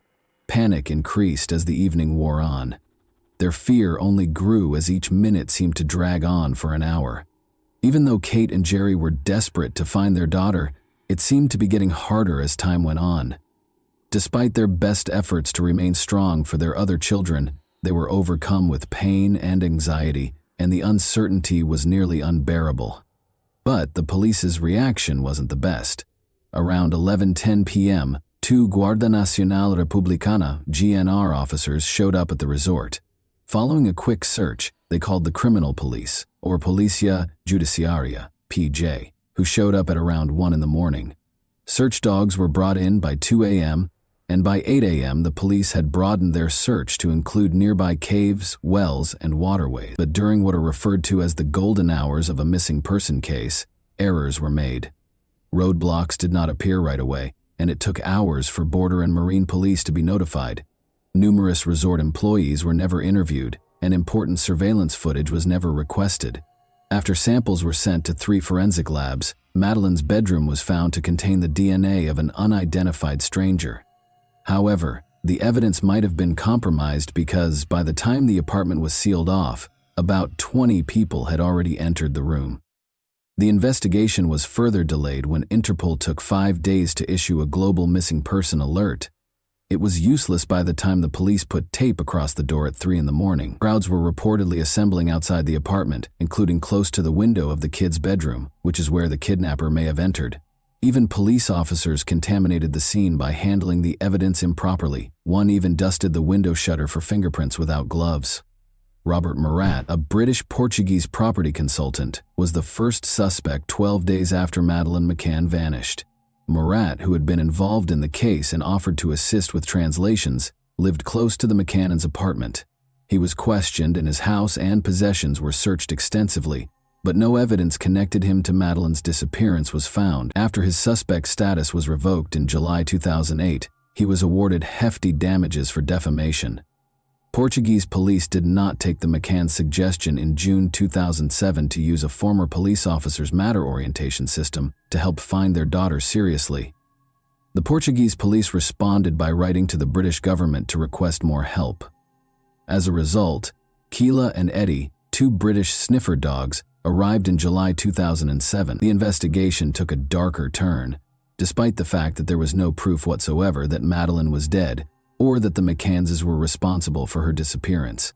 A number of witnesses reported seeing suspicious people in the vicinity of apartment 5A in the days preceding Madeleine's disappearance, including a man acting strangely close to the apartment and men collecting money for fictitious charities. A man with blonde hair was also frequently spotted observing the McCann's block. In spite of this, the investigation did not immediately make any progress. However, what took place that evening? Was a random crime the cause of Madeleine's disappearance? Or was there a darker motive at work? The reasons behind her disappearance have been the subject of several theories, some of which we will discuss later. Let's examine the DNA analysis in more detail for the time being. Hair and fibers from apartment 5A and the McCann's vehicle were sent for DNA analysis in August 2007. The findings on August 8 moved the investigation from kidnapping to murder. The forensic lab employed a contentious, easily contaminated low-copy number DNA technique. A partial match to Madeleine's DNA was discovered in the car's boot on September 3, but the findings were not conclusive. This raised questions about the validity of the results by implying that the DNA might belong to several different people. The McCanns were formally designated as arguidos, suspects, by September 2007. Although DNA evidence from the apartment and their rental car was provided, the findings were ambiguous and complicated. In spite of this, the Portuguese police urged the McCanns to confess and speculated that Madeleine might have died in an accident. Due to a lack of evidence, the case was later archived in 2008 after receiving progressively negative media coverage. A thorough police investigation was warranted for Madeleine McCann. A dearth of evidence presented significant difficulties for the investigation in the days after Madeleine McCann vanished. No forensic evidence indicated a crime scene, no indications of forced entry into the apartment, and no definitive answers regarding Madeleine's fate were found. The following theories surfaced. 1. During an abduction by a sex offender, many initially thought that Madeleine had been kidnapped by a sex offender who had broken into the apartment while the McCanns were eating. The door to the children's bedroom was discovered ajar, and suspicious men were spotted all over the resort. But there were concerns about how the kidnapper could have gotten in undetected or without leaving any evidence of forced entry. 2. Robbery wrong. According to a different theory, Madeleine was taken during a robbery that went awry. It's possible that thieves broke into the apartment to take valuables, but when they discovered the kids inside, they kidnapped Madeleine. Witnesses reported seeing suspicious men around the apartment, and there had been several reported burglaries in the area. 3. Accident and cover-up. According to this theory, Madeleine may have overdosed on medication or died in another accident while she was in the apartment. The McCanns may have attempted to conceal the death and make it seem like an abduction in a panic. Although some investigators noted discrepancies in the McCanns' account, this theory was not substantiated by any tangible evidence. 4. Suspicious woman. On the evening of May 3, 2007, a number of witnesses claimed to have seen an odd woman close to the McCanns' apartment. Although she was said to be acting strangely and wearing a purple top, there was no evidence linking her to Madeleine's disappearance. Though each theory had its proponents, none of them was able to provide a definitive explanation for Madeleine's disappearance. The mystery remained unsolved, despite the investigation's continued exploration of every potential lead. The disappearance of Madeleine McCann swiftly gained international media attention. What began as a missing child story quickly became a worldwide event. The media started to doubt the McCann's involvement as the investigation was postponed, with some conjecturing that they might be concealing something. According to reports, a police dog picked up the smell of blood in the McCann's rental car and apartment, which heightened suspicions that they might be behind Madeleine's disappearance. A media frenzy ensued, with the world waiting for answers that never materialized, from what began as sympathy for the McCanns. On September 9, 2007, the McCannns left the UK, even though they were named as suspects in their daughter's disappearance case. Chief Inspector Tavares de Almeida came to the conclusion in a report on September 10, 2007, that Madeleine had died inadvertently in the family's apartment, and that the McCannons had staged the kidnapping with the assistance of their friends. A leaked diplomatic cable from September 28, 2007, which showed that US and UK authorities were cooperating on the case, provided more evidence in support of this theory. Tensions with the McCanns grew when they declined to take part in a police reconstruction. Even though Portuguese police had broadened their investigation in October 2007, when the Portuguese Attorney General declared on July 21, 2008, that there was no evidence connecting the McCannons or Robert Murat to Madeleine's disappearance, the investigation was declared closed. But only a few weeks later, on August 4, 2008, the authorities acknowledged the lack of conclusive evidence and made thousands of pages of case files public. Following Madeleine McCann's disappearance, her parents established the Madeleine's Fund, which by March 2008 had amassed over PS 1.8 million. With assistance from individuals such as J.K., the fund provided a PS 2.5 million reward for leads, including Rowling and Simon Cowell. Control Risks and Mateto 3, two private investigators the McCanns hired, may have produced some results in Morocco. In 2008, tensions grew between the McCannons and the Portuguese police. They hired Oakley International, which produced e-fits of a suspect, 4 PS 500,000. When Scotland Yard released these e-fits in 2013, they caused a stir because they had been kept secret until then. The Sunday Times later paid the McCannons PS 55,000 in damages for publishing the story. The McCanns met with British Home Secretary Alan Johnson in 2009 to ask that Madeleine's case be reviewed. Jim Gamble's 2010 report, which criticized the British and Portuguese authorities' lack of coordination and suggested closer cooperation, was the result of this. The British government began Operation Grange, a thorough investigation of the case by Scotland Yard, in May 2011 under Home Secretary Theresa May. A petition from the Sun newspaper served as one of the catalysts for this. By July 2013, the investigation had grown from a team of 29 detectives to a full-scale operation. Over the years, the team looked into hundreds of potential sightings and sex offenders, translated documents, and published age-progressed photos. The investigation's scope was reduced by 2016, but in 2018, the Home Secretary authorized more funding, raising the overall cost to PS 11.6 million.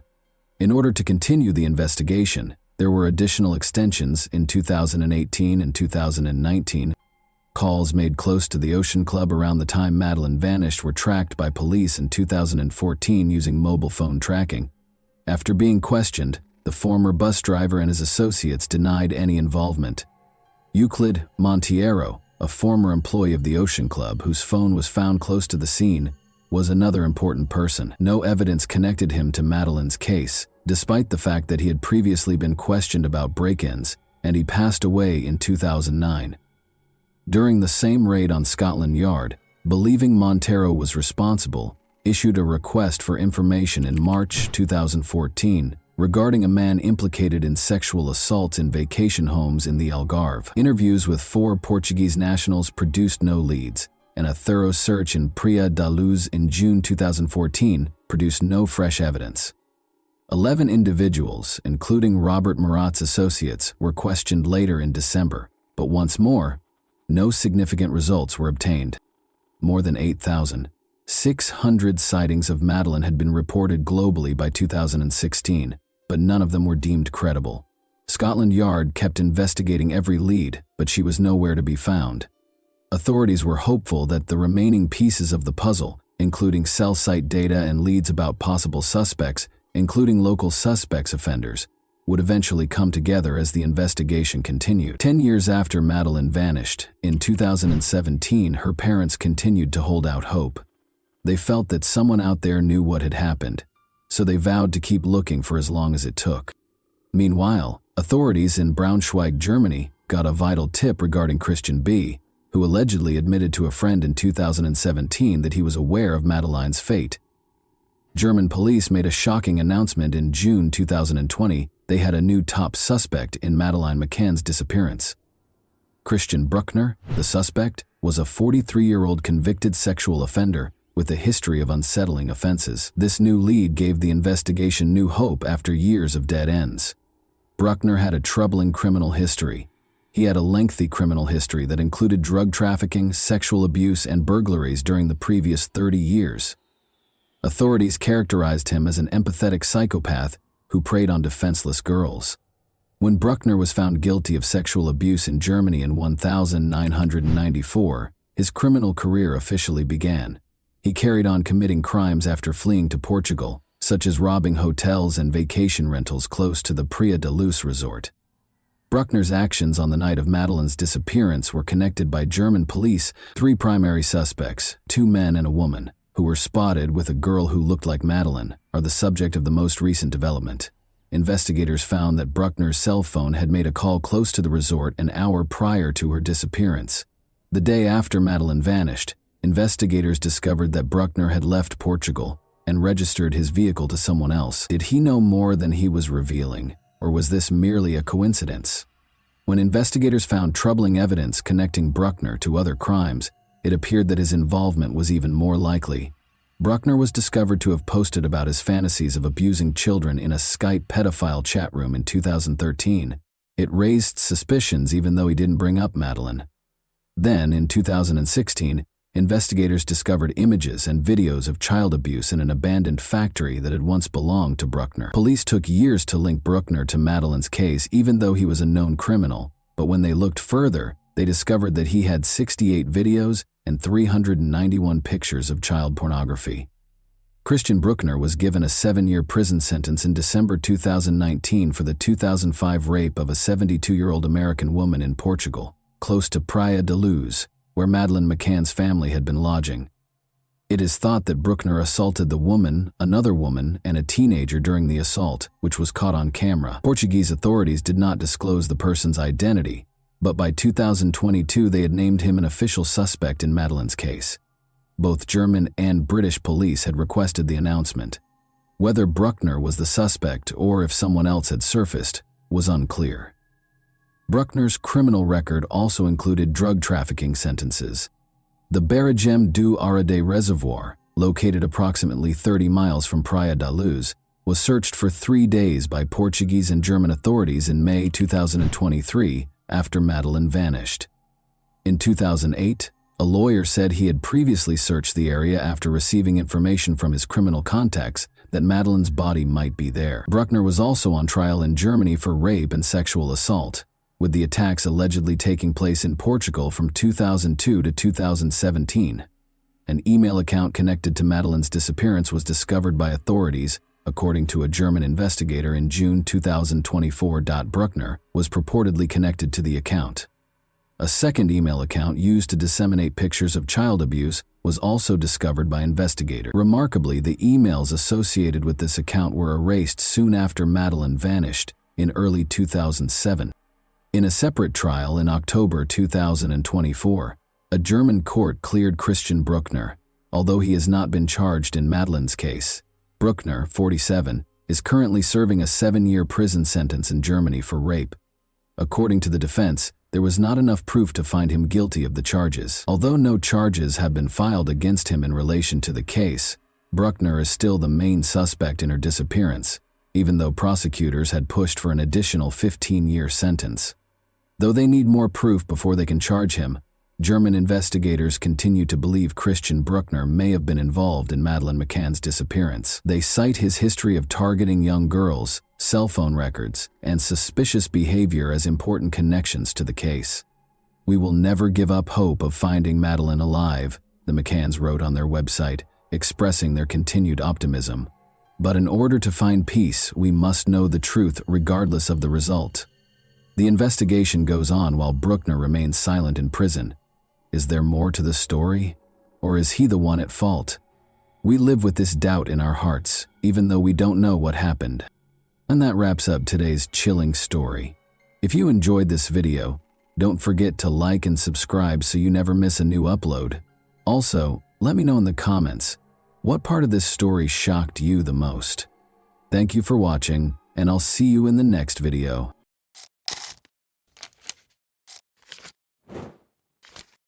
Hey guys, welcome to my channel, and today we're going to take a look at another horrible case with you.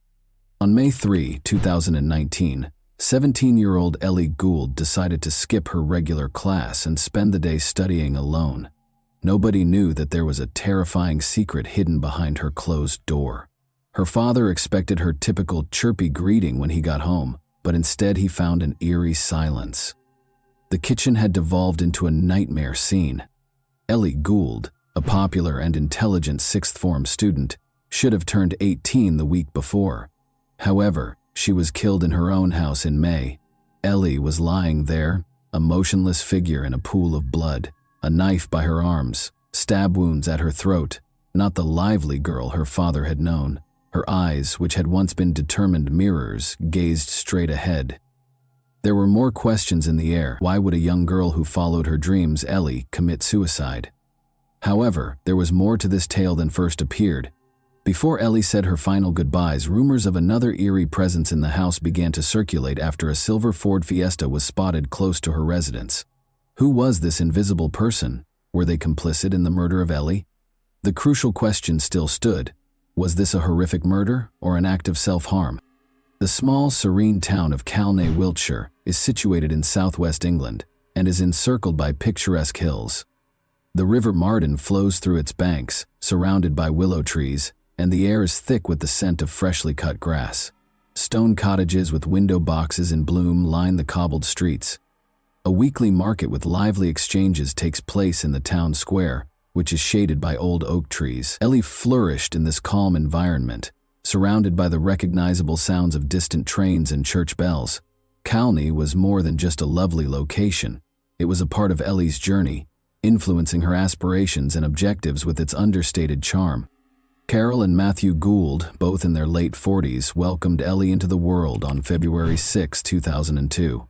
She went into her A-levels as a Year 12 student at Hardenhouse School with a strong sense of ambition. Ellie, however, was more than just studying and tests. Riding her favorite horse in the open fields brought her peace. She was naturally skilled at it, and even had aspirations of becoming a member of the mounted police. In addition to awards and trophies, Ellie played a crucial role in her family's life. Ellie was regarded by her contemporaries as a reliable friend who would listen to your darkest secrets and make you laugh until your sides ached. Ellie got along well with her cousins as well as her friends. Jess Vine, 17, was one of her closest cousins. Like sisters, they couldn't be separated. When someone said, "It was almost like we had twins in the family," Ellie desired to study psychology as well. Understanding the intricacies of the human mind, the positive, negative, and intriguing gray areas in between, was made possible by her A-levels. She wished to improve the world by assisting people in discovering their inner motivations. But Ellie's life took a surprising turn. No one could have imagined how brutally she was removed. Ellie Gould decided to study at home for her A-levels on May 3, 2019, rather than attending class. This day, however, was different. Everything changed when her father, Matthew Gould, returned from his job. There was a silence that persisted in the house indefinitely, replacing the usual routine and laughter.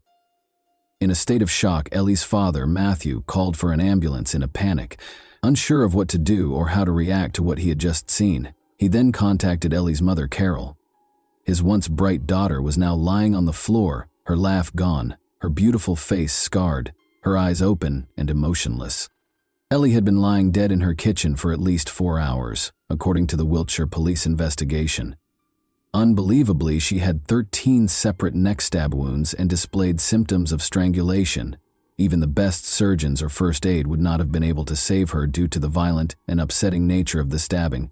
There was nothing to be done about the terrible and tragic circumstances. The police soon came to the conclusion that Ellie couldn't have done this to herself, and that there was little possibility that a stranger was to blame. They assumed it wasn't an outsider because nothing in the house was disturbed. The evidence indicated that it wasn't an outsider, which left the police perplexed. They began looking into more intimate circles, such as Ellie's friends, family, or acquaintances. This case was made even more complex by the fact that the motive was still unknown. Still in disbelief, her parents first thought that Ellie might have hurt herself unintentionally or fallen off a chair, But her father, Matthew, stopped and rethought the whole thing. Maybe he had a feeling something was wrong, or that there might be more to it than first appeared. When a neighbor gave a vital lead, the breakthrough occurred.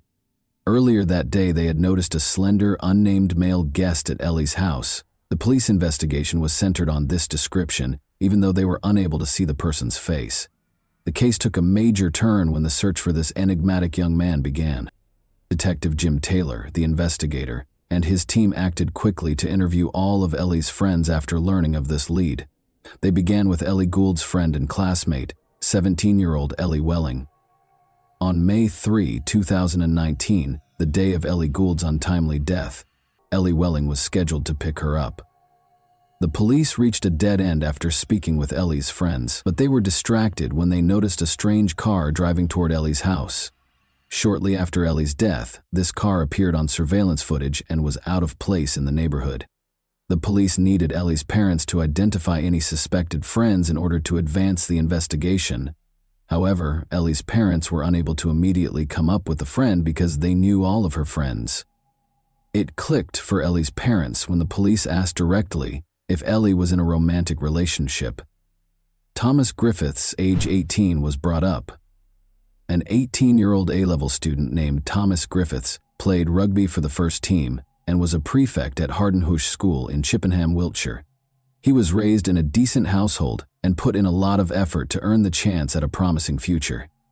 Ellie had a major crush on him and had known him since 7th grade, so it's safe to say that she was thrilled when they started dating. Thomas became Ellie's first boyfriend when they formally began dating in January 2019, and their relationship went well.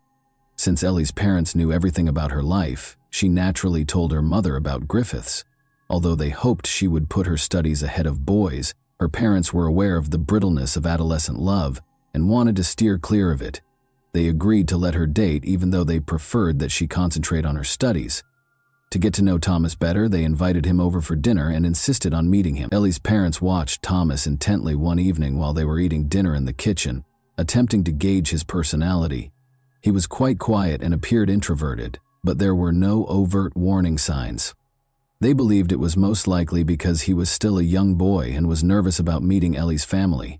Ellie's parents were supportive and understanding, and they were eager to give her space because they knew she was a smart and self-sufficient child. But they watched Thomas and silently pondered why Ellie had picked someone who didn't seem to be a good fit for her. They were certain that Ellie and Thomas couldn't be together, but they didn't say anything because they respected Ellie's opinion. They made the decision to give Thomas a chance in the hopes that Ellie would be happy. On February 6, 2019, Thomas even attended Ellie's 17th birthday celebration in their own kitchen.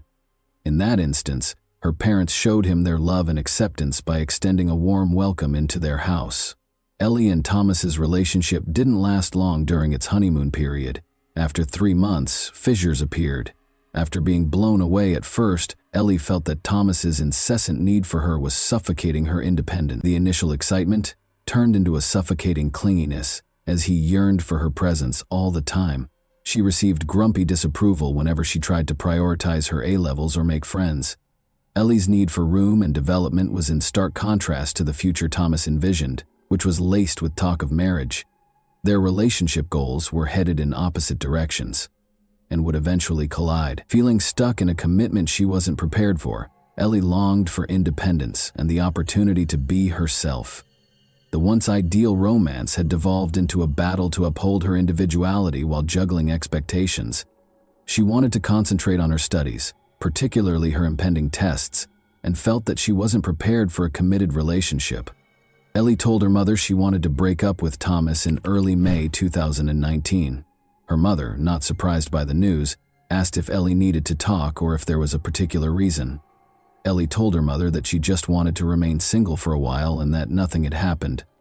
She assured her mother that everything was under control and that she shouldn't worry.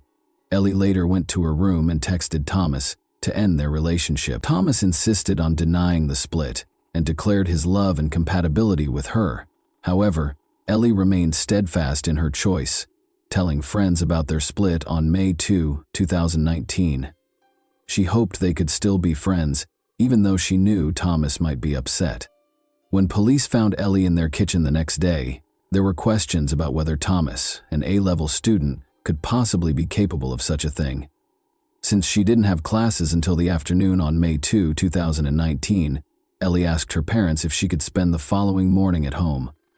Before going to school in the afternoon for her history class, she intended to prepare for her tests. She made arrangements for a friend, Ellie Welling, to come get her at 12 p.m. on May 3, 2019, the following morning, to attend school together. Griffiths and Ellie were both sixth formers at Hardenhoosh School in Chippenham on the day that Griffiths' mother dropped him off. Thomas walked into the school cafeteria and asked Ellie's friends where she was. He had been looking for her since the morning, wanting to talk about their breakup the night before. He made the snap decision to leave as soon as he found out that Ellie wasn't in school. Thomas pretended to be ill and told a teacher so before heading to the local bus stop. He quickly changed into a different pair of sneakers and a black hoodie as he made his way home, but just as he was about to leave, his mother came home without warning. In a panic, he hurried to hide in a cupboard until she was gone. After his mother left and he was left alone, Thomas grabbed the extra car keys and made the 10-minute drive to Ellie's house. He wanted to speak with her, so he knocked on her front door when he arrived. When Thomas realized Ellie was serious about ending their relationship, they reportedly got into a heated argument in the kitchen. He began choking Ellie in the midst of the argument. Thomas continued to fight despite her valiant attempts to defend herself, and Ellie fainted. He grabbed a knife from the kitchen and stabbed Ellie 13 times in the neck. She was unable to defend herself, but he washed the knife to get his fingerprints off it when he noticed she had stopped moving. In order to make it appear as though Ellie had caused her own harm, he then set up the scene. Once he had cleaned up the scene, he pretended to be Ellie and texted a friend using her phone. He took this action to make sure Ellie's body wasn't discovered until much later in the day. Ellie unintentionally scratched Thomas's face and neck while defending herself. Upon noticing these marks, Thomas devised a scheme to conceal his actions. In a group chat, he expressed to his friends how devastated he was by the breakup and even claimed that he was intentionally harming himself.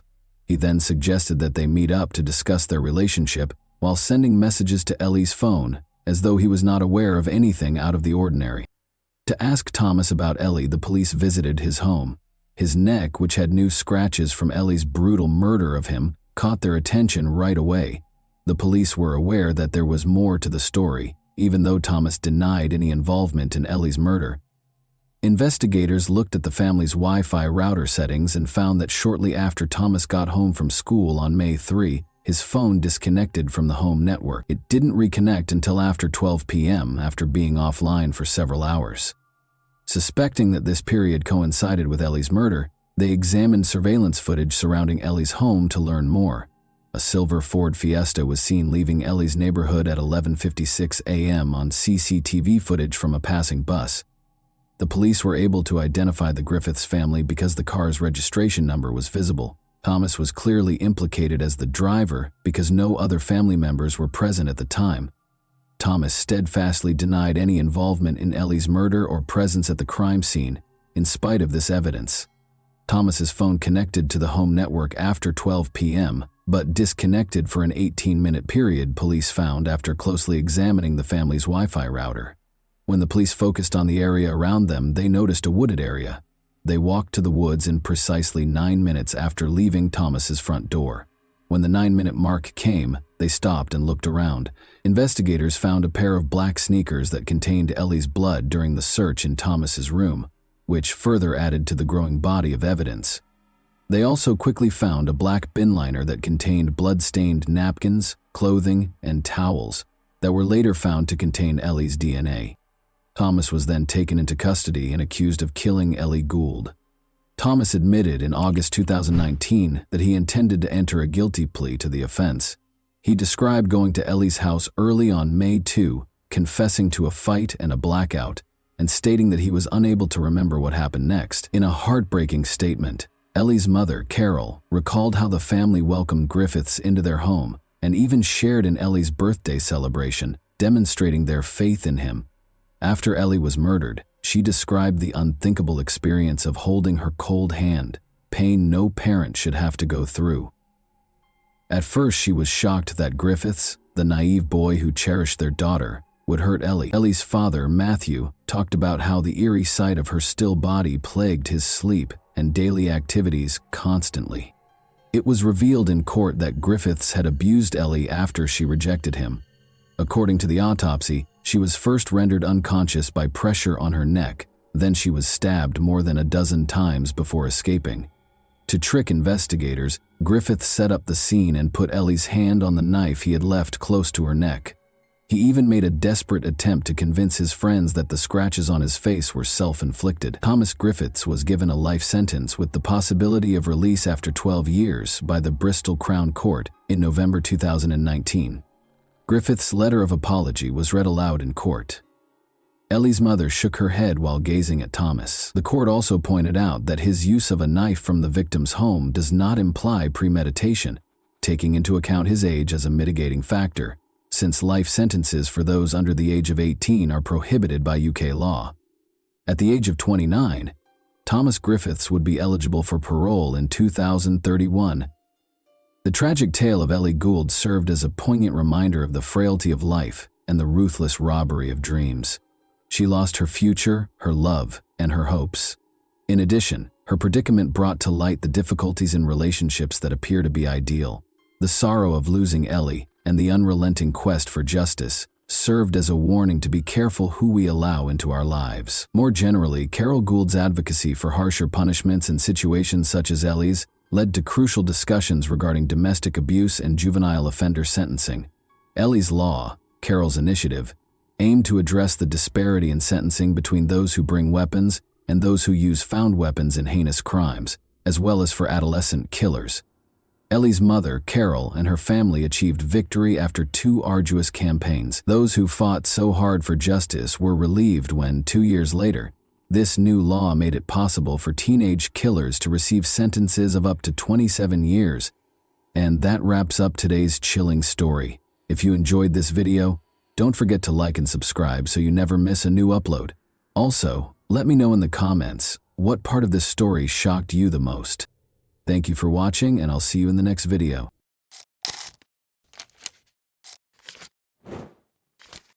Hey guys, welcome to my channel, and today we're going to take a look at another horrible case with you.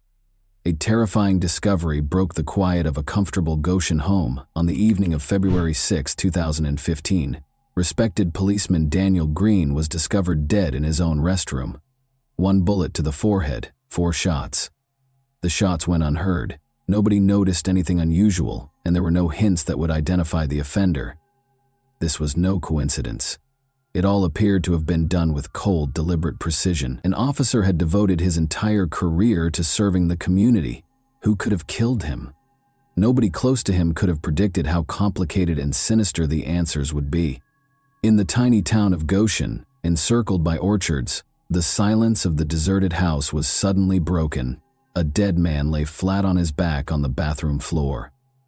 On February 6, 2015, at precisely noon, Daniel Green, a well-respected police officer, was discovered. His co-workers went to Daniel's house because they were worried that he hadn't arrived for work.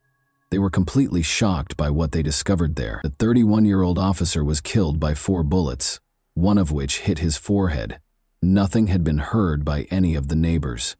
No one had contacted the police, and there was not a single clue that identified the offender.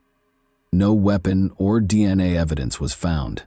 The criminal left behind nothing but emptiness, as if they knew exactly what they were doing. Daniel Green had spent his whole life in Goshen. The people of the town held him in high regard during his 11 years of service with the California Police Department. He always sought to make a positive impact on the community and loved his work.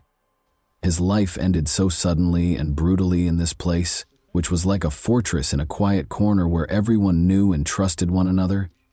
As soon as the police started their investigation, they turned their attention to Daniel's private life. Following his divorce from 27-year-old Erica Sandoval, he had been living alone. It was not an easy relationship with her. Daniel's friends and co-workers were aware that Erica had not let him go and was still meddling in his affairs, even after they had split up. Despite their formal separation, she frequently attempted to manipulate him. Almost instantly after receiving a message from a friend, Erica showed up at the scene on February 6, 2015. In front of the officers, She sobbed uncontrollably as she entered the house, claiming she had nothing to do with what had happened and that she hadn't seen Daniel that day.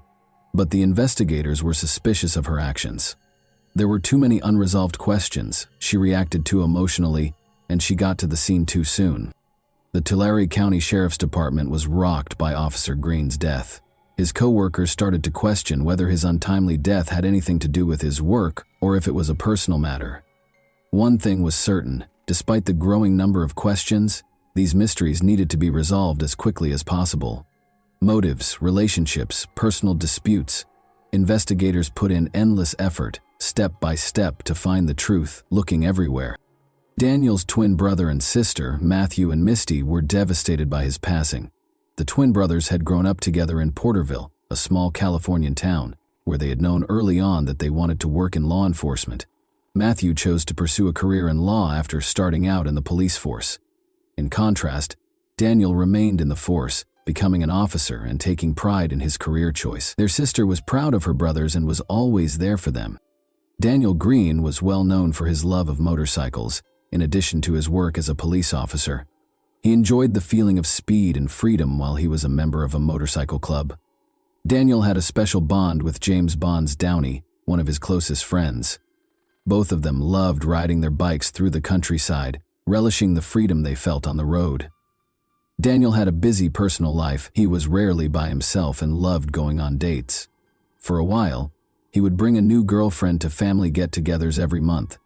This went on until he met 22-year-old nurse Erica Sandoval in late 2009. Everything changed for him when he met Erica. He made the decision to settle down after falling deeply in love. He was still single at that point, but his sister and brother were already married. But things were different with Erica. She captured Daniel's heart.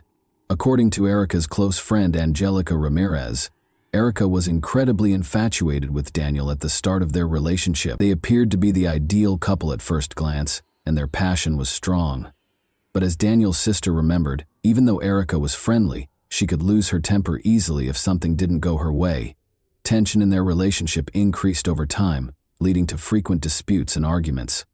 Born into a middle-class family in Southern California, Erica Sandoval grew up there.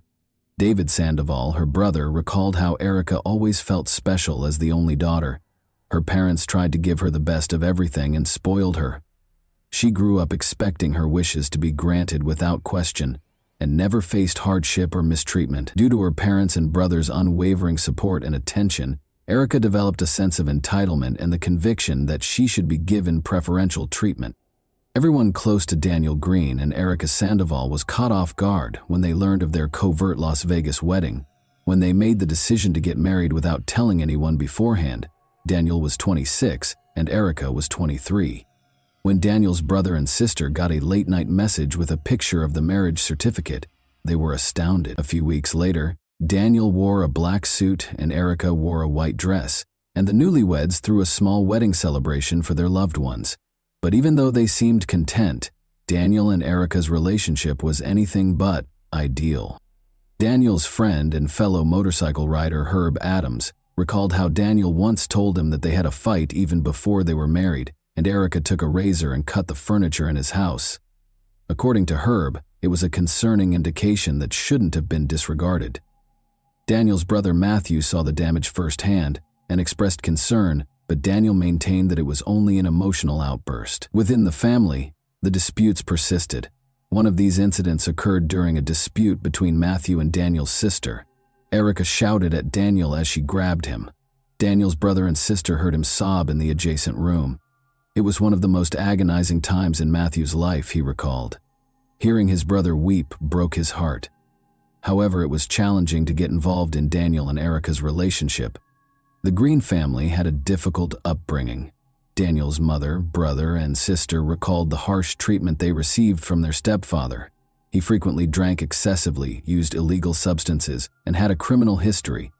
Being older than their sister, Matthew and Daniel frequently took the brunt of the abuse in order to keep her safe. Their stepfather died shortly after their mother finally obtained a restraining order. They were all affected by these incidents. There were concerning similarities between Daniel's relationship with Erica and his early years. Family members observed that Erica verbally denigrated her husband, kept him away from friends and family, and controlled him. Even though Daniel works as a police officer and regularly deals with victims of domestic abuse, he was unable to acknowledge that he had experienced a similar circumstance. He was aware that he was turning into a victim, but there was nothing he could do about it. He was hampered by his fear, shame, and unwillingness to admit his vulnerability. For the same reasons that women do, men frequently fail to report domestic violence. In February 2011, Daniel and Erica's marital problems peaked. Daniel's neighbor overheard the couple getting into a heated argument. In an attempt to push her husband over the edge, Erica was shouting and making fun of him. Knowing that losing control could cost him his career, Daniel made an effort to maintain his composure. He once requested that the neighbor contact emergency services in order to put an end to the situation. Despite the gravity of the incident, Daniel declined to file charges against Erica, so she was quickly freed after the police took her into custody. Daniel concluded that their relationship was over after this incident became irreparable. Only a year after their formal marriage, they got divorced and separated in January 2012. Erica revealed to her friends that she was expecting Daniel's child a few months after the divorce. Daniel was informed promptly, and in spite of everything they had experienced, he made the decision to try to start over for the benefit of the unborn child. They moved back in together and resumed their relationship. The family of Daniel hoped that this time would be different and that their arguments would no longer be a problem. Daniel eagerly awaited the baby's birth and did everything he could to keep the peace at home. Nevertheless, the issues persisted. Erica frequently bemoaned Daniel's severe demeanor to her friend Angelica Ramirez. She said she was unhappy in the relationship with Daniel and that he could be cold and uncaring. Angelica remembered that Erica used to claim that Daniel had tried to strangle her by grabbing her by the neck. One day, she feared it might end tragically. Although she was aware of her limited influence, Angelica made an effort to assist Erica. Daniel's friends and family discussed Erica's violent behavior at the same time. She demonstrated uncontrollable behavior by damaging Daniel's property by slashing couches and mattresses. Month after month, the disputes intensified, but neither side asked for assistance. Tension only increased and their relationship remained precarious. Despite their best efforts to keep the family together, Daniel and Erica were always at odds. Friends and family saw that their relationship was becoming more and more like a vicious cycle, where both parties suffered but neither dared to break free. Their story turned into a string of accusations and suffering because neither of them wanted to ask for help. Erica gave birth to a son on January 5, 2013, and they named him Aiden. Their relationship appeared to be finally getting better at that point. Daniel felt his life had a new purpose and was overjoyed to become a father. He made the decision to sell his motorcycle for the benefit of his family, realizing that their security and welfare came first. Though it was difficult for him, he made this choice for Aiden's sake and their family's stability. Daniel shared images of himself and his son on social media. These were the happy times in his life. But after only 6 months, tensions began to rise once more. Arguments and ongoing disputes increased in frequency. Erica accepted Daniel's suggestion to move out, but she took Aiden with her and severed all communication with her ex-husband. Daniel became depressed after being unable to see his son. He made the decision to battle for custody of Aiden, which sparked a heated argument between them. These things happened in the context of another incident that had a big impact on Daniel's life. Daniel's brakes abruptly failed while riding a motorcycle with a friend just before Aiden was born. Daniel found that some wires had been cut when they pulled over. He thought Erica might have been the culprit right away. He confronted her head-on when he got home, but Erica denied everything. Never would she do anything that would endanger his life, she insisted. In an effort to deflect attention and prevent future confrontations, Daniel decided not to call the police or tell anyone about the incident. Erica was adamantly against Daniel's love of motorcycles. They were dangerous in her opinion. They quarreled each time he came back from a ride, and their relationship only became more tense. Following the incident with the cut brakes, the motorcycle's disputes peaked. In an attempt to maintain control and lessen the consequences, Daniel chose to keep quiet even though he knew their relationship was becoming toxic. Daniel thought that his family would enter a more tranquil phase after selling the motorcycle and having his son, but the arguments persisted. Daniel was thoroughly shaken by an incident that happened in the fall of 2014 while he and Erica were spending another night together. When he awoke in the middle of the night, Erica was standing over him brandishing a gun. She pointed it at him and claimed to have had a nightmare about Daniel cheating on her. She expressed her desire to take his life in order to relieve herself of that suffering. By telling her that it was only a dream and that he had never betrayed her, Daniel was able to calm her down. Erica lowered the gun and appeared to relax. Daniel came to the realization that their relationship had become risky after this. After sharing the incident with his friends, he made the decision to permanently break off the toxic relationship. They reconnected in January 2015 to commemorate their son Aiden's second birthday in spite of this incident. Everyone saw Daniel and Erica chatting lovingly at the family get-together for close relatives. Many believed they were back together, after Daniel even gave her a cheek kiss. Daniel, however, was aware that they could not have a future together and did not wish to resume their previous disputes and arguments. Following that encounter, Daniel announced to his friends that he had a new girlfriend, Brenda Vela, who was 20 years old. He shared the good news on social media with a picture of the two of them. Many believed that he was finally starting a new, more tranquil chapter in his life because he appeared to be truly happy. However, a tragic incident soon followed. As agreed upon, Daniel dropped Aiden off at Erica's house early on February 6, 2015. He then proceeded to the gym. When he got home from his workout, his life abruptly ended. After entering the restroom and taking a seat, Daniel was shot 4 times, in the forehead, neck, chest, and arm.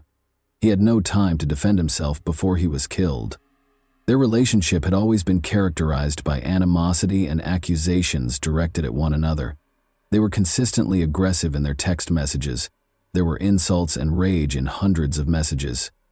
Daniel claimed that Erica was attempting to take away his son, which was the thing he valued most. In response, Erica accused him of being a bad father and selfish. They argued about everything from personal attacks to parenting concerns. The tension only increased because there was no fruitful discussion. Then, however, there was a surprising reconciliation. Why they began spending time together again was a mystery to their friends and family. At first glance, it seemed like they were reestablishing their relationship. It appeared that they had achieved some harmony and that the arguments had stopped. However, as we all know, this tranquility was short-lived, and things quickly returned to normal. The day following Daniel's passing, Erica was taken in for interrogation. She said she had nothing to do with what had happened and hadn't visited his house in weeks. She was told by investigators that they had video from a nearby home security camera that showed her entering the house on the day of the crime. The investigators chose to use this strategy to make Erica panic, even though her identification from the video was actually inconclusive. This tactic was successful. Erica confessed because she was unable to cope with the pressure. She even indicated the location where she had thrown away the gun that was used in the crime. The prosecutor contended that jealousy and the sense of being supplanted by a different woman were the driving forces behind the crime. A note containing Brenda's name and birth year was discovered in Erica's purse when she was taken into custody, suggesting that she had been following Daniel's new girlfriend.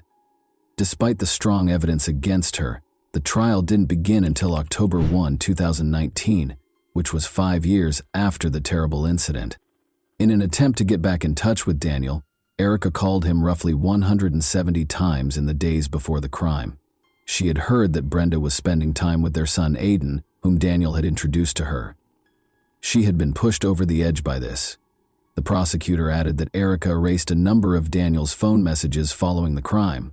She tried to persuade Daniel that she would improve and change in these messages. Daniel, however, had replied that he planned to move on and didn't want to interact with her anymore. Erica's lawyer maintained throughout the trial that Daniel had been an abusive husband who routinely attacked her. They played audio recordings of heated arguments during which Daniel was heard threatening and insulting Erica. These recordings, which showed cruelty and aggression in their relationship, were an essential component of her defense. Speaking in court, Erica detailed the various abuse incidents she had experienced over the years. She said Daniel had threatened her, grabbed her by the neck, and physically abused her. According to Erica, she lived in continual fear and decided not to call the police because she believed it would be pointless. She claimed that because Daniel was a police officer, He had the ability to sway any investigation and was too strong for her to demand justice. Since Daniel was a respected member of the community, Erica thought no one would believe her. Erica said she had a phone conversation with Daniel on February 5, 2015, the day before the crime. She claimed that she had hope of rekindling their relationship because they were flirting with one another. She made the decision to visit his home the following day to see if they could get back in touch. She was instantly uneasy when she walked inside and saw 2 guns on the table. Erica made the decision to take a closer look around the house and discovered a partially open safe in one of the rooms. She discovered 2 private images of what she believed to be minors inside. She was taken aback by this and began to worry that Daniel might endanger their son. According to Erica, looking at those pictures altered her opinion of Daniel. She realized that his interests might be far more sinister than she had initially believed when she recalled how he had forced her to wear school uniforms. Erica put the papers back and then heard a car arrive. Daniel was the one. Unsure of what to do, she snatched up both loaded guns in a panic and fled into one of the rooms. Daniel went through the rooms when he first arrived at the house. Erica heard him take the guns in her hands and go to the bathroom. She was so terrified that she followed him. Daniel was seated on the toilet when she walked into the bathroom. When he saw her, he yelled in a threatening tone. She claims that's when she started shooting. She continued shooting until she thought the threat had passed, though she couldn't recall how many shots she had fired. She then threw the weapons away, ran out of the house, and attempted to escape. In addition, Erica acknowledged that she kept having sex with Daniel in spite of all the abuse because she was afraid of how he would respond to her rejection. She asserted that he would turn hostile if she didn't appease him. She stayed with him in part because of this. She was afraid of what might happen if she tried to resist his demands or refused to comply. She believed that obeying his wishes was directly related to her safety. During the trial, Erica first brought up the pictures she had discovered in Daniel's safe. She claimed that because she didn't trust the authorities and thought they would support her ex-husband, she had purposefully kept quiet about it during the investigation. Daniel's family members were appalled by these allegations and flatly denied their veracity. Erica maintained that she was afraid her words would be misunderstood or disregarded. Erica's assertions were unsupported, though. When the police searched Daniel's house, they didn't find any illegal images or proof to back up her claims. According to the prosecutor, Erica lied about everything she said in order to escape punishment. Erica's lawyer attempted to paint Daniel in a bad light by pointing out that hundreds of private images and videos of adults were on his computer and phone. The lawyer also pointed out that more than 1,000 pictures had been removed from Daniel's phone years prior, which he believed might reveal sinister secrets. Perhaps Erica had good reason to be afraid of him. Erica apologized to Daniel's family and said she was sorry for what she had done. She claimed that her actions were motivated by panic and fear for her son, and that she never intended for things to end so tragically. Additionally, Erica's lawyer contended that Daniel himself was equally responsible for Daniel's death as Erica. Both of them were unable to break free from the traumatic relationship they were in, and it appeared that their fate was doomed to end tragically.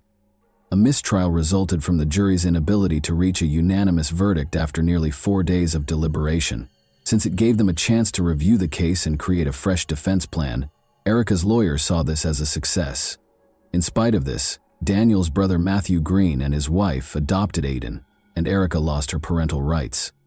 A new trial was planned for 2020, but the pandemic caused it to be repeatedly postponed. Although a final decision has not yet been made, the most recent hearing was held in December 2022. As of right now, Erica Sanville is being held pending trial. If convicted, she could be executed. The next stage of the trial, which could be pivotal in this intricate case, is still being prepared for by the lawyers on both sides. Many people learned from this tragedy, which served as a reminder of the extent to which personal demons and jealousy can lead if assistance is not sought, and toxic relationships are not ended promptly. Too many lives were lost, too much suffering was endured, and too many words remained unsaid. Nevertheless, despite this gloom, some people persisted in fighting for a better future and made every effort to ensure little Aiden's happiness. Even though the story is over, its reverberations will last for a very long time, serving as a constant reminder of what can occasionally be concealed behind the closed doors of homes that appear to be ideal. And that wraps up today's chilling story. If you enjoyed this video, don't forget to like and subscribe so you never miss a new upload. Also, let me know in the comments what part of this story shocked you the most. Thank you for watching, and I'll see you in the next video.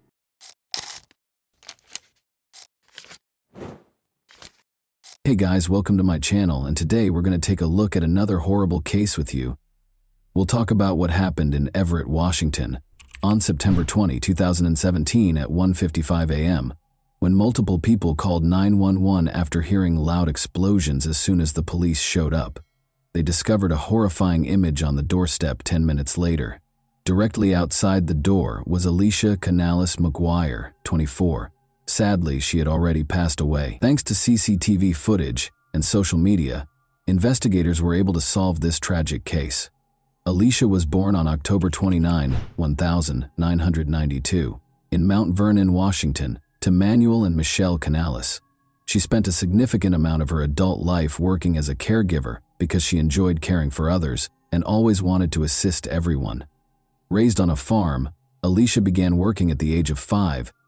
She frequently went back to assist on the family farm because she understood the importance of hard work. Alicia loved spending time with her family, and she saw and talked to them often, always remembering to say "I love you" when she said goodbye. She and her spouse, Bradley, resided in Bird's View. In July 2017, Alicia and Brad tied the knot in a stunning beach ceremony at Deception Pass. As a result, investigators quickly discovered that Alicia did not reside in the home where she passed away. It belonged to her sister, Amanda Canales, who shared it with her 3 kids. Amanda asked Alicia to watch her kids while she was away because she had to travel to New York for work. Alicia was glad to assist because she loved her nephew and nieces. 2 months prior, she had tied the knot and was eager to begin a family of her own.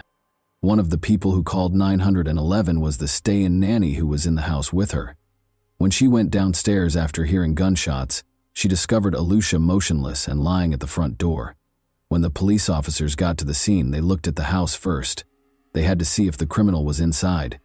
They made sure that the only people in the house were Amanda's kids and the nanny. By closely inspecting everything, the police began searching for evidence after the terrified kids were removed from the house. The house had a car parked in front of it. Beside it were shell casings. It indicated that the person who shot Alicia was standing close to the vehicle, just in front of the front door. The door frame was struck by several bullets. Just outside the door, Alicia was lying face down. It did not appear to be a robbery. The house was not a mess. Furthermore, it appeared that the criminal had not even gone inside the house. However, why and by whom would someone wish to kill Alicia? The detectives suspected that it was a case of mistaken identity after learning that it was her sister's home. The investigators questioned Amanda, who may have been the target, but she was in New York when the nanny, who was also present in the house when the crime was committed, relaxed. They inquired as to whether she knew who would want to harm her or if she saw the person who shot Alicia. The nanny claimed that when she heard gunfire, she was upstairs. She noticed that Alicia was motionless and face down on the floor when she looked down. She called 911 because she was afraid and didn't see the person who had shot Alicia, the nanny. As far as she was aware, she told investigators, Alicia and her husband Bradley got along well, but she provided the first important lead to the police. According to her, there were issues between Amanda, Alicia's sister, and her former spouse, Kevin Lewis. The detectives discovered from looking through the local sheriff's office reports that this was not the first time the police had been called to this address. Every incident had something to do with family disputes between Amanda and Kevin Lewis. The detectives were therefore intrigued by this version. Kevin Lewis lived in a different area of Everett, so they located his home address and went there before dawn to speak with him. It was dark in his home. During the conversation, Kevin answered the door when they knocked. "Talk to Lewis." "She should be home," he said in response to the officer's question about his ex-wife's whereabouts. He appeared to have just awoken. He was asked to tell the detectives where he had slept.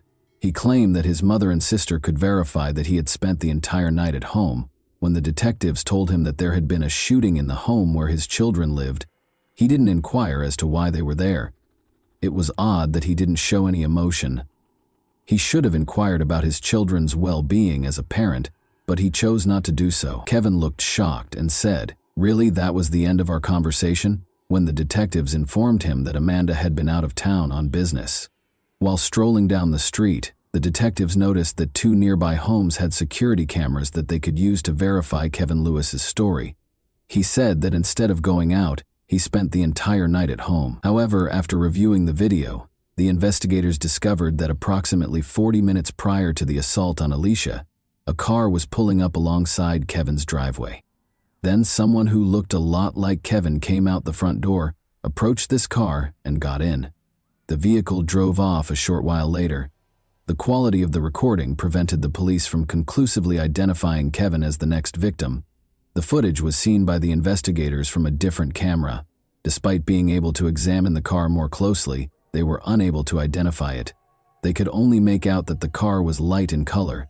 About 20 minutes later, they saw the car return after fast-forwarding the recording. But they had one important detail to notice. This car's front right rim was different from the other 3. The front right rim was dark, while the other 3 were light.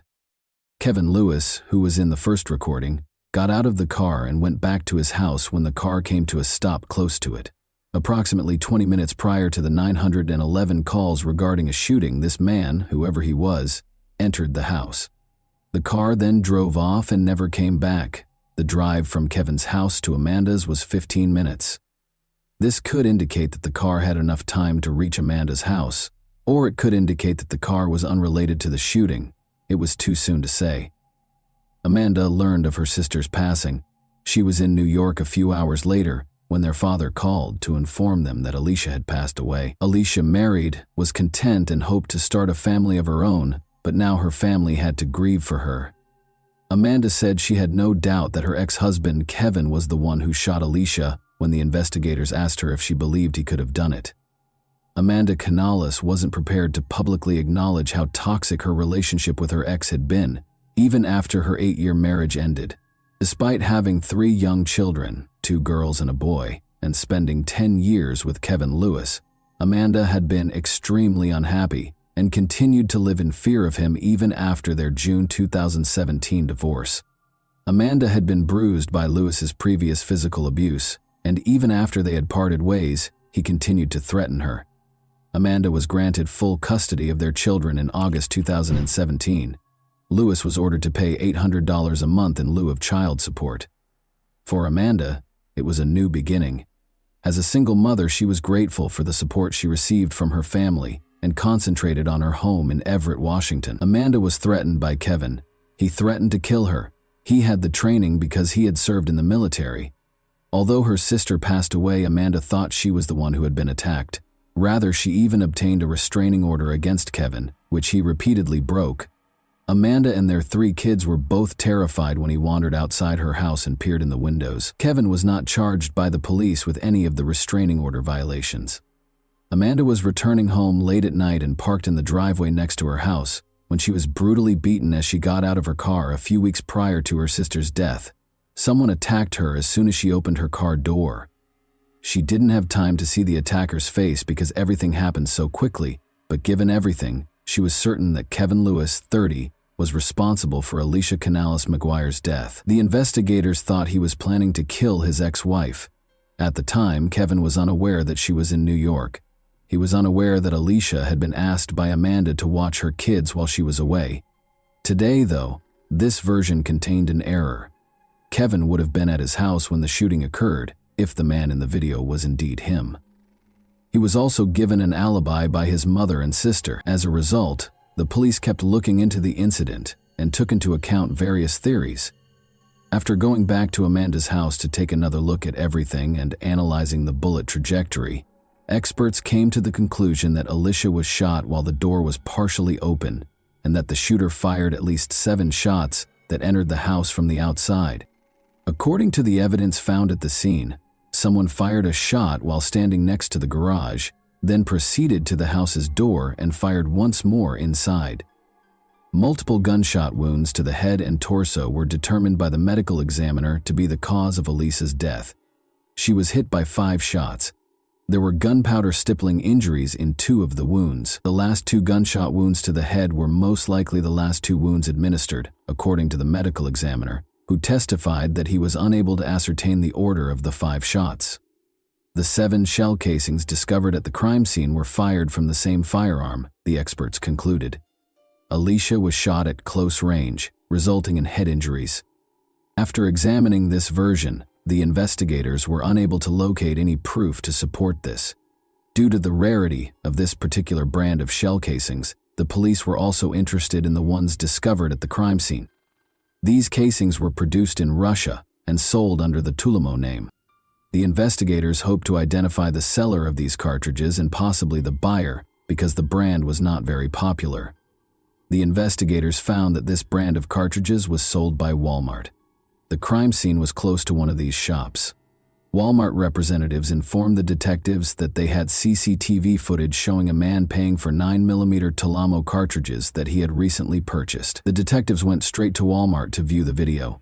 They thought Kevin Lewis might be the buyer when they made the recording on September 18, 2 days before Alicia passed away, but they were mistaken. The police now knew the identity of the man in the video, who wasn't Kevin, because he used a credit card to make the purchase. When the investigators looked into this man, they discovered no relationship to the nanny, Alicia Amanda, or Kevin Lewis. They now had to find fresh evidence. The investigators looked through every version that was available at the time before turning to Amanda for fresh details about Kevin. They had a good relationship at first, she said. Kevin was restrained in his behavior during the honeymoon. She didn't anticipate that he would start hitting her and grow more hostile over time. After their relationship ended, Amanda was granted full custody of the children, a restraining order was issued, and they got divorced. However, a distraught Amanda was aware that Alicia wasn't supposed to be killed in the shooting and thought it was a case of mistaken identity. She told police that Lewis had somehow planned the attack and that Kevin was home when it happened. The footage from the night of Alicia's death has been examined by the investigators once more. They saw something now that they had never seen before. The man who left his house, Kevin, can be seen approaching the car and settling into the back seat behind the driver in this grainy video. Why, though, did he not take the front passenger seat? As the investigators searched for a solution, they came to the conclusion that someone else was already occupying the front passenger seat. As a result, by the time the car arrived at Kevin Lewis's house, there were most likely 2 people inside, which may have been the reason he had to take the back seat. There was insufficient evidence for the police to connect Kevin to Alicia's demise. But after gathering proof of Kevin's assaults on his ex-wife Amanda, they detained him in November 2018 and gave him a 3-year prison sentence. In the meantime, Alicia's case was still unresolved over a year after her death. The only break in this case came in 2019 when a woman with crucial information called the police station. A girl from nearby Spokane who had attended a party and boasted about being hired to kill someone on York Road, the street where Alicia was shot, was the source of the detective's tip. Given that Spokane was roughly 5 hours away from Everett, the police were unsure of what to believe. According to the caller, she was at a party when a young woman walked in. Angelica is who she is. The latter boasted about her involvement in the crime with her boyfriend. This woman claims that Angelica stated that a person died as a result of being shot in the head. They were hired to shoot from around the corner by the children's father. Additionally, according to Angelica, they killed the wrong person. A case of mistaken identity was involved in the incident. The specifics of this case have never been made public by the police. Alicia's head injury was only known to the investigators and her family. Angelica's knowledge of numerous details about the crime piqued the police's interest as they searched for her. Her true name, Alexis Hale, was discovered by the investigators. On her social media, they discovered pictures of her brandishing a 9mm handgun. It might have been the crime's weapon. Additionally, there were multiple videos with a man in the background. It was Jaredon Phelps, Alexis's boyfriend. Alexis Hale shared a video taken through a car's windshield that examined the road signs the night before Alicia passed away. The investigators were able to pinpoint the precise location of the car at that time, which was roughly 10 minutes away from Kevin Lewis's home. A few hours after Alicia's passing, Jaredon Phelps boasted about a wad of cash in the video below. One of the 5 comments that the investigators saw on Phelps's social media photo was from his aunt. They identified his aunt as Kevin Lewis's mother after clicking on her social media profile. As it happened, Kevin's cousin was Jaredon Phelps. The police had good reason to make an arrest. Alexis Hale was the first to be placed in handcuffs. She screamed and claimed that because she was only 17 years old, the police were unable to arrest her. She demanded a lawyer because she understood why she had been arrested. Jaredon Phelps was taken into custody by the police in a different area of the city at the same time. Phelps and Hale had driven from Spokane to Everett to carry out the shooting, according to the investigators' phone records. Additionally, early on September 20, Lewis's neighbor's security footage captured someone getting into a car.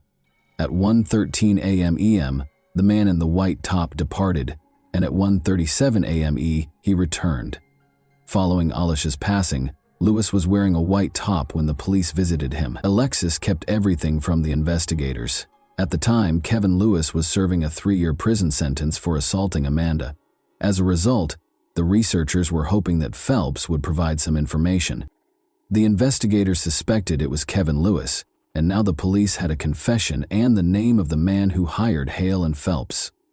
Phelps provided them with additional information about the crime when they brought him to the scene. Following Alicia Canales McGuire's death in September 2017, Kevin Lewis, who was already incarcerated on an unrelated charge, was charged with aggravated murder with a firearm, conspiracy to commit murder, and solicitation to commit murder in July 2020. At the age of 20, he entered a guilty plea to first-degree premeditated murder. He was given a 31-year prison sentence by the court. At age 18, Hale entered a guilty plea to the same charge and received a 15-year sentence. During the trial, Phelps testified that he had committed the crime for financial gain and to gain notoriety. Lewis gave Phelps money, which he used to purchase a Ferragamo belt buckle, Timberland boots, and some tattoos. He asserted that he had given his ex-girlfriend $200 after she obtained the pistol from a family member. Later that year, Lewis entered a not guilty plea and was put on trial by the prosecution. Claimed that in order to get his ex-wife out of the way, he had given $2,400 to his cousin and his girlfriend. Although he had made them into adolescent killers, Alicia had unintentionally opened the door in a tragic case of mistaken identity. Lewis gave Phelps an envelope of cash on the way back. Phelps said Lewis had led them to the house, but that he didn't know who the target was. Phelps and Hale dropped Lewis back at his house and then went back to the spot Lewis had indicated. After getting out of the car, the two headed for the house. Hale went to knock on the front door and Phelps stopped beside the garage. Hale left as soon as Alicia opened the front door, and Phelps fired the gun until it was empty. The gun's muzzle crossed the threshold as Phelps fired the first few shots from his position close to the garage, and the final two after approaching the front porch. The final 2 shots were directed at the head and neck region. Phelps and Hale returned in their vehicle because of a glove that might have been left at the scene. They turned around and departed when they saw police cars upon their return. After getting GPS directions, they returned to Spokane by car. The defense contended that Lewis had only said to move the target out of the way and had never used the word kill in his conversation with his cousin. However, the court was reminded by the prosecution of Kevin's violent past and his threats against Amanda. They claimed that power and control are at the heart of this case, and it was obvious what the goal was. Amanda described him as pure evil. He had played with their kids, who were in the house when she was supposed to die, she remembered incredulously. I assumed you loved them, but a person who truly cares for someone would never want to put them in danger or cause them any trauma. Did you care that they would have woken up to find their own mother dead, lying in a pool of blood, if it had been just me home that night? She asked. She also discussed finding her kids a safe place to live. She informed Louis that, in spite of all the harm you caused, they are recovering and moving on. In case you were wondering, they never inquire about or discuss you. The jury found Lewis guilty of first-degree murder in less than 3.5 hours after a 6-week trial in November 2021. In January 2022, 34 Kevin was given a life sentence without the possibility of parole. Records show that Lewis is still incarcerated at the Washington State Penitentiary in Walla Walla County, where Judge Thompson also ordered him to have no contact with his former wife, his children, Phelps, or Hale for the remainder of his life. And that wraps up today's chilling story. If you enjoyed this video, don't forget to like and subscribe so you never miss a new upload. Also, let me know in the comments, What part of this story shocked you the most? Thank you for watching, and I'll see you in the next video.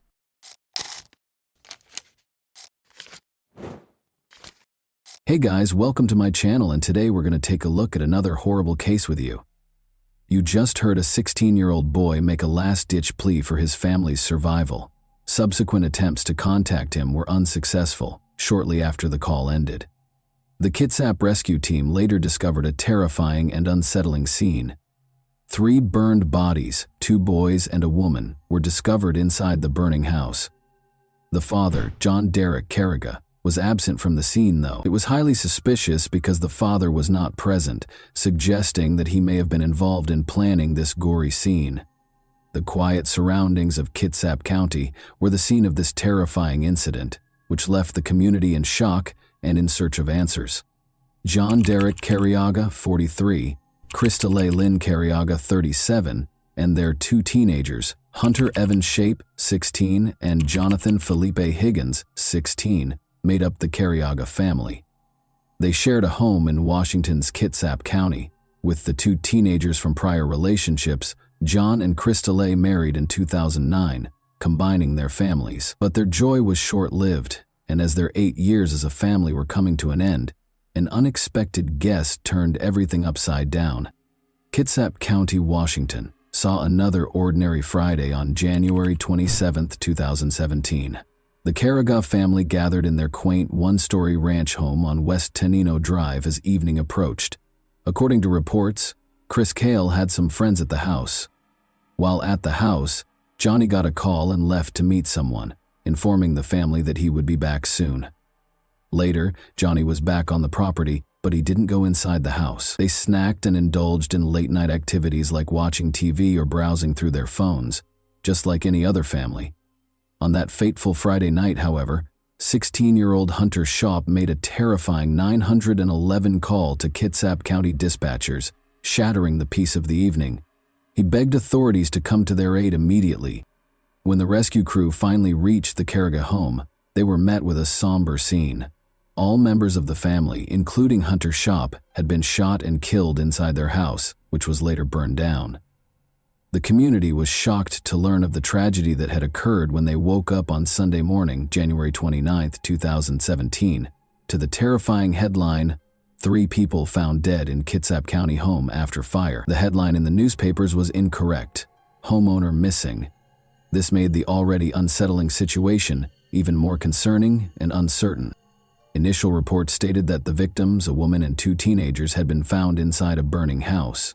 The community was left reeling from the shock of such a violent and senseless crime after authorities confirmed that the deaths were classified as homicides. John Carriga, the homeowner, was nowhere to be found, and it was confirmed that the crime had occurred the Friday before. Authorities asked people to be on the lookout for Carriga and his truck, a brown 2005 Ford F-150, and to report any sightings.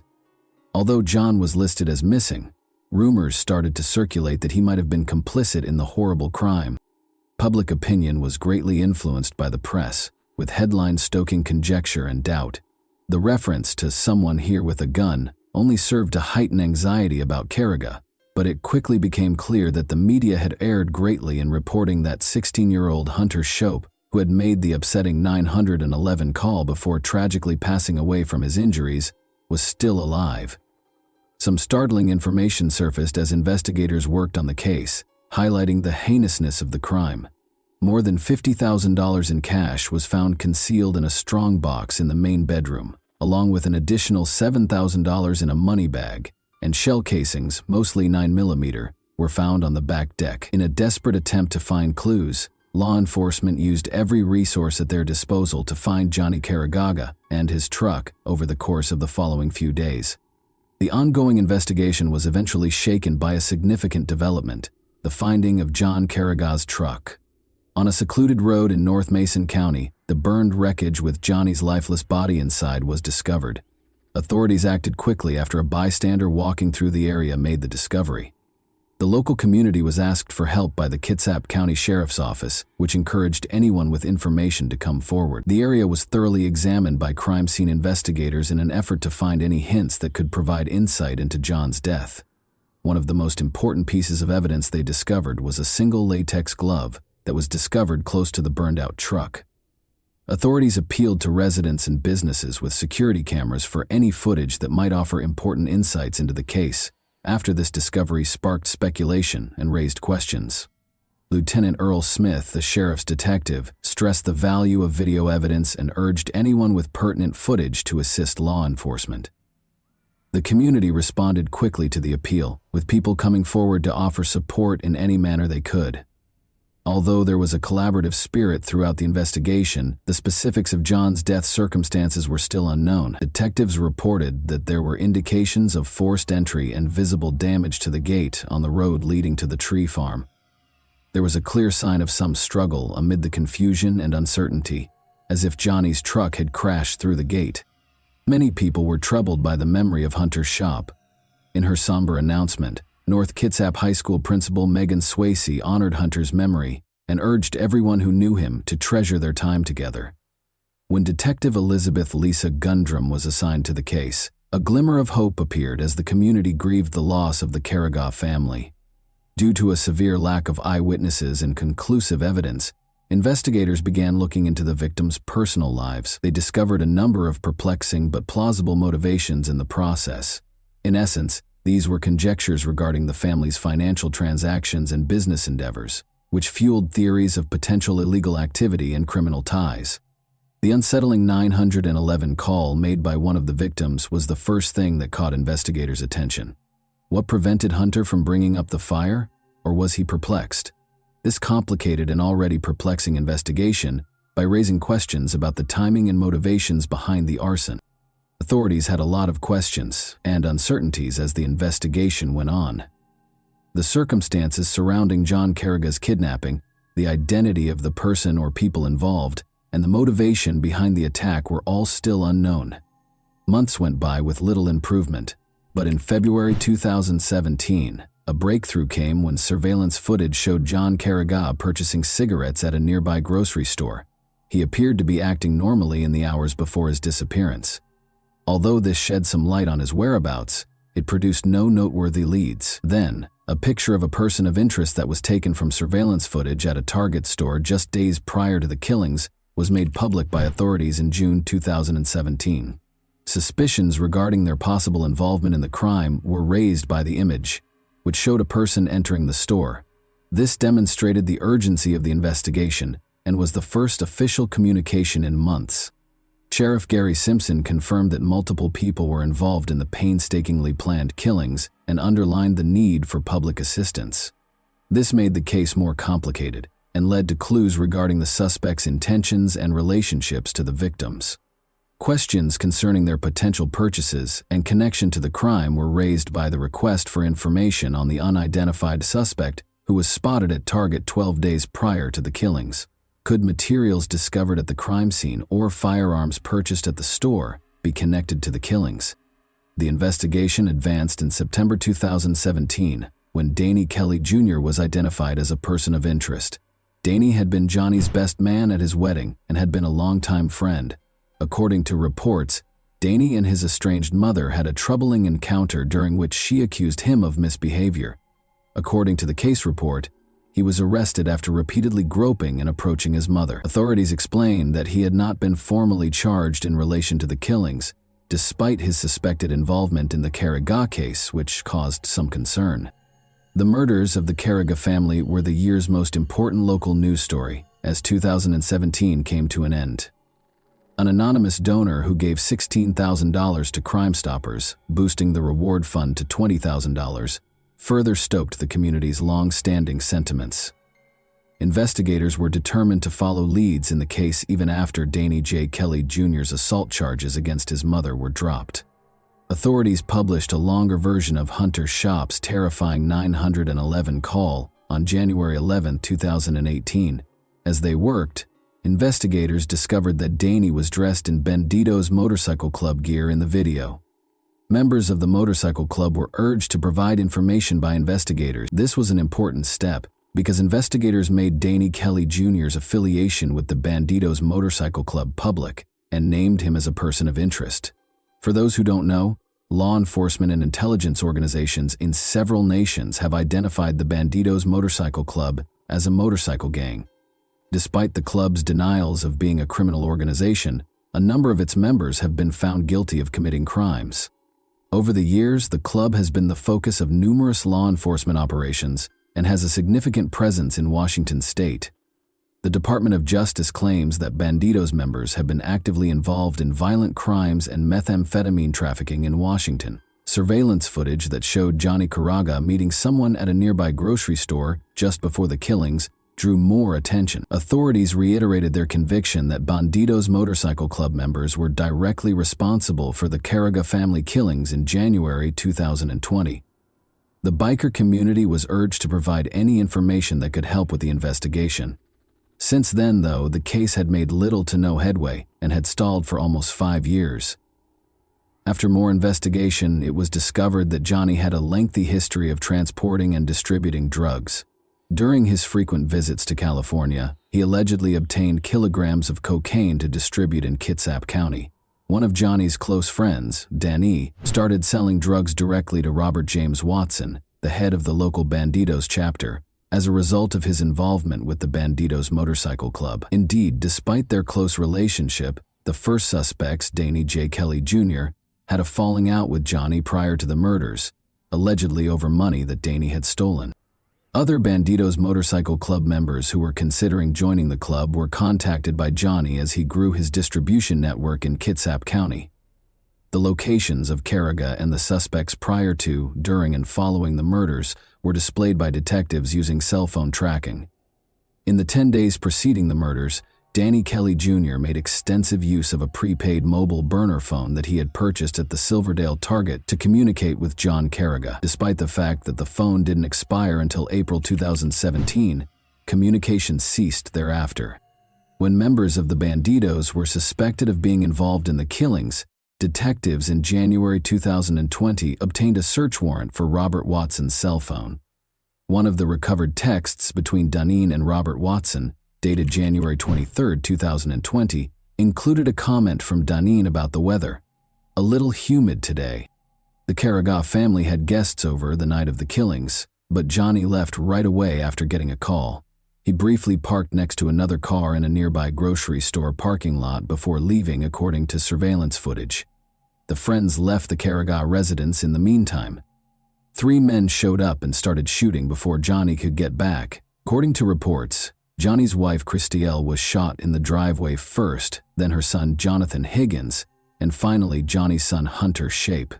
Jonathan Higgins was shot after he came out of his room to see how the disturbance was going, and Christelle was shot in the head. At least one shooter ambushed Hunter Shape as he was bringing a pizza inside the house. The evidence suggested that he caught the murderer off guard. He was hit by 2 more shots after the first one missed. Sheep was still alive when he called 911, but he was presumed dead. The call ended abruptly, indicating that the shooter may have damaged or tampered with the phone before shooting Hunter to death. The attackers then used accelerants and fire starter logs to start fires at various points throughout the house, and they threw rocks through the windows to feed the flames.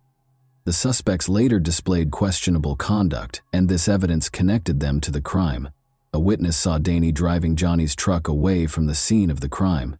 Days prior to the killings, Danny reportedly bought a prepaid phone from a nearby Target, which he used to speak with Johnny frequently, a common tactic in criminal activity, according to surveillance footage. Only during the 12 days before Johnny's murder was that burner phone used for communication. Interestingly, the phone stopped working just before the murders.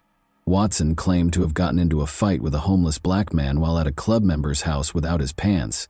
Later that night, Watson called 911 to report that a loaded Glock handgun and another loaded magazine had been stolen from his truck, which had been broken into a few days prior. Watson was fired from Kitsap County Public Works after he stopped showing up for work. Detectives discovered in September 2017 that approximately $303,000 had been deposited into his accounts that year, including multiple cash deposits that were untraceable.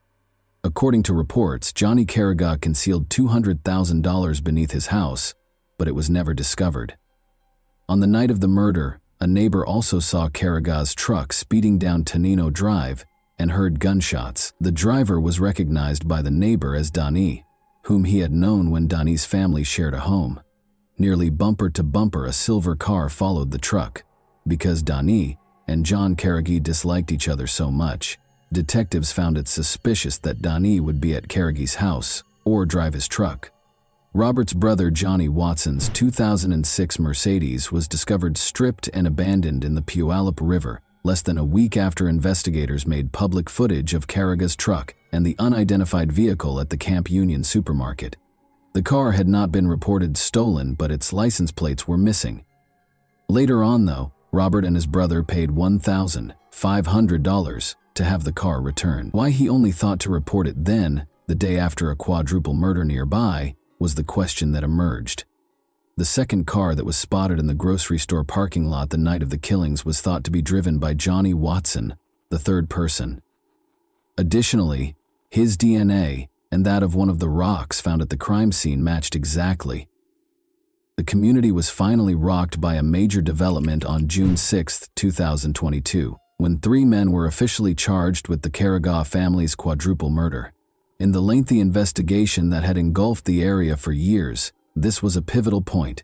The arrest operation, which took place over several weeks and involved about 70 police officers from various counties, was carefully planned. The suspects, who were identified as Danny J. Kelly Jr., 43, Johnny James Watson, 49, and Robert James Watson, 50, were arrested in various locations throughout the state. About an hour later, Johnny Watson and Danny were arrested in their Bremerton apartments, while Robert Watson was stopped in traffic at Gig Harbor. The 3 men were charged with a total of 16 felonies each after being arrested and taken to nearby jails.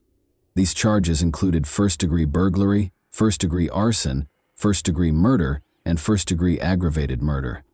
A whopping $20 million was set as bail for each defendant.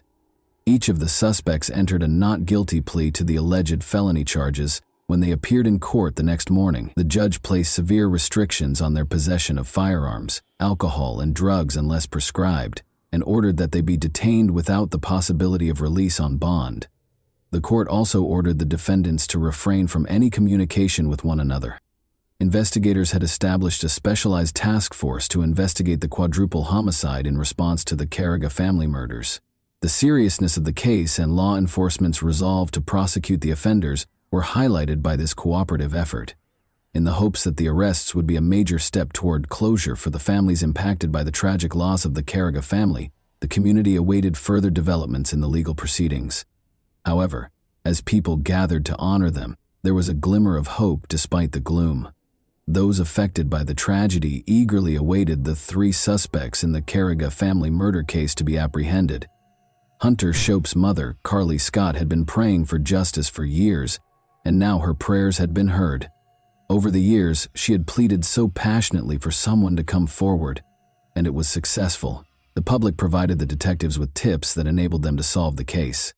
Accused of ruthlessly murdering a whole family, the suspects were brought before a Kitsap County judge while being escorted into the courtroom and clearly restrained.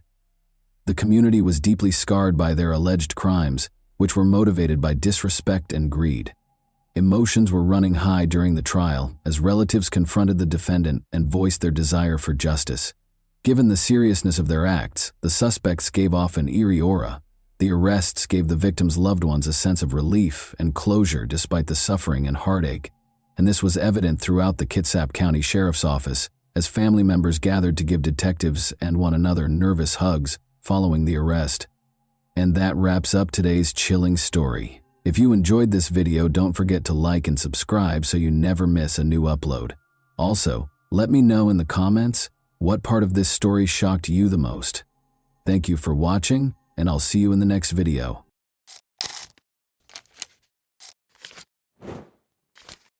Hey guys, welcome to my channel, and today we're going to take a look at another horrible case with you.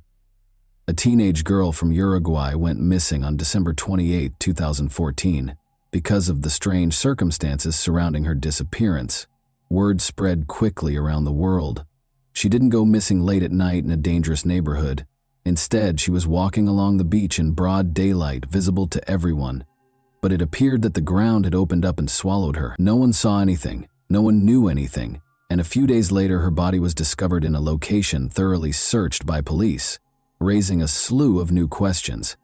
Lola Shumalise was born on November 4, 1999 in Buenos Aires, Argentina. She grew up with Adriana Belmonte and Diego Shumalise, the son of the well-known chef Beatriz Shumalise. When the girl turned 15, her parents decided to give her a trip to New York for the Christmas holidays. However, before that they sent their daughter to Rocha, Uruguay, to relax with her godmother's family for a few days. On December 27, Lola arrived in Uruguay, where she was greeted by her godmother, Claudia Fernandez. Claudia's photo captured the girl in a good mood. Claudia, her husband Hernan Zincunegui, and their 2 children were delighted when Lola arrived. They had intended to spend their few days together sunbathing on Barra de Valisas beach, swimming in the sea, and relaxing. That same evening, Lola, Hernan, and his 14-year-old stepson went to a drum festival in the city center. Hernan and the boy stayed by Lola's side in the crowd, but the boy eventually moved away because he was bored. Nonetheless, after the festival, they all returned home together. The following day, the family went to the beach. Lola requested permission to walk along the beach from her godmother around 3 p.m. She wanted to walk to Aguas Dulces, a spa resort, along a popular trail that would allow her to explore the area's flora and fauna. Claudia had no objections because the route was popular and safe for walks, and the locals were known for being friendly. She informed Lola of the time they would be waiting for her at home and watched her walk away calmly along the beach. Lola was wearing a bikini and denim shorts. She carried a backpack containing a sarong, a book, her ID, a water bottle, and a towel. She didn't have her phone with her because the reception on the beach was poor. The backpack also included a wallet containing 2,000 Uruguayan pesos. Several hours passed, it became dark, and Lola had not returned. Her godmother became worried. The family followed the route Lola had planned, but she was nowhere to be found. Claudia called Lola's parents that evening to explain what had occurred. She informed Adriana that she had already called the police. However, it took 45 minutes for them to arrive at the station and report the teenager's disappearance. The police began searching for Lola. Since she vanished during a walk on the beach, it was thoroughly searched both lengthwise and crosswise. Helicopters and search dogs were dispatched to assist with the search. Lola's parents quickly arrived in Uruguay to assist the police. Almost simultaneously with the start of the investigation, it was revealed that Adriana and Diego were receiving anonymous calls. The caller made no demands or asked for a ransom. They simply stated that Lola was with them and was fine. Unfortunately, this turned out to be incorrect. 2 days later, on December 30, her body was discovered partially covered in sand on the beach. She was in an area with a lot of dunes and thick vegetation. There were shallow knife cuts on her neck and signs of head trauma. The autopsy revealed that Lola was attacked from behind and then dragged or forced to the spot where she was discovered. The killer pressed her face into the sand until she suffocated. This was proven by the presence of sand in her lungs. The news of the crime sparked an unprecedented outcry in Argentina and Uruguay's press. As is customary in such cases, journalists began to propose theories about what could have happened.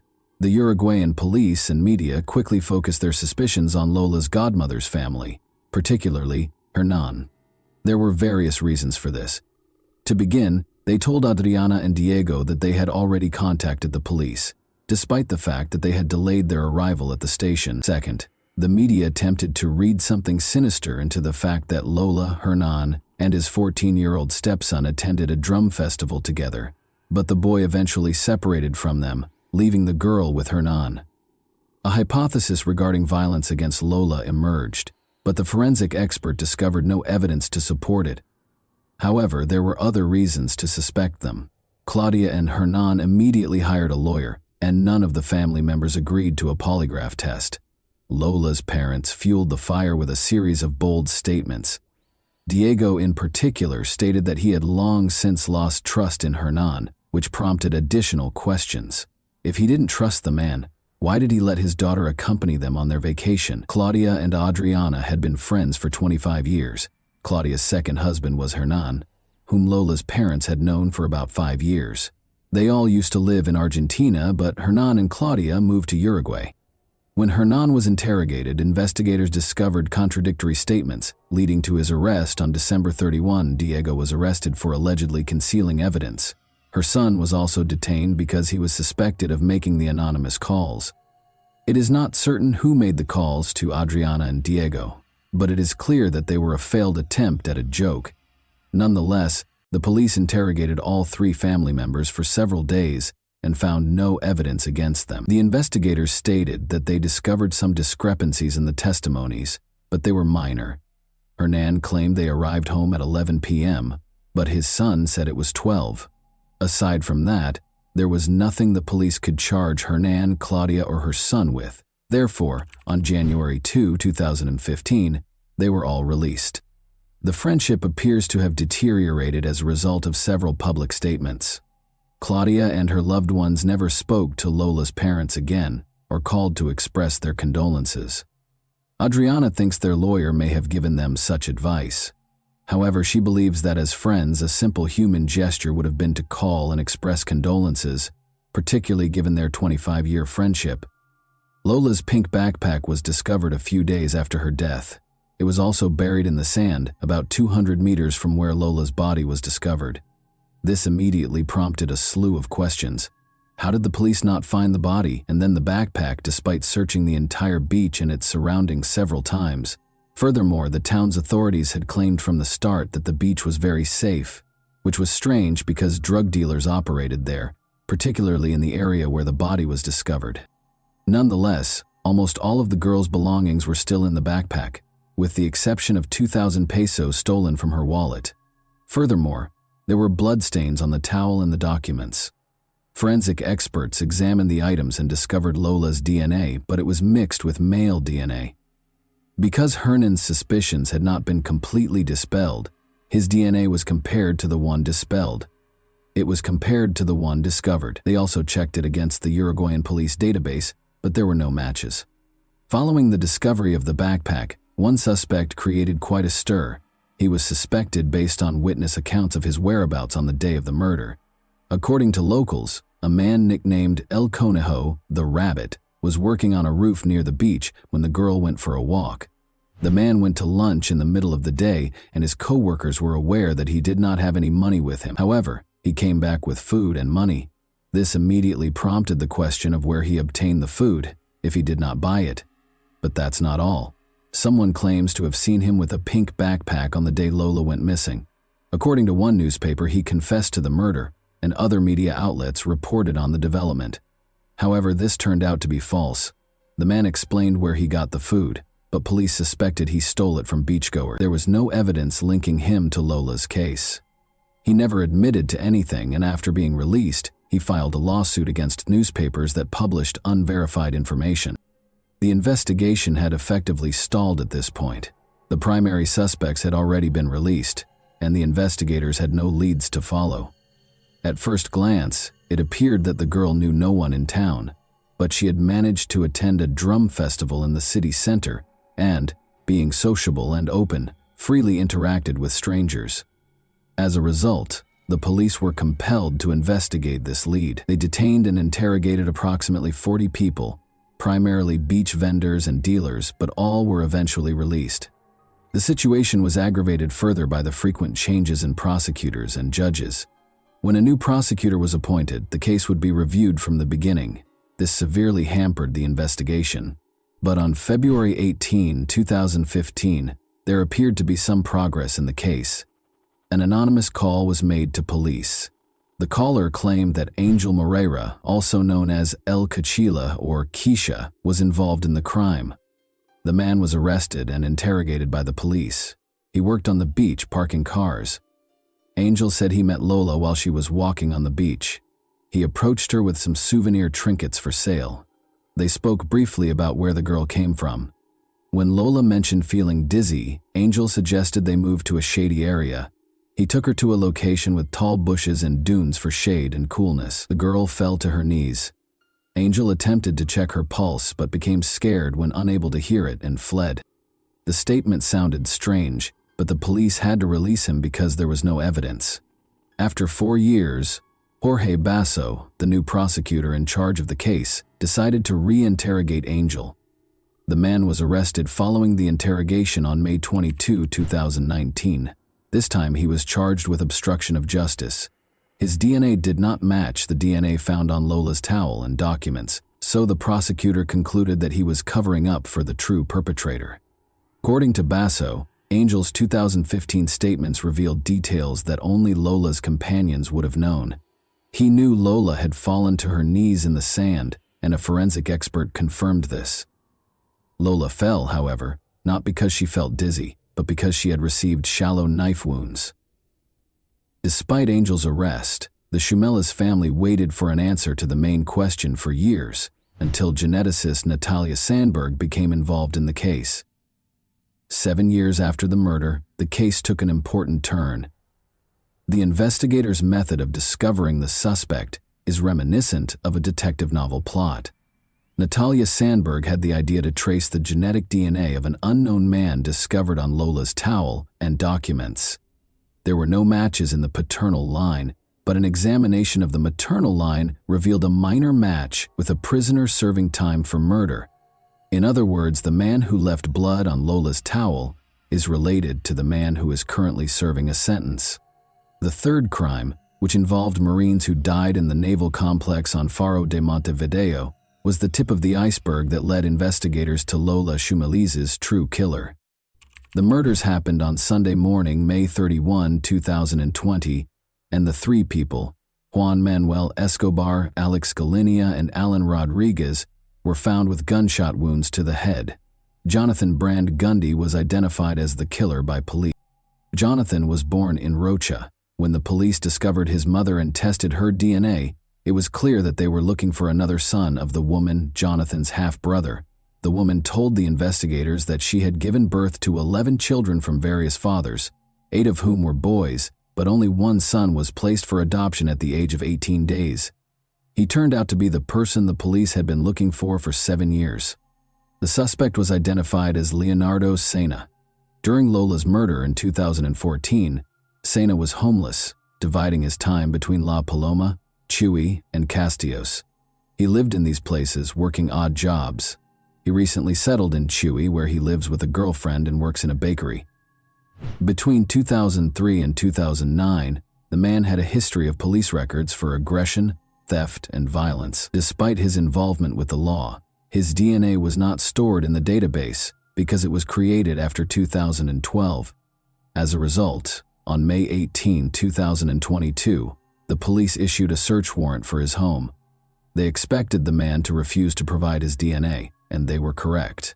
However, forensic experts looked at the man's toothbrush and comb. To the surprise and delight of the forensic experts, the DNA match was 99.9%, indicating that it was his DNA. The suspect was arrested at the Brazilian border on May 19th. During the interrogation, Leonardo claimed he had no involvement in the crime. Regarding the DNA found on the identification card and the girl's towel, he stated that he found a pink backpack on the beach. When he looked inside, he saw a wallet containing 2,000 pesos and stole it. Concerning the blood, he stated that he had cut himself with a bottle shard at work a few hours prior, and when he reached into the backpack, the bandage came off and the cuts began bleeding. So he wiped his hand on Lola's towel. However, there were several inconsistencies in his account. For starters, his blood was mixed with the girl's blood rather than simply found on her belongings. This would not have happened if he had simply found the backpack and removed the wallet. Second, according to his own words, someone other than Leonardo took Lola's backpack on the 28th, the day of the murder, after Leonardo stole the money and mysteriously buried it 4 kilometers away from where it was found, without taking anything from it. Even the suspect couldn't deny the absurdity of the story. Finally, his colleagues from December 2014 did not recall the incident involving the broken bottle and Leonardo's cut. Furthermore, according to documents, Leonardo was no longer working at the brewery on the day of the crime. According to police, Lola was stopped by Leonardo and Angel while walking on the beach on December 28, 2014. They dragged her through dunes and bushes. Lola attempted to flee, but the kidnappers struck her on the head several times and stabbed her in the neck, knocking her to her knees. However, Lola's wounds were not fatal and she resisted. She most likely screamed loudly to get the attention of other vacationers or beach vendors. In an attempt to silence Lola, they pressed her face into the sand. They pushed for too long, causing Lola to suffocate. The police believe the crime was motivated by violence, but the assailants were unable to carry out their intended act and ended up killing her because they did not anticipate such fierce resistance from the teenage girl. This hypothesis is supported by the fact that Leonardo was previously tried in a case similar to Lola's. That happened in 2009. When Leonardo was 26 years old, the victim was a 15-year-old girl, just like Lola. Leonardo pursued her for a few blocks before attacking her with a knife. He dragged the victim into a remote wooded area where he assaulted her. Uruguayan police believe that at least 2 people were involved in the attack on Lola. As a result, they charged Leonardo with aggravated murder and Angel with harboring a criminal. Jorge Basso sought a 10-year prison sentence for Angel and 15 for 30 years for Leonardo. A judge granted Angel conditional early release under oath in June 2021, after he had been in prison since 2019. Despite psychiatric and psychological evaluations describing Angel as aggressive and impulsive, the judge found no grounds to accuse him of harboring a criminal. Harboring involves assisting a criminal after the crime has been committed. Angel should have faced charges as an accomplice in this case. The judge determined that Angel Morera's actions did not constitute harboring. The prosecutor filed an appeal against the judge's decision, arguing that Angel was present before, during, and after the crime.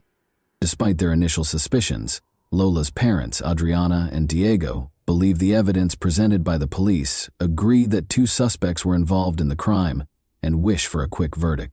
And that wraps up today's chilling story. If you enjoyed this video, don't forget to like and subscribe so you never miss a new upload. Also, let me know in the comments what part of this story shocked you the most. Thank you for watching. I'll see you in the next video.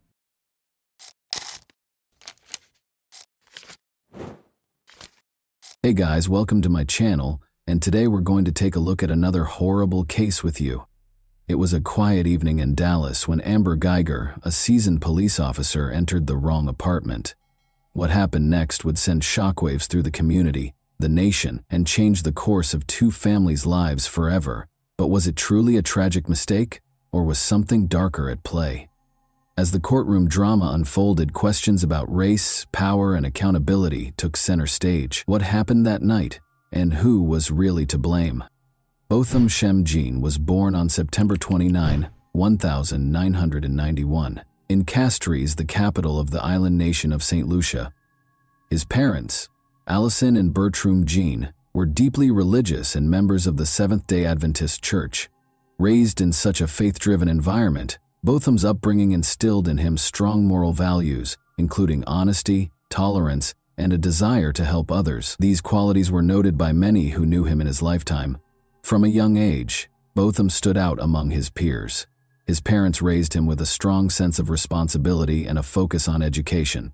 In school, he demonstrated exceptional abilities in mathematics and music. At a young age, Botham began singing in the church choir, where his deep and moving voice immediately caught attention. Music became an important part of his life, and the church was a place where he felt supported and confident. After finishing school, Botham decided to continue his education in the United States. He chose to attend Hardin-Simmons University in Texas, where he pursued a degree in accounting. This decision marked an important milestone in his life, as moving to the U.S. opened up new opportunities for professional growth and personal connections. After graduation, Botham secured a job as an accountant in Dallas. His career quickly flourished, and his colleagues highly valued his professionalism and approach to work. For Botham, working at PwC wasn't just a career step, it was an opportunity to contribute to society and provide for his family. He supported his parents, helped the youth in his community in St. Lucia, and dreamed of advancing further in his career. His co-workers remembered him as someone who always brought positivity and inspiration to the team, fostering a strong sense of camaraderie and striving for the best results. But it wasn't just his professional life that mattered to Botham. He was actively involved in the life of his church in Dallas, where he was part of the music group and often spent time with friends from the community. He found joy in simple things, cooking dinners for his friends, organizing parties to maintain friendships, and always sharing his sincere smile and support with others. His life was filled with plans for the future, full of optimism and a drive to achieve even greater things. Amber Geiger, on the other hand, came from a small town near Dallas. She was born on August 9, 1988, and grew up in a family where discipline and hard work were strongly emphasized. From an early age, Amber dreamed of becoming a police officer. Her father worked in local law enforcement, and she knew she wanted to follow in his footsteps to help people and bring order to society. Amber pursued this dream after high school by enrolling in the police academy. She worked hard and demonstrated the discipline and focus needed for a career in law enforcement. After graduating from the academy, Amber began her career with the Dallas Police Department, where she eventually became an officer. Her colleagues described her as determined and hardworking, though she often expressed frustration with the emotional strain and high stress of her job. The life of a police officer is always filled with risk and stress, and Amber was no exception. She often found herself in situations that required quick decisions, where her reaction had to be immediate. These working conditions took a toll on her emotional state.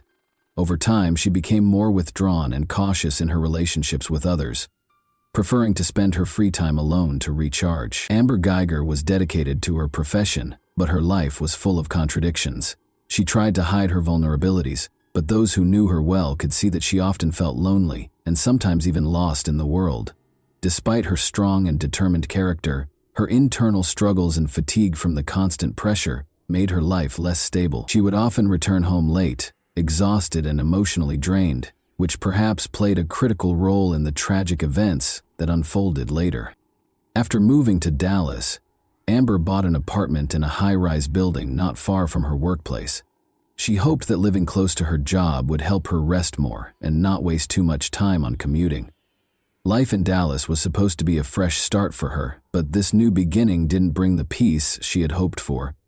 Work stress and emotional strain became part of her daily routine. She often found it hard to manage the growing exhaustion, which led to tension and personal issues in her life.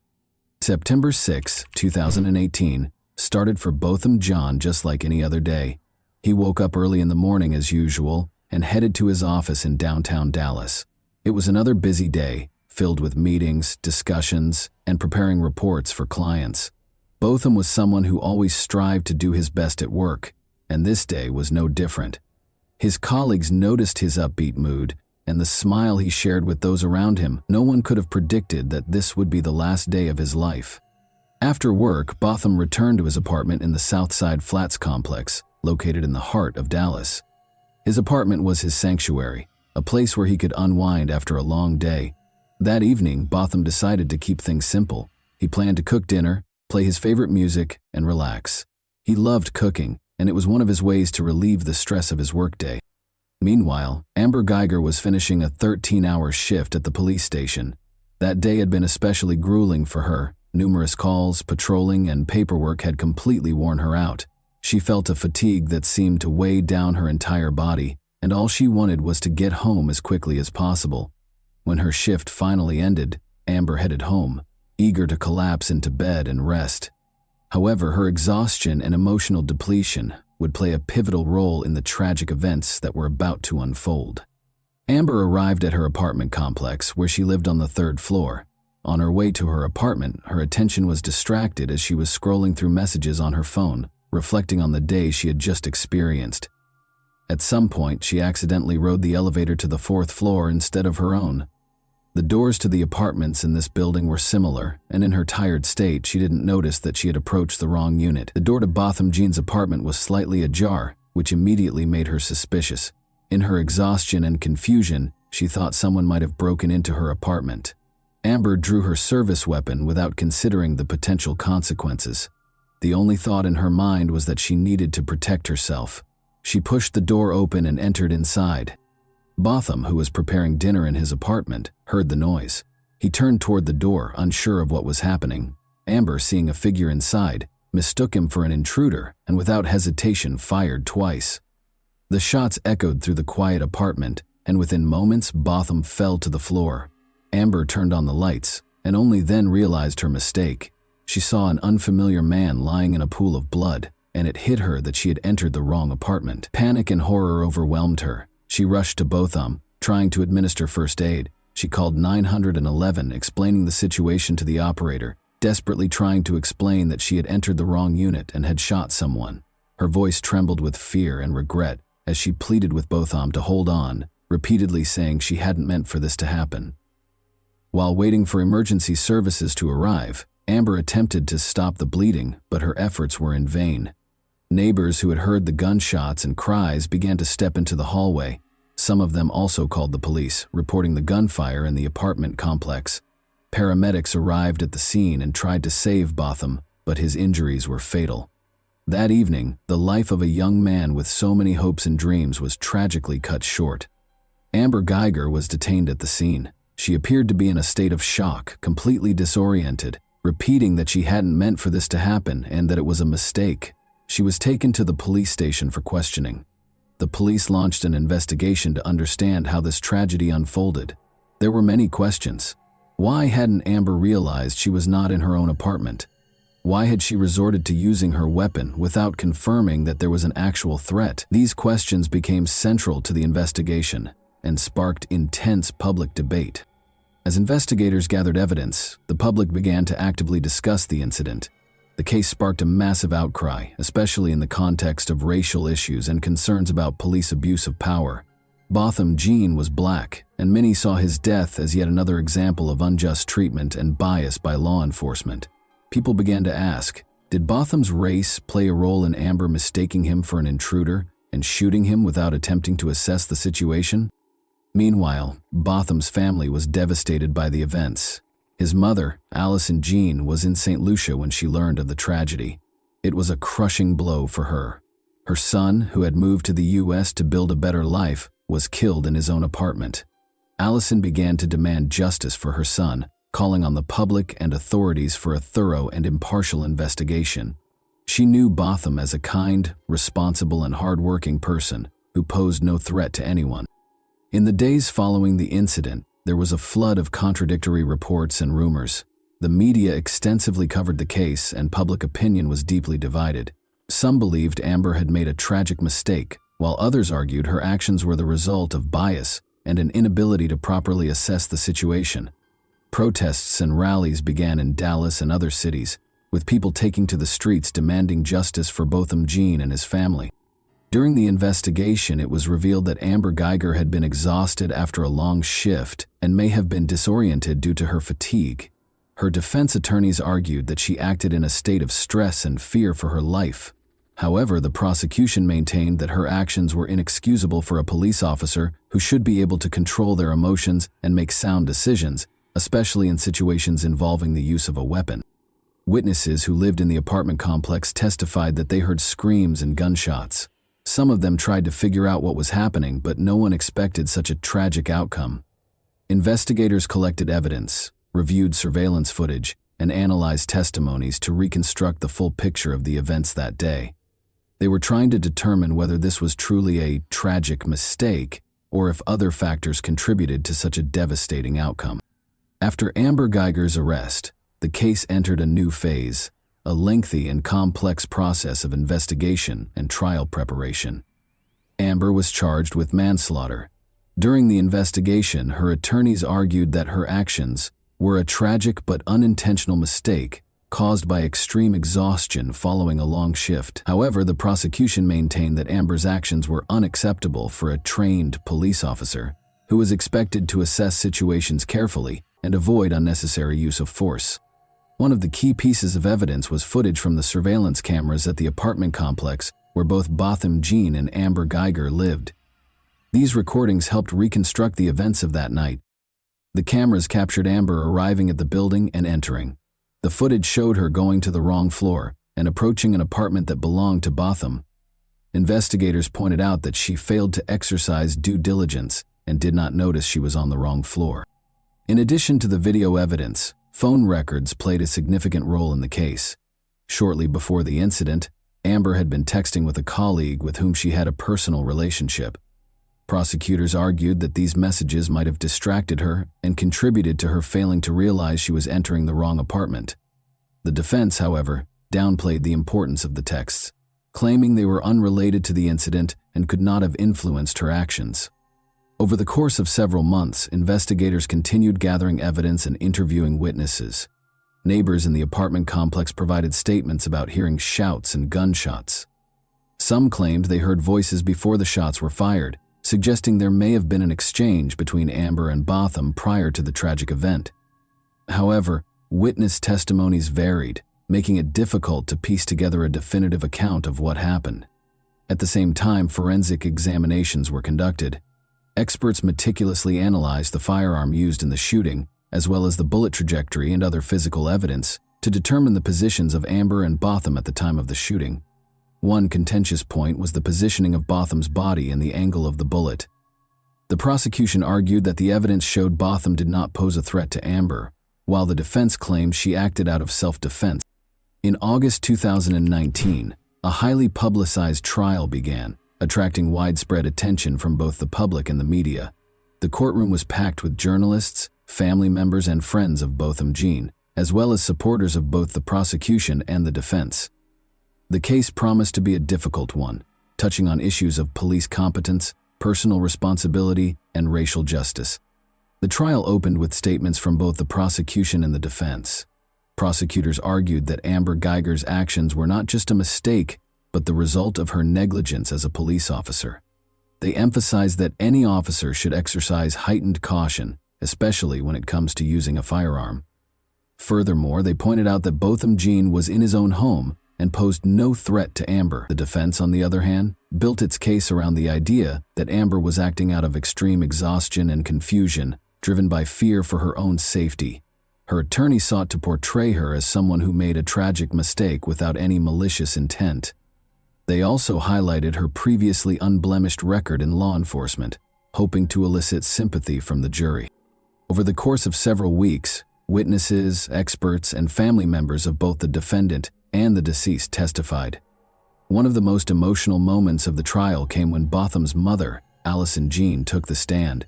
She spoke about her son's dreams and plans for the future, describing him as a kind and compassionate person. Her words deeply moved everyone in the courtroom, emphasizing the tremendous loss her family had endured. Also testifying was Botham's brother, Brant Jean, whose statement became one of the most talked about moments of the trial. In his address to the court, he publicly forgave Amber Geiger and even asked for permission to hug her. This gesture sparked a range of reactions. Some saw it as an incredible act of kindness and Christian forgiveness, while others felt that such an action should not overshadow the need for fair justice. Among the evidence presented in court were surveillance footage and an audio recording of Amber's 911 call after the shooting. In the recording, she can be heard in a panic, repeatedly stating that she had entered the wrong apartment and never intended to kill anyone. This call sparked further discussion as it captured her desperation, but also highlighted the lack of any attempt to determine who was in front of her before resorting to using her weapon. The expert testimony focused on analyzing the trajectory of the bullet, the position of Botham Jean's body, and the circumstances surrounding the shooting. Experts for the prosecution argued that the bullet's path suggested Botham was in a relaxed position, likely sitting or standing up from his couch when he was shot.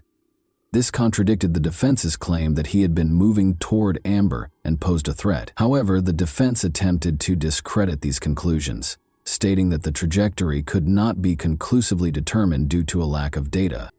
Throughout the trial, the public closely followed the developments of the case. Protests and rallies continued, with activists calling not only for a fair sentence for Amber Geiger, but also for police reform to prevent similar incidents in the future.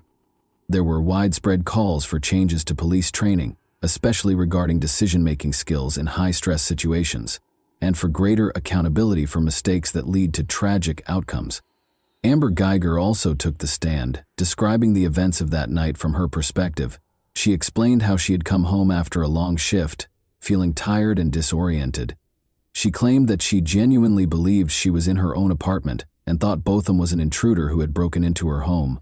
She cried as she spoke, stating that she never intended to harm anyone and that it was a terrible mistake, one that she would have to live with for the rest of her life. Her testimony was emotional and, in the opinion of some, sincere, though it sparked conflicting reactions among the audience. The question of what the appropriate sentence should be became central in the final stage of the trial. Prosecutors insisted that Amber Geiger should be convicted of manslaughter, arguing that her actions led to the death of an innocent person and that a police officer who cannot assess a situation properly should not remain on the force. The defense, on the other hand, requested a lighter sentence, citing the lack of intent and arguing that Amber already carried a heavy burden of guilt for her mistake. After several days of deliberation, the time finally came for the jury to render their verdict in the case of Amber Geiger. Tension filled the courtroom as all eyes were on the judge and jury, who would decide whether the former police officer was guilty of causing Botham Jean's death. For many, this trial had become a symbol not just of a personal tragedy but also of the deep-rooted issues within American society: racial bias, abuse of power, and a lack of accountability within law enforcement. On October 2, 2019, the jury announced their verdict. Amber Geiger was found guilty of the crime that resulted in Botham Jean's death. This decision came as a surprise to many, particularly since the prosecution had initially sought a conviction for manslaughter. The charge of murder carried more serious consequences and a longer prison sentence. In the courtroom, there were audible expressions of relief and quiet celebrations. This verdict was a significant step toward justice for Botham's family and those who had supported them throughout the long and painful trial. The following day, the judge delivered the sentence. Amber Geiger was sentenced to 10 years in prison. In her statement, the judge acknowledged the complexity and tragedy of the case, emphasizing that both sides had experienced significant loss. Geiger, the judge noted, had made a grave error that cost an innocent person his life. However, despite the weight of the sentence, many felt that 10 years was too lenient for a life lost as a result of such a severe mistake. While some were satisfied with the court's decision, others believed it fell short. Activists and supporters of the Jean family argued that the sentence did not reflect the gravity of the crime and was not enough punishment for the life that had been taken. Protests continued in Dallas and other cities, with many calling for further reforms in the criminal justice and law enforcement systems. This case became a symbol of the fight for justice and brought renewed attention to the challenges Black Americans face in interactions with law enforcement. Amber Geiger herself remained in shock following the verdict and sentencing. She repeatedly stated that she had no intention of harming anyone and that it was a terrible mistake. Her attorneys filed an appeal, hoping to reduce her sentence. They argued that 10 years was too harsh for someone who acted out of confusion, stress, and exhaustion. However, as the trial concluded, Geiger was taken into custody to begin serving her sentence. Botham Jean's family expressed their gratitude to everyone who supported them throughout the long months of the trial. Botham's mother, Allison Jean, stated that while the verdict provided some sense of resolution, it could never bring back her son. She emphasized the need for systemic reforms in the justice system and law enforcement to prevent similar tragedies from happening again. Allison continued to advocate for change within police departments, hoping her son's case would serve as a catalyst for meaningful progress. The case of Botham Jean had a profound impact on public opinion and the national conversation around policing. This incident became yet another example highlighting systemic issues in law enforcement and the treatment of Black citizens. In response to public pressure, several states began considering legislative initiatives aimed at improving police training, particularly in situations involving the use of force and community interactions. Calls grew louder for increased accountability for officers' actions, and mandatory training programs focused on racial and cultural competency. Additionally, the Botham Jean case inspired the creation of organizations and funds dedicated to supporting families of victims of police misconduct and advocating for law enforcement reform. These groups provided legal and emotional support while spearheading campaigns to raise awareness about racial discrimination and abuse of power. Allison Jean became an active participant in these initiatives, using her personal story to fight for justice and systemic change. As time passed, Amber Geiger continued to serve her sentence in prison while awaiting the outcome of her appeal. This case not only shattered the lives of two families, but also left a lasting mark on American society. The tragic mistake that led to Botham Jean's death served as a stark reminder of the need for reform and the importance of law enforcement officials making sound and responsible decisions, especially in life-and-death situations. The story of Botham Jean and Amber Geiger remains one of the most discussed and impactful cases in recent U.S. history. It underscores the profound consequences of poor judgment, particularly when exercised by those in positions of power. While justice, according to many, was only partially achieved, the case left unanswered questions and became a symbol of the ongoing fight for equality and accountability in America. And that wraps up today's chilling story. If you enjoyed this video, don't forget to like and subscribe so you never miss a new upload. Also, let me know in the comments what part of this story shocked you the most. Thank you for watching, and I'll see you in the next video.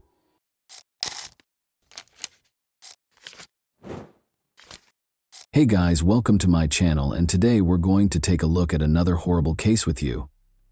A terrible crime is depicted in the tragic events of November 28, 2014 in Fort Worth, Texas.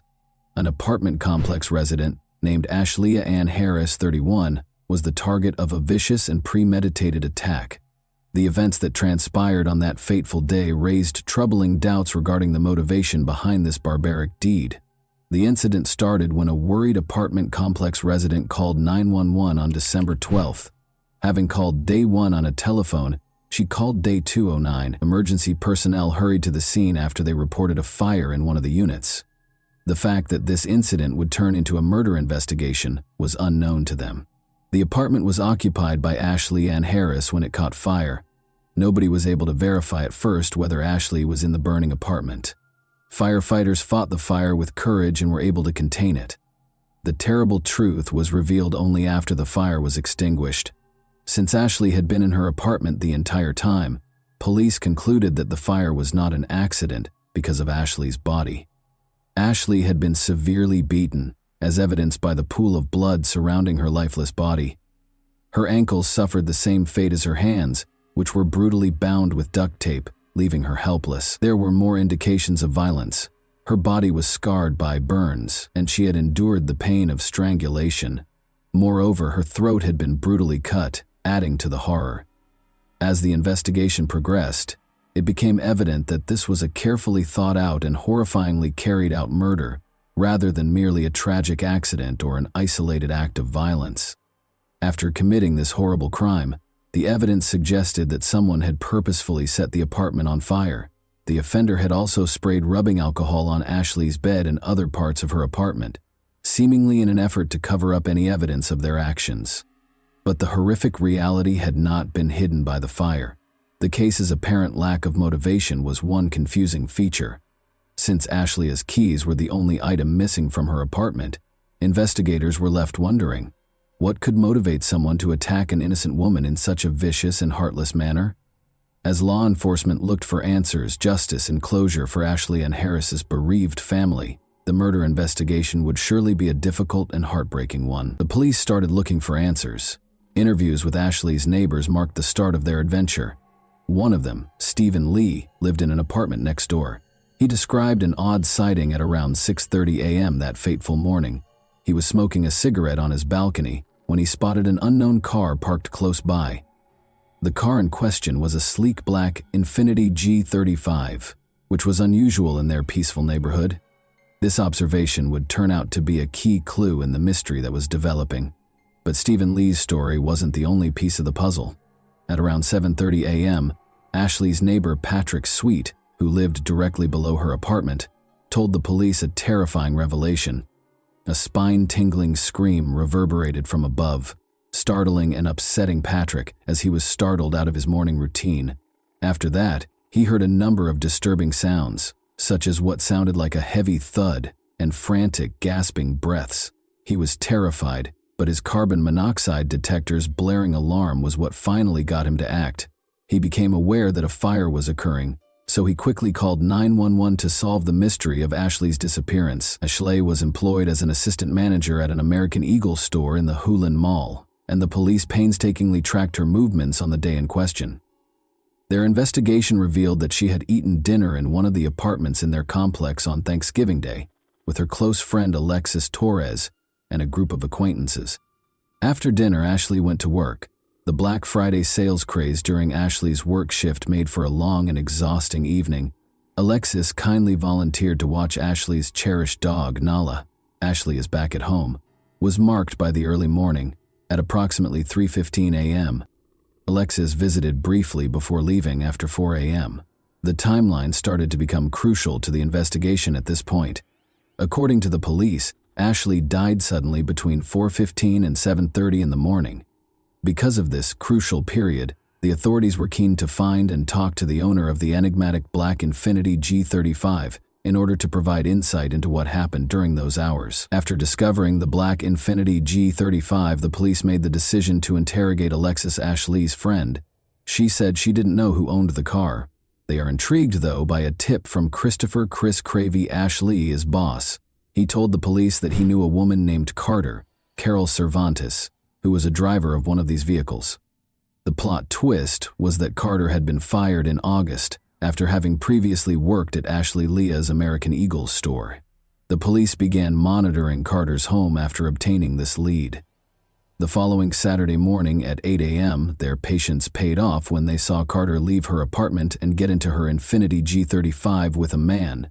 After that, the man drove her to Hulin Mall, where he parked after dropping her off at the entrance. When the police came to question him, they found that he was actually Clarence, Carter's boyfriend. David Mallory, who used to work at the same American Eagle store, became suspicious when Clarence was unable to provide his driver's license when asked, which resulted in his arrest. Officers observed some odd details about him while he was at the police station. The plastic price tag fastener was still on his brand new ski mask, which showed no signs of wear. In addition, his lower lip, which was visibly swollen even after Clarence was arrested, looked like a recent injury. Despite being seen entering the mall, Carter was never seen again. Instead, she was apprehended at her apartment complex, where she appeared to be doing laundry and taken in for interrogation. Her initial claim that she had not left the apartment complex that day was refuted by surveillance footage, which showed her leaving the mall and making her way home. According to the police, she may have decided to walk the 2 miles home after spotting them conversing with Clarence in the mall parking lot. Notably, they noticed minor scratches on her arms as the puzzle pieces came together. The police had to determine whether Carter and Clarence were involved in Ashley's terrible death, and if so, what the motivation was for the gruesome events that had taken place. A troubling picture of the circumstances leading up to Ashley's untimely death was painted by additional evidence that surfaced.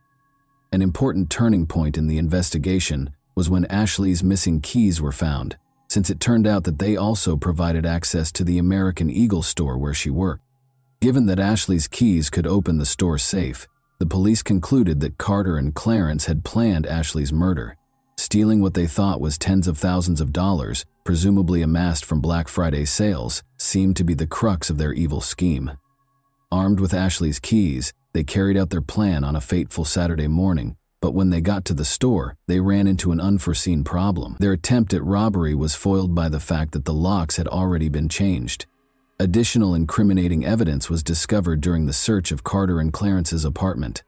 They discovered a taser box, a plastic tub with bungee cords and a rope, a lock in a kitchen drawer, and some discarded duct tape. They also found a broken deadbolt lock, 2 more locks that looked like they were used for practice and were marked as lock-picking practice locks, and the black Infiniti G35, a key vehicle in the investigation, which also had sinister secrets inside. They found a plastic bag inside a black garbage bag, a sharpening stone that was probably used for a knife, a 9mm cartridge, a cell phone, a walkie-talkie, and a sheathed buck knife. Notably, they also discovered a kitchen knife, an unopened tarp, and a toboggan with a hole cut in it. The finding was perhaps the most concerning. 3 of a loaded Glock 19 concealed beneath the driver's seat with a bullet in the chamber. The disturbing picture of Carter and Clarence's role in Ashley's murder was painted by these strong pieces of evidence. The state decided not to pursue the death penalty after both defendants were charged with capital murder. Instead, it sought life in prison without the possibility of release for both of them. Carter and Clarence upheld their not guilty pleas in spite of the overwhelming evidence against them, paving the way for a torturous court battle that would ultimately decide their fate. Although the prosecution gave both defendants a largely consistent story, the court cases of Carter, Carol Cervantes, and Clarence, David Mallory, developed independently. But after Carter's case was heard, attention turned to proving that she was the alleged mastermind of the crime. The prosecution believed that Carter and Clarence had several reasons for wanting to hurt Ashley. First, they thought the two wanted Ashley's keys, which would allow them to enter the store safe and the large amount of money they assumed was kept there. especially after the Black Friday sales. The prosecution also claimed that Carter and Clarence wanted to exact revenge on Ashley. An additional layer of personal animosity was introduced into the situation when they blamed her for their dismissal. The court proceedings explored the individuals' personal histories. In June 2014, Ashley took over as store manager while her boss, Chris, was on medical leave. An important part of the operation had been played by Carter, the store's assistant manager. Notably, on August 24, 2014, she had also employed Clarence, her boyfriend, to work with her at the same place. A sizable amount of $18,000 inexplicably vanished from the American Eagle store's safe. When Ashleigh, who was in charge of locking the store that evening, noticed that the back door had been left open, suspicion was cast on Carter. Clarence was identified in surveillance footage as the person who had broken into the safe and stolen the cash. This finding signaled the start of a series of events that would ultimately result in a tragic conclusion. Chris, Ashleigh's boss, didn't find out that Carter had employed Clarence until after the theft. It was shocking to learn that Clarence had a history with the American Eagle brand, having worked at an Amarillo store. However, his record in the American Eagle system was marked as non-rehirable, meaning he should not be employed at any American Eagle location. Chris revealed something shocking. In order to evade detection and get around any warning signs, Carter had changed Clarence's name and social security number in the system and manipulated his personnel file. This information implied a troubling degree of Carter and Clarence's collusion. It became clear as hostilities increased that Carter and Clarence had been plotting Ashley's kidnapping and key retrieval. Images of Ashley's apartment, her apartment door, and her car were among the incriminating evidence found on their cell phones. On their cell phones, police also found latitude and longitude coordinates. The terrifying story was further enhanced by Detective Cedillo's testimony, which disclosed that one of Clarence's texts included coordinates that, when entered into Google Earth, identified a location close to Lufkin, Texas. Detective Cedillo discovered a terrifying hole at this location that was 6 feet long, 2.5 feet wide, and 3 feet deep. It looked grimly like a grave for a human. The prosecution argued that the original plan was to kidnap Ashleigh, threaten her with a pistol, and then kill her somewhere else. But when Ashley refused to let them into her apartment, their plans took a sinister turn, and she tragically died there. More disturbing evidence surfaced. 2 shovels, a box of plastic sheeting, and a box of Craftsman sockets were found by police when they searched Clarence's Cadillac, indicating a sinister and planned motive. These disclosures presented an unsettling image of a well-thought-out crime in which Carter and Clarence were purportedly driven by retaliation as well as financial gain. As the trial went on, the prosecution called witnesses who provided more insight into the terrible circumstances surrounding Ashleigh's passing. Jeff Kaiser, Ashley's close friend and neighbor, was one such witness. Jeff described the terrifying morning when he was startled awake by the sound of fire alarms, recognizing that Ashley's apartment was in danger, and he acted quickly after noticing her car was still parked outside. He hurried upstairs without thinking and kicked down Ashley's apartment door with courage. When Jeff walked in, he saw a chaotic scene. The apartment was filled with smoke, and the sprinkler system sprayed water, making the place dangerous and confusing. Even though it was dangerous, Jeff tried to crawl toward the kitchen to get to Ash, but the dense smoke soon overpowered him and he had to back off to get some fresh air. Unfazed, he made 2 more heroic attempts, but the smoke was too thick to handle. Luckily, rescue efforts were taken over by firefighters who had already arrived on the scene. Arson investigator Wallace E. Hood Jr. offered crucial information about the fire's cause. He stated in his testimony that he was able to pinpoint several places where the fire started, including Ashley's bed and the closet. One particularly unsettling discovery was the smoke detector's purposeful removal and hiding under the mattress. These discoveries suggested a malevolent and deliberate act meant to hide the fire and make Ashley's chances of surviving even more difficult. With a string of gripping incidents and testimony, the courtroom drama went on. The prosecution showed surveillance footage taken in front of the American Eagle store on November 29 at around 2 in the morning, which showed an enigmatic individual trying to operate the gate lock. The prosecution claimed it was Carter, but the person's face was hidden.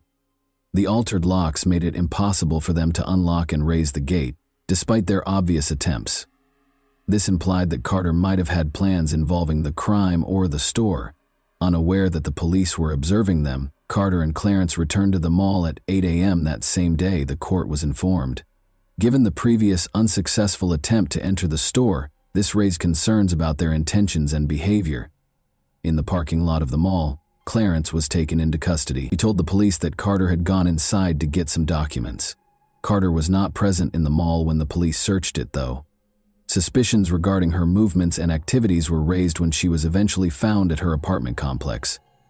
Important details regarding Ashley's injuries were supplied by Dr. Richard Fries, a deputy medical examiner at the Tarrant County Medical Examiner's Office. The extent of her physical trauma was graphically depicted by the autopsy.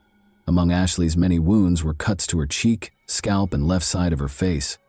Her chin was scraped, her lip had laceration and scrape marks, and her right side was marred by a patterned bruise, with additional bruises discovered around her left eye and between her eyes. The most unsettling finding was probably a star-shaped cut behind her left ear with a bruise surrounding it, which the medical examiner determined was the result of a pistol blow. The testimony described Ashley's experience in a distressing way, implying that she had been beaten viciously and savagely. Ashley sustained multiple wounds, including a knife wound to her neck, bruising and abrasions to her right arm, chest, and neck. Ashley suffered multiple blows to her face, according to testimony from Dr. Fries, a witness in the case. Additionally, he mentioned that Ashley's eyes had patachi, which suggested that she might have been strangled or suffocated. Dr. Fries clarified that a fractured cricoid, a neck cartilage, is more frequently linked to severe force or auto accidents and is rarely observed in asphyxia or strangulation cases. Ashley's death was ruled a homicide after he determined that she died from asphyxia and blunt force trauma to her head and neck. Carter's trial was surrounded by a compelling and heartbreaking courtroom drama. The foundation of her defense was the claim that she was not responsible for Ashley's untimely death. She bravely removed the layers of fear and manipulation that had surrounded her life by taking the stand to testify in her own defense. Carter's testimony portrayed Clarence as a domineering and dangerous man, painting an unsettling picture of their relationship. She disclosed that he had a terrifying amount of control over her day-to-day activities, including deciding when she was allowed to eat and drink. As she admitted to trying to rob the American Eagle store, the entire courtroom listened intently, but she maintained that Clarence's threatening words were what forced her to commit this crime. She told of the terrifying time he pulled out a gun and gave her the order to steal. To make matters worse for her, he claimed that if she refused to accept the money, a dangerous threat would be waiting outside her parents' house, threatening their lives. Carter's story took a darker turn when she described a horrific experience in which she was raped by two unidentified men. She claimed that Clarence himself had allowed these attackers to enter her apartment, and she had to endure the unspeakable cruelty of their acts. Carter adamantly insisted that Ashley was innocent on the fateful night of her murder. She testified that she was asleep in her bed and did not know where Clarence was at the time. She strongly denied any role in Ashley's death and firmly stated that she was not involved in the tragic incident.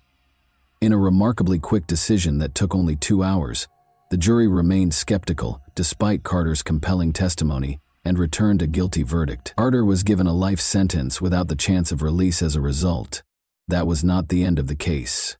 Clarence also appeared in court, arguing that he was innocent of Ashley's murder, but the same lack of response was given to his claims. He was sentenced to life in prison without the possibility of parole, just like Carter, after the jury, clearly unimpressed by his claims, found him guilty as charged. And that wraps up today's chilling story. If you enjoyed this video, don't forget to like and subscribe so you never miss a new upload. Also, let me know in the comments what part of this story shocked you the most. Thank you for watching, and I'll see you in the next video.